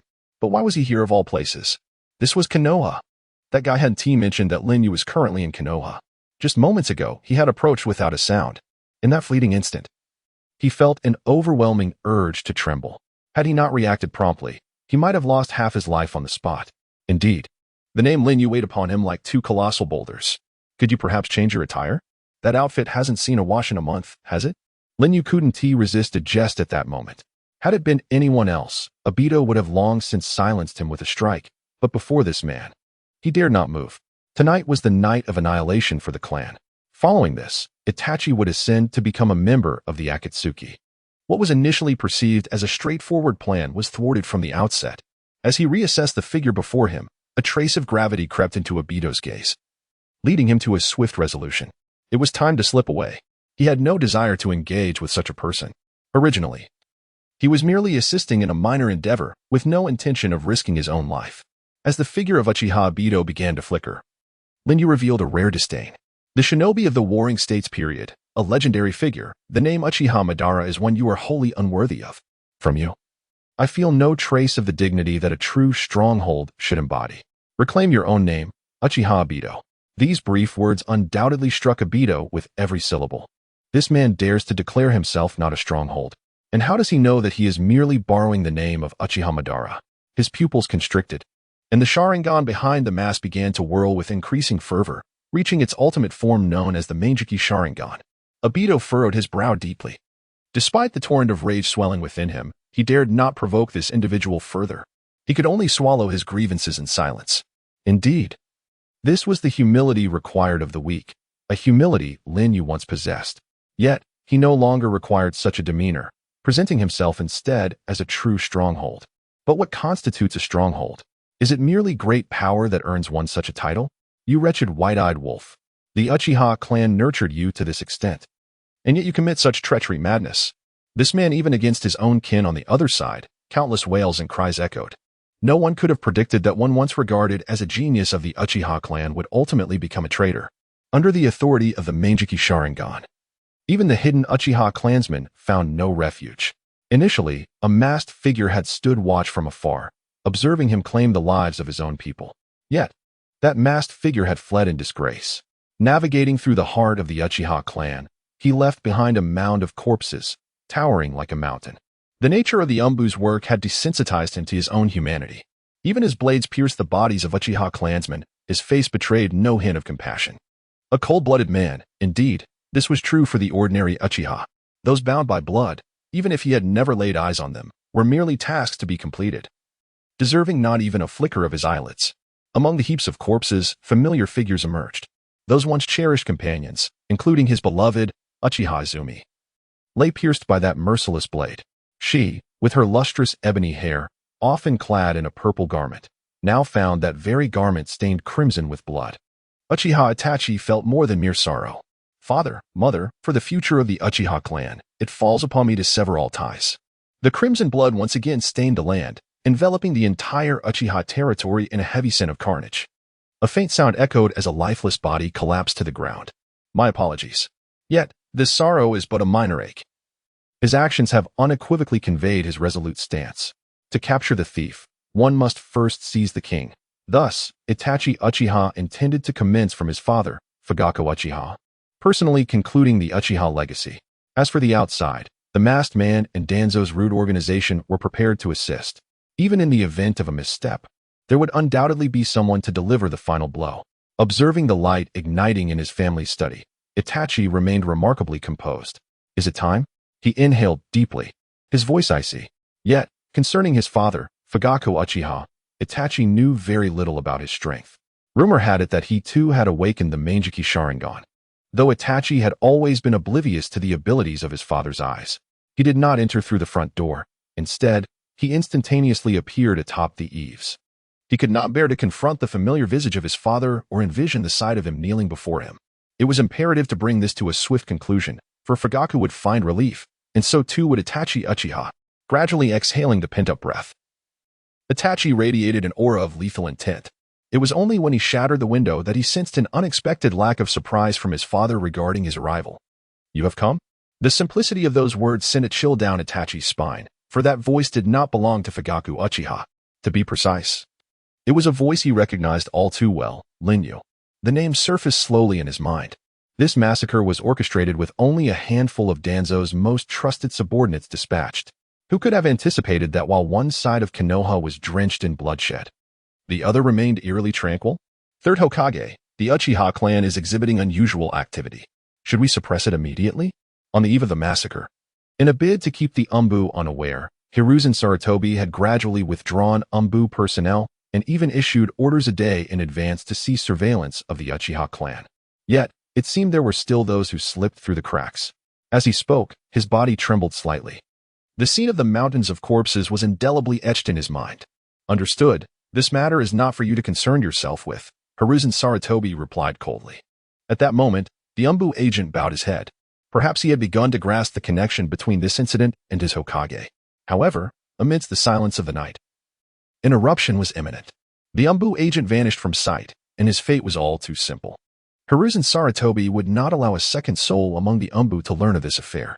He would assign that member of the Umbu to undertake tasks that exceeded his own capabilities, thereby ensuring that, should he perish in battle, others would attribute his demise to his own inadequacy.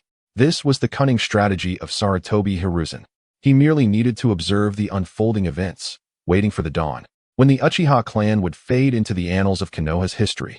Everything was orchestrated to perfection, allowing Sarutobi Hiruzen to remain on the side of light, revered and admired by all. However, the Umbu, before departing, had additional intelligence to convey to Sarutobi Hiruzen beyond the matter of the Uchiha, yet he chose to conceal it. The information he withheld pertained to the fifth Mizukage, Hate Lin, who had vanished from the courtyard, his whereabouts unknown. His murky pupils quivered violently, and at that critical moment, Sarutobi Hiruzen felt an unsettling twitch in his eyelid. Left eye signifying fortune, right eye heralding calamity. Though he was not particularly superstitious, an inexplicable anxiety gripped him that night. Was he overthinking? With Danzo keeping watch, surely there would be no issues. Yes, it should be fine. Yet, for reasons unknown, his palms were slick with perspiration, and cold sweat poured from his hands. A gentle breeze swept through, sending a shiver down his spine. Perhaps he truly was aging, becoming increasingly fragile. Sarutobi Hiruzen mused, donning the Hokage cloak while his gaze fixated on a distant part of Konoha. He set aside his pipe and grasped the thermos from the table, steam rising from it. After savoring a sip of tea, he remarked, "It seems I must quit smoking. Drinking tea is undoubtedly the healthier choice." Despite his words, achieving the cessation of smoking was far more challenging. Nevertheless, the eradication of the Uchiha clan would inevitably diminish Konoha's own strength, rendering it precariously vulnerable. Unscrupulous individuals might seek to exploit this weakness, while the new generation had yet to mature. It was akin to a wounded tiger, which, in its moment of peril, must conceal its injuries. Sarutobi Hiruzen was well aware of this principle. At that moment, Lin Yu emerged from behind Uchiha Fugaku. A gentle breeze tousled his dark hair, and an air of imperial dominance emanated from his brow. The aura he exuded was sufficient to make Itachi avert his gaze. Yet, Itachi was no ordinary individual. He had witnessed grand spectacles before. No pretense would hold sway before him. However, one question lingered in his mind. What was the fifth Mizukage doing here? Before Itachi could voice his curiosity, Lin Yu spoke first. If that fellow hadn't been frightened away just now, the four of us could have gathered for a game of mahjong, he said, his tone calm and measured, within the depths of his voice. No discernible emotion could be detected, had it not been for the piercing aura of murderous intent that inadvertently seeped from his eyes. Uchiha Itachi might have believed he had merely come to engage in a casual game of mahjong. However, the mere recollection of the events of that fateful day rendered Itachi's body instinctively weak, causing even the chakra within him to become restless and agitated. His brow furrowed tightly, for the individual referred to by Lin Yu was likely the masked man. To his astonishment, his own power began to instinctively recoil in the presence of Lin Yu, a phenomenon that had never occurred before. Undoubtedly, Lin Yu was the first to evoke such a sensation within him. Yet, it was rather unfortunate that Lin Yu's divine hand was still in its cooling phase, rendering it unusable today. Previously, Itachi had merely enjoyed a stroke of luck in obtaining a commendable skill, but this time, he surmised that fortune would not favor him so readily. Cold sweat instantly beaded upon his forehead, trickling down to the tip of his nose. Subsequently, he released a substantial amount of ocular power, his eyes spinning rapidly in a kaleidoscopic whirl, the vast energy engulfing the entire room. Tsukuyami. To be frank, Lin Yu had witnessed the might of this technique, albeit in its enhanced version. In an instant, it surged forth. The floor began to morph, twisting and turning like a flowing river. The entire space was bathed in a dark crimson hue, and Itachi's form inexplicably transformed. Just as everyone believed victory was assured, the moment the words left their lips, the illusion shattered once more, and the surroundings reverted to normalcy. Impossible. Itachi had never faltered. Uchiha Fugaku's expression darkened. The genjutsu, which Itachi had always taken pride in, had met with such failure. Even a ninja with the most rudimentary combat experience would find it inconceivable for a technique to abruptly cease without interference, let alone a genius like Itachi. The astonishment on Fugaku's face swiftly morphed into terror. The ocular power continued to dwindle. Those kaleidoscopic Sharingan gradually faded from view. Could it be that the man behind him had done something? No, that could not be right. Lin Yu had remained steadfastly at his back. He was fully aware of whether any action had been taken. He felt no fluctuations of chakra or ocular power. The only plausible explanation was that Itachi had dispelled the genjutsu himself. But why would Itachi choose to do so?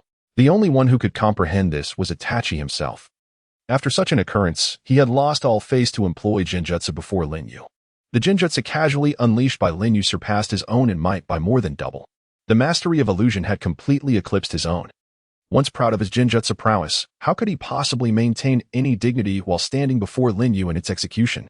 With a cry of reluctant despair, Fugaku finally grasped the truth. It was not Lin Yu who had done anything. It was Itachi who had succumbed to fear. What manner of individual could instill such profound fear in Itachi? Fugaku found himself perplexed, struggling to decipher the enigmatic presence before him. At that moment, Itachi slowly spoke, declaring, "This is not a place for you to be." It was evident that Lin Yu's arrival had sparked a sense of caution within him, and he had already surmised Lin Yu's intentions for appearing here. With Lin Yu's presence, Uchiha Itachi found himself utterly immobilized. The dawn was approaching, and the roosters began to crow, signaling the start of a new day.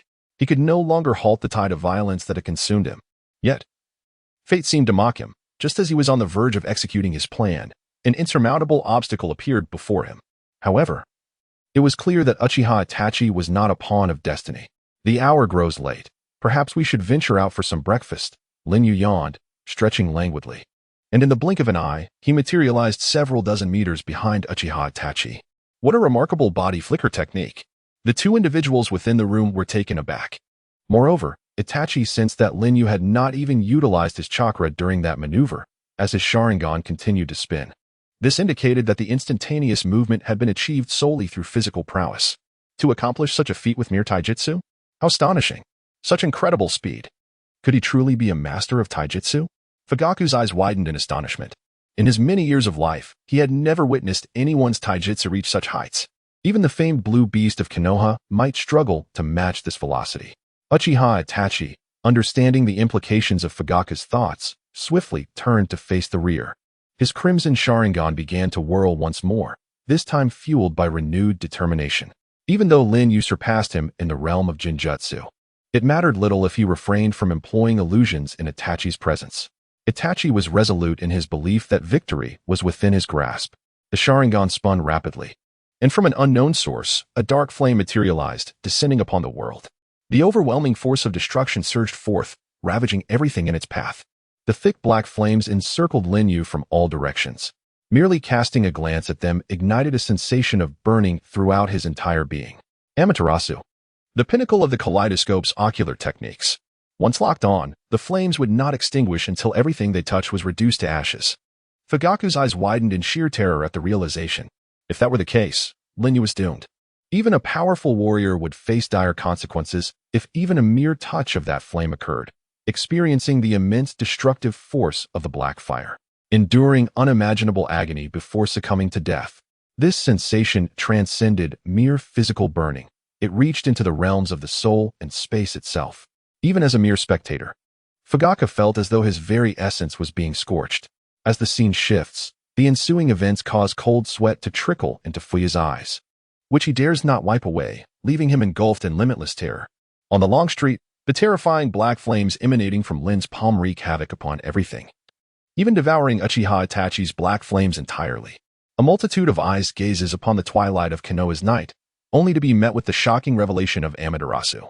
Fuya's eyes widened in awe. Who could have anticipated that Lin, despite lacking the Manjiki Sharingan, could wield such a technique? Moreover, those black flames consume Itachi's Amaterasu, incinerating it completely and astonishingly overpowering it. What could possibly explain this? In an instant, Itachi feels as though he might vomit blood. The powerful ocular technique, exclusive to the Uchiha clan, is even regarded as Itachi's unique ability, one of the most formidable and destructive techniques within the realm of fire release. Ancestors from the Warring States period once possessed such ocular prowess, yet by the time it reached Itachi's generation, very few retained it. It could be said that it had become a technique exclusive to Itachi himself. Currently, the Uchiha clan barely possesses even the Manjiki, a rarity in its own right. Even a single Tomo is a peak achievement, something that many Uchiha members may go their whole lives without attaining. Countless clan members live their lives in ignorance, never awakening their eyes. So how could Lin wield Amaterasu?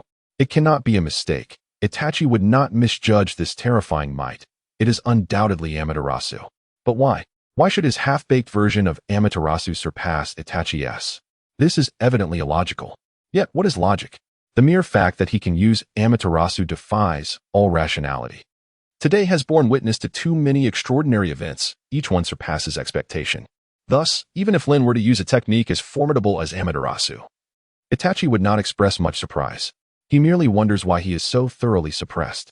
Nevertheless, it remains profoundly bizarre. This terrifying monstrosity has utterly disrupted his existing plans. Were it not for him, the Uchiha clan would have long since been obliterated. Yet, Itachi fails to comprehend Lin's intentions in fiercely protecting the Uchiha clan. After all, Lin is not one of them. As the Mizukage, he should benefit from increased chaos among the ninja villages. The extermination of the Uchiha clan, the most powerful family in Konoha, would serve only to benefit the Mist Village, as it would significantly diminish Konoha's combat strength by at least half, if not more. Regardless of the ultimate outcome, the mere existence of the Uchiha clan offers no advantages to him. It is only at this moment that a flash of insight illuminates his mind. He seemed to recall certain matters, much like the ancient prophecy. The Crimson Lightning would alter the fate of the Uchiha clan. Thus, the Red Lightning from several months prior indeed bore a connection to him. Itachi merely speculated as he scrutinized the man before him. Considering the various clues he had previously encountered, he began to piece things together. Could he also be a member of the Uchiha? Itachi examined him closely once more, but quickly dismissed this foolish notion. The bloodline limit he possessed was unmistakably evident. The Bone Demon clan undoubtedly proved his lineage traced back to the Kagaya clan of Kirigakure, rather than the Uchiha of Konohagakure. Therefore, there was no need to doubt his identity. Itachi's hands trembled. Before him stood not merely a man, but a creature seemingly risen from the depths of hell. Although he was capable of wielding Amaterasu, Itachi discerned no signs of the Sharingan being activated. In fact, he could see quite clearly that the man's eyes were nothing more than a pair of ordinary blue-black orbs. Moreover, Linyo's Amaterasu, to be precise, differed somewhat from that of Uchiha Itachi. Itachi's Amaterasu emanated from his eyes, casting black flames upon all that he beheld, while Linyo's appeared to originate from the palm of his hand. Despite their similarities, there were distinct differences. At that moment, the sky began to brighten gradually. It was evident that even if he still possessed the strength to fight, prolonging the battle was futile. Although he could activate Susanoo, the situation had already been determined. With dawn approaching, there was no necessity to continue. Undoubtedly, Uchiha Itachi had met with failure this night, a complete and utter defeat. Just then, a pale mist suddenly erupted before him, accompanied by a sound akin to compression. Within the haze, one could sense the peculiar fluctuations of space. Dimly, Itachi crossed his arms, presenting a notably cold demeanor, before placing himself within that vortex of space. After a considerable time, the mist dissipated, revealing nothingness before him. Linyu merely cast a glance, his expression one of chilling indifference, as he sensed the lingering spatial disturbances in the air. Had Uchiha Obito not yet learned his lesson? What an unyielding specter he was, as if he could be encountered anywhere. Linyu had anticipated that Obito would have gained some wisdom, retreating in disgrace, yet he had returned once more. It seemed that when next they crossed paths, he must not leave him any opportunities. Meanwhile, a pair of aged eyes, filled with torment, fixated intently upon him. A clan leader, yet appearing so disheveled and indecisive. What should I do next? The weathered visage was marked by the trials of time. After enduring these experiences, he displayed a newfound humility. With dawn nearly upon them, he only needed to remember to always stay a step ahead of Sarutobi Hiruzen, thus, the Uchiha clan, even if unable to reclaim its former glory, would not meet a disastrous end. Before Fuyue could finish his words, he vanished once more from sight. Meanwhile, the Umbu had been searching for Lord Linyu throughout the entire night. Eventually, they discovered him at a breakfast shop, purchasing his morning meal. "Good morning, everyone. Would you care for something to eat?" Linyu inquired, holding 2 bamboo steamers filled with dumplings. "No, thank you, Lord Mizukichi." "Really? What a pity. Such delicious dumplings. And the Mist Village cannot enjoy such culinary delights." At that moment, the Umbu ninjas seemed eager to ask something, yet hesitated to voice their inquiries. They communicated in the cryptic language of their tasks, whispering amongst themselves.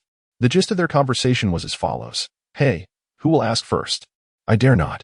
Neither do I. The one who speaks first will have others treat him to barbecue at noon. So who will take the plunge?" After a prolonged stalemate, someone finally mustered the courage to speak. "Lord Mizukichi, yesterday where did you go?" "Ah, I went fishing," Linyu replied nonchalantly. "But Lord Mizukichi, what about the fish you caught?" To be precise, there were no fishing spots within the vicinity of Konoha. Even the nearest river required leaving the village. Although the Umbu knew Linyu was deceiving them, they dared not confront him. Didn't he hook anything? The fish slipped away. Beneath their masks, the expressions of the Umbu froze, their bodies standing rigidly in place. However, Linyu was indeed not lying. Fishing did not necessarily imply catching fish swimming in water. A slight smirk crept onto his lips as he nodded thoughtfully. Early in the morning, Sarutobi Hiruzen awoke in the Hokage's office. As was his routine, if he worked late into the night, he would doze off in his office. After changing his clothes and grooming himself, his gaze fixated intently on the other side of Konoha. At that moment, his brows furrowed deeply. By now, someone should have come to report the annihilation of the Uchiha clan. To his surprise, someone did arrive with news, but it was not one of his subordinates. It was Shimura Danzo, who had been in hiding for half a month. At that moment, he could think of nothing else and burst through the doors of the Hokage's office, followed closely by a large group of root members. This act caused Sarutobi Hiruzen's brow to furrow even more, his entire being seething with fury. "Impudent. Danzo, what is your intention in bringing so many ninjas into the Hokage's office?" He glared at Danzo with a stormy expression, his voice raised in serious inquiry. In his eyes, this was tantamount to a rebellion, with intentions that were clearly suspect. He was well aware of Danzo's long-standing ambition for the title of Hokage. Yet he had not anticipated such a brazen display of force, an utterly disgraceful decision. The Hokage of Konoha is not merely determined by strength. It is the alignment with the will of the people that qualifies one for the position. It is not through brute force that one can seize such a role. Indeed, strength is among the essential attributes a Hokage must possess, yet it is not the sole criterion for ascension to this esteemed office. Has Danzo truly failed to grasp this fundamental truth all these years? Witnessing Danzo's actions ignited a fierce anger within Sarutobi Hiruzen, whose eyes, filled with murderous intent, fixated intently upon Danzo. Our plans have unraveled. Hiruzen. Uchiha Itachi has vanished without a trace. That old relic still lives on. The Uchiha clan has not been exterminated. At these words, Hiruzen was struck with profound alarm. Old relic? Are you referring to Fugaku Uchiha? What just is this? Has Itachi changed his mind midway? Inside the Hokage's office, Hiruzen appeared increasingly agitated upon receiving this news, as if his very soul had been siphoned away. Collapsing into his chair with a visage marked by confusion and dread. Particularly on the night of the massacre, such occurrences bode ill for Konoha, for Danzo, and for the third Hokage himself. The failure of the extermination plan implied that Fugaku would likely suspect a connection to Hiruzen. The mere thought filled Hiruzen with terror. If this were indeed the case, the rift between Konoha and the Uchiha clan would only deepen. Subsequently, he retrieved a crystal ball, seated himself in the Hokage's chair, and infused his chakra into the orb. Utilizing the unique jutsu known as the telescope technique, a ninjutsu exclusive to the third Hokage, which even his pupil Jiraiya had not been privileged to experience, he aimed to surveil the entirety of Konoha, including the status of the Uchiha clan. A ripple spread across the surface, and soon images began to materialize within the crystal ball. Contrary to his expectations of a scene littered with corpses and rivers of blood, Hiruzen was astounded by the sight before him. The ground bore no trace of blood, much less any bodies. Instead, members of the Uchiha clan could be seen mingling, their laughter echoing as if they were enjoying a tranquil rural existence. Cold sweat broke out upon Hiruzen's brow. Why did this happen? The confusion gnawed at him. He incessantly switched the camera views within the crystal ball, reflecting his inner turmoil. Not him. Not him. Where could he be? Suddenly, the image within the crystal ball froze for a moment, revealing a corner of the Uchiha compound. There stood Fugaku Uchiha, a man in his 40s. His face etched with the passage of time, yet maintaining a demeanor of gravity. He acknowledged the greetings of his clan members with a nod and a smile, appearing as though he were returning to the responsibilities of his day. Did Itachi ultimately lack the resolve? Sarutobi Hiruzen abruptly rose to his feet, shattering the teacup on the table with a single grip. Shards of the cup, mingled with remnants of last night's tea, scattered throughout the Hokage's office in an instant. No. Given his nature, he was certainly not the type to waver midway. Even if he were to reconsider, it would not be at such a critical juncture. Moreover, as he pondered this, Danzo paused, seemingly on the verge of revealing something significant. On the surface, everything appeared normal, yet they had long since dealt with the bodies. My subordinates discovered one of the corpses belonged to Uchiha Izumi. Upon hearing this name, Hiruzen's face unmistakably reflected shock, for he was aware that Uchiha Izumi was Itachi's girlfriend. A person capable of such brutality against his own beloved could never abandon a mission halfway through. Furthermore, to assert that Uchiha Fugaku surpassed Itachi in strength would be a stretch. After all, he was merely a skilled leader of the Uchiha clan. In terms of raw power, Uchiha Itachi undoubtedly excelled, perhaps even surpassing the elite within his own clan. The aged eyes of Danzo sparkled with astonishment. After a prolonged silence, Shimura Danzo finally resumed speaking. There is one more intriguing matter, though I presume your subordinates have already briefed you. Before Hiruzen could inquire, Danzo discerned the answer etched upon his face. I can't believe you were unaware of such matters, Hiruzen, he remarked, a smirk playing on his lips. Hiruzen, feeling a swell of irritation at Danzo's tone, scoffed in response. Stop playing coy. Is this the attitude one should have when seeking assistance? Perhaps you should consult your subordinates. But to wield your subordinates to such an extent is truly commendable, third Hokage. With that, Danzo, wearing a condescending expression, turned to leave without a backward glance. Watching his retreating figure, Hiruzen glared fiercely and shouted, "What are you scheming behind my back? Your audacity grows by the day, Danzo." Danzo's countenance remained shrouded in gloom, seemingly unfazed by Hiruzen's words, instead radiating a palpable disdain. Yet, perhaps out of pity for Hiruzen's evident ignorance, he decided to divulge a piece of information. You may want to investigate whether that individual departed from any locations yesterday. Though he refrained from naming the person directly, Hiruzen managed to deduce the identity. His brow furrowed instantly, a state of disquiet persisting throughout the day. At Training Ground 8 in Konoha, amidst the dense foliage, a masked man, revealing only one eye, watched disinterestedly as Lin and Kakashi trained in the clearing. After a few disparaging remarks, Kakashi appeared slightly displeased. However, the task assigned by Sarutobi was not one that could easily be declined. At a moment when a new volume was being released from a certain paradise, he had to relinquish his chance to queue for it. dedicating his time instead to surveil the individual before him. Kakashi found himself perched silently in the trees, intently observing the two. It was rather surprising to him that the esteemed Mizukage of the Hidden Mist would personally instruct a young girl from the Hidden Leaf. On the training ground, the young lady tirelessly struck the wooden post, her brow glistening with sweat, while beside her stood a gentleman with a handkerchief, gently wiping the perspiration from her forehead. To an unfamiliar passerby, this scene would appear innocuous, perhaps merely two childhood friends of similar age engaging in mutual training. Yet, only Kakashi, lurking in the shadows, recognized the significance of the charming youth accompanying the girl. At such a young age, he had already ascended to the role of a village leader, and even the third Hokage regarded him with considerable caution. Kakashi could sense the power emanating from him. The fifth Mizukage was not as feeble as the rumors suggested, merely a puppet elevated by the support of others. He was formidable and undeniably perilous, a realization born from the instincts of a seasoned warrior, honed through countless encounters with adversaries. Kakashi surmised that as long as he did not provoke this danger, he would remain unharmed. The dilapidated training ground, though it evoked a twinge of sorrow, possessed a singular advantage that masked its deficiencies, an abundance of tranquility. This place had become a relic of time, seldom frequented by others. In contrast to the complexities of the adult world, the realm of children was refreshingly simple and predictable. Kakashi easily discerned Lin Yu's intent. He sought solitude. As a man, there were certain matters he preferred not to expose. Those who understood, understood. However, witnessing a child's infatuation felt rather dull to Kakashi, who yearned for more mature pursuits. Thus, he retrieved from the inner pocket of his attire the latest issue from a certain paradise. Although he had perused it multiple times, he still found it captivating and engaging.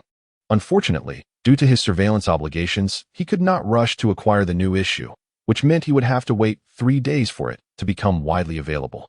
How vexing. Leaning back against a branch, Kakashi settled in. The girl maintained her gentle demeanor. Yet Lin Yu was acutely aware of the concealed sorrow beneath her seemingly soft exterior. She was an orphan of a war-torn era. Later, she had been placed in an orphanage, where her brother caught the attention of Danzo and was taken into the organization for training. However, that young man had made one request, to take her along with him. Initially, Danzo was reluctant, as the addition of another individual would only serve as a burden. Furthermore, he had observed his sister's talent, which could be deemed somewhat promising, yet he feared that despite investing considerable time, it would be exceedingly challenging to cultivate her abilities. However, due to the boy's outstanding performance within the NarutO organization, he gradually endeared himself to Danzo, thereby acquiring a measure of influence. Each task assigned was executed with remarkable excellence. Thus, Danzo begrudgingly granted her a new identity, allowing her to reside in Konoha, a mere stroke of fortune for survival. At this moment, Lon was diligently practicing the body flicker technique in the open space, occasionally demonstrating what appeared to be an awkward C-rank ninjutsu.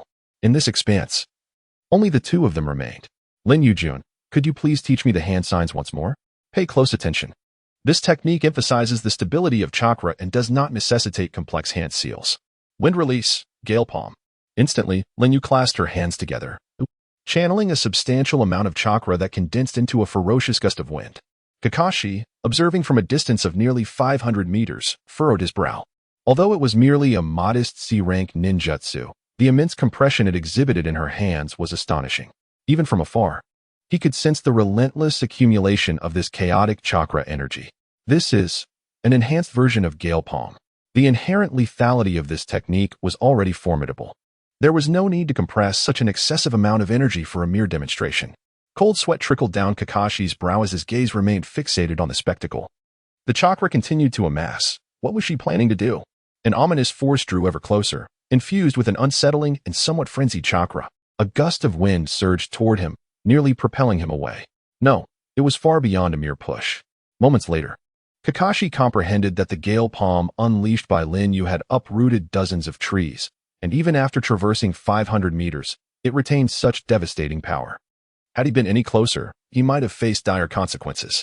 Kakashi's expression turned grave as he withdrew from his previous position, now treating the situation with utmost seriousness. Had he been discovered so early? This was truly perilous. Monitoring such a formidable individual was fraught with danger.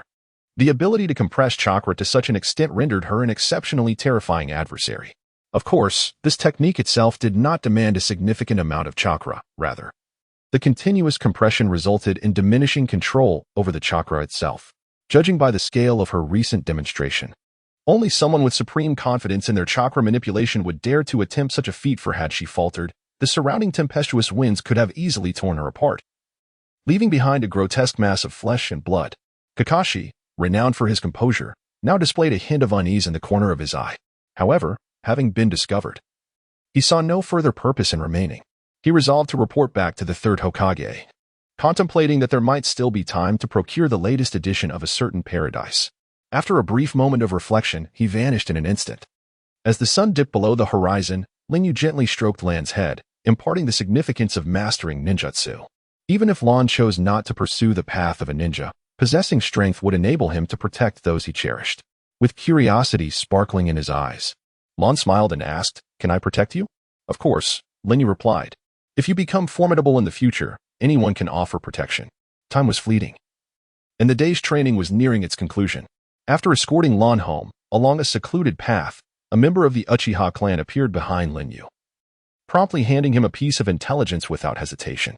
Currently, the Uchiha territory was infiltrated by subordinates of Sarutobi Hiruzen, each an operative from the Umbu, who, under the guise of protection during the Uchiha's turmoil, had intensified their surveillance. Their intentions were not merely to observe. They sought to usurp the Uchiha clan. They were systematically undermining the authority of Uchiha Fugaku, the clan leader. Although the infiltration was still superficial at this pace, it would not be long before they uncovered the Uchiha's initial conspiracy to rebel. Indeed, Sarutobi Hiruzen had acted preemptively, aware of the Uchiha's intentions. Thus, he sought to acquire substantial evidence to convict the Uchiha, leading to his impulsive actions. Should the situation come to pass, the Uchiha would be branded as traitors to the village and the Hokage, facing expulsion or, at worst, the grim prospect of being tormented to death by Hiruzen. Rationality was what Sarutobi Hiruzen sought, a justification for his actions. It was clear that Itachi's disappearance had disrupted his plans, compelling him to act first lest the Uchiha retaliate. This was a straightforward principle, one even Lin Yu, lacking in cunning, could perceive. Hiruzen was merely in search of a legitimate rationale to justify condemning the Uchiha. As these thoughts unfolded, the Uchiha clansman found himself incredulous. As a trusted aide of Fugaku, he felt a sense of reassurance. Yet, Lin Yu had no obligation to impart guidance. His sole aim was to ensure that the Uchiha were not erased from history. Nevertheless, witnessing the profound respect shown by the individual before him, he felt compelled to speak. "Lord Lin Yu, the clan leader has sent me to seek your counsel on our next course of action. To ensure success, one must not be hasty." Indeed, Sarutobi Hiruzen's maneuver was swift and commendable, even eliciting applause from Lin Yu. However, for one who orchestrated the larger scheme, Hiruzen's impatience revealed his underlying thoughts. According to the reasoning of an ordinary person, when a village chief faces a tragic massacre within the village, he should first offer comfort to his clansmen and enhance their protection, rather than seizing the opportunity to exploit their vulnerability. Undoubtedly, some members of the Uchiha clan are beginning to sense this. Although the massacre appears to have been orchestrated by Itachi, it possibly bears some connection to Sarutobi Hiruzen as well. The third Hokage, disregarding external criticism, seems to have ignited the long-standing conflict between Konoha and the Uchiha clan. His impulsive actions indicate a sense of urgency. However, it is precisely this urgency that provides Lin Yu with an opportunity. If they seek evidence, then they shall receive it. Yet, persuading someone as suspicious as Sarutobi Hiruzen is no simple task. Lin Yu instructed Fugaku to confront Danzo, insisting on a heated argument that must escalate to physical confrontation, ensuring that everyone is aware of the situation. Furthermore, they would meet Danzo's demands for evidence, but they also needed to fabricate certain items. The autumn night breeze turned somewhat chilly, yet Lin Yu remained clad in shorts and a short-sleeved shirt, having scarcely worn the water shadow cloak he had brought along. The question remained, what exactly should they forge? Observing Lin Yu's expression, it seemed that Fugaku's trusted aide grasped his intentions. However, hearing a child 10 years his junior propose such a scheme sent shivers down his spine. Since the conflict had been fully ignited, it would be prudent to let it trigger a chain reaction. Spectators never tire of an escalating situation. If they could fabricate evidence indicating that Danzo was behind the Uchiha rebellion and sought to eliminate witnesses, then Hiruzen's wrath would shift towards Danzo. In this scenario, Danzo might find himself in trouble without Lin Yu having to lift a finger. Although the Uchiha clan would inevitably face some repercussions, the damage would likely be minimal. This was merely the first step, yet it was also the most challenging. The survival of the Uchiha would depend on how their leader navigated this crisis. With a wave of his hand, Linyu departed. The following day, after Linyu had spoken with Fugaku's aide, Fugaku acted swiftly. As the clan leader of the Uchiha, he was decisive and unhesitating, promptly leading a group to confront Danzo. Meanwhile, Linyu, calmly enjoying some dumplings by the roadside, squinted in contemplation. In the aftermath of such events in Konoha, Sarutobi Hiruzen's scrutiny of him had notably diminished. Preserving the Uchiha clan was imperative for him.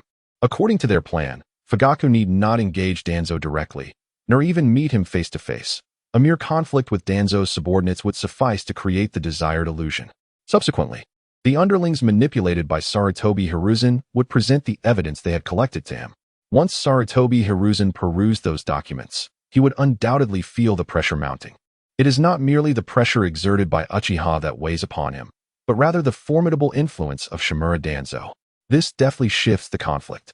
On the surface, the undeniable fact remains that the Uchiha harbor intentions of rebellion, yet it crafts an illusion that the true orchestrator is Danzo. Furthermore, the evidence procured by his trusted confidant, even if Sarutobi Hiruzen senses an inkling of peculiarity, will likely be taken as truth. It is entirely foreseeable that Konoha will soon be engulfed in considerable commotion. Linyu, who still harbors fondness for Konoha, does so solely for its inhabitants, lacking any profound attachment to his place of origin. Suddenly, a thought struck Linyu as he savored the last morsel of his dumpling. His footsteps, guided by memory, led him to a residence. As anticipated, at the entrance stood 2 wooden plaques, accompanied by the familiar grand door, identical to that of his former home. However, unlike before, 2 unfamiliar seals now adorned the door, indicating that this place was sealed off, forbidding entry to all. Beyond just the seals, Linyu could sense a faint layer of sealing jutsu enveloping his family home. What on earth has transpired? Without further contemplation, Linyu concentrated a decaying force within his hand. Divine Martial 6 Styles, Divine Finger, as a segment of a bone needle gradually emerged from his fingertip, a terrifying power began to agitate the surrounding air. He directed the bone needle toward the seal, the decaying force voraciously consuming everything upon it. After a mere second, the seal was shattered, and long-buried memories began to awaken. What exactly is going on? After enduring so much, Sarutobi Hiruzen appeared utterly exhausted, visibly aged. During this period, perhaps the only piece of good news was that Asuma had successfully completed another S-rank mission, allowing him to refresh his record. Early in the morning, Sarutobi Hiruzen, who would have otherwise relished a cup of tea and a smoke, was left seething upon receiving the news. His countenance was dark and foreboding. Cough, cough. The man before him appeared equally frail, unable to suppress a relentless cough, even struggling to articulate words. Yet, who would have thought that such a weakened individual was a special jonin? Sukikage struggled to observe the smoke wafting from the pipe, yearning to speak, yet held back by trepidation. Fortunately, the wind did not blow in his direction. Nonetheless, he could not stifle his coughing. Danzo and Fugaku, are you certain? Sarutobi Hiruzen's eyes blazed with intensity. He genuinely could not fathom that Danzo and Fugaku would come to blows, considering they rarely interacted, if at all. Yet, why did it have to occur at such an inopportune moment? Even if that plan was initially proposed by Danzo and received unanimous approval from the higher-ups, it is evident that they are not fools, nor would such matters be discussed frivolously. Why would 2 seemingly unrelated individuals encounter such a situation? Indeed, Uchiha Fugaku led over 100 elite Uchiha directly into the root organization. Are you certain that you saw Uchiha Fugaku?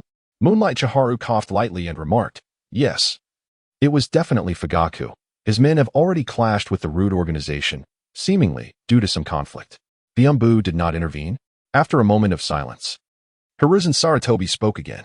They did not engage. After all, the combat prowess of the Uchiha is utterly lacking. A truly incompetent group. Frustrated and at a loss for words, Hiruzen cast a cold glance at Moonlight Chiharu. Although he did not elaborate further, Chiharu could sense the chill emanating from Sarutobi. He then donned the Hokage cloak and swiftly departed to quell the situation. It was indeed the first time he had witnessed the Hokage become so furious. Even though he knew those words were directed at the Umbu, he still felt a lingering trepidation. Despite his timely report, he felt the brunt of Sarutobi's wrath, which was intentionally or unintentionally directed at him. He could even sense the peculiar expression on Sarutobi's face as he coughed while reporting. How had the Hokage suddenly become so unfamiliar? Perhaps it was due to his usual kindness towards them that the contrast during his anger felt so jarring. After a moment of contemplation, Moonlight Chiharu shook his head and sighed deeply before departing. Meanwhile, Linyu, on the verge of entering his home, was drawn back by some idle gossip. Passers-by, residents of the area, were visibly shaken by Linyu's return to this place. They whispered among themselves, "It's unbelievable that someone would dare venture into that ominous location. What if they were to attract some misfortune? Indeed, I heard that the red lightning not only took the child from that household, but also caused the couple to vanish without a trace 3 days later. How terrifying. It is said that the family provoked some malevolent spirit seeking revenge, and now it appears. Alas, that young man is still so youthful. It's a pity that he has already stepped into that place. I fear he may not last long."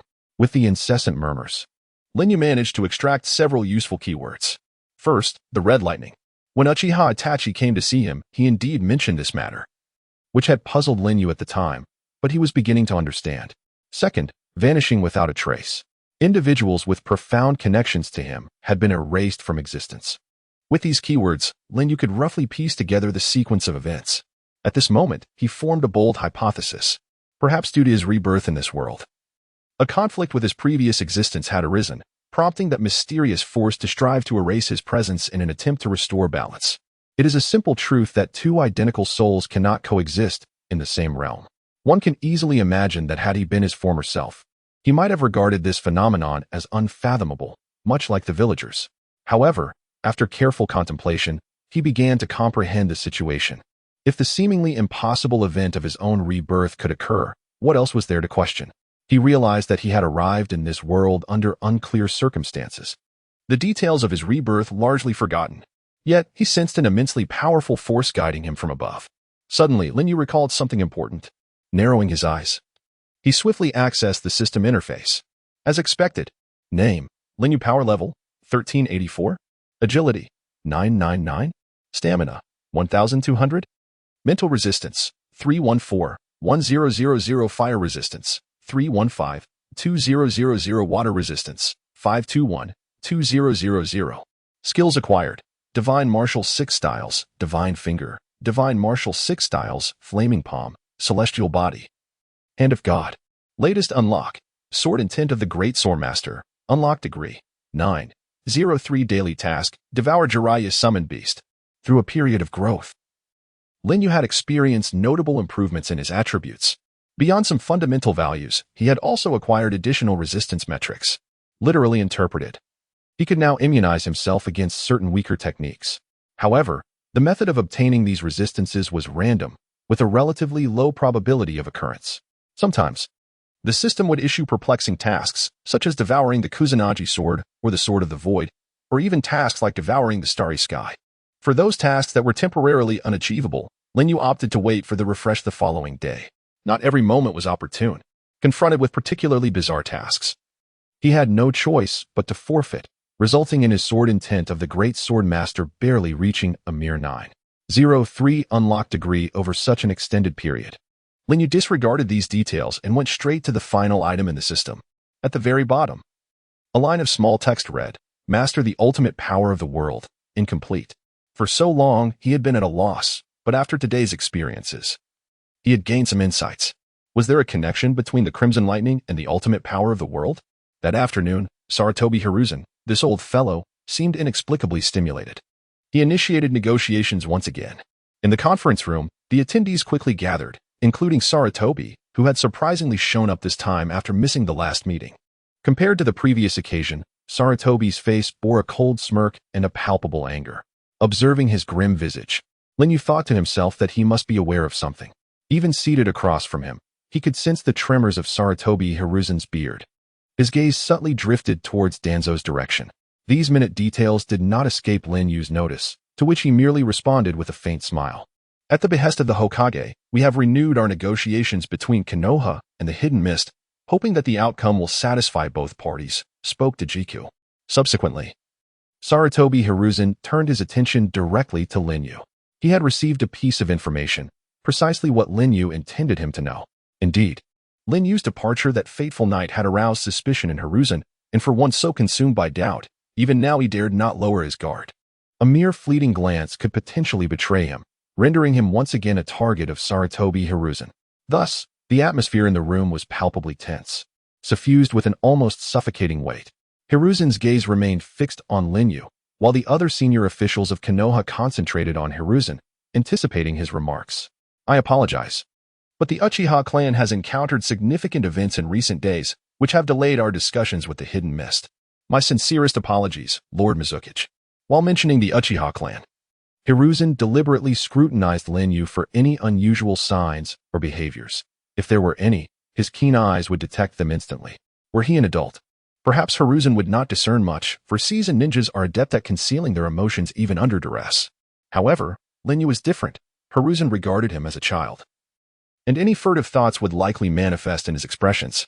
While words can deceive, the face often reveals the truth, a technique, albeit proficient, that holds limited efficacy against trained ninjas but could be more telling with Linyu, whose rebirth granted him an extraordinary mindset. Although he remained less experienced than the astute Hiruzen, he was not easily compromised.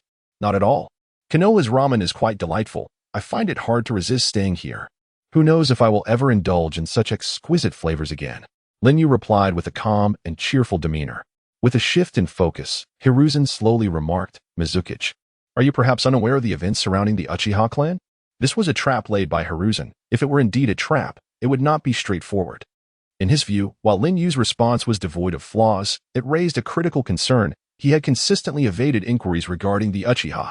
Thus, Hiruzen's next statement served as a probe, a direct and potent test of Linyu's resolve. Many have heard whispers of a lunatic, rumored to have slain his own kin. However, esteemed Hokage, I harbor no interest in such matters. Let us instead deliberate on the subject of compensation. Linyu offered a subtle smile, gaining the upper hand in their strategic exchange. His words, seemingly innocuous, were, in fact, a retort to Sarutobi Hiruzen as he deliberately referred to Uchiha Itachi as a lunatic, thereby veiling his true intentions.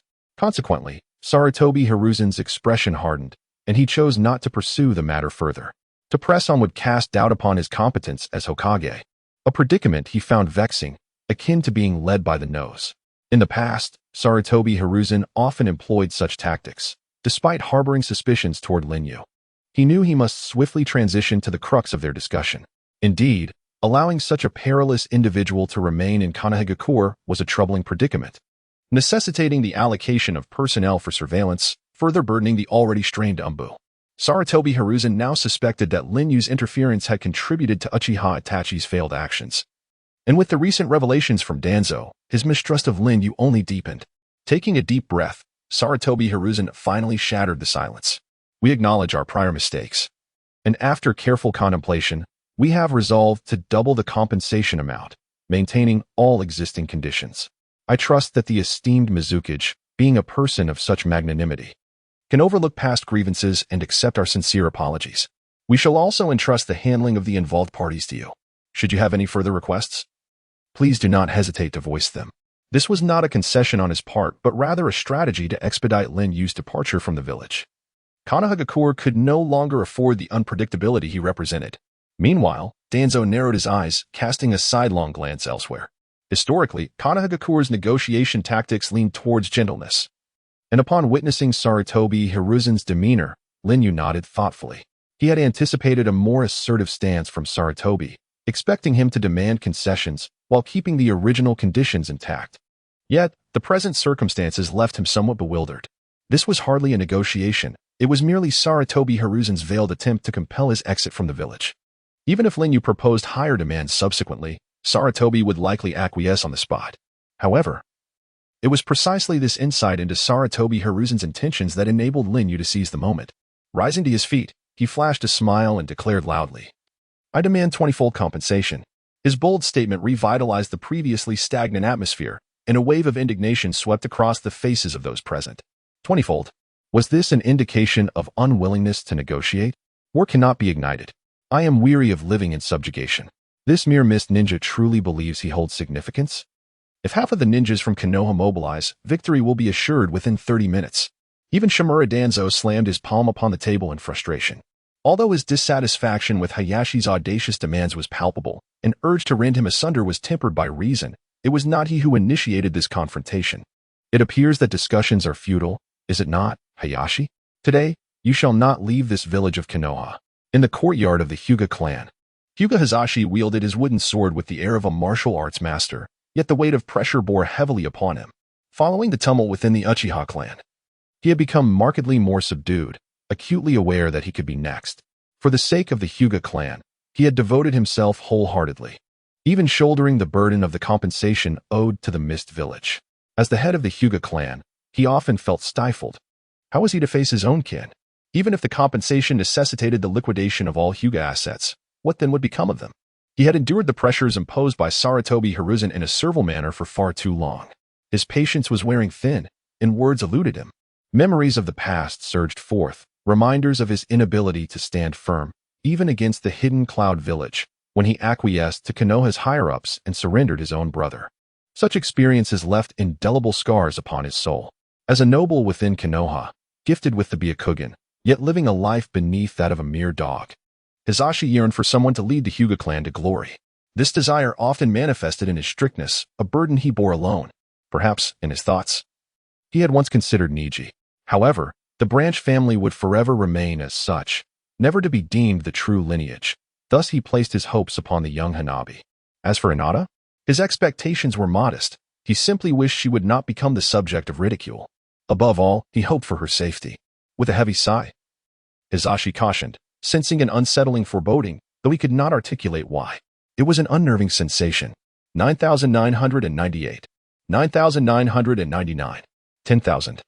After completing her 10,000 strikes, Hinata's frail arms could no longer withstand the pain. Who could have imagined that even Lin Yu could not endure this task? Yet here was a small child who year after year bore the rigors of training without a whisper of complaint. It was unfathomable. Hinata sheathed her wooden sword, rolled up her sleeves, and resolved to embark upon the next phase of her training. Her hands were already swollen and red. Despite the years of training having conditioned her body, how could her delicate 7-year-old frame withstand such trials? It was merely a cycle of old injuries compounded by new ones.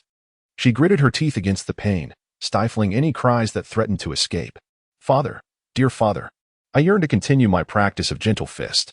This so-called gentle fist entails the concentration of chakra in the palms to strike the opponent, such that even the lightest touch can inflict internal damage. It is a unique martial art of the Hyuga clan.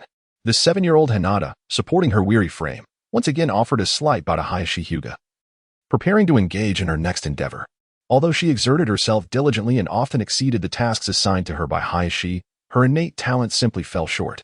At the tender age of 7, she had already outperformed many of her peers in the ninja academy. She was indeed a formidable ninja. However, within the confines of the Hyuga clan, she appeared remarkably ordinary. Consequently, it was increasingly difficult to discern any warmth on her father's face, which was perpetually set in a stern expression, imposing harsh expectations upon Hinata. Perhaps burdened by numerous worries, Hayashi's temperament was particularly volatile that day. There's no need to continue. No matter how much you practice, it remains the same. His relentless severity was tinged with an added layer of reproach. The young girl fought back tears, ultimately bowing once more before departing. Hinata had grown accustomed to this. She was merely a little girl longing for her father's approval. For 7 long years, she had awaited this affirmation, even constraining herself in pursuit of that goal. Yet, her father had never regarded her with anything but a dismissive gaze, only offering endless sighs of disappointment. From the moment of her birth, she had been subjected to her father's rigorous plans. And by the time she was merely a year and a half old, having just learned to walk, he demanded that she run swiftly around their courtyard. As a member of the main family, she was invariably compared to her brother Niji, who had learned to walk before he had even reached his first birthday, while Hinata could only crawl. Niji Hyuga was well known. Anyone who encountered him would lament his misfortune. It was indeed a pity that such a talent was born into the branch family. However, rules are rules, and the cage of expectations upon his brow constrained all his potential. Regardless of his accomplishments or innate genius, as a member of the branch family, he could only ever protect the main family. This was Niji's own tragedy. Thus, he harbored resentment. He loathed this reality and even placed the blame for his sorrow upon his sister. During their confrontations, he would never show her any leniency. Hinata too bore her own sorrow. Even when she fell, there would be no comforting words like, "What's wrong, Hinata?" Instead, she would only hear, "Stand up, Hinata." This was the truth she had to understand as a member of the main family. What? Let me provide another figure. 128 times. 128 times? What does that even imply? If they originally intended to offer 10 million as a settlement, then now they would have to compensate with an astronomical sum. Most of the high-ranking officials of Konoha, upon witnessing Lin Yu's erratic behavior, presumed he had been provoked into uttering nonsensical remarks. At that moment, Sarutobi Hiruzen remained silently contemplative. Initially, he had wavered over the prospect of compensating 20-fold, a notion that seemed insurmountable, especially considering it would require sacrificing half of the Hyuga clan's assets. However, Lin Yu's newly proposed terms left everyone, including Hiruzen himself, utterly astounded. 128 times. Even if the entirety of the Uchiha and Hyuga family's fortunes were liquidated, it remained uncertain if even half could be gathered. In that instant, Hiruzen began to grasp that Lin Yu was not here for negotiations. Whatever his intentions, he felt as though he were being toyed with. Such audacity. He truly dared to make such a demand. Seize him. Do not allow him to continue this audacity. Ensure he does not leave Konoha, Hiruzen thought, eager to witness how Lin Yu would dare repeat such a claim of 128 times. Under the provocation of Danzo's remarks, the atmosphere became electrified, and everyone appeared invigorated, like a surge of adrenaline coursing through their veins. Only Sarutobi Hiruzen remained rooted in place, deep in contemplation. What exactly are your intentions, Lin Yu? He found himself increasingly perplexed by Lin Yu's thought process. At that moment, the atmosphere in the conference room reached an unbearable tension, reigniting the flames of conflict within each individual. Coupled with Danzo's incitement of discord, the atmosphere sank to an even lower point. Lin Yu nonchalantly waved his hand.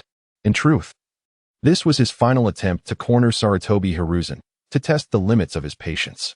He was certain that no matter how exorbitant his demands, Hiruzen would acquiesce without hesitation. Thus, he boldly made such an outrageous request. After all, the burden of this sum would not fall solely upon him. He could appeal to the feudal lords of the Land of Fire or compel the Hyuga clan to liquidate their assets. Ultimately, the blame would rest on Shimura Danzo. Had it not been for Danzo's misdeeds, Konoha would not have descended to such a dire state. The third Hokage was merely cleaning up after him. All blame would be directed at Danzo, while Lin Yu would merely be seen as the one making unreasonable demands. Understanding Hiruzen's psyche allowed Lin Yu to boldly take such actions, systematically dismantling his mental defenses. A cornered dog may leap over walls, and a desperate rabbit may bite. But Sarutobi Hiruzen would not. Have you made your decision? Lin Yu casually propped his legs upon the table, exuding an air of calm that only served to infuriate those around him. Do not push your luck. Mito Kakashi seethed, his fists clenched tightly. Meanwhile, Narashikaku, the strategist of Konoha, remained notably silent, and the representative from the Hyuga clan, likely a minor figure, was not Hinata Hisashi, failing to elicit any recognition. With an air of arrogance, Lin Yu's gaze swept across the faces of all the Leaf Ninjas before he softly uttered two words. How about it? His voice, though barely audible, resonated clearly within the confined space. The senior officials turned their attention to the third Hokage, but the warning glint in his eyes deterred them from any intention of confrontation. Even Kakashi, who had been listening intently, could not help but shake his head. How audacious! At that moment, Shimura Danzo's face contorted with unrestrained fury. Despite the prior conversation with Sarutobi Hiruzen, who had instructed him to manage the relationship between the two parties delicately and avoid provoking the fifth Mizukage during such a tense period, he felt humiliated. Being taunted in his own village, unable to protect even his own dignity, was utterly intolerable. Such a display of forbearance was futile. It would inevitably lead to ridicule throughout the shinobi world. The notion that the Leaf was an easy target was preposterous. The foremost hidden village, threatened by a lesser village among the 5 great shinobi nations, was a farcical situation in Danzo's eyes. If Sarutobi Hiruzen could endure and retreat, then let him do so. The people of the Leaf, however, would not share his sentiment.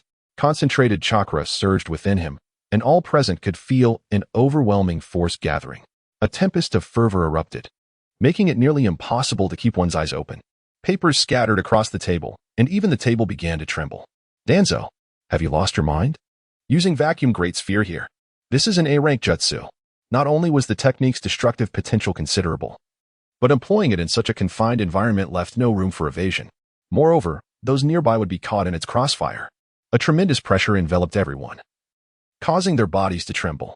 As the leader of the Root organization, few knew the extent of his power, for those who had witnessed his might, apart from the third Hokage, had mostly met their demise. Die. You shall descend into hell. Danzo shouted, his eyes glinting with a chilling murderous intent. This was an emotion long suppressed, and in the next instant, the surrounding air became chaotic. A massive energy coalesced at Danzo's mouth, resembling an air cannon. Within it, astonishing chakra swirled incessantly, sending shivers down spines.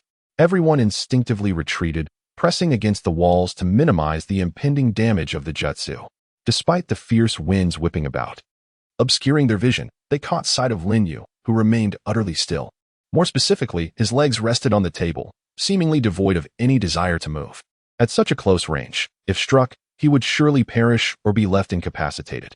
What was this? Was he seeking death? Why did he remain seated? It appeared that this Mizukichi was not entirely sound of mind. The cold voice resonated once more. Wind release, vacuum great sphere.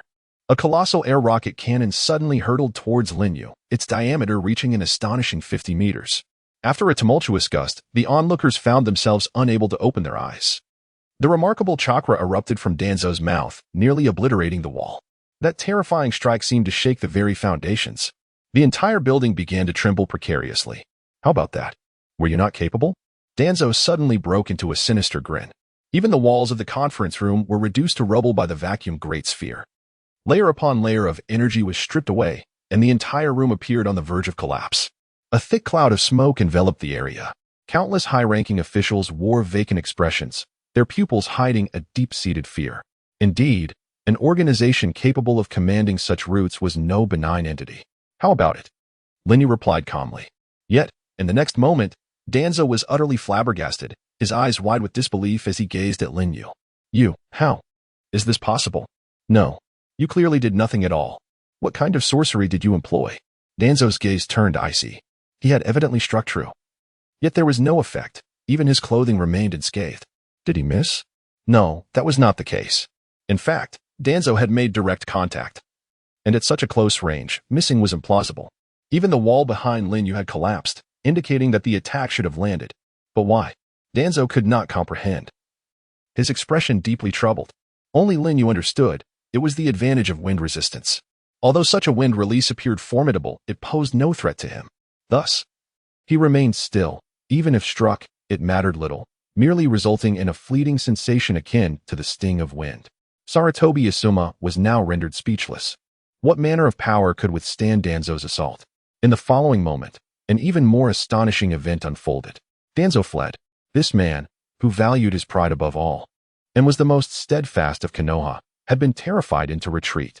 What could have prompted such an occurrence?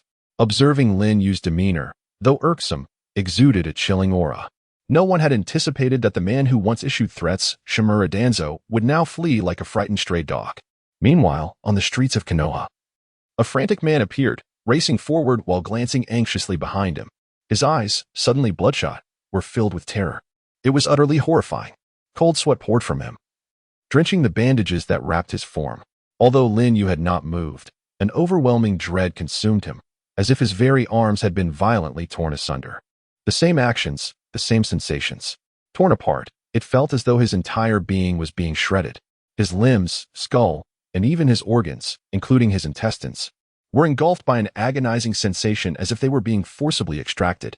The source of this torment remained a mystery to him. Yet he instinctively understood that this horrific feeling emanated from the figure before him, a person several decades his senior, who was running and gasping for breath, nearly overwhelming Danzo with dread. He realized that lingering in that place would lead him to an inescapable demise. Danzo was a perilous individual. Even after merely exchanging a single move, and before he could even strike, Danzo was already resolute in his assessment. Hidden within the shadowy recesses of Konoha, a realm devoid of sunlight yet brimming with a vast network of power, stood individuals akin to automatons, masked and mechanically wielding their short blades. Some were busily transporting intelligence documents back and forth. This was the Root, a place devoid of emotion and identity. Suddenly, the gates of Root swung open. A cascade of dim light flooded in, causing the pupils of all the ninjas working within to constrict at the sudden brightness. Yet, they soon recognized a familiar figure racing towards them, Danzo, their master, the one to whom they had vowed eternal loyalty. In that moment, they were struck with confusion. What had befallen their esteemed leader? The expressions of despair and agony etched upon his face captured everyone's attention. What had transpired to evoke such fear in him? No one could fathom the answer. Deep underground, the headquarters of Root seldom experienced silence. As usual, it was shrouded in an enigmatic atmosphere, leaving an inscrutable sensation lingering in the air. Faint whispers of dark winds swirled beneath, accompanied by erratic currents resembling countless specters drifting in the shadows. "Get away! Leave me be!" From the depths, a tormented scream shattered the underground gloom. The individual appeared to be in immense distress. Danzo's eyes, bloodshot and weary, reflected a voice that was more hoarse than usual, as though he were gravely ill. "I will kill you. I must kill you." While Linyu had already gained notoriety in the underground market, he had repeatedly cautioned Sarutobi Hiruzen to be wary of this individual, urging that it would be best to eliminate him before he could fully mature. However, Sarutobi had disregarded these warnings, leading to the current predicament. "You lack foresight, third Hokage. You truly lack foresight. Throughout history, all peace has been forged upon the anvil of suffering. Without bloodshed and injury, how could peace ever arise?" Danzo's gaze was icy, his eyes emanating a peculiar intensity, as if concealing an unyielding determination. Rising to his feet, Danzo took measured steps toward the assembled members of the organization. In the next moment, all the root ninjas knelt in unison, pledging their loyalty not to the aging Sarutobi Hiruzen, but to Danzo himself. "Gather everyone. We are about to undertake something monumental." Yes, in an instant, a chilling resolve washed over the faces of all the ninjas. Danzo never engaged in endeavors devoid of certainty. His decisions were always backed by meticulous strategies. "Lin, what capabilities do you possess that could possibly rival this legion of elite warriors?"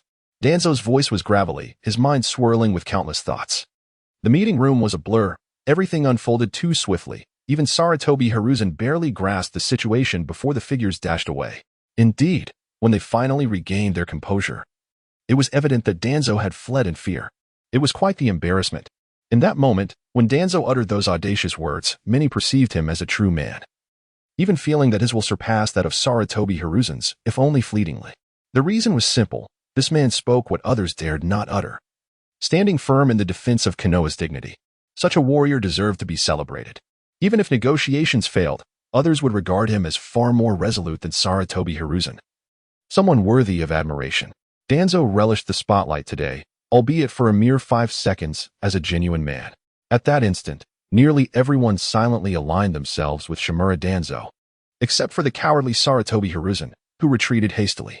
Watching Danzo's retreat, Hiruzen glowered in anger at the direction he had fled, left with a multitude of unresolved issues. The situation had escalated to an extreme, with greater problems looming ahead. This farce had rendered Konoha precarious. For instance, was the conflict between Konoha and the Mist Village reaching its zenith, on the brink of war? "Lord Mizukichi, I implore you to temper your ire." At that moment, Hiruzen wore a mask of helplessness and profound regret, albeit feigned formality. When Sarutobi Hiruzen articulated this, it signified that he had indeed exerted himself as Hokage. Regarding reparations, "I will adhere to Lord Mizukichi's proposal, though Konoha's funds are lacking. If feasible, I hope to arrange for installment payments, providing a sum to the Mist Village annually." In truth, Sarutobi Hiruzen was quite troubled. Although he wielded considerable authority in front of the villagers, he felt insignificant among the upper echelons. He had said what needed to be said, and played the part of the subordinate when required. At least from certain perspectives, Sarutobi Hiruzen was a commendable leader. Very well. But if we are to proceed with installments, interest must be accounted for. Hiruzen's lips twitched, yet he restrained himself. As you suggested, I will proceed accordingly. Although he appears to be but a mere child, there is an elusive quality about him that is difficult to comprehend. Sarutobi Hiruzen regarded Linyu with a certain hesitance. Linyu, in turn, observed Sarutobi. The atmosphere had once again reverted to the initial scene when their negotiations began. In truth, even Linyu had not anticipated that. As the leader of a village, Sarutobi could exhibit such remarkable restraint, often humbling himself before others. Yet it is understandable, after all. During the conflict between the Hyuga clan and the Hidden Cloud village, Sarutobi had also sought peace. Had he been born a few millennia later, one might imagine a certain noble, unable to restrain himself, emerging from his grave to bestow upon him a peace prize. "Lord Mizukichi, since you two have chosen the path of peace," Sarutobi Hiruzen inhaled deeply, acknowledging that he had, indeed, not treated Linyu as he would an ordinary person, but rather regarded him as a mere child. Although he felt a sense of reluctance, this was the undeniable truth. Thus, regarding Shimura Danzo's actions, they could only reflect his own will. If possible, He kindly requested that the Mizuki refrain from elevating the matter to the level of the village and to overlook past grievances. From his composed demeanor, his unhurried apology, in that moment of awakening in his gaze, it was evident that Sarutobi had learned a valuable lesson. A 10-year-old child? Do not be deceived by his appearance. Even the most cunning of elders could not rival his subtlety. Sarutobi had been misled by this Fade, leading to the current predicament. There remains a crucial question. Even now, he was unaware of Lin Yu's true intentions. If it were merely to leverage the threat of war to extract exorbitant reparations, a reasonable figure would suffice, rather than an astronomical sum like 128 times the original amount. The initial agreement of 1 million in reparations had now escalated to over 100 million. For any small ninja village, this would be an unattainable figure, even if they were to sacrifice their entire village. Thus, Sarutobi recognized that this individual was not engaging in a gamble, nor was this figure uttered without thought. What, then, was the purpose behind such actions? For him, it seemed devoid of any benefit. Was it a test? Or perhaps an attempt to place him in a difficult position? To revel in the embarrassment of the Hokage? To satisfy some twisted inner desire? Though Sarutobi had aged, he was once a man who stood at the pinnacle of strength within the ninja world. He understood that those with great power often share a common flaw. When one's strength reaches a certain zenith, the mere act of overpowering others loses its thrill. True satisfaction arises only when one can psychologically and intellectually dominate those who are formidable. Could it be that this man before him sought the same? To witness the powerful humiliated, to derive joy from their discomfort, thus fulfilling a deep-seated need? In his earlier years, Sarutobi would have unhesitatingly accepted this notion. However, reality had gradually imparted a crucial lesson to him. One should refrain from hastily forming conclusions, particularly when one has yet to fully comprehend the enigmatic character of Lin Yu. This unpredictable individual truly evokes a sense of trepidation. Your earnestness places me in a rather difficult position. However, the additional conditions previously mentioned still stand, do they not? With a bitter smile, Lin Yu let out a soft sigh. His gaze turned solemn as Sarutobi Hiruzen re-evaluated Lin Yu. Indeed, should the merchants from the Hidden Mist Village choose to engage in commerce within Konohagakure, there would be opportunities for discounts and subsidies in areas such as healthcare, education, and taxation, thus fostering a mutually beneficial relationship. This, I believe, is a commendable prospect, Lord Mizuki. Straightening his posture, Lin Yu regarded Sarutobi Hiruzen with a gentle smile, aware that this cunning old fox often had ulterior motives in mind. The prolonged standoff had reached its conclusion. The longer Lin Yu lingered in Konoha, the more anxious Sarutobi Hiruzen became, for the ramifications of loss did not weigh upon him. In this moment, he merely opted for temporary forbearance, knowing full well that the day would come when he would demand Lin Yu to repay double what had been taken. This was merely a strategic retreat on his part. Although the incident involving the Hidden Mist Village remained unknown to the common villagers, its repercussions were far greater than he had anticipated. Within Konoha, various clans voiced their discontent. Unconditional concessions would only ignite the flames of resentment within the populace. After all, paper cannot contain fire, especially among the Konoha clans who embody the will of fire. The most troubled among them were undoubtedly the Hyuga clan. The audacious demands from the Hidden Mist had nearly cost them dearly. Even Sarutobi Hiruzen refrained from inquiring about Hizashi's perspective, instead hastily urging him to prepare a portion of the compensation. Upon learning of the substantial financial burden the Hyuga clan was expected to bear, Hizashi felt the weight of pressure intensify. Within a mere few days, he appeared significantly aged. At this moment, in a house resembling a dojo, hidden behind a screen, Hyuga Hizashi casually lit a cigarette and took a few puffs. As the clan leader, he certainly did not indulge in inexpensive tobacco. Being a seasoned smoker, he would not skimp on such pleasures. Bearing the immense pressure of his position, a leader of his stature required some form of release, be it through smoke or drink, lest he succumb to the overwhelming stress. Exhaling a cloud of smoke, Hizashi felt as though he were ascending to another realm. With a cigarette dangling from his lips, he appeared quite relaxed, a stark contrast to his usual stern demeanor. Outwardly, as the leader of the Hyuga clan, every action and word he uttered represented his clan, leaving him perpetually tense. It was only in these fleeting moments, concealed behind the screen, that he could indulge in a few cigarettes, granting him a fleeting sense of relief and liberation. This Sarutobi Hizashi is truly insignificant.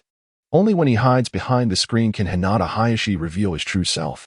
Casting aside his usual decorum, Hinata Hayashi even crossed his legs, leisurely humming a tune. Through the shadows on the screen, one could see Hinata Hanabi and Niji Hyuga training once more.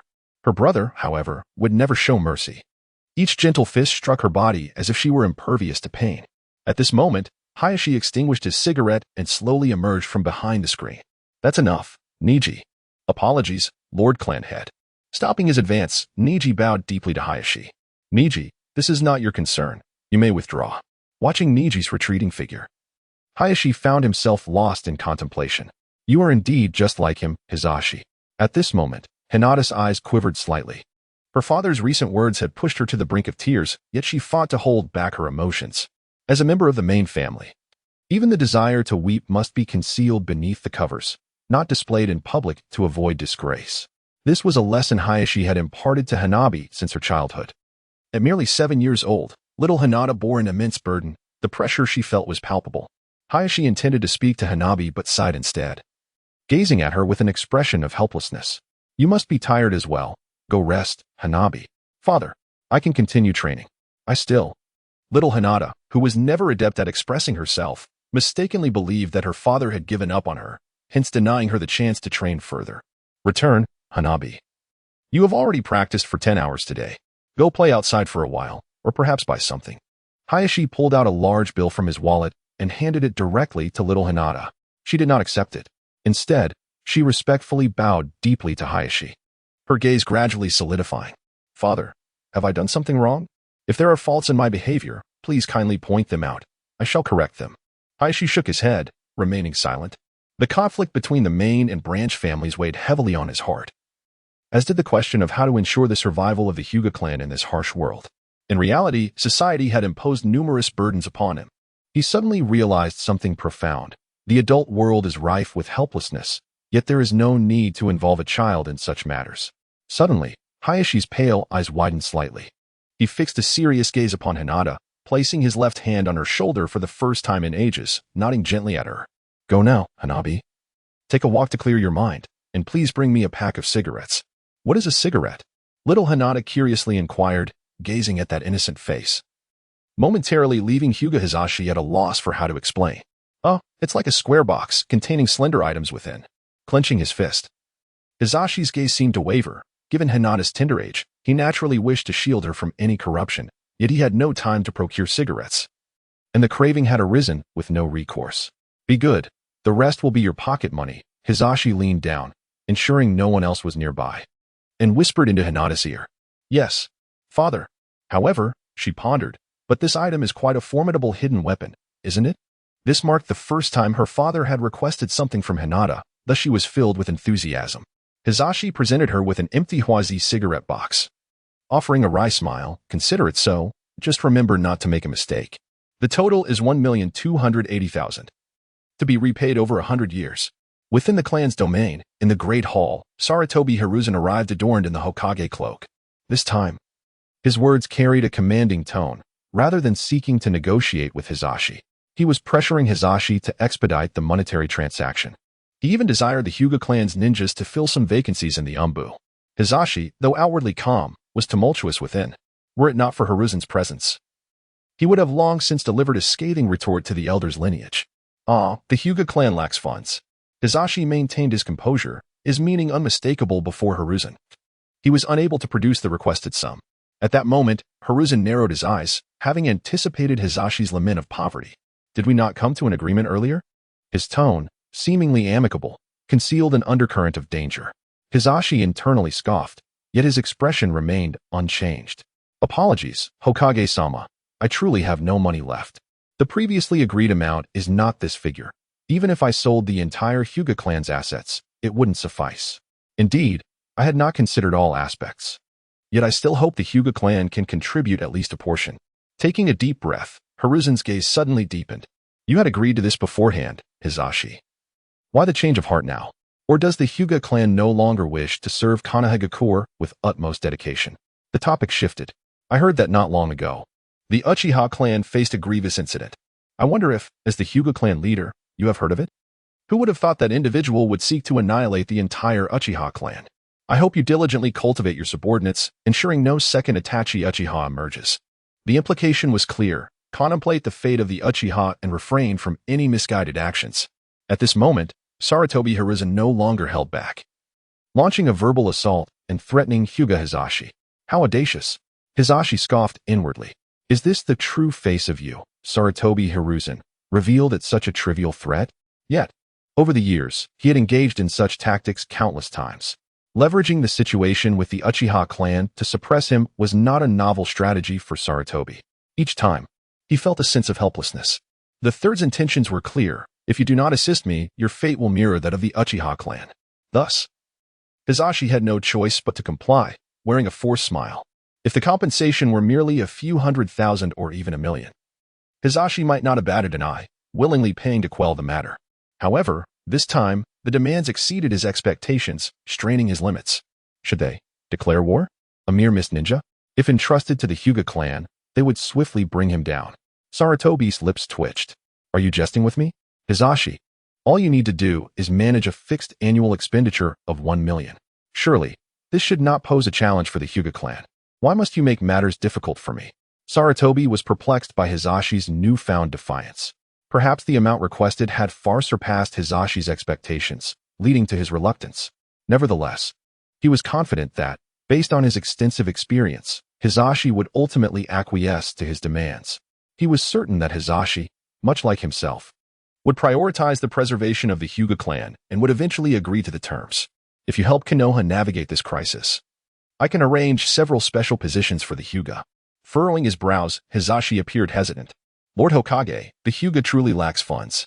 Just then, Hinata returned with Hanabi in tow, hiding her in her embroidered pouch, fearful of being seen. Grandpa Hokage, what brings you here? Sarutobi smiled warmly. It's been a while. You've grown, Hinata. However, when Hinata produced Hanabi, Sarutobi's expression shifted from sunny to cloudy in an instant. Father, I've brought Hanabi back. At that moment, Hizashi, who had been savoring his tea, spluttered, spraying tea everywhere. In the streets of the Rain Village, a certain desolation lingered, especially after the rain. With only a sparse scattering of people, just a few minutes had passed before the rain began anew. The droplets fell upon the lake, creating ripples that danced across the surface. Within those ripples appeared a contorted visage, with pale lavender eyes that seemed to possess an enchanting allure and an omnipotent force. The Rinnegan, the eye bestowed only upon those of sage caliber. Nagato proclaimed himself a god. In his youth, he fell victim to treachery, and during perilous moments, he exhausted his own life force to summon the demonic visage of the outside realm, delivering the punishment that those ninjas deserved. Yet, his body paid the inevitable price. For many years, he has been confined to a singular iron slab, utterly immobile. The subsequent days have been fraught with dissatisfaction. In essence, he has become a mere shell of his former self, reduced to a state of helplessness. He relies solely on his keen eyes and the dark chakra rod to barely sustain his daily movements. He is unwilling to accept this fate. He yearns to inflict pain upon the entire ninja world, and especially upon that individual. Zero, calm yourself. A girl with flowing purple hair gently urged beside him, her eyes betraying a hint of concern. Ever since she learned of Lin Yu's actions, Nagato's demeanor had grown increasingly erratic, his temper becoming volatile over the smallest provocations, leaving him restless. He is a god. No one should dare challenge his divine status. Yet all of this has been shaken by a mere boy named Lin Yu. Come, we have a target that may pique your interest, Conan said, scanning the new intel. A substantial contract originating from Konoha, seemingly issued by someone named Lin Yu. Upon hearing this name, the orange-haired figure's expression twisted into one of rage. In an instant, a terrifying, repulsive force surged outward from him, causing the ground to tremble and the lake's surface to erupt in chaos, an embodiment of unending terror. The force continued to radiate menacingly. After a moment of this tumult, as if to quell his inner turmoil, the man ceased the release of his power, allowing his expression to gradually revert to a chilling calm. Where? He uttered, instilling a sense of dread within Conan as she sensed the magnitude of his reaction to those two simple words. He seems to be returning from Konoha to the hidden mist. My people have been closely monitoring him. Considering the time, he should not be far from us now. However, we have yet to accept this contract. Accept it. Payne's gaze flickered with intensity, his eyes, reservoirs of boundless power, glimmering with an eerie light. This was the confrontation he had long desired, a decisive clash with Lin Yu. Why not accept it? As long as he does not flee, I will ensure that this time, he returns empty-handed. Conan couldn't suppress a frown, an unsettling feeling gnawing at her. It had been a considerable time since the Akatsuki had adopted a passive stance regarding Lin Yu. Yet her concern was not merely about their stance, rather. She pondered how much stronger he had become during this interval. Linyu, the power of consumption. Can it truly be resisted by mere divine eyes? As she wandered through the streets of Konoha, Linyu had already prepared her belongings and departed. Lan, clad in a ninja outfit, navigated the rugged paths. The tightly fitted fabric undeniably accentuating her figure. A gentle drizzle began to fall from the sky, yet she trembled slightly. Her exquisite face marred by tears that mingled with the rain. How could he have left, when he had yet to teach me the full extent of my three-body technique? Is this despair? Suddenly, an umbrella shielded her from the rain pelting her head. Filled with joy, Lan turned to find an unfamiliar face. Return home, Lan. You are ultimately not from the same world. He hails from the hidden mist village. Born amidst the blood mist, your paths are destined to diverge. Tian, removing his mask, spoke cautiously, aware that the man he spoke of was not one he particularly liked. Yet out of concern for his sister, he refrained from more radical statements. Aren't we also not from Konoha? Ultimately, neither of them belonged to Konoha. They were mere orphans of war, fortunate to have survived. They had only received permission to temporarily reside in Konoha. This is different, Lan. You must understand. You are still young. There are things you do not comprehend. Everything is predetermined, and such matters cannot be altered. Rise quickly, or you will catch a chill. Tian urged gently. Just as he finished speaking, Lan sneezed, feeling the cold creeping in. With a sigh, Tian draped his cloak over her shoulders. Honestly, how can someone who has graduated from the Ninja Academy still behave like a child, unable to care for herself? Please, return home. I implore you. I will make you ginger soup to ward off the cold. In your current state, you're bound to fall ill by tomorrow. He will come back, won't he? Lan murmured vacantly. Yet Tian did not respond, for he too was uncertain of the answer. As the shadow of the village, unless there were pressing matters. Even if he were to return to Konoha, it would not be frequent. At most, they would maintain contact through letters. Who can predict such matters? However, perhaps if not for the conflict of their positions, Tian might have considered befriending him. After all, he did not fundamentally dislike Linyu. Yet, in the world of ninjas, who could remain unscathed? Each served their own master, merely engaging in their own affairs. Konoha and the Hidden Mist had become an insurmountable divide. Should they encounter each other again, they might very well be enemies. Forgive me, Lan, this is the last time. Donning his mask, Tian reluctantly rendered Lan unconscious, carefully lifting her in his arms. It was the first time he had seen his sister in such a state. Ah, the adolescent girl. Tian shook his head and couldn't help but smile. A memory resurfaced in his mind. If he recalled correctly, during his time in the Hidden Mist Village, he had heard Linyu refer to him as brother-in-law. Was it mere coincidence? Yet, Tian paid it no heed, for he was a straightforward man, unable to comprehend the implications of such a title. Meanwhile, Linyu was swiftly navigating through the forest. The distance from the Hidden Mist to the Leaf Village would typically require several days of travel for an ordinary person. However, Linyu was anything but ordinary. His agility and stamina were exceptional. What would take others 2 or 3 days, he could accomplish in mere hours. The Hidden Mist Village was encircled by the sea, and most individuals could only reach it by boat. After departing the borders of the Leaf Village, he found a small vessel and prepared to set sail for the Hidden Mist. A thunderclap echoed from a distant corner of the sky, startling even the boatman. It was his first encounter with such thunderous reverberations. Perhaps rain was imminent, he murmured. Be cautious of the wind, steady yourself, he warned. At that moment, a multitude of paper sheets began to swirl ominously in the sky, concealing a multitude of lethal intentions, akin to thousands of blades spinning in unison. The paper sheets, seemingly conjured from nowhere, began to converge, forming a chilling figure suspended in midair. Her form was flanked by wings crafted from the very paper, allowing her to levitate gracefully above.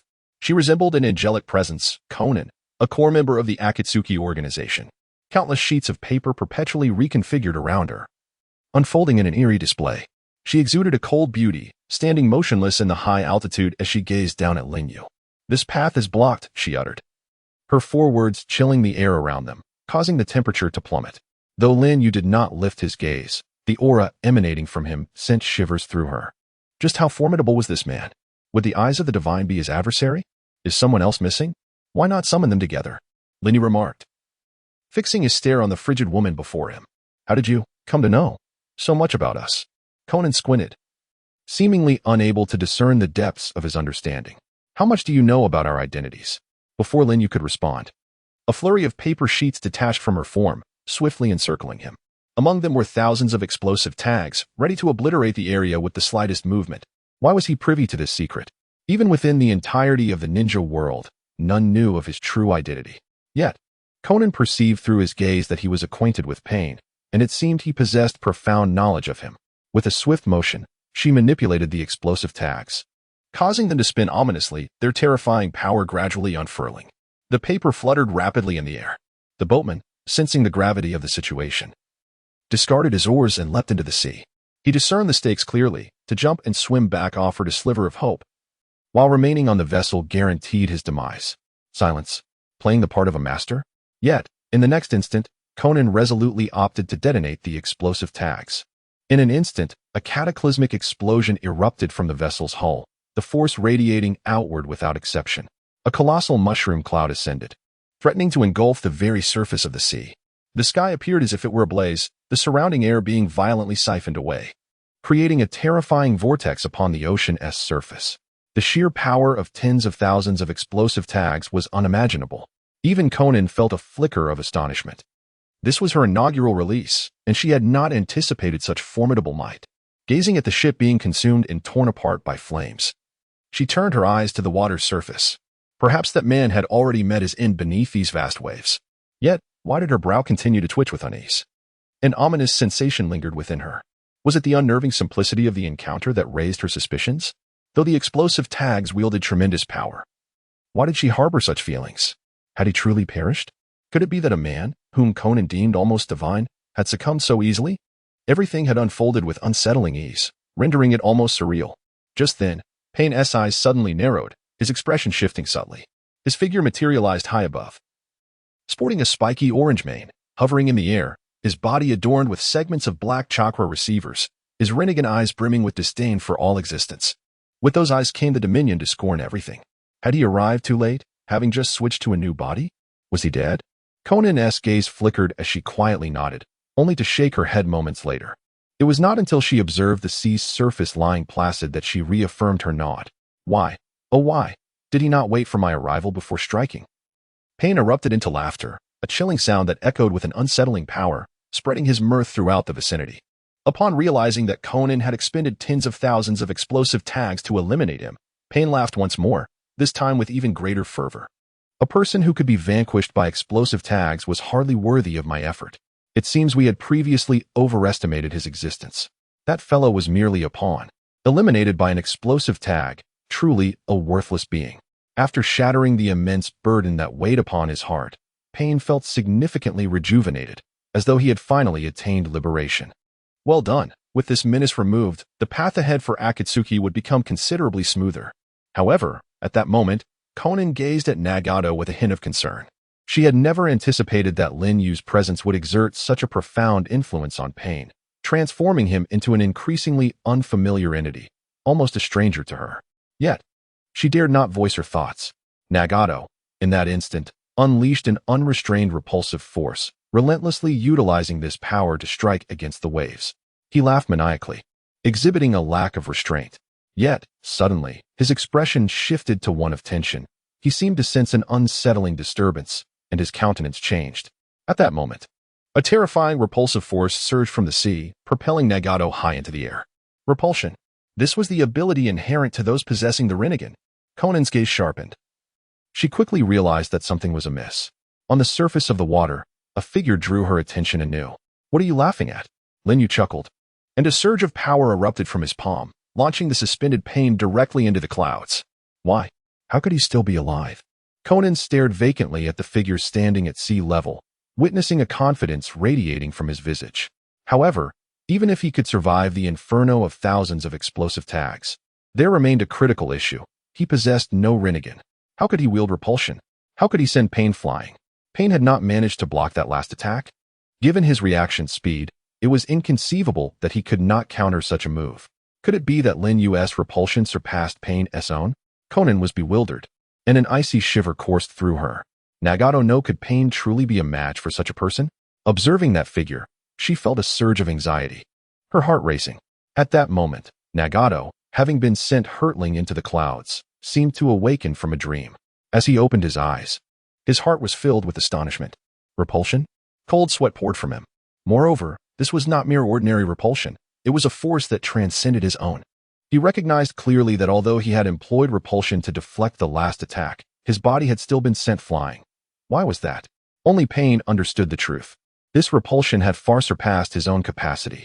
It was not even a matter of magnitude. Where could this power possibly originate? Did he also possess the eyes of a deity? Perhaps even transcending the power of the Rinnegan? No, that cannot be. The eyes of a god could only exist in singularity. A flicker of astonishment crossed Pain's gaze, which ultimately morphed into madness. Unbeknownst to everyone, a faint glow emanated from Lin Yu's right hand. Gravity. Repulsion.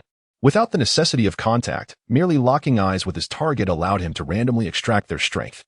This was the power he had just harnessed with the Deva path, amplifying its might twofold.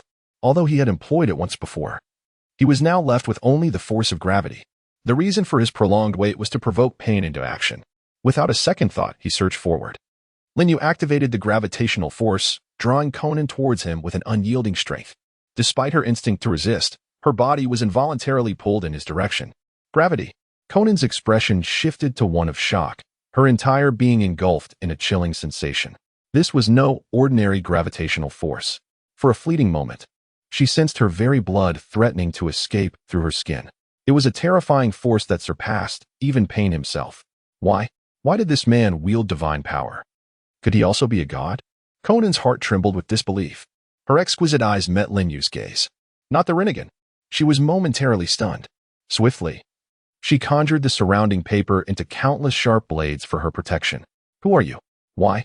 At such close proximity, Conan did not hesitate. Yet, beside her, Pain was on the brink of exploding with rage. This man was not only challenging his authority but also attempting to steal his woman. Even though, after that incident, NarutO had renounced everything, including his emotions, he had always kept a place for Conan in his heart. He knew it was futile, that from the very beginning. Conan's affections lay with Yahiko and not him.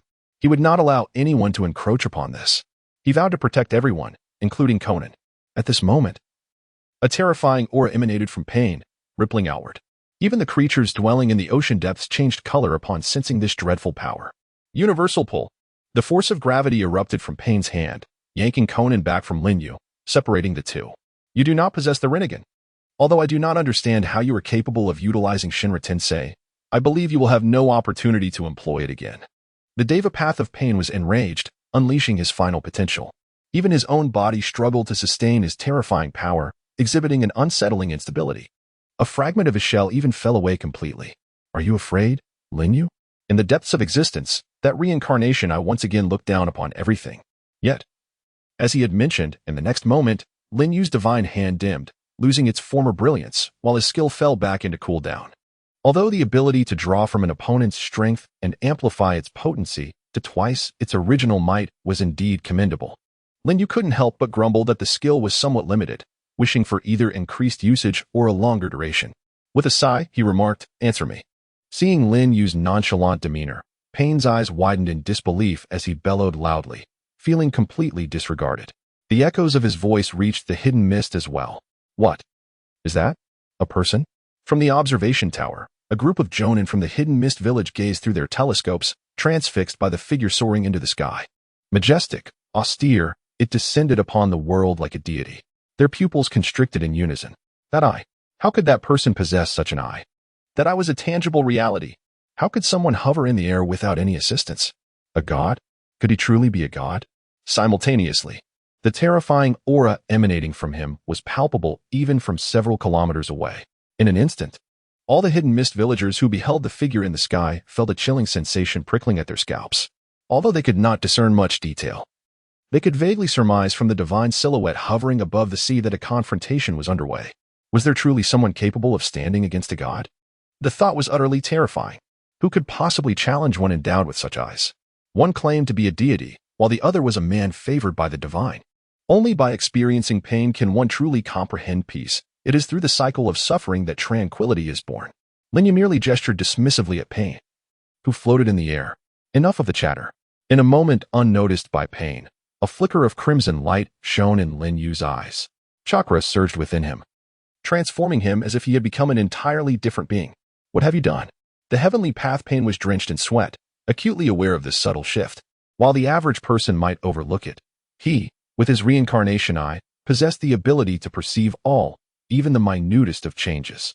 In that fleeting instant, Lin Yu's combat prowess appeared to ascend to an entirely new level, instilling a profound sense of dread and pain. What immense power was this? Pain discerned the situation, yet he remained unresponsive. In the next moment, Lin Yu materialized behind him, delivering a swift punch that sent him hurtling away. With the activation of his celestial body and his inherently extraordinary attributes, he had ascended to a terrifying realm. Even the repulsive force failed to react in time. The devastating impact of his punch struck the Deva path Pain with ferocity.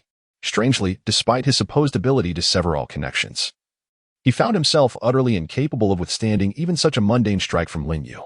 He was directly cast from the heavens, plunging into the depths of the sea. The villagers of the Hidden Mist were left in stunned disbelief. Even the members of the Kagaya clan began to clamor for the telescopes in the possession of the Mist villagers. Let me see. Let me see. After a bout of shoving, they gradually discerned the silhouette that had felled a deity. This signified that the man's power had transcended that of the divine. Transcending the divine. The mere thought instilled a profound terror within them. Upon fully recognizing that figure, the ninjas of the Kagaya clan were rendered utterly speechless. The man who had defeated a god was none other than their clan leader, the sovereign of the Hidden Mist, the fifth Mizukage, Lin Yu. What a concept! Merely a single encounter had sent the Deva path Pain crashing into the ocean depths, although the abilities of the Rinnegan extended far beyond this. Such a pitiful defeat raised questions of authenticity. Conan faltered, rubbing her eyes in disbelief, convinced she was ensnared in a dream. Yet, this was no dream. It was strikingly real. No, it cannot be. The tumultuous waves battered against Pain, shattering the last vestiges of his dignity. Pain clasped his hands together, unable to bear this humiliation any longer. Shinra Tensei, feel the agony, Lin Yu. That terrifying gravitational pull caused the very ocean to tremble, drawing in colossal boulders and even ancient fossils that had lain undisturbed for millennia. Crabs, grouper, and even electric eels inexplicably emerged from the depths, all inexorably moving toward a singular direction. The immense sphere was stripping everything in its vicinity. The excruciating attraction surged toward Lin Yu. This was a dreadful force, one that began to draw even Lin Yu's own body closer. However, upon witnessing the familiar smile on Lin Yu's face, Pain was momentarily paralyzed. What was he doing? Instead of resisting this force, he was running toward the sphere. Staring at this bewildering scene, Pain was left in a state of utter shock. A madman. An absolute lunatic. Suddenly, just as Lin Yu was on the brink of being entirely consumed by the sphere, he gracefully waved his hand towards the spherical object. In that fleeting moment, the eyes of NarutO, the Deva path, contracted sharply. Merely a single gesture emanated an astonishing pressure, a manifestation of the sword intent belonging to the great swordsman. There was no need for a physical sword. His hand became the blade capable of cleaving through all existence. Indeed, under the augmentation of the sage body, although the great swordsman's sword intent was only unlocked to 9.03, its effectiveness could be elevated by an additional 2 or 3 percentage points. What had he done? NarutO exclaimed in astonishment. With just that single wave, the sphere was severed in twain, irreparably so. How could this be possible? The meteor descended once more, and countless stones cascaded down, crashing into the ocean's surface and generating towering waves. The power of a deity? Even Conan was unwittingly taken aback, her violet eyes filled with shock. Her words were not directed at NarutO. It was as if Lin Yu were the true divine being, while NarutO was merely an impostor masquerading as a god. Another figure appeared. Lin Yu descended with the swiftness of a lightning strike, propelled by gravity. He unleashed a terrifying punch, sending waves crashing upon the surface of the sea. With each successive blow, tumultuous ripples were stirred up. What seemed like an ordinary punch, lacking in any remarkable martial prowess, had reduced NarutO to such a pitiable state. Each strike threatened to shatter his very form. Even with the support of the chakra receiver, he appeared feeble and ineffective. At this moment, NarutO was on the verge of disintegration, with only a few remaining chakra receivers barely sustaining his movements. It was evident that continuing the battle was becoming increasingly unfeasible. In this state, even the simplest of techniques, such as Shinra Tensei, was beyond his reach. He struggled to articulate words, his speech muddled and indistinct. It was as if the chakra receivers had been rendered inoperative. He was filled with fury, yet simultaneously powerless. His control over the Deva path was slipping away, and the last vestiges of connection were on the brink of severance. Nevertheless, Nagato remained confident, raising his gaze slightly. Even in such a dire predicament, he upheld the pride of a god. This confidence was born from the power of his eyes. Yet now, the self-assuredness he once possessed had begun to waver, and traces of doubt mingled within his expression. In that final moment, Linyu did not even need to act. The connection between him and Nagato was utterly severed. Nagato's body sank once more into the depths of the ocean. Meanwhile, in a secluded mountain range, within a suspended wooden cabin nestled in the branches of a century-old tree, a red-haired man, his body adorned with bones, sat with a vacant expression. As he expelled a mouthful of blood, it became apparent that the extensive use of his eyes had exacerbated his physical condition. Dependent on the vials attached to him for survival, he was no longer at ease. Those eyes were his sole source of confidence. However, with the arrival of a certain individual, that confidence began to wane once more. Linyu, one day, I shall stand over you and declare who the true deity is. Depart now. I shall spare your life. You will come to regret this. Xiaonan squinted, her tone icy. The scattered papers danced away with the wind, and Xiaonan's figure vanished once again into the sea. Gradually, peace returned to the world.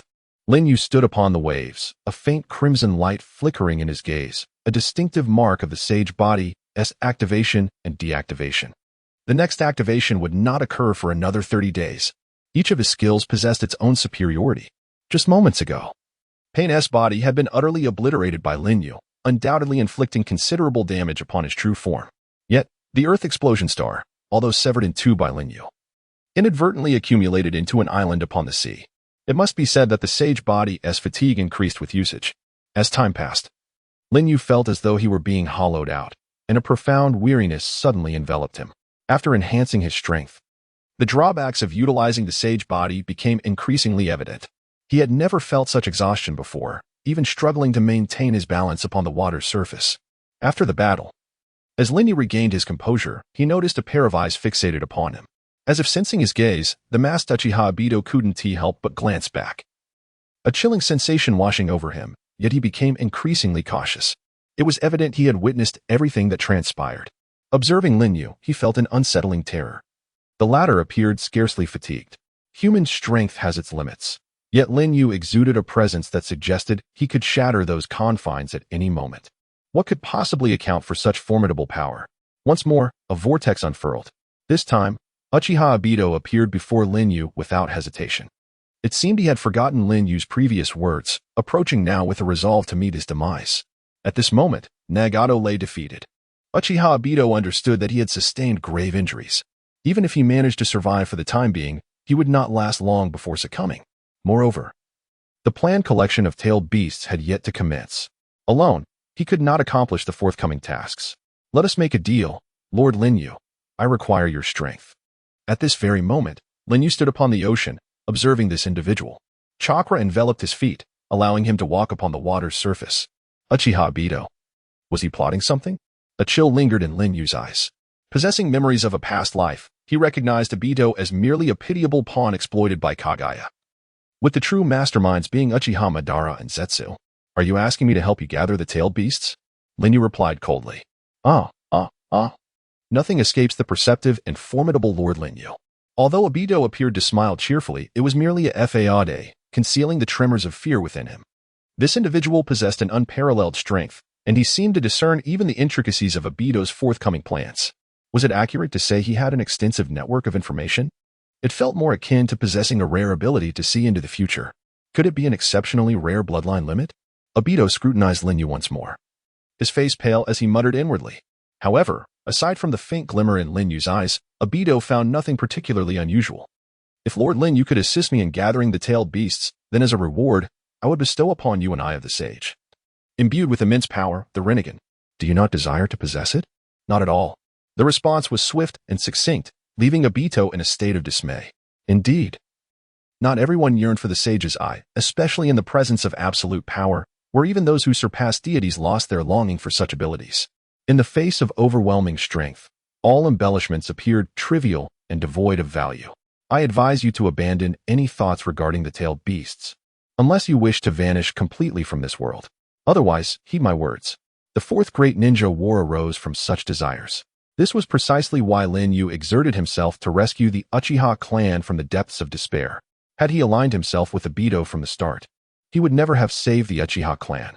He sought to prevent history from repeating itself. Moreover, an unsettling premonition gnawed at him, initially contemplating where to locate this individual. Linyu found it fortuitous that Obito had come to him. It was time to lay the cards on the table, a threat from one who holds power. Oh no. It should be termed a threat from a god. Witnessing Lord Lin use overwhelming prowess against pain, the notion of a divine threat was not an exaggeration, at least. Not for Obito. Clearly, he possessed no capability to resist Lin Yu at that moment. It was futile. Obito's plans remained thwarted. Is it possible that even the eye of a god fails to capture your attention? What, then, do you truly desire? After a few moments of silence, Obito retreated into the swirling darkness once more. Lord Lin Yu has returned. This news undoubtedly invigorated the entire Hidden Mist village. Even the elusive Terumi-mei, often seen only in fleeting glimpses, came forth to welcome him. With songs and celebrations, the village reveled, even indulging in a grand feast of roasted meat. During this time, the Hidden Mist village basked in a rare tranquility. The matter concerning the Uchiha clan that weighed heavily on his heart has been thoroughly resolved. Although there remain a few troublesome individuals yet to be dealt with, it is permissible to set them aside for the time being. The Rinnegan, indeed, possesses an allure that is utterly captivating. Its peculiar ocular techniques are astonishing, even surpassing the powers of the Sharingan. Lin Yu, too, has wavered in his desire to possess such eyes. However, not everyone is destined to wield this power, for to possess such eyes signifies a profound toll on one's body. Take, for instance, the copy ninja Kakashi. Lin Yu harbors the belief that the Sharingan has inflicted harm upon him. Originally, he could have ascended to become an exceptional ninja through sheer diligence. While he is gradually becoming a skilled ninja, he remains unaware that he could have transcended even the legendary Hiruzen Sarutobi. Instead, he finds himself unaccomplished, his fame unrecognized, with his chakra merely sufficient to sustain 3 uses of lightning release. Although the Sharingan has indeed afforded him considerable advantages, such as the ability to discern and replicate his opponent's hand signs, he is ultimately not of the Uchiha lineage. The glimpse he has into the supreme ocular prowess of the Uchiha is but a mere fragment, and even maintaining its operation drains a substantial amount of his chakra. The enormous disturbance arising from the Hidden Mist village has undoubtedly captured the attention of the 2 great ninja villages, particularly the spies from Konoha and Kumogakure. Upon witnessing the sudden emergence of an island from the sea, were left wide-eyed in astonishment. This must be a stretch of ocean. How could we have miscalculated our position despite following the map? What lay before them was a colossal disk, the ground emitting a foul stench that evoked deep discomfort, especially upon their arrival on this land. The sight of a crab stuck in the earth rendered them momentarily speechless. Extracting the crab from the soil revealed only half of its body, the other half severed with a sharp cut. Such sights were plentiful. With the stench of decaying marine life permeating the air, was this truly once a body of water? What transpired here? This scene undoubtedly struck terror into the hearts of all present, some with trembling pupils and vacant gazes. Be cautious, after all. This is still the territory of the Hidden Mist. Engaging in ninja activities here requires utmost vigilance, remarked a man with piercing eyes, his voice resonant with authority. It seemed as though he could sense the remnants of chakra lingering in the air. Such terrifying chakra, merely a remnant, could still emanate such a formidable presence. Almost all present began to speculate about the events that had transpired here. What had happened to the colossal meteor that had hung in the sky, disappearing without a trace overnight? If this is something that humanity is truly capable of, it is indeed terrifying. Who possesses the ability to create an island? Even referring to such a person as a deity would not be an exaggeration. Furthermore, what connection exists between this suddenly emerged isle and the colossal meteorite? It is imperative to inform Lord Rakage promptly. Undercurrents are stirring, and an impending tempest is about to erupt. At this very moment, the squad dispatched by Konoha has also arrived at this location. The unmasked Kakashi appears horrified. This mission, classified as an S rank by Hiruzen Sarutobi, aims to investigate the peculiar occurrences on the ocean's surface. What he witnesses is astonishing. A vast expanse of land has suddenly surfaced in the CS center. Nevertheless, as an elite ninja, he discerns the remnants of battle that have transpired here. Each mark evokes a profound sense of dread. Particularly alarming is when Kakashi picks up a decimated fish carcass, brutally severed in 2, with one half conspicuously absent. Such precise cleaving, while feasible, is evident in every corpse littered about. Has this individual grown so bored as to execute such acts? No. He is inclined to believe that these events transpired in an instant, and he doubts anyone would indulge in such tedium. Kakashi's eyes reflect a flicker of terror. This horrifying tableau emanates an incredibly eerie aura. To the untrained eye, it may seem inconsequential, perhaps a result of tectonic shifts that birthed this isle. Yet Kakashi is acutely aware that the reality is far more complex. The meteorite that day did not escape the notice of Konoha's inhabitants, which is precisely why Hiruzen Tsurutobi felt trepidation. Kakashi's eyes widen in shock as a fish carcass on the ground captures his attention anew. Approaching cautiously, he retrieves the body. It is a deep-sea fish, a species that dwells exclusively in the abyss. But why does it appear here, in such a manner? In the Hidden Mist Village, a realm perpetually shrouded in fog and marked by extreme humidity, the climate starkly contrasts with that of Konoha. Linyu has met with numerous individuals throughout the day. Although he is currently in Konoha, his thoughts remain tethered to the Hidden Mist Village. After all, it is his jurisdiction, and as the village leader, he can no longer afford to shift responsibility onto Zero as he once did. To put it kindly, his perspective has transformed. Previously, he was solely focused on enhancing his strength, harboring little sense of belonging to the happenings in the village. However, the Hidden Mist is indeed his home. After all, this very body he inhabits originates from there. The two individuals he is about to meet are distinctly different. A figure clad in a deep blue bodysuit perfectly showcased curves that rivaled any ideal form. Her vibrant orange hair was elegantly tied at the waist, while wisps of air-kissed bangs partially obscured her right eye, creating a unique visage of half-hidden allure. She appeared to be in her late 20s. Despite the slight passage of time, there was no doubt she was a beauty. Linyu immediately recognized the individual before him, Konan-mei, the former 5th Mizukage.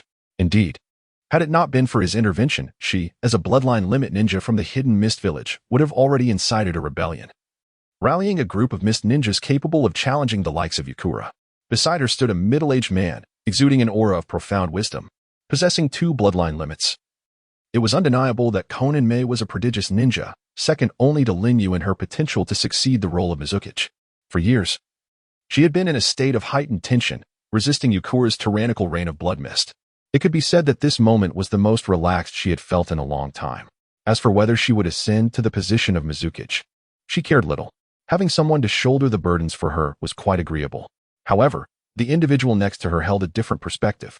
What could have been a successful rebellion, elevating her to the status of Mizukage, had been thwarted by a single person, rendering all her previous efforts futile, a mere illusion. A void. Konan-mei, how may I serve you? Linyu inquired, his tone betraying a hint of formality. Goodness, Linyu-kun, why so distant? Konan-mei replied with a playful smile, her lips curling slightly. Since your appointment, I have yet to witness your grace, seeing you today. You indeed exude an air of gallantry. A smile lingered on her delicate features. Truth be told, at her age, Konan-mei had once regarded matchmaking as a significant affair in her life, rather than being inundated with the endless reports and responsibilities of the Mizukage. Had it not been for the lack of leadership in the Hidden Mist during her time, she would likely have shunned such a weighty responsibility. It must be said that Linyu's emergence had alleviated much of her burden. Thus, her visit today served dual purposes. First, to express gratitude for Linyu's role in liberating the Hidden Mist and dismantling Yukura's oppressive reign, restoring prosperity to the village. Second, to thank him for sparing her from numerous obligations. As she spoke of the latter, her tone, whether intentional or not, carried a hint of alluring charm. Women of this age often possess the most captivating essence. In Konan-mei's gaze, admiration was evident. A mere glance at her poised figure, with one leg gracefully crossed, ignited the imagination. She embodied the essence of a siren. This term had traditionally been used to describe such women. Yet, unbeknownst to her, she had begun to cultivate a nascent interest in the man seated in the Mizukage's position. She referred to him as a man, not a boy, for she sensed no trace of childishness within him. Instead, it is maturity and composure that attract others. What am I thinking? He is over a decade younger than me, Kimi inwardly murmured. It must be said that women are often prone to fanciful thoughts in such matters. Especially upon seeing someone as youthful as Linyu, she couldn't help but swallow hard. Indeed, anyone would feel a flutter of the heart. No one is exempt from such feelings. His exquisite visage, even if he lacked strength or was merely an ordinary person, would still possess a charisma capable of captivating many. Furthermore, Linyu, at such a tender age, has already achieved remarkable success. He possesses status and strength.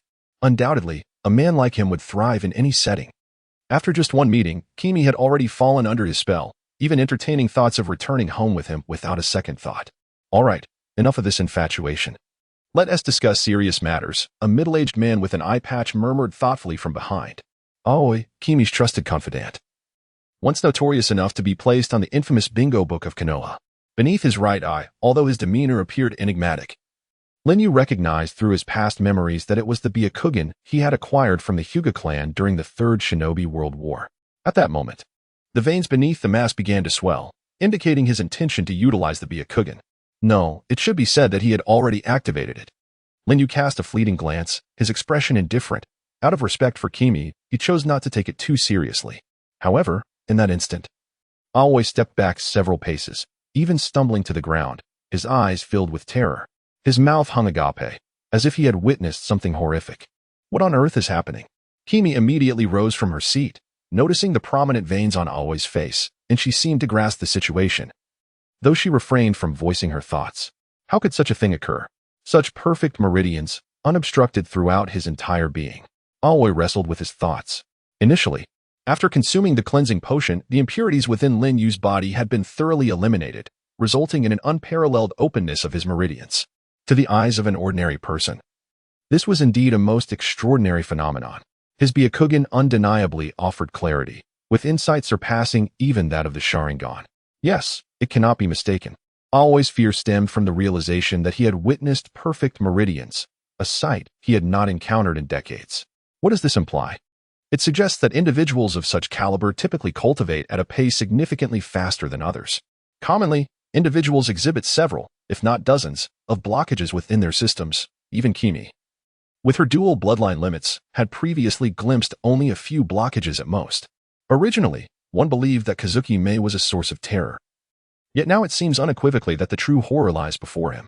Through a mere glimpse of the Byakugan, he could sense a palpable aura of death emanating from Linyu, directed unmistakably towards himself. He comprehended that had it not been for Kazuki Mei's presence, he would have surely perished in that very moment. At this juncture, he settled down, refraining from meeting Linyu's gaze directly. It was hardly surprising. What kind of ordinary individual could achieve such remarkable feats at such a tender age? Kazuki Mei momentarily faltered, but soon turned to Linyu, offering an apology. I beg your pardon, my subordinate has been somewhat unruly. If there is anything amiss, I hope Lord Mizukage can forgive us. At that instant, Kazuki Mei gently squeezed the shoulder of Ao, deliberately signaling him to regain his composure. Ao, possessing the Byakugan, had evidently perceived something unsettling. Yet, the extent of her trepidation was unprecedented for her. In that moment, a singular thought consumed Kazuki Mei's mind.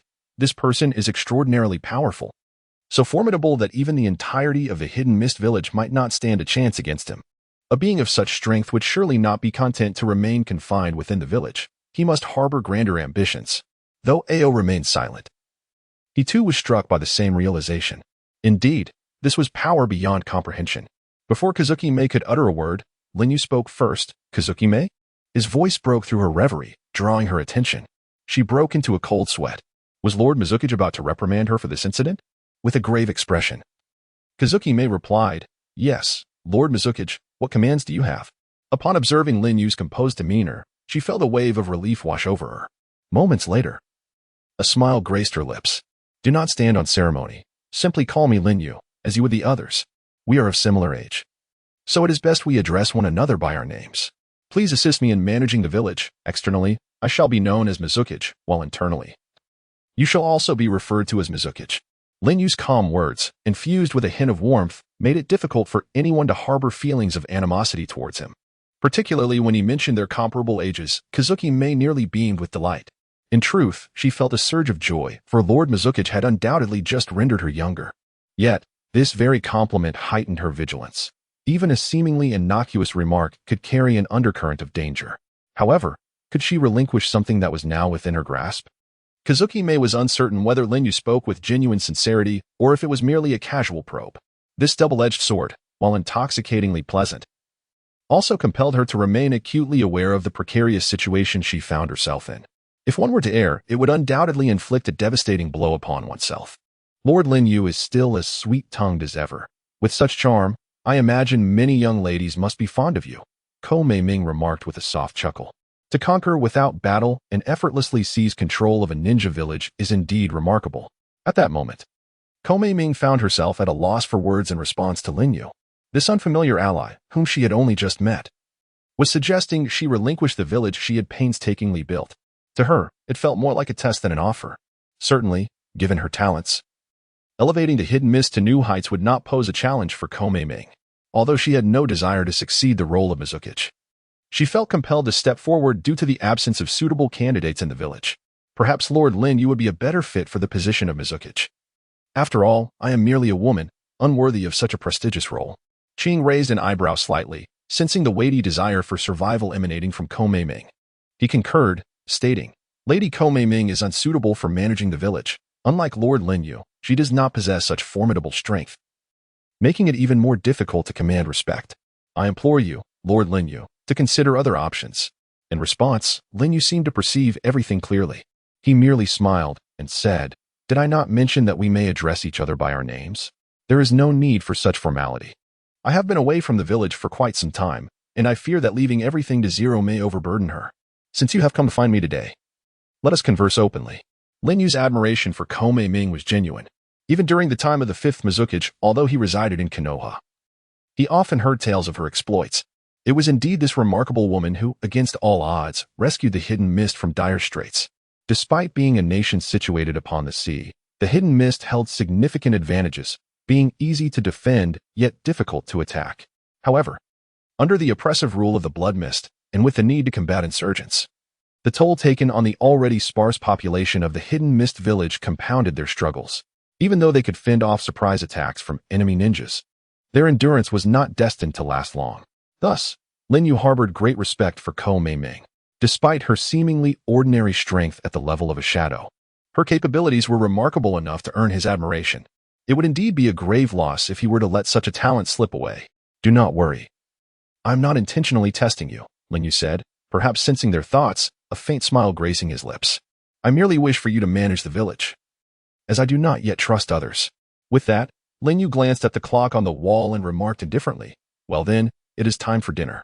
Koumei smiled sweetly. She had initially thought that this Mizukichi would be a stern individual, but today's encounter had far exceeded her expectations. The esteemed Mizukichi often inexplicably utters incomprehensible phrases at pivotal moments, particularly during solemn occasions. At times, in the midst of conversation, she abruptly interjects with cryptic remarks. Is this the demeanor of a true master? With a gentle smile, her expression conveys a sense of bewilderment. Yet, she has no choice but to follow closely behind Hayato. In contrast to the past, the Village of the Mist has undergone significant improvement, boasting a plethora of new merchants. Previously, due to the influence of the Blood Mist, the village had been insular and reclusive. Now, it appears transformed. The villagers live in peace and prosperity, displaying smiles previously unseen. At least from Terumi's perspective, Hayato proves to be a commendable Mizukichi. However, Hayato himself harbors a different sentiment. He merely delegates responsibilities to others while indulging in idleness. Despite seemingly accomplishing nothing, he inexplicably garners the admiration of many. Ultimately, within the vast expanse of the Village of the Mist, he has scarcely managed affairs effectively. Mizukichi Hayato. The vigilant ninjas guarding the Mizukichi Tower called out in unison as he descended. This will be your new Mizukichi. Hayato gestured towards Terumi, who stood beside him. The two ninjas, captivated by her graceful figure and alluring beauty, found themselves momentarily lost in thought. They promptly averted their gazes, grinning as they greeted her. Greetings, Lady Terumi. Hayato escorted Terumi on a brief tour. Lord Hayato, they exclaimed, thank you for your efforts along the way. If possible, please visit our humble shop. Of course, there will be no charge. After being away for several weeks, the villagers exhibited even greater warmth than before, rushing from afar to offer their greetings. Such respect is undeniably warranted. In their eyes, he is the one who has liberated them from their dire circumstances, overthrowing the reign of the Blood Mist. Hayato. A familiar voice called out. Both Hayato and Terumi turned to see Zero approaching at a swift pace, accompanied by two ninjas from the Kagaya clan. What brings you back? Zero asked, her eyes sparkling with surprise. Although she had only been away for a few weeks, she could sense the profound changes in Hayato, who appeared markedly more mature and composed than before he left the village. I returned to see how things are in the mist, Hayato replied with a smile. Has everything been well during my absence? Everything is fine. Aside from a few outsiders inquiring for information, Zero began, but Terumi interrupted before she could elaborate. Is this adorable child your friend? Before Lin Yu could respond, Zero's expression darkened. With outstanding beauty and figure that surpassed her own level as women, even without exchanging words. They instinctively compared themselves upon meeting. At this moment, Zero's gaze fixated on the area below Mei Ming's collarbone. For some reason, she felt overshadowed. Damn it. So large. Moreover, in Zero's eyes, Mei Ming's words carried a provocative tone. The mere use of child already infuriated her, though she was clearly an adult. This woman before her dared to describe her as such. The implication was obvious. Without Mei Ming needing to elaborate, Zero's mind had already wandered there. Oh. The subtle rivalries between women. Lin Yu couldn't help but chuckle. Mei Ming, equally perceptive, recognized the thoughts swirling in this girl under 20. Knowing how important Lin Yu was to her, Mei Ming deliberately teased her, deriving a bit of amusement from her discomfort. All right, you two, enough, Lin Yu sighed. His tone laced with resignation. With that, he and Mei Ming entered the dining area, leaving Zero fuming. As a final taunt, Mei Ming provocatively swayed her feminine assets, further irritating Zero. That damn woman. Zero gritted her teeth, barely restraining herself from charging at Mei Ming. Had Lin Yu not been present, she would have already thrown punches. Meanwhile, the two high GA clansmen at the side twitched their lips, their expressions caught between amusement and discomfort. They averted their gazes, signaling their neutrality in this matter. To express his gratitude for Mei Ming's help in resolving a major issue, Lin Yu personally prepared a sumptuous grilled meat dish at the restaurant. The aroma was so enticing that even the establishment's chef couldn't help but nod in approval. Despite being only 8 years old, Lin Yu devoured the massive plate of grilled meat with astonishing speed, like a true gourmand. To Qing's surprise, even the usually dignified Mei Ming. Lord Lin Yu, this grilled meat is absolutely divine, Mei Ming exclaimed between large bites, her face glowing with bliss. It's so moving. I've never tasted anything this delicious before. Witnessing this scene, Qing suddenly understood why Mei Ming, despite her age, was still in the dating scene. Though, was Mei Ming really that old? Not particularly, but in the shinobi world, romance was more openly pursued, and marriage often came earlier. In light of this, it indeed appears quite substantial. At least certain things are as old as her. Mr. Lin Yu, I find myself pondering a question. After consuming an entire piece of roasted meat, Terumi Mei could not help but inquire. The oil smudge at the corner of her mouth, glistening under the sunlight, did not evoke discomfort. Rather, it presented a certain allure about her. Why do you consistently leave the village for extended periods? Isn't the outside world perilous? Just the bounty hunters alone would be enough to induce a headache. Wouldn't it? I have grown accustomed to freedom and detest the feeling of constraint. Being within the village makes me feel utterly uneasy. I prefer the open skies over a day spent in an office. With that said, Lin Yu paused momentarily. Then, I must trouble you to exert more effort for the benefit of the hidden mist village. Naturally, I am also a citizen of the mist, thus, it is my solemn duty. I shall ensure that the village thrives. Upon finishing her statement, Terumi Mei's gaze radiated determination. However, it was a determination primarily focused on food. Before long, the sun began its descent. On a high cliff not far from the village, one could seemingly observe the entirety of the hidden mist village, reminiscent of standing atop the Hokage rock in the hidden leaf village. Each time Lin Yu beheld the sunset, a sense of unspoken reassurance enveloped him, as if he were still in the leaf. Indeed, an overwhelming number of events had transpired during this time, leaving him unable to weigh them adequately. What will the future of the ninja world hold? Will everything he strained to save within the Uchiha clan unfold as he desires? The Ten Tails Jinchuriki, the Sage of Six Paths, and that enigmatic great tree, everything felt somewhat surreal. Recalling the appearance of Uchiha Obito, his intentions had become painfully evident. Indeed, the progression of events was far swifter than he had anticipated. Obito had already begun contemplating the collection of tailed beasts. It seemed that, rather than altering anything, his actions merely accelerated the rhythm of the ninja world. Furthermore, Nagato would soon be directly cast aside by him. To relive these moments certainly presented some blind spots. His knowledge was limited, yet many aspects could be inferred through self-awareness. The purpose of summoning Terumi Mei to manage the village was to allow him to focus on other matters. Zero is indeed competent, yet she lacks the ruthlessness required. Thus, a mature woman like Terumi Mei is needed to assist her from the shadows. Moreover, it would be arduous for Zero to accomplish this task alone. As for the tailed beasts, they are merely amalgamations of chakra within his body. This explains why, when Rin, the Jinchuriki of the Three Tails, was slain, the Three Tails continued to exist in this world. Hence, True death does not occur unless one can entirely eradicate the chakra of the tailed beasts from existence. Only then is it possible to truly eliminate the tailed beasts. Yet, how easily can this be accomplished? At this moment, Linyu once again opened the system panel. Apart from some basic values, there were also tasks left unfinished for the day. Sword Intent of the Great Swordsman, unlock level 903. In truth, the cultivation of sword intent offers no shortcuts. However, Linyu had discovered a means of expedience. Even so, numerous challenges remained. His sword intent unlock level had stagnated for quite some time, failing to advance. Ever since it reached 903, the tasks assigned by the system had become increasingly arduous. Today marked yet another day in an endless succession, with the system tasks having refreshed countless times. This time, however, it was undeniably astonishing. Ding. Notification, system task, devour the three-tailed Isabu. Yet, beside this task, there was no daily prompt, indicating it was one that could be completed over an extended period. Indeed, he had completely forgotten about his power of devouring. Since he had driven the three-tailed Isabu away, he had received no further news. He had dispatched the ninjas of the Mist Village, yet no valuable information had surfaced. The fourth Mizuki, Yagura, seemed to have vanished without a trace. With no updates for a considerable time. If Yagura were indeed deceased, Linyu would only need to search the nearby lakes or water-rich locales. However, it was evident that the fourth Mizuki was still alive. He had merely gone into hiding. My lord Linyu, I have news regarding the Three Tails.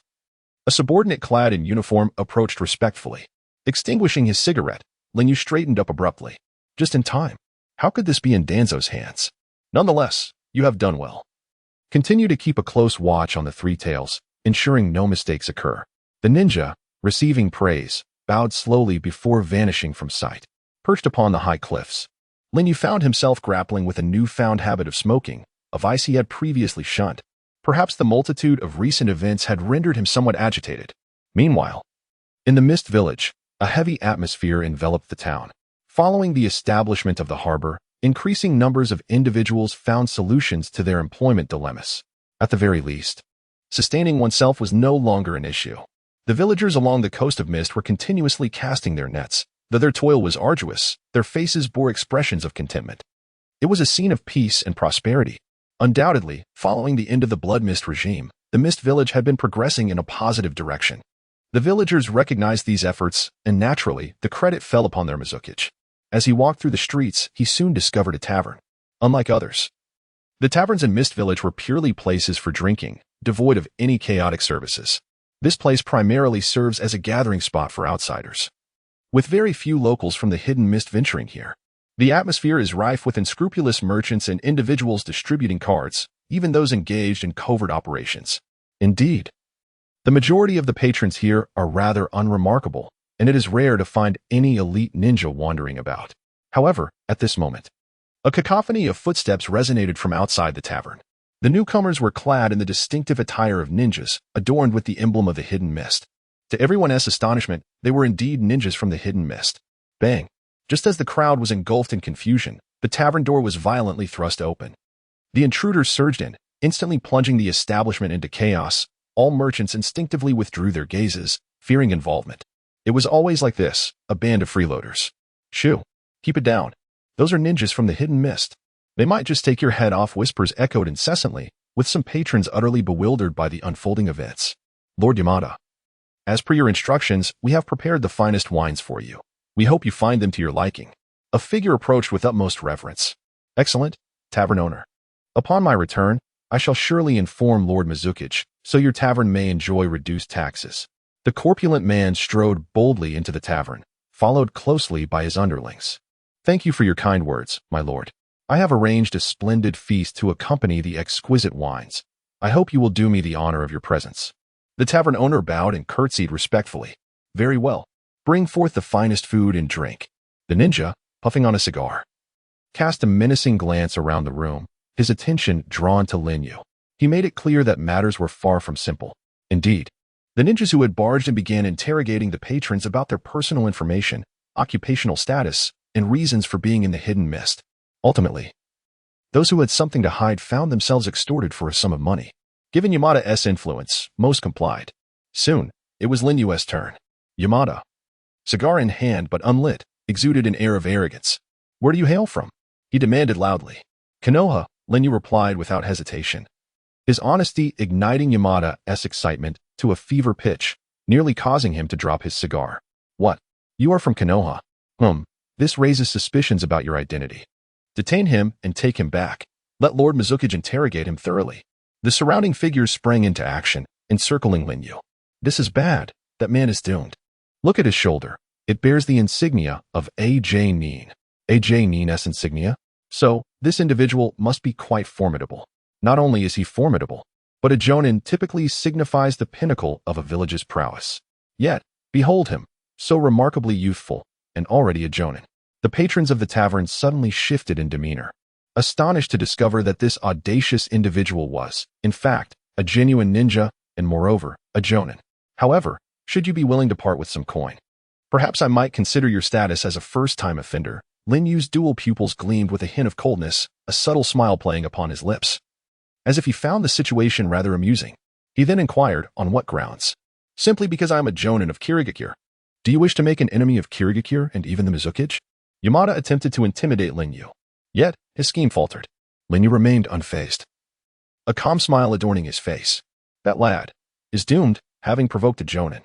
This must be his first visit. How unfortunate to encounter such a predicament upon arrival." Yamada seethed with anger and humiliation. He never anticipated facing such a formidable opponent, having ignored reason. He seemed intent on embracing confrontation. It had been quite some time since he had engaged in a fight, and now that Linyu was even more insolent, he could not easily forgive him. Linyu was curious about the intentions of this so-called jonin, in which Mizukage he intended to present him to. Give him a good beating. His subordinates surged forward, turning the tavern into chaos. Some kicked tables, others chairs, and while they threatened violence, they merely glared at him with fierce expressions. It was then that Linyu noticed the insignia on their shoulders. It was not the mark of a jonin at all. In fact, the jonin's emblem was not worn on the shoulder. They were merely a band of ruffians, masquerading as ninjas to swindle food and drink. Alas, one wonders what he was thinking. His attire suggested he was not financially destitute, yet he chose to resolve matters with brute force rather than coin. Youthful arrogance and ignorance. Ultimately, he was naive to the true power of a jonin. Subsequently, the onlookers in the tavern regarded Linyu with a mixture of ignorance and intrigue. Only the tavern owner stepped forward, wishing to quell the situation. "Gentlemen, this young brother is unfamiliar with our customs. I shall take responsibility for him. Having paid, one must also endure a beating." Yamada grinned triumphantly, certain he would not let Linyu off lightly. In the next moment, however, every one of his subordinates was sent flying. This is... Yamada's pupils dilated in shock. An ominous premonition surged within him. Oh no. Yamada's gaze narrowed in disbelief, followed by the pained wails of his subordinates. Though referred to as subordinates, they were merely Yamada's hired lackeys, donned in a few sets of ninja uniforms, merely there to bolster his presence. Now, they were utterly immobilized, their bodies riddled with fractures, even more grievous. Certain areas were gruesomely shattered amidst flesh and bone. Linyu's demeanor transformed, shifting from calmness to an unmistakable murderous intent, an aura of concealed malevolence emanating without restraint. The atmosphere he radiated resembled that of standing within an endless abyss of hell, surrounded by a mountain of corpses. He seemed engulfed in a sea of death. The terrifying bloodlust erupted to its zenith. That young man, could he be a ninja? Such a frightening aura of death. Yamada recoiled, his expression undergoing a drastic change. Not just him, but nearly everyone present felt it. Despite their numerical advantage, how could they, after merely one encounter, find their subordinates rendered incapacitated? You are quite audacious, daring to impersonate a jonin of the mist and engage in such deception. A wry smile curled at the corners of Linyu's lips. Around him, a fierce sword intent continued to surge. Damn it, why are you all frozen? Hurry, capture him. He is a spy from Konoha. If the water shadow learns of this, none of you will escape unscathed. For heaven's sake, move. Yamada growled through gritted teeth. Yet, despite his instigation, the tavern remained unmoved. Shortly thereafter, chaos reigned in the tavern.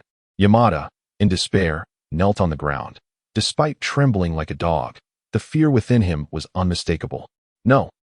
Please don't throw me into the sea to feed the fish. Yamada pleaded, unable to meet Linyu's gaze. Did you not claim to be a jonin of the mist? Now you have become a cowardly wretch? Should you not grasp the kunai in your hand and challenge me once more? Linyu spoke coldly, devoid of any emotion on his face. Indeed, You are right. I am but a dog, driven mad by the lure of wealth, I swear. If you spare my life, I promise, there will be no further flaws. In the face of Lin Yu's scorn, he could do nothing but nod submissively. If you grant me my life, I shall serve you faithfully. A mere glance from Lin Yu sent him into a paroxysm of terror. The once proud Jonin of the Mist now resembled a lapdog. This was an utter disgrace for the Mist. Had he only displayed a semblance of fortitude, Lin Yu might have regarded him as a man, perhaps even sparing his wretched life. However, at this moment, he was truly pitiable. At the very least, he had masqueraded as a ninja of the Mist, yet lacked any qualities befitting one. I implore you, as long as you spare my life, I will agree to any terms. Just then, a sudden influx of umbu shattered the existing tumult. Swiftly, a group of masked ninjas besieged the entire tavern, instilling fear in all who dared not to move. Ha! You are finished. Poor little creature, the elite of the Mist has arrived. Quickly, seize this man. He hails from the Leaf Village. Capture him, and you shall achieve great merit, earning the favor of Lord Mizukic. Like a drowning man grasping at a straw, the individual desperately called out, crawling before the masked ninjas. Drag him out to feed the fish. Inside the tavern, a squad of ninjas approached Yamada directly. It's him, no doubt. Drag him out to feed the fish. Ha! Aren't you capable? It's Lord Mizukic. Upon hearing this, the patrons of the tavern widened their eyes in shock. Could the wretched figure before them truly be the Mizukic? Yet, judging by his earlier demeanor, how could he appear so disheveled? Only Yamada understood that he was hardly even a lowly genin, certainly not a person of such high stature as the Mizukic. So, the only possibility remained. Who exactly are you? As he stared at the young boy before him, the umbu swiftly moved to apprehend Yamada, gripping him tightly. Any movement on his part would result in his limbs being mercilessly twisted. The situation had turned dire once more. A mere child, even if a ninja, would not command his respect. However, what if this child was indeed the Mizukic? With a wave of his hand, the umbu brutally snapped his arm. Crack! Yamada emitted a pained wail, horrified to find himself unable to move his hands or feet, devoid of any sensation. His limbs had been broken. Could it be he was the Mizukic? Yamada was utterly astonished. The Mizukic, was he truly just a child? Staring at the unfolding scene, Yamada was rendered speechless. In his mind, the Mizukic was an imposing figure, a formidable bully beyond reproach. Yet, the individual before him had shattered that perception. He was indeed the Mizukic? How could it be that the Mizukic was so young? Whispers circulated among the crowd. To attack the Mizukic, to mock him, his crimes could scarcely be contained within the confines of a single sheet of paper. Awaiting him was but a singular fate, death. Yet he feared for his life. He dreaded the thought of being dragged off to feed the fish. Even with his limbs now broken, in this world, he would merely become a target for ridicule. But what did that matter? Simply surviving was enough. He had come to understand this deeply. He could not comprehend what he had done wrong. Everyone fears death. He was no exception. It was merely his unfortunate luck to anger such a being, and the outcome was all too predictable. In the next moment, he and his companions were dragged away by the umbu to meet their grim fate. Time swiftly passes. In the blink of an eye, the better part of the day has elapsed. Due to the rapid dissemination of information in the hidden mist, news of the incident quickly reached the ears of those engaged in commerce. Upon learning of the plight endured by the individual once tormented by the notorious Yamada, the income of the hidden mist began to show an upward trend. An increasing number of merchants flocked to the village. Justice, courage, decisiveness, and authority. Lin Yu's image was thus transformed into that of a celebrated figure among the villagers of Hidden Mist. In the forest, Lin Yu, Terumi-mei, and Zero sat around a campfire. By the way, how did you hone your culinary skills? Terumi-mei asked, biting into roasted meat with a satisfied smile. Indeed, a man who can cook is quite appealing. While controlling the fire release technique and managing the flame's intensity, Lin Yu pondered the matter. Whether or not he was appealing, he was unsure. However, judging by Terumi-mei's expression, he seemed to be in good favor. At the very least, it was a gift of gratitude. I am about to depart. Henceforth, Hidden Mist will be free from the two of you. What? Are you leaving so soon? Won't you stay a little longer? No. I have more pressing matters to attend to. He was aware that if he forced himself to remain in Hidden Mist, the pace of his improvement would inevitably slow. Furthermore, he had a premonition that in this fast-paced world, a second turning point was imminent. At the very least, he wished to elevate his strength to the next level. Hey, in just a few short days, how is it that your power has surged so rapidly? Lin Yu, Zero remarked, with Terumi Mei also gazing at Lin Yu in astonishment. Having spent much time in Lin Yu's company, their insight into his abilities was unparalleled. Really? Perhaps you were just imagining things. The power of absorption was now sufficient to contend with any shadow-level ninja. In other words, at this moment, Lin Yu possessed strength surpassing even that of a shadow. Yet, the abilities Lin Yu wielded were far from limited to this. 3 days later, after registering at the borders of Konohagakure, before Lin Yu could even step into the village, he heard a commotion in the distance. A mischievous young boy with yellow hair was once again leaving his mark on the Hokage rock with a can of paint. Subsequently, he made a rude gesture towards the Konohagakure ninjas behind him. How infuriating. NarutO, I will inform Lord Hokage of your mischief and ensure you face the consequences. Huh? Who's afraid of you? Even if you tell Grandpa Hokage, it won't matter. Just then, the boy collided with Lin Yu's abdomen. This mere impact produced astonishing results. Beep. Successfully absorbed 0. 1 of Ninetales chakra, acquiring ice resistance ability of 60 points. Beep. Successfully absorbed 0. 2 of Ninetales chakra, acquiring agility ability of 60 points. Beep. Successfully absorbed 0. 3 of Ninetales chakra, acquiring the 6 styles of godly martial arts, Eye of Charisma. The system's incessant notifications nearly caused Lin Yu's head to explode. Simultaneously, a faint trace of purple flickered across Lin Yu's eyes. This was his newly awakened ability. The advantage of the Eye of Charm lay in its capacity to specifically target those who wield illusionary techniques. The stronger the illusion, the greater the counter-illusion he could unleash. While this ability might seem mediocre at first glance, its true efficacy would only reveal itself upon execution. To his astonishment, merely colliding with NarutO allowed him to absorb such significant benefits. Although a mere 0.6 appeared negligible, the extracted tailed beast chakra rendered the previously spirited NarutO suddenly drowsy, to the extent that a pursuing ninja was able to incapacitate him with a single hand. Let us see if you can still run. Come. Accompany me to meet the Hokage. Despite his thoughts, Lin Yu understood that he had to proceed with his plan step by step. He was well aware of the reasons behind this necessity. For now, he wouldn't have too much interaction with NarutO. As they made their way to the Hokage building, Lin Yu unexpectedly spoke up. Come out. There is no need to hide. You found me after all. A figure resembling Uchiha Fugaku emerged, only to swiftly shift back to another stranger's appearance. For safety, such measures were essential. Yet, now that he had been discovered, it was uncertain whether the Umbu would take notice. You've aided me. This time, allow me to assist you. According to the intelligence I've gathered, Danzo is planning to make a move against you soon. Lin Yu shrugged, responding with a disinterested tone. And so? A person who could not even confront his own fears, who had fled like a frightened puppy during their prior negotiations. What achievements could one expect from such an individual? Furthermore, with Danzo's prowess, combined with Sarutobi's, he felt no trepidation. He had employed the might of the Akatsuki organization. They might already have their sights set on you. However, as long as you remain in Konoha, you should be safe. Once you leave, you must exercise caution regarding this organization. It is said that each member is an S-rank rogue ninja. Their strength is truly terrifying. S-rank rogue ninja? Lin Yu was suddenly reminded of the events that transpired at sea that day. The god Pain arrogantly hovered above the water, hands outstretched, his eyes contemptuous of everything. Yet, he mistakenly believed that possessing such eyes equated to possessing everything, which was why Lin Yu was able to overpower him to such a degree. From Lin Yu's expression, Fugaku gradually began to comprehend his meaning. After a moment of silence, a few words finally escaped his lips. Yet, he still gazed at Lin Yu incredulously. Indeed, this young boy was not to be underestimated. Even during his confrontation with Itachi, he had displayed remarkable strength. However, this did not imply he could simultaneously contend with so many formidable adversaries.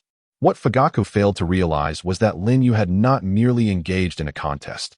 He had comprehensively incapacitated him. Pain's entire body was shattered, rendered utterly incapable of retaliating. Had Fugaku been present at that moment, his eyes would likely have bulged in disbelief. A mere child, decades his junior, possessed the audacity to challenge a deity. Although Lin Yu's expression hinted at underlying truths, Fugaku chose to remain silent. The rumors surrounding him had long since reached a fever pitch within the ninja world. Never mind, I merely wish to remind you that with your prowess, it should be an effortless task to deal with this. Lin Yu's subtle smile further obscured his intentions from Fugaku. What progress has been made regarding the Uchiha matter? There has been little advancement. The third Hokage remains nonchalant, seemingly preoccupied with other affairs, which has led to a notable laxity concerning the Uchiha issue. However, Itachi has now defected from the village, and I suspect he is presently unable to pose a threat to the Uchiha clan. As the head of the Uchiha clan, he appeared somewhat humble in Lin Yu's presence. He has returned, Lord Hokage. He has come to collect the debts. However, might I suggest that next time someone else handles this matter? Half an hour later, in the Hokage's office, Kakashi appeared. The taste of deceit is far from pleasant. And Kakashi was not particularly adept at lying, especially not in the presence of someone so formidable. It felt as though the very air was suffocating him. Fortunately, Lin Yu did not harbor excessive suspicions. Faced with Lin Yu's demand for repayment, Sarutobi Hiruzen found himself at a loss, thus resorting to sending Kakashi to falsely claim he was absent from Konoha. Hadn't he returned to the hidden mist to handle matters? How could he have returned so swiftly? Under the scrutiny of Kakashi's probing gaze, their eyes met, and at that moment, the atmosphere in the Hokage's office turned peculiar. Kakashi struggled to respond to the inquiry. The Hyuga clan has yet to transfer the funds, and I am powerless to expedite the process. Moreover, the boy's return was indeed too rapid. You have done exceptionally well this time. After a brief silence, the third Hokage, Sarutobi Hiruzen, flicked his cigarette and took a deep drag. It was a Huazi brand pipe. And in an instant, the office was shrouded in a thick haze of smoke. Nevertheless, it begs the question, could the island that has recently emerged from the sea and the land of water be in any way connected to Lin Yu? This was a thought that occupied Sarutobi Hiruzen's mind. Lin Yu had vanished for merely 4 days, and the timing coincided perfectly. If there were no connection to Lin Yu, Hiruzen found it hard to believe. After all, the incident occurred near the hidden mist village where Lin Yu resided. He certainly would not remain as silent as he was now, gazing at the report Kakashi had submitted, which depicted a deep-sea fish cleaved in two. Considering the composition of the soil, various indications suggest that these entities have been compressed beneath the sea for an extended period. The deepest recesses of the ocean, perhaps? Yet, inexplicably, they have suddenly emerged from the depths in recent days, bringing along the creatures of the abyss. What connection does this newly risen island have with the meteorite previously observed? Sarutobi Hizashi cannot ascertain. However, he is certain that this occurrence bears significant relevance to Lin Yu. The ability to conjure an island with bare hands, even extracting soil from depths of tens of thousands of meters, could such feats truly be within human capability? It is evident that even he, a scholar of ninjutsu revered as a professor, has never encountered such extraordinary techniques. With a tranquil gaze, Hizashi turned his attention to the window. His rank has surpassed his wildest imaginings, and even he finds it challenging to fathom the individual before him. Such a person has far exceeded controllable parameters. If all proceeds smoothly, that would be fortunate. Yet should he harbor intentions against the hidden leaf? Hizashi smiled faintly, tapping his tobacco pipe, reflecting on his regret for not heeding Danzo's counsel to eliminate Lin Yu in his infancy. Although the third Hokage harbored murderous intentions towards him, he indeed found himself powerless against Lin Yu. Had he extinguished him in his cradle, countless troubles may have been averted. Now, the sole path remaining for Hizashi is a treacherous one, to forge an alliance with the Mist Village and Lin Yu. There are no eternal enemies, only everlasting friends. Thus, rather than remain adversaries, it is wiser to cultivate an alliance. You may go now, he stated calmly, igniting his pipe, a glimmer of insight flashing in his eyes. He seemed particularly concerned about a child. What was her name? Who? Kakashi inquired, glancing at Hizashi's aged visage, instantly grasping the implication. It seems her brother is affiliated with Danzo. She is also a recent graduate and will be reassigned into squads in 2 days if she chooses to continue as a ninja. Kakashi left his statement unfinished, refraining from revealing that the girl, Rin, would be placed in his own team, opting instead for discretion. Was it merely a conflict among adults? Should it truly involve others? Kakashi, while possessing his own thoughts, understood the necessity of restraint. After all, he is but a ninja, responsible for fulfilling his own duties. However, one who forsakes friends is lesser than a mere waste. At least, that is Kakashi's conviction. Keep a close watch on her movements, should she intersect with Lin Yu. Notify me immediately. At this moment, within the Hokage's office, Sarutobi Hizashi openly invoked Lin Yu's name, displaying a facade of unity while harboring duplicity. Yes, Lord Hokage. Despite his reluctance and the breach of his ninja way, Kakashi complied.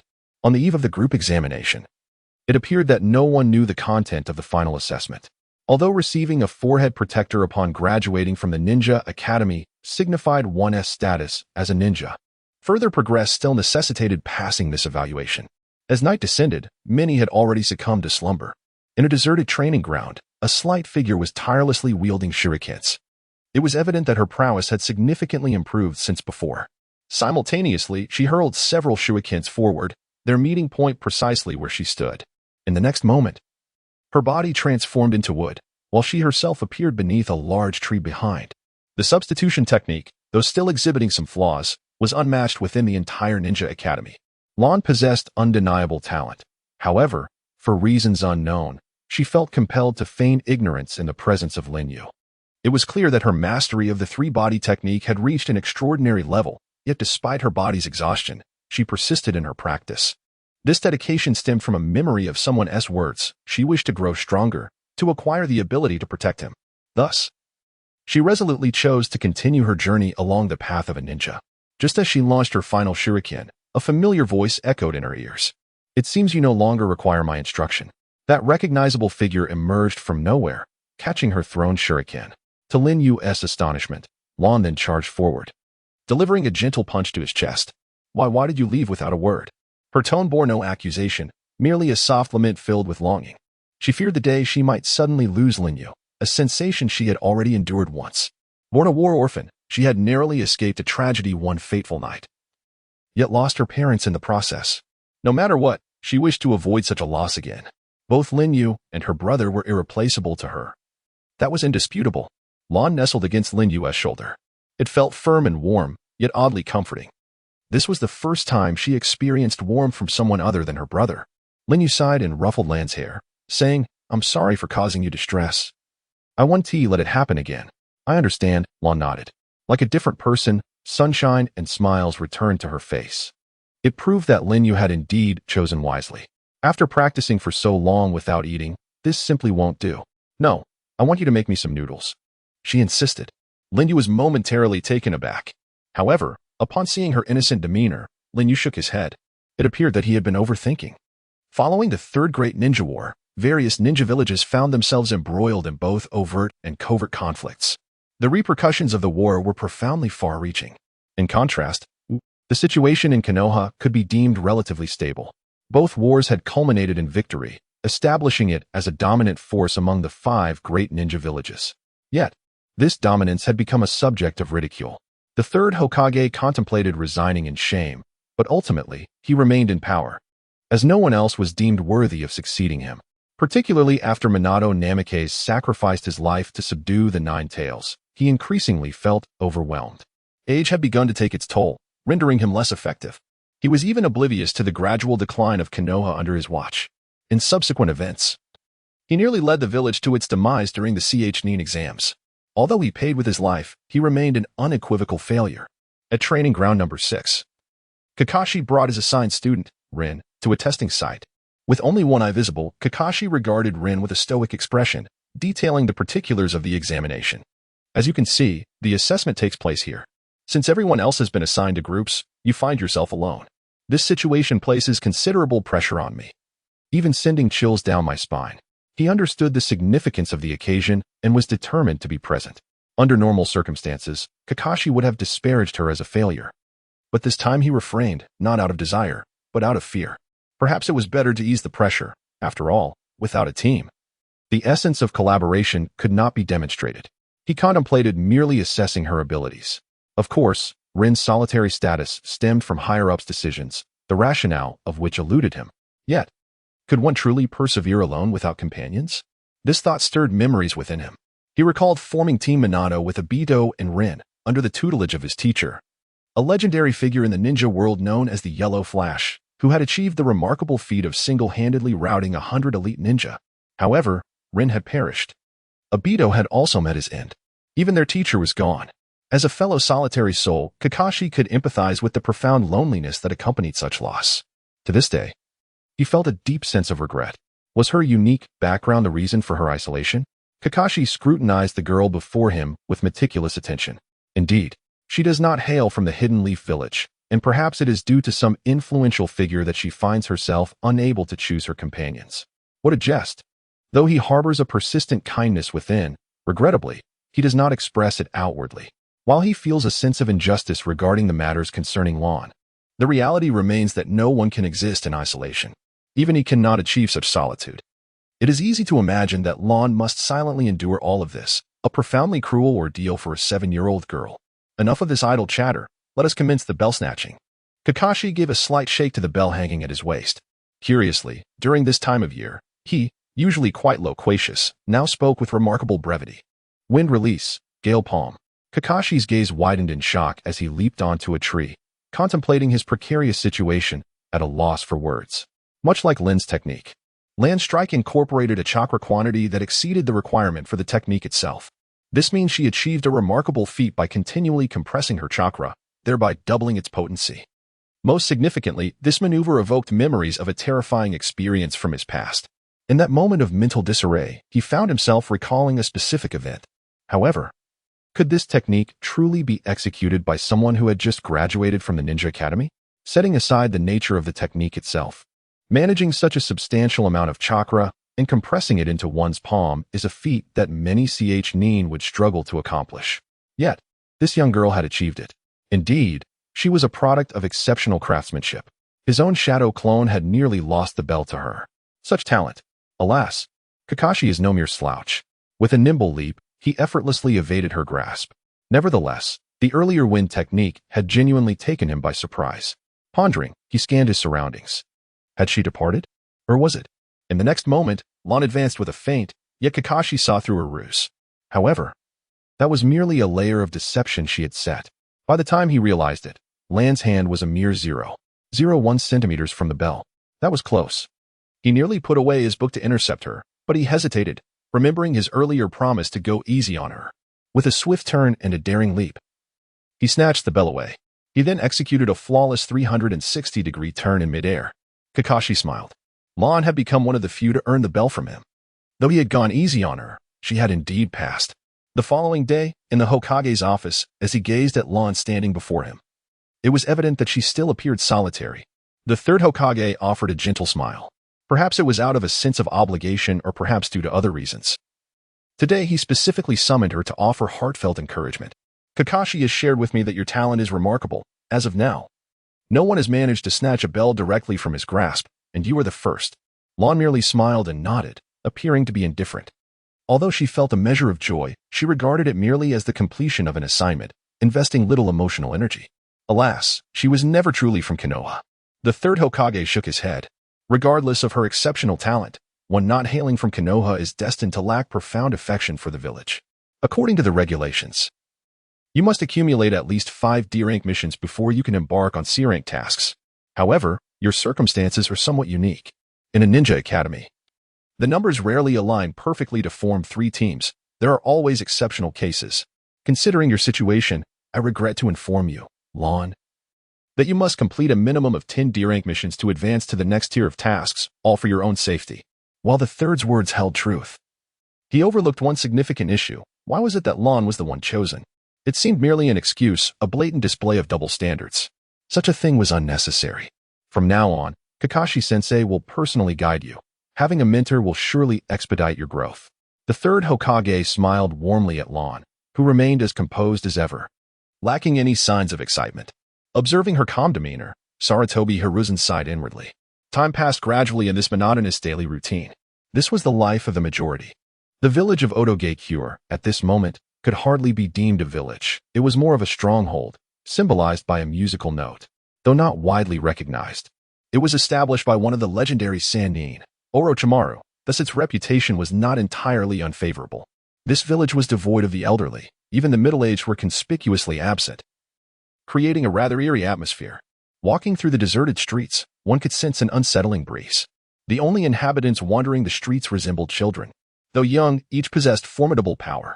One child, activating a cursed seal, could effortlessly shatter a stone with a single blow. Indeed, just one punch sufficed, requiring merely a fraction of strength. These unfinished cursed seals were experimental creations of Orochimaru. In stark contrast to the idyllic life in Konoha, this place represented an entirely different reality. Under the same blue sky, they endured vastly disparate fates. Sometimes, reality can be quite tormenting. These children willingly submitted to Orochimaru's rule, for it was their only means of survival. In comparison to Konoha's methodical approach to training ninjas, this place prioritized efficiency above all else. The only recognizable structure in this desolate place is the Ninja Academy. though it hardly qualifies as a school. Rather, it serves merely as a training ground, with scant facilities. It would be more accurate to describe it as a factory for the creation of ninjas. However, for Orochimaru, the acquisition of powerful specimens is paramount, and the details are of little consequence. In fact, these subjects ought to be grateful to Orochimaru, for they are essentially homeless orphans, wandering aimlessly and often deprived of sustenance. He has restored to them the hope of life, and thus, Orochimaru perceives this as a form of redemption, harboring no guilt in his heart. In the next moment, a figure slowly entered the innermost recesses of the laboratory, a silver-haired child, approximately 12 years of age. Kagaya Kimaru. Who would have thought that following the initial assault of the Three Tails on Kagaya village, Kimaru had departed the village? Even Rin, believing him to be dead, had removed his name from the village registry. "My lord," he exclaimed with unfeigned joy, gazing at the contents of the container, before finally acknowledging Kimaru's words. "What is it?" His voice, now somewhat hoarse, responded. "Shinomiya Danzo requests an audience." At this, Orochimaru spread his hands, a chilling smile transforming the atmosphere into something sinister. "What an insidious specter he is! My lord Orochimaru, what should we do now?" Kimaru inquired softly, standing just behind Orochimaru's right side. After a moment's contemplation, Orochimaru instructed, "Let him in." He then shifted his attention back to the substance within the cultivation fluid. Upon closer inspection, it appeared to be a colossal beast resembling a turtle. Its chakra roiling within, even in a dormant state, exuding an aura of terror. The Three Tails, Isabu. Danzo's purpose for visiting was undoubtedly linked to this. Yet, Orochimaru maintained a thread of caution. Wait a moment. If he harbors any ulterior motives, I shall not hesitate to employ that power. Inside the building, while it was referred to as a structure, it merely resembled an office space, cluttered with documents and long neglected, accumulating layers of dust.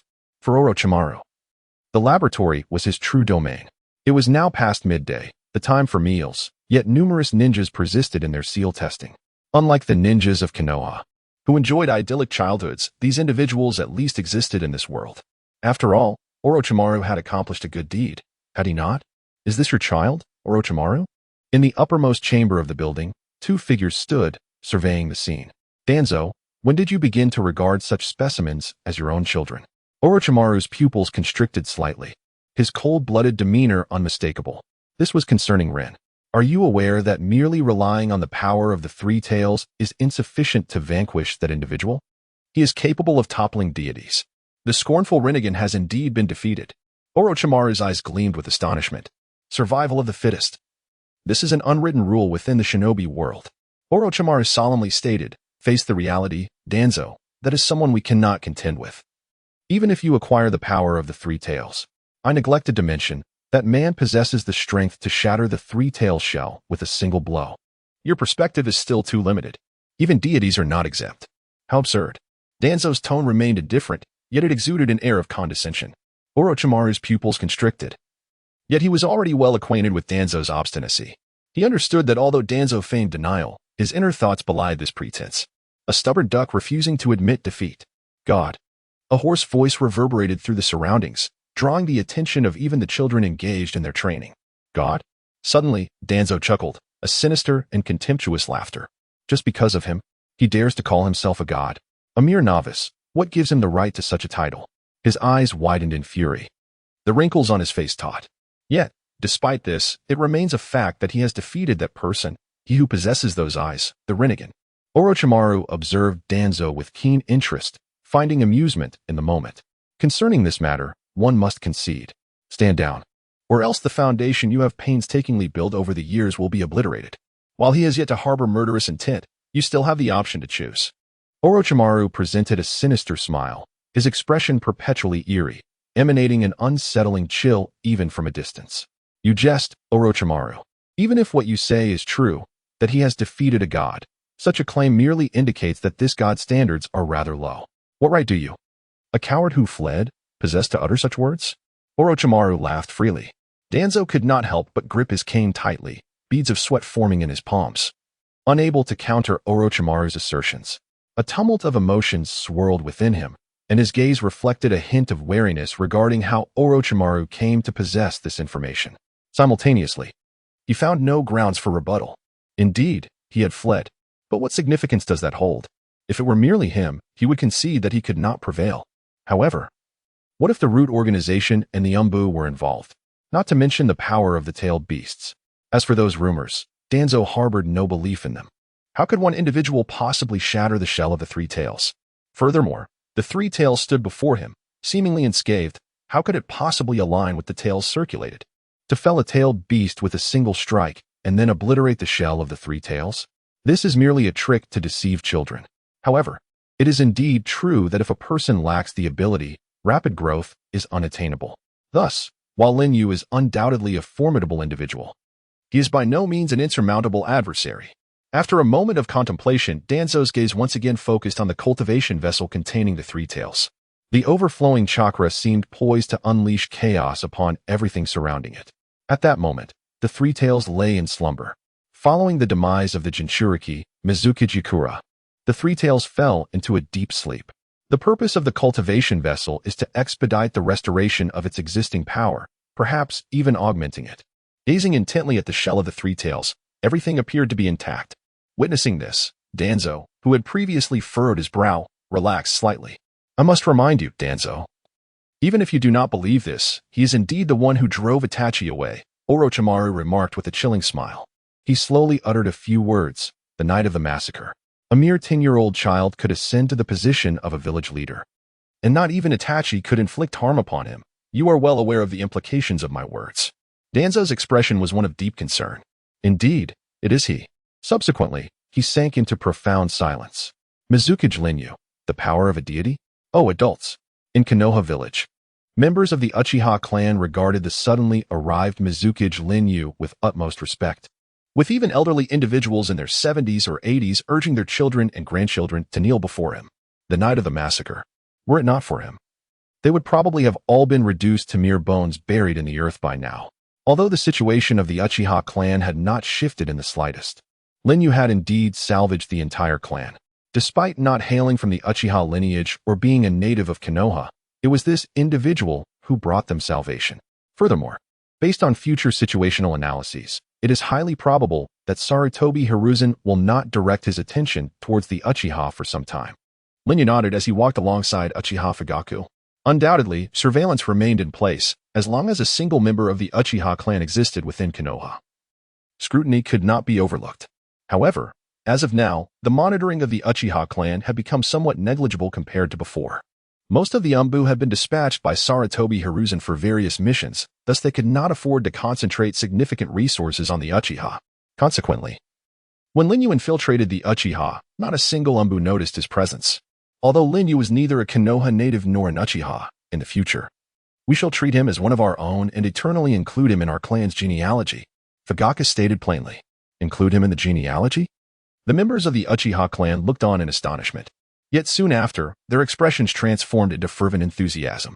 Indeed, Linyu is deserving of this honor. Linyu gazed ahead, observing the rows of blood-red Sharingan. Some had activated one Tomo, while others displayed 3. However, the majority remained at the 2 Tomo stage. Regarding the fervor of the Uchiha clan members, Linyu merely smiled, not taking it to heart, for he did not comprehend the intentions of Fugaku. It was only upon arriving at Fugaku's residence that Linyu gradually began to understand his meaning. As dusk approached, he reached Fugaku's home and was taken aback by the sumptuous feast prepared by Mikoto Uchiha. Mikoto gently chided Sasuke, who was already reaching for the dishes, saying, "Sasuke, that is quite impolite." Only through genuine interactions could one realize how endearing Sasuke, who often appeared aloof, truly was. Yet, this was hardly surprising. Had the night of the massacre occurred, his disposition would undoubtedly have been drastically altered. Aside from the difficult news of his brother's defection, everything else remained as usual. Lord Mizukage, Mikoto Uchiha, clad in an apron, deeply bowed, her eyes filled with gratitude. Her long, straight black hair cascaded elegantly, and even after becoming a homemaker, her figure remained as captivating as in her youth. There is no need for such formality. It is merely a small effort. And no. You, Sasuke. Before she could finish, Mikoto cast an exasperated glance at Sasuke. It was only when Fugaku fixed Sasuke with a stern gaze that he hastily returned the crimson crab to the table. These are meant for Lord Mizukage. Do not be disrespectful, Sasuke.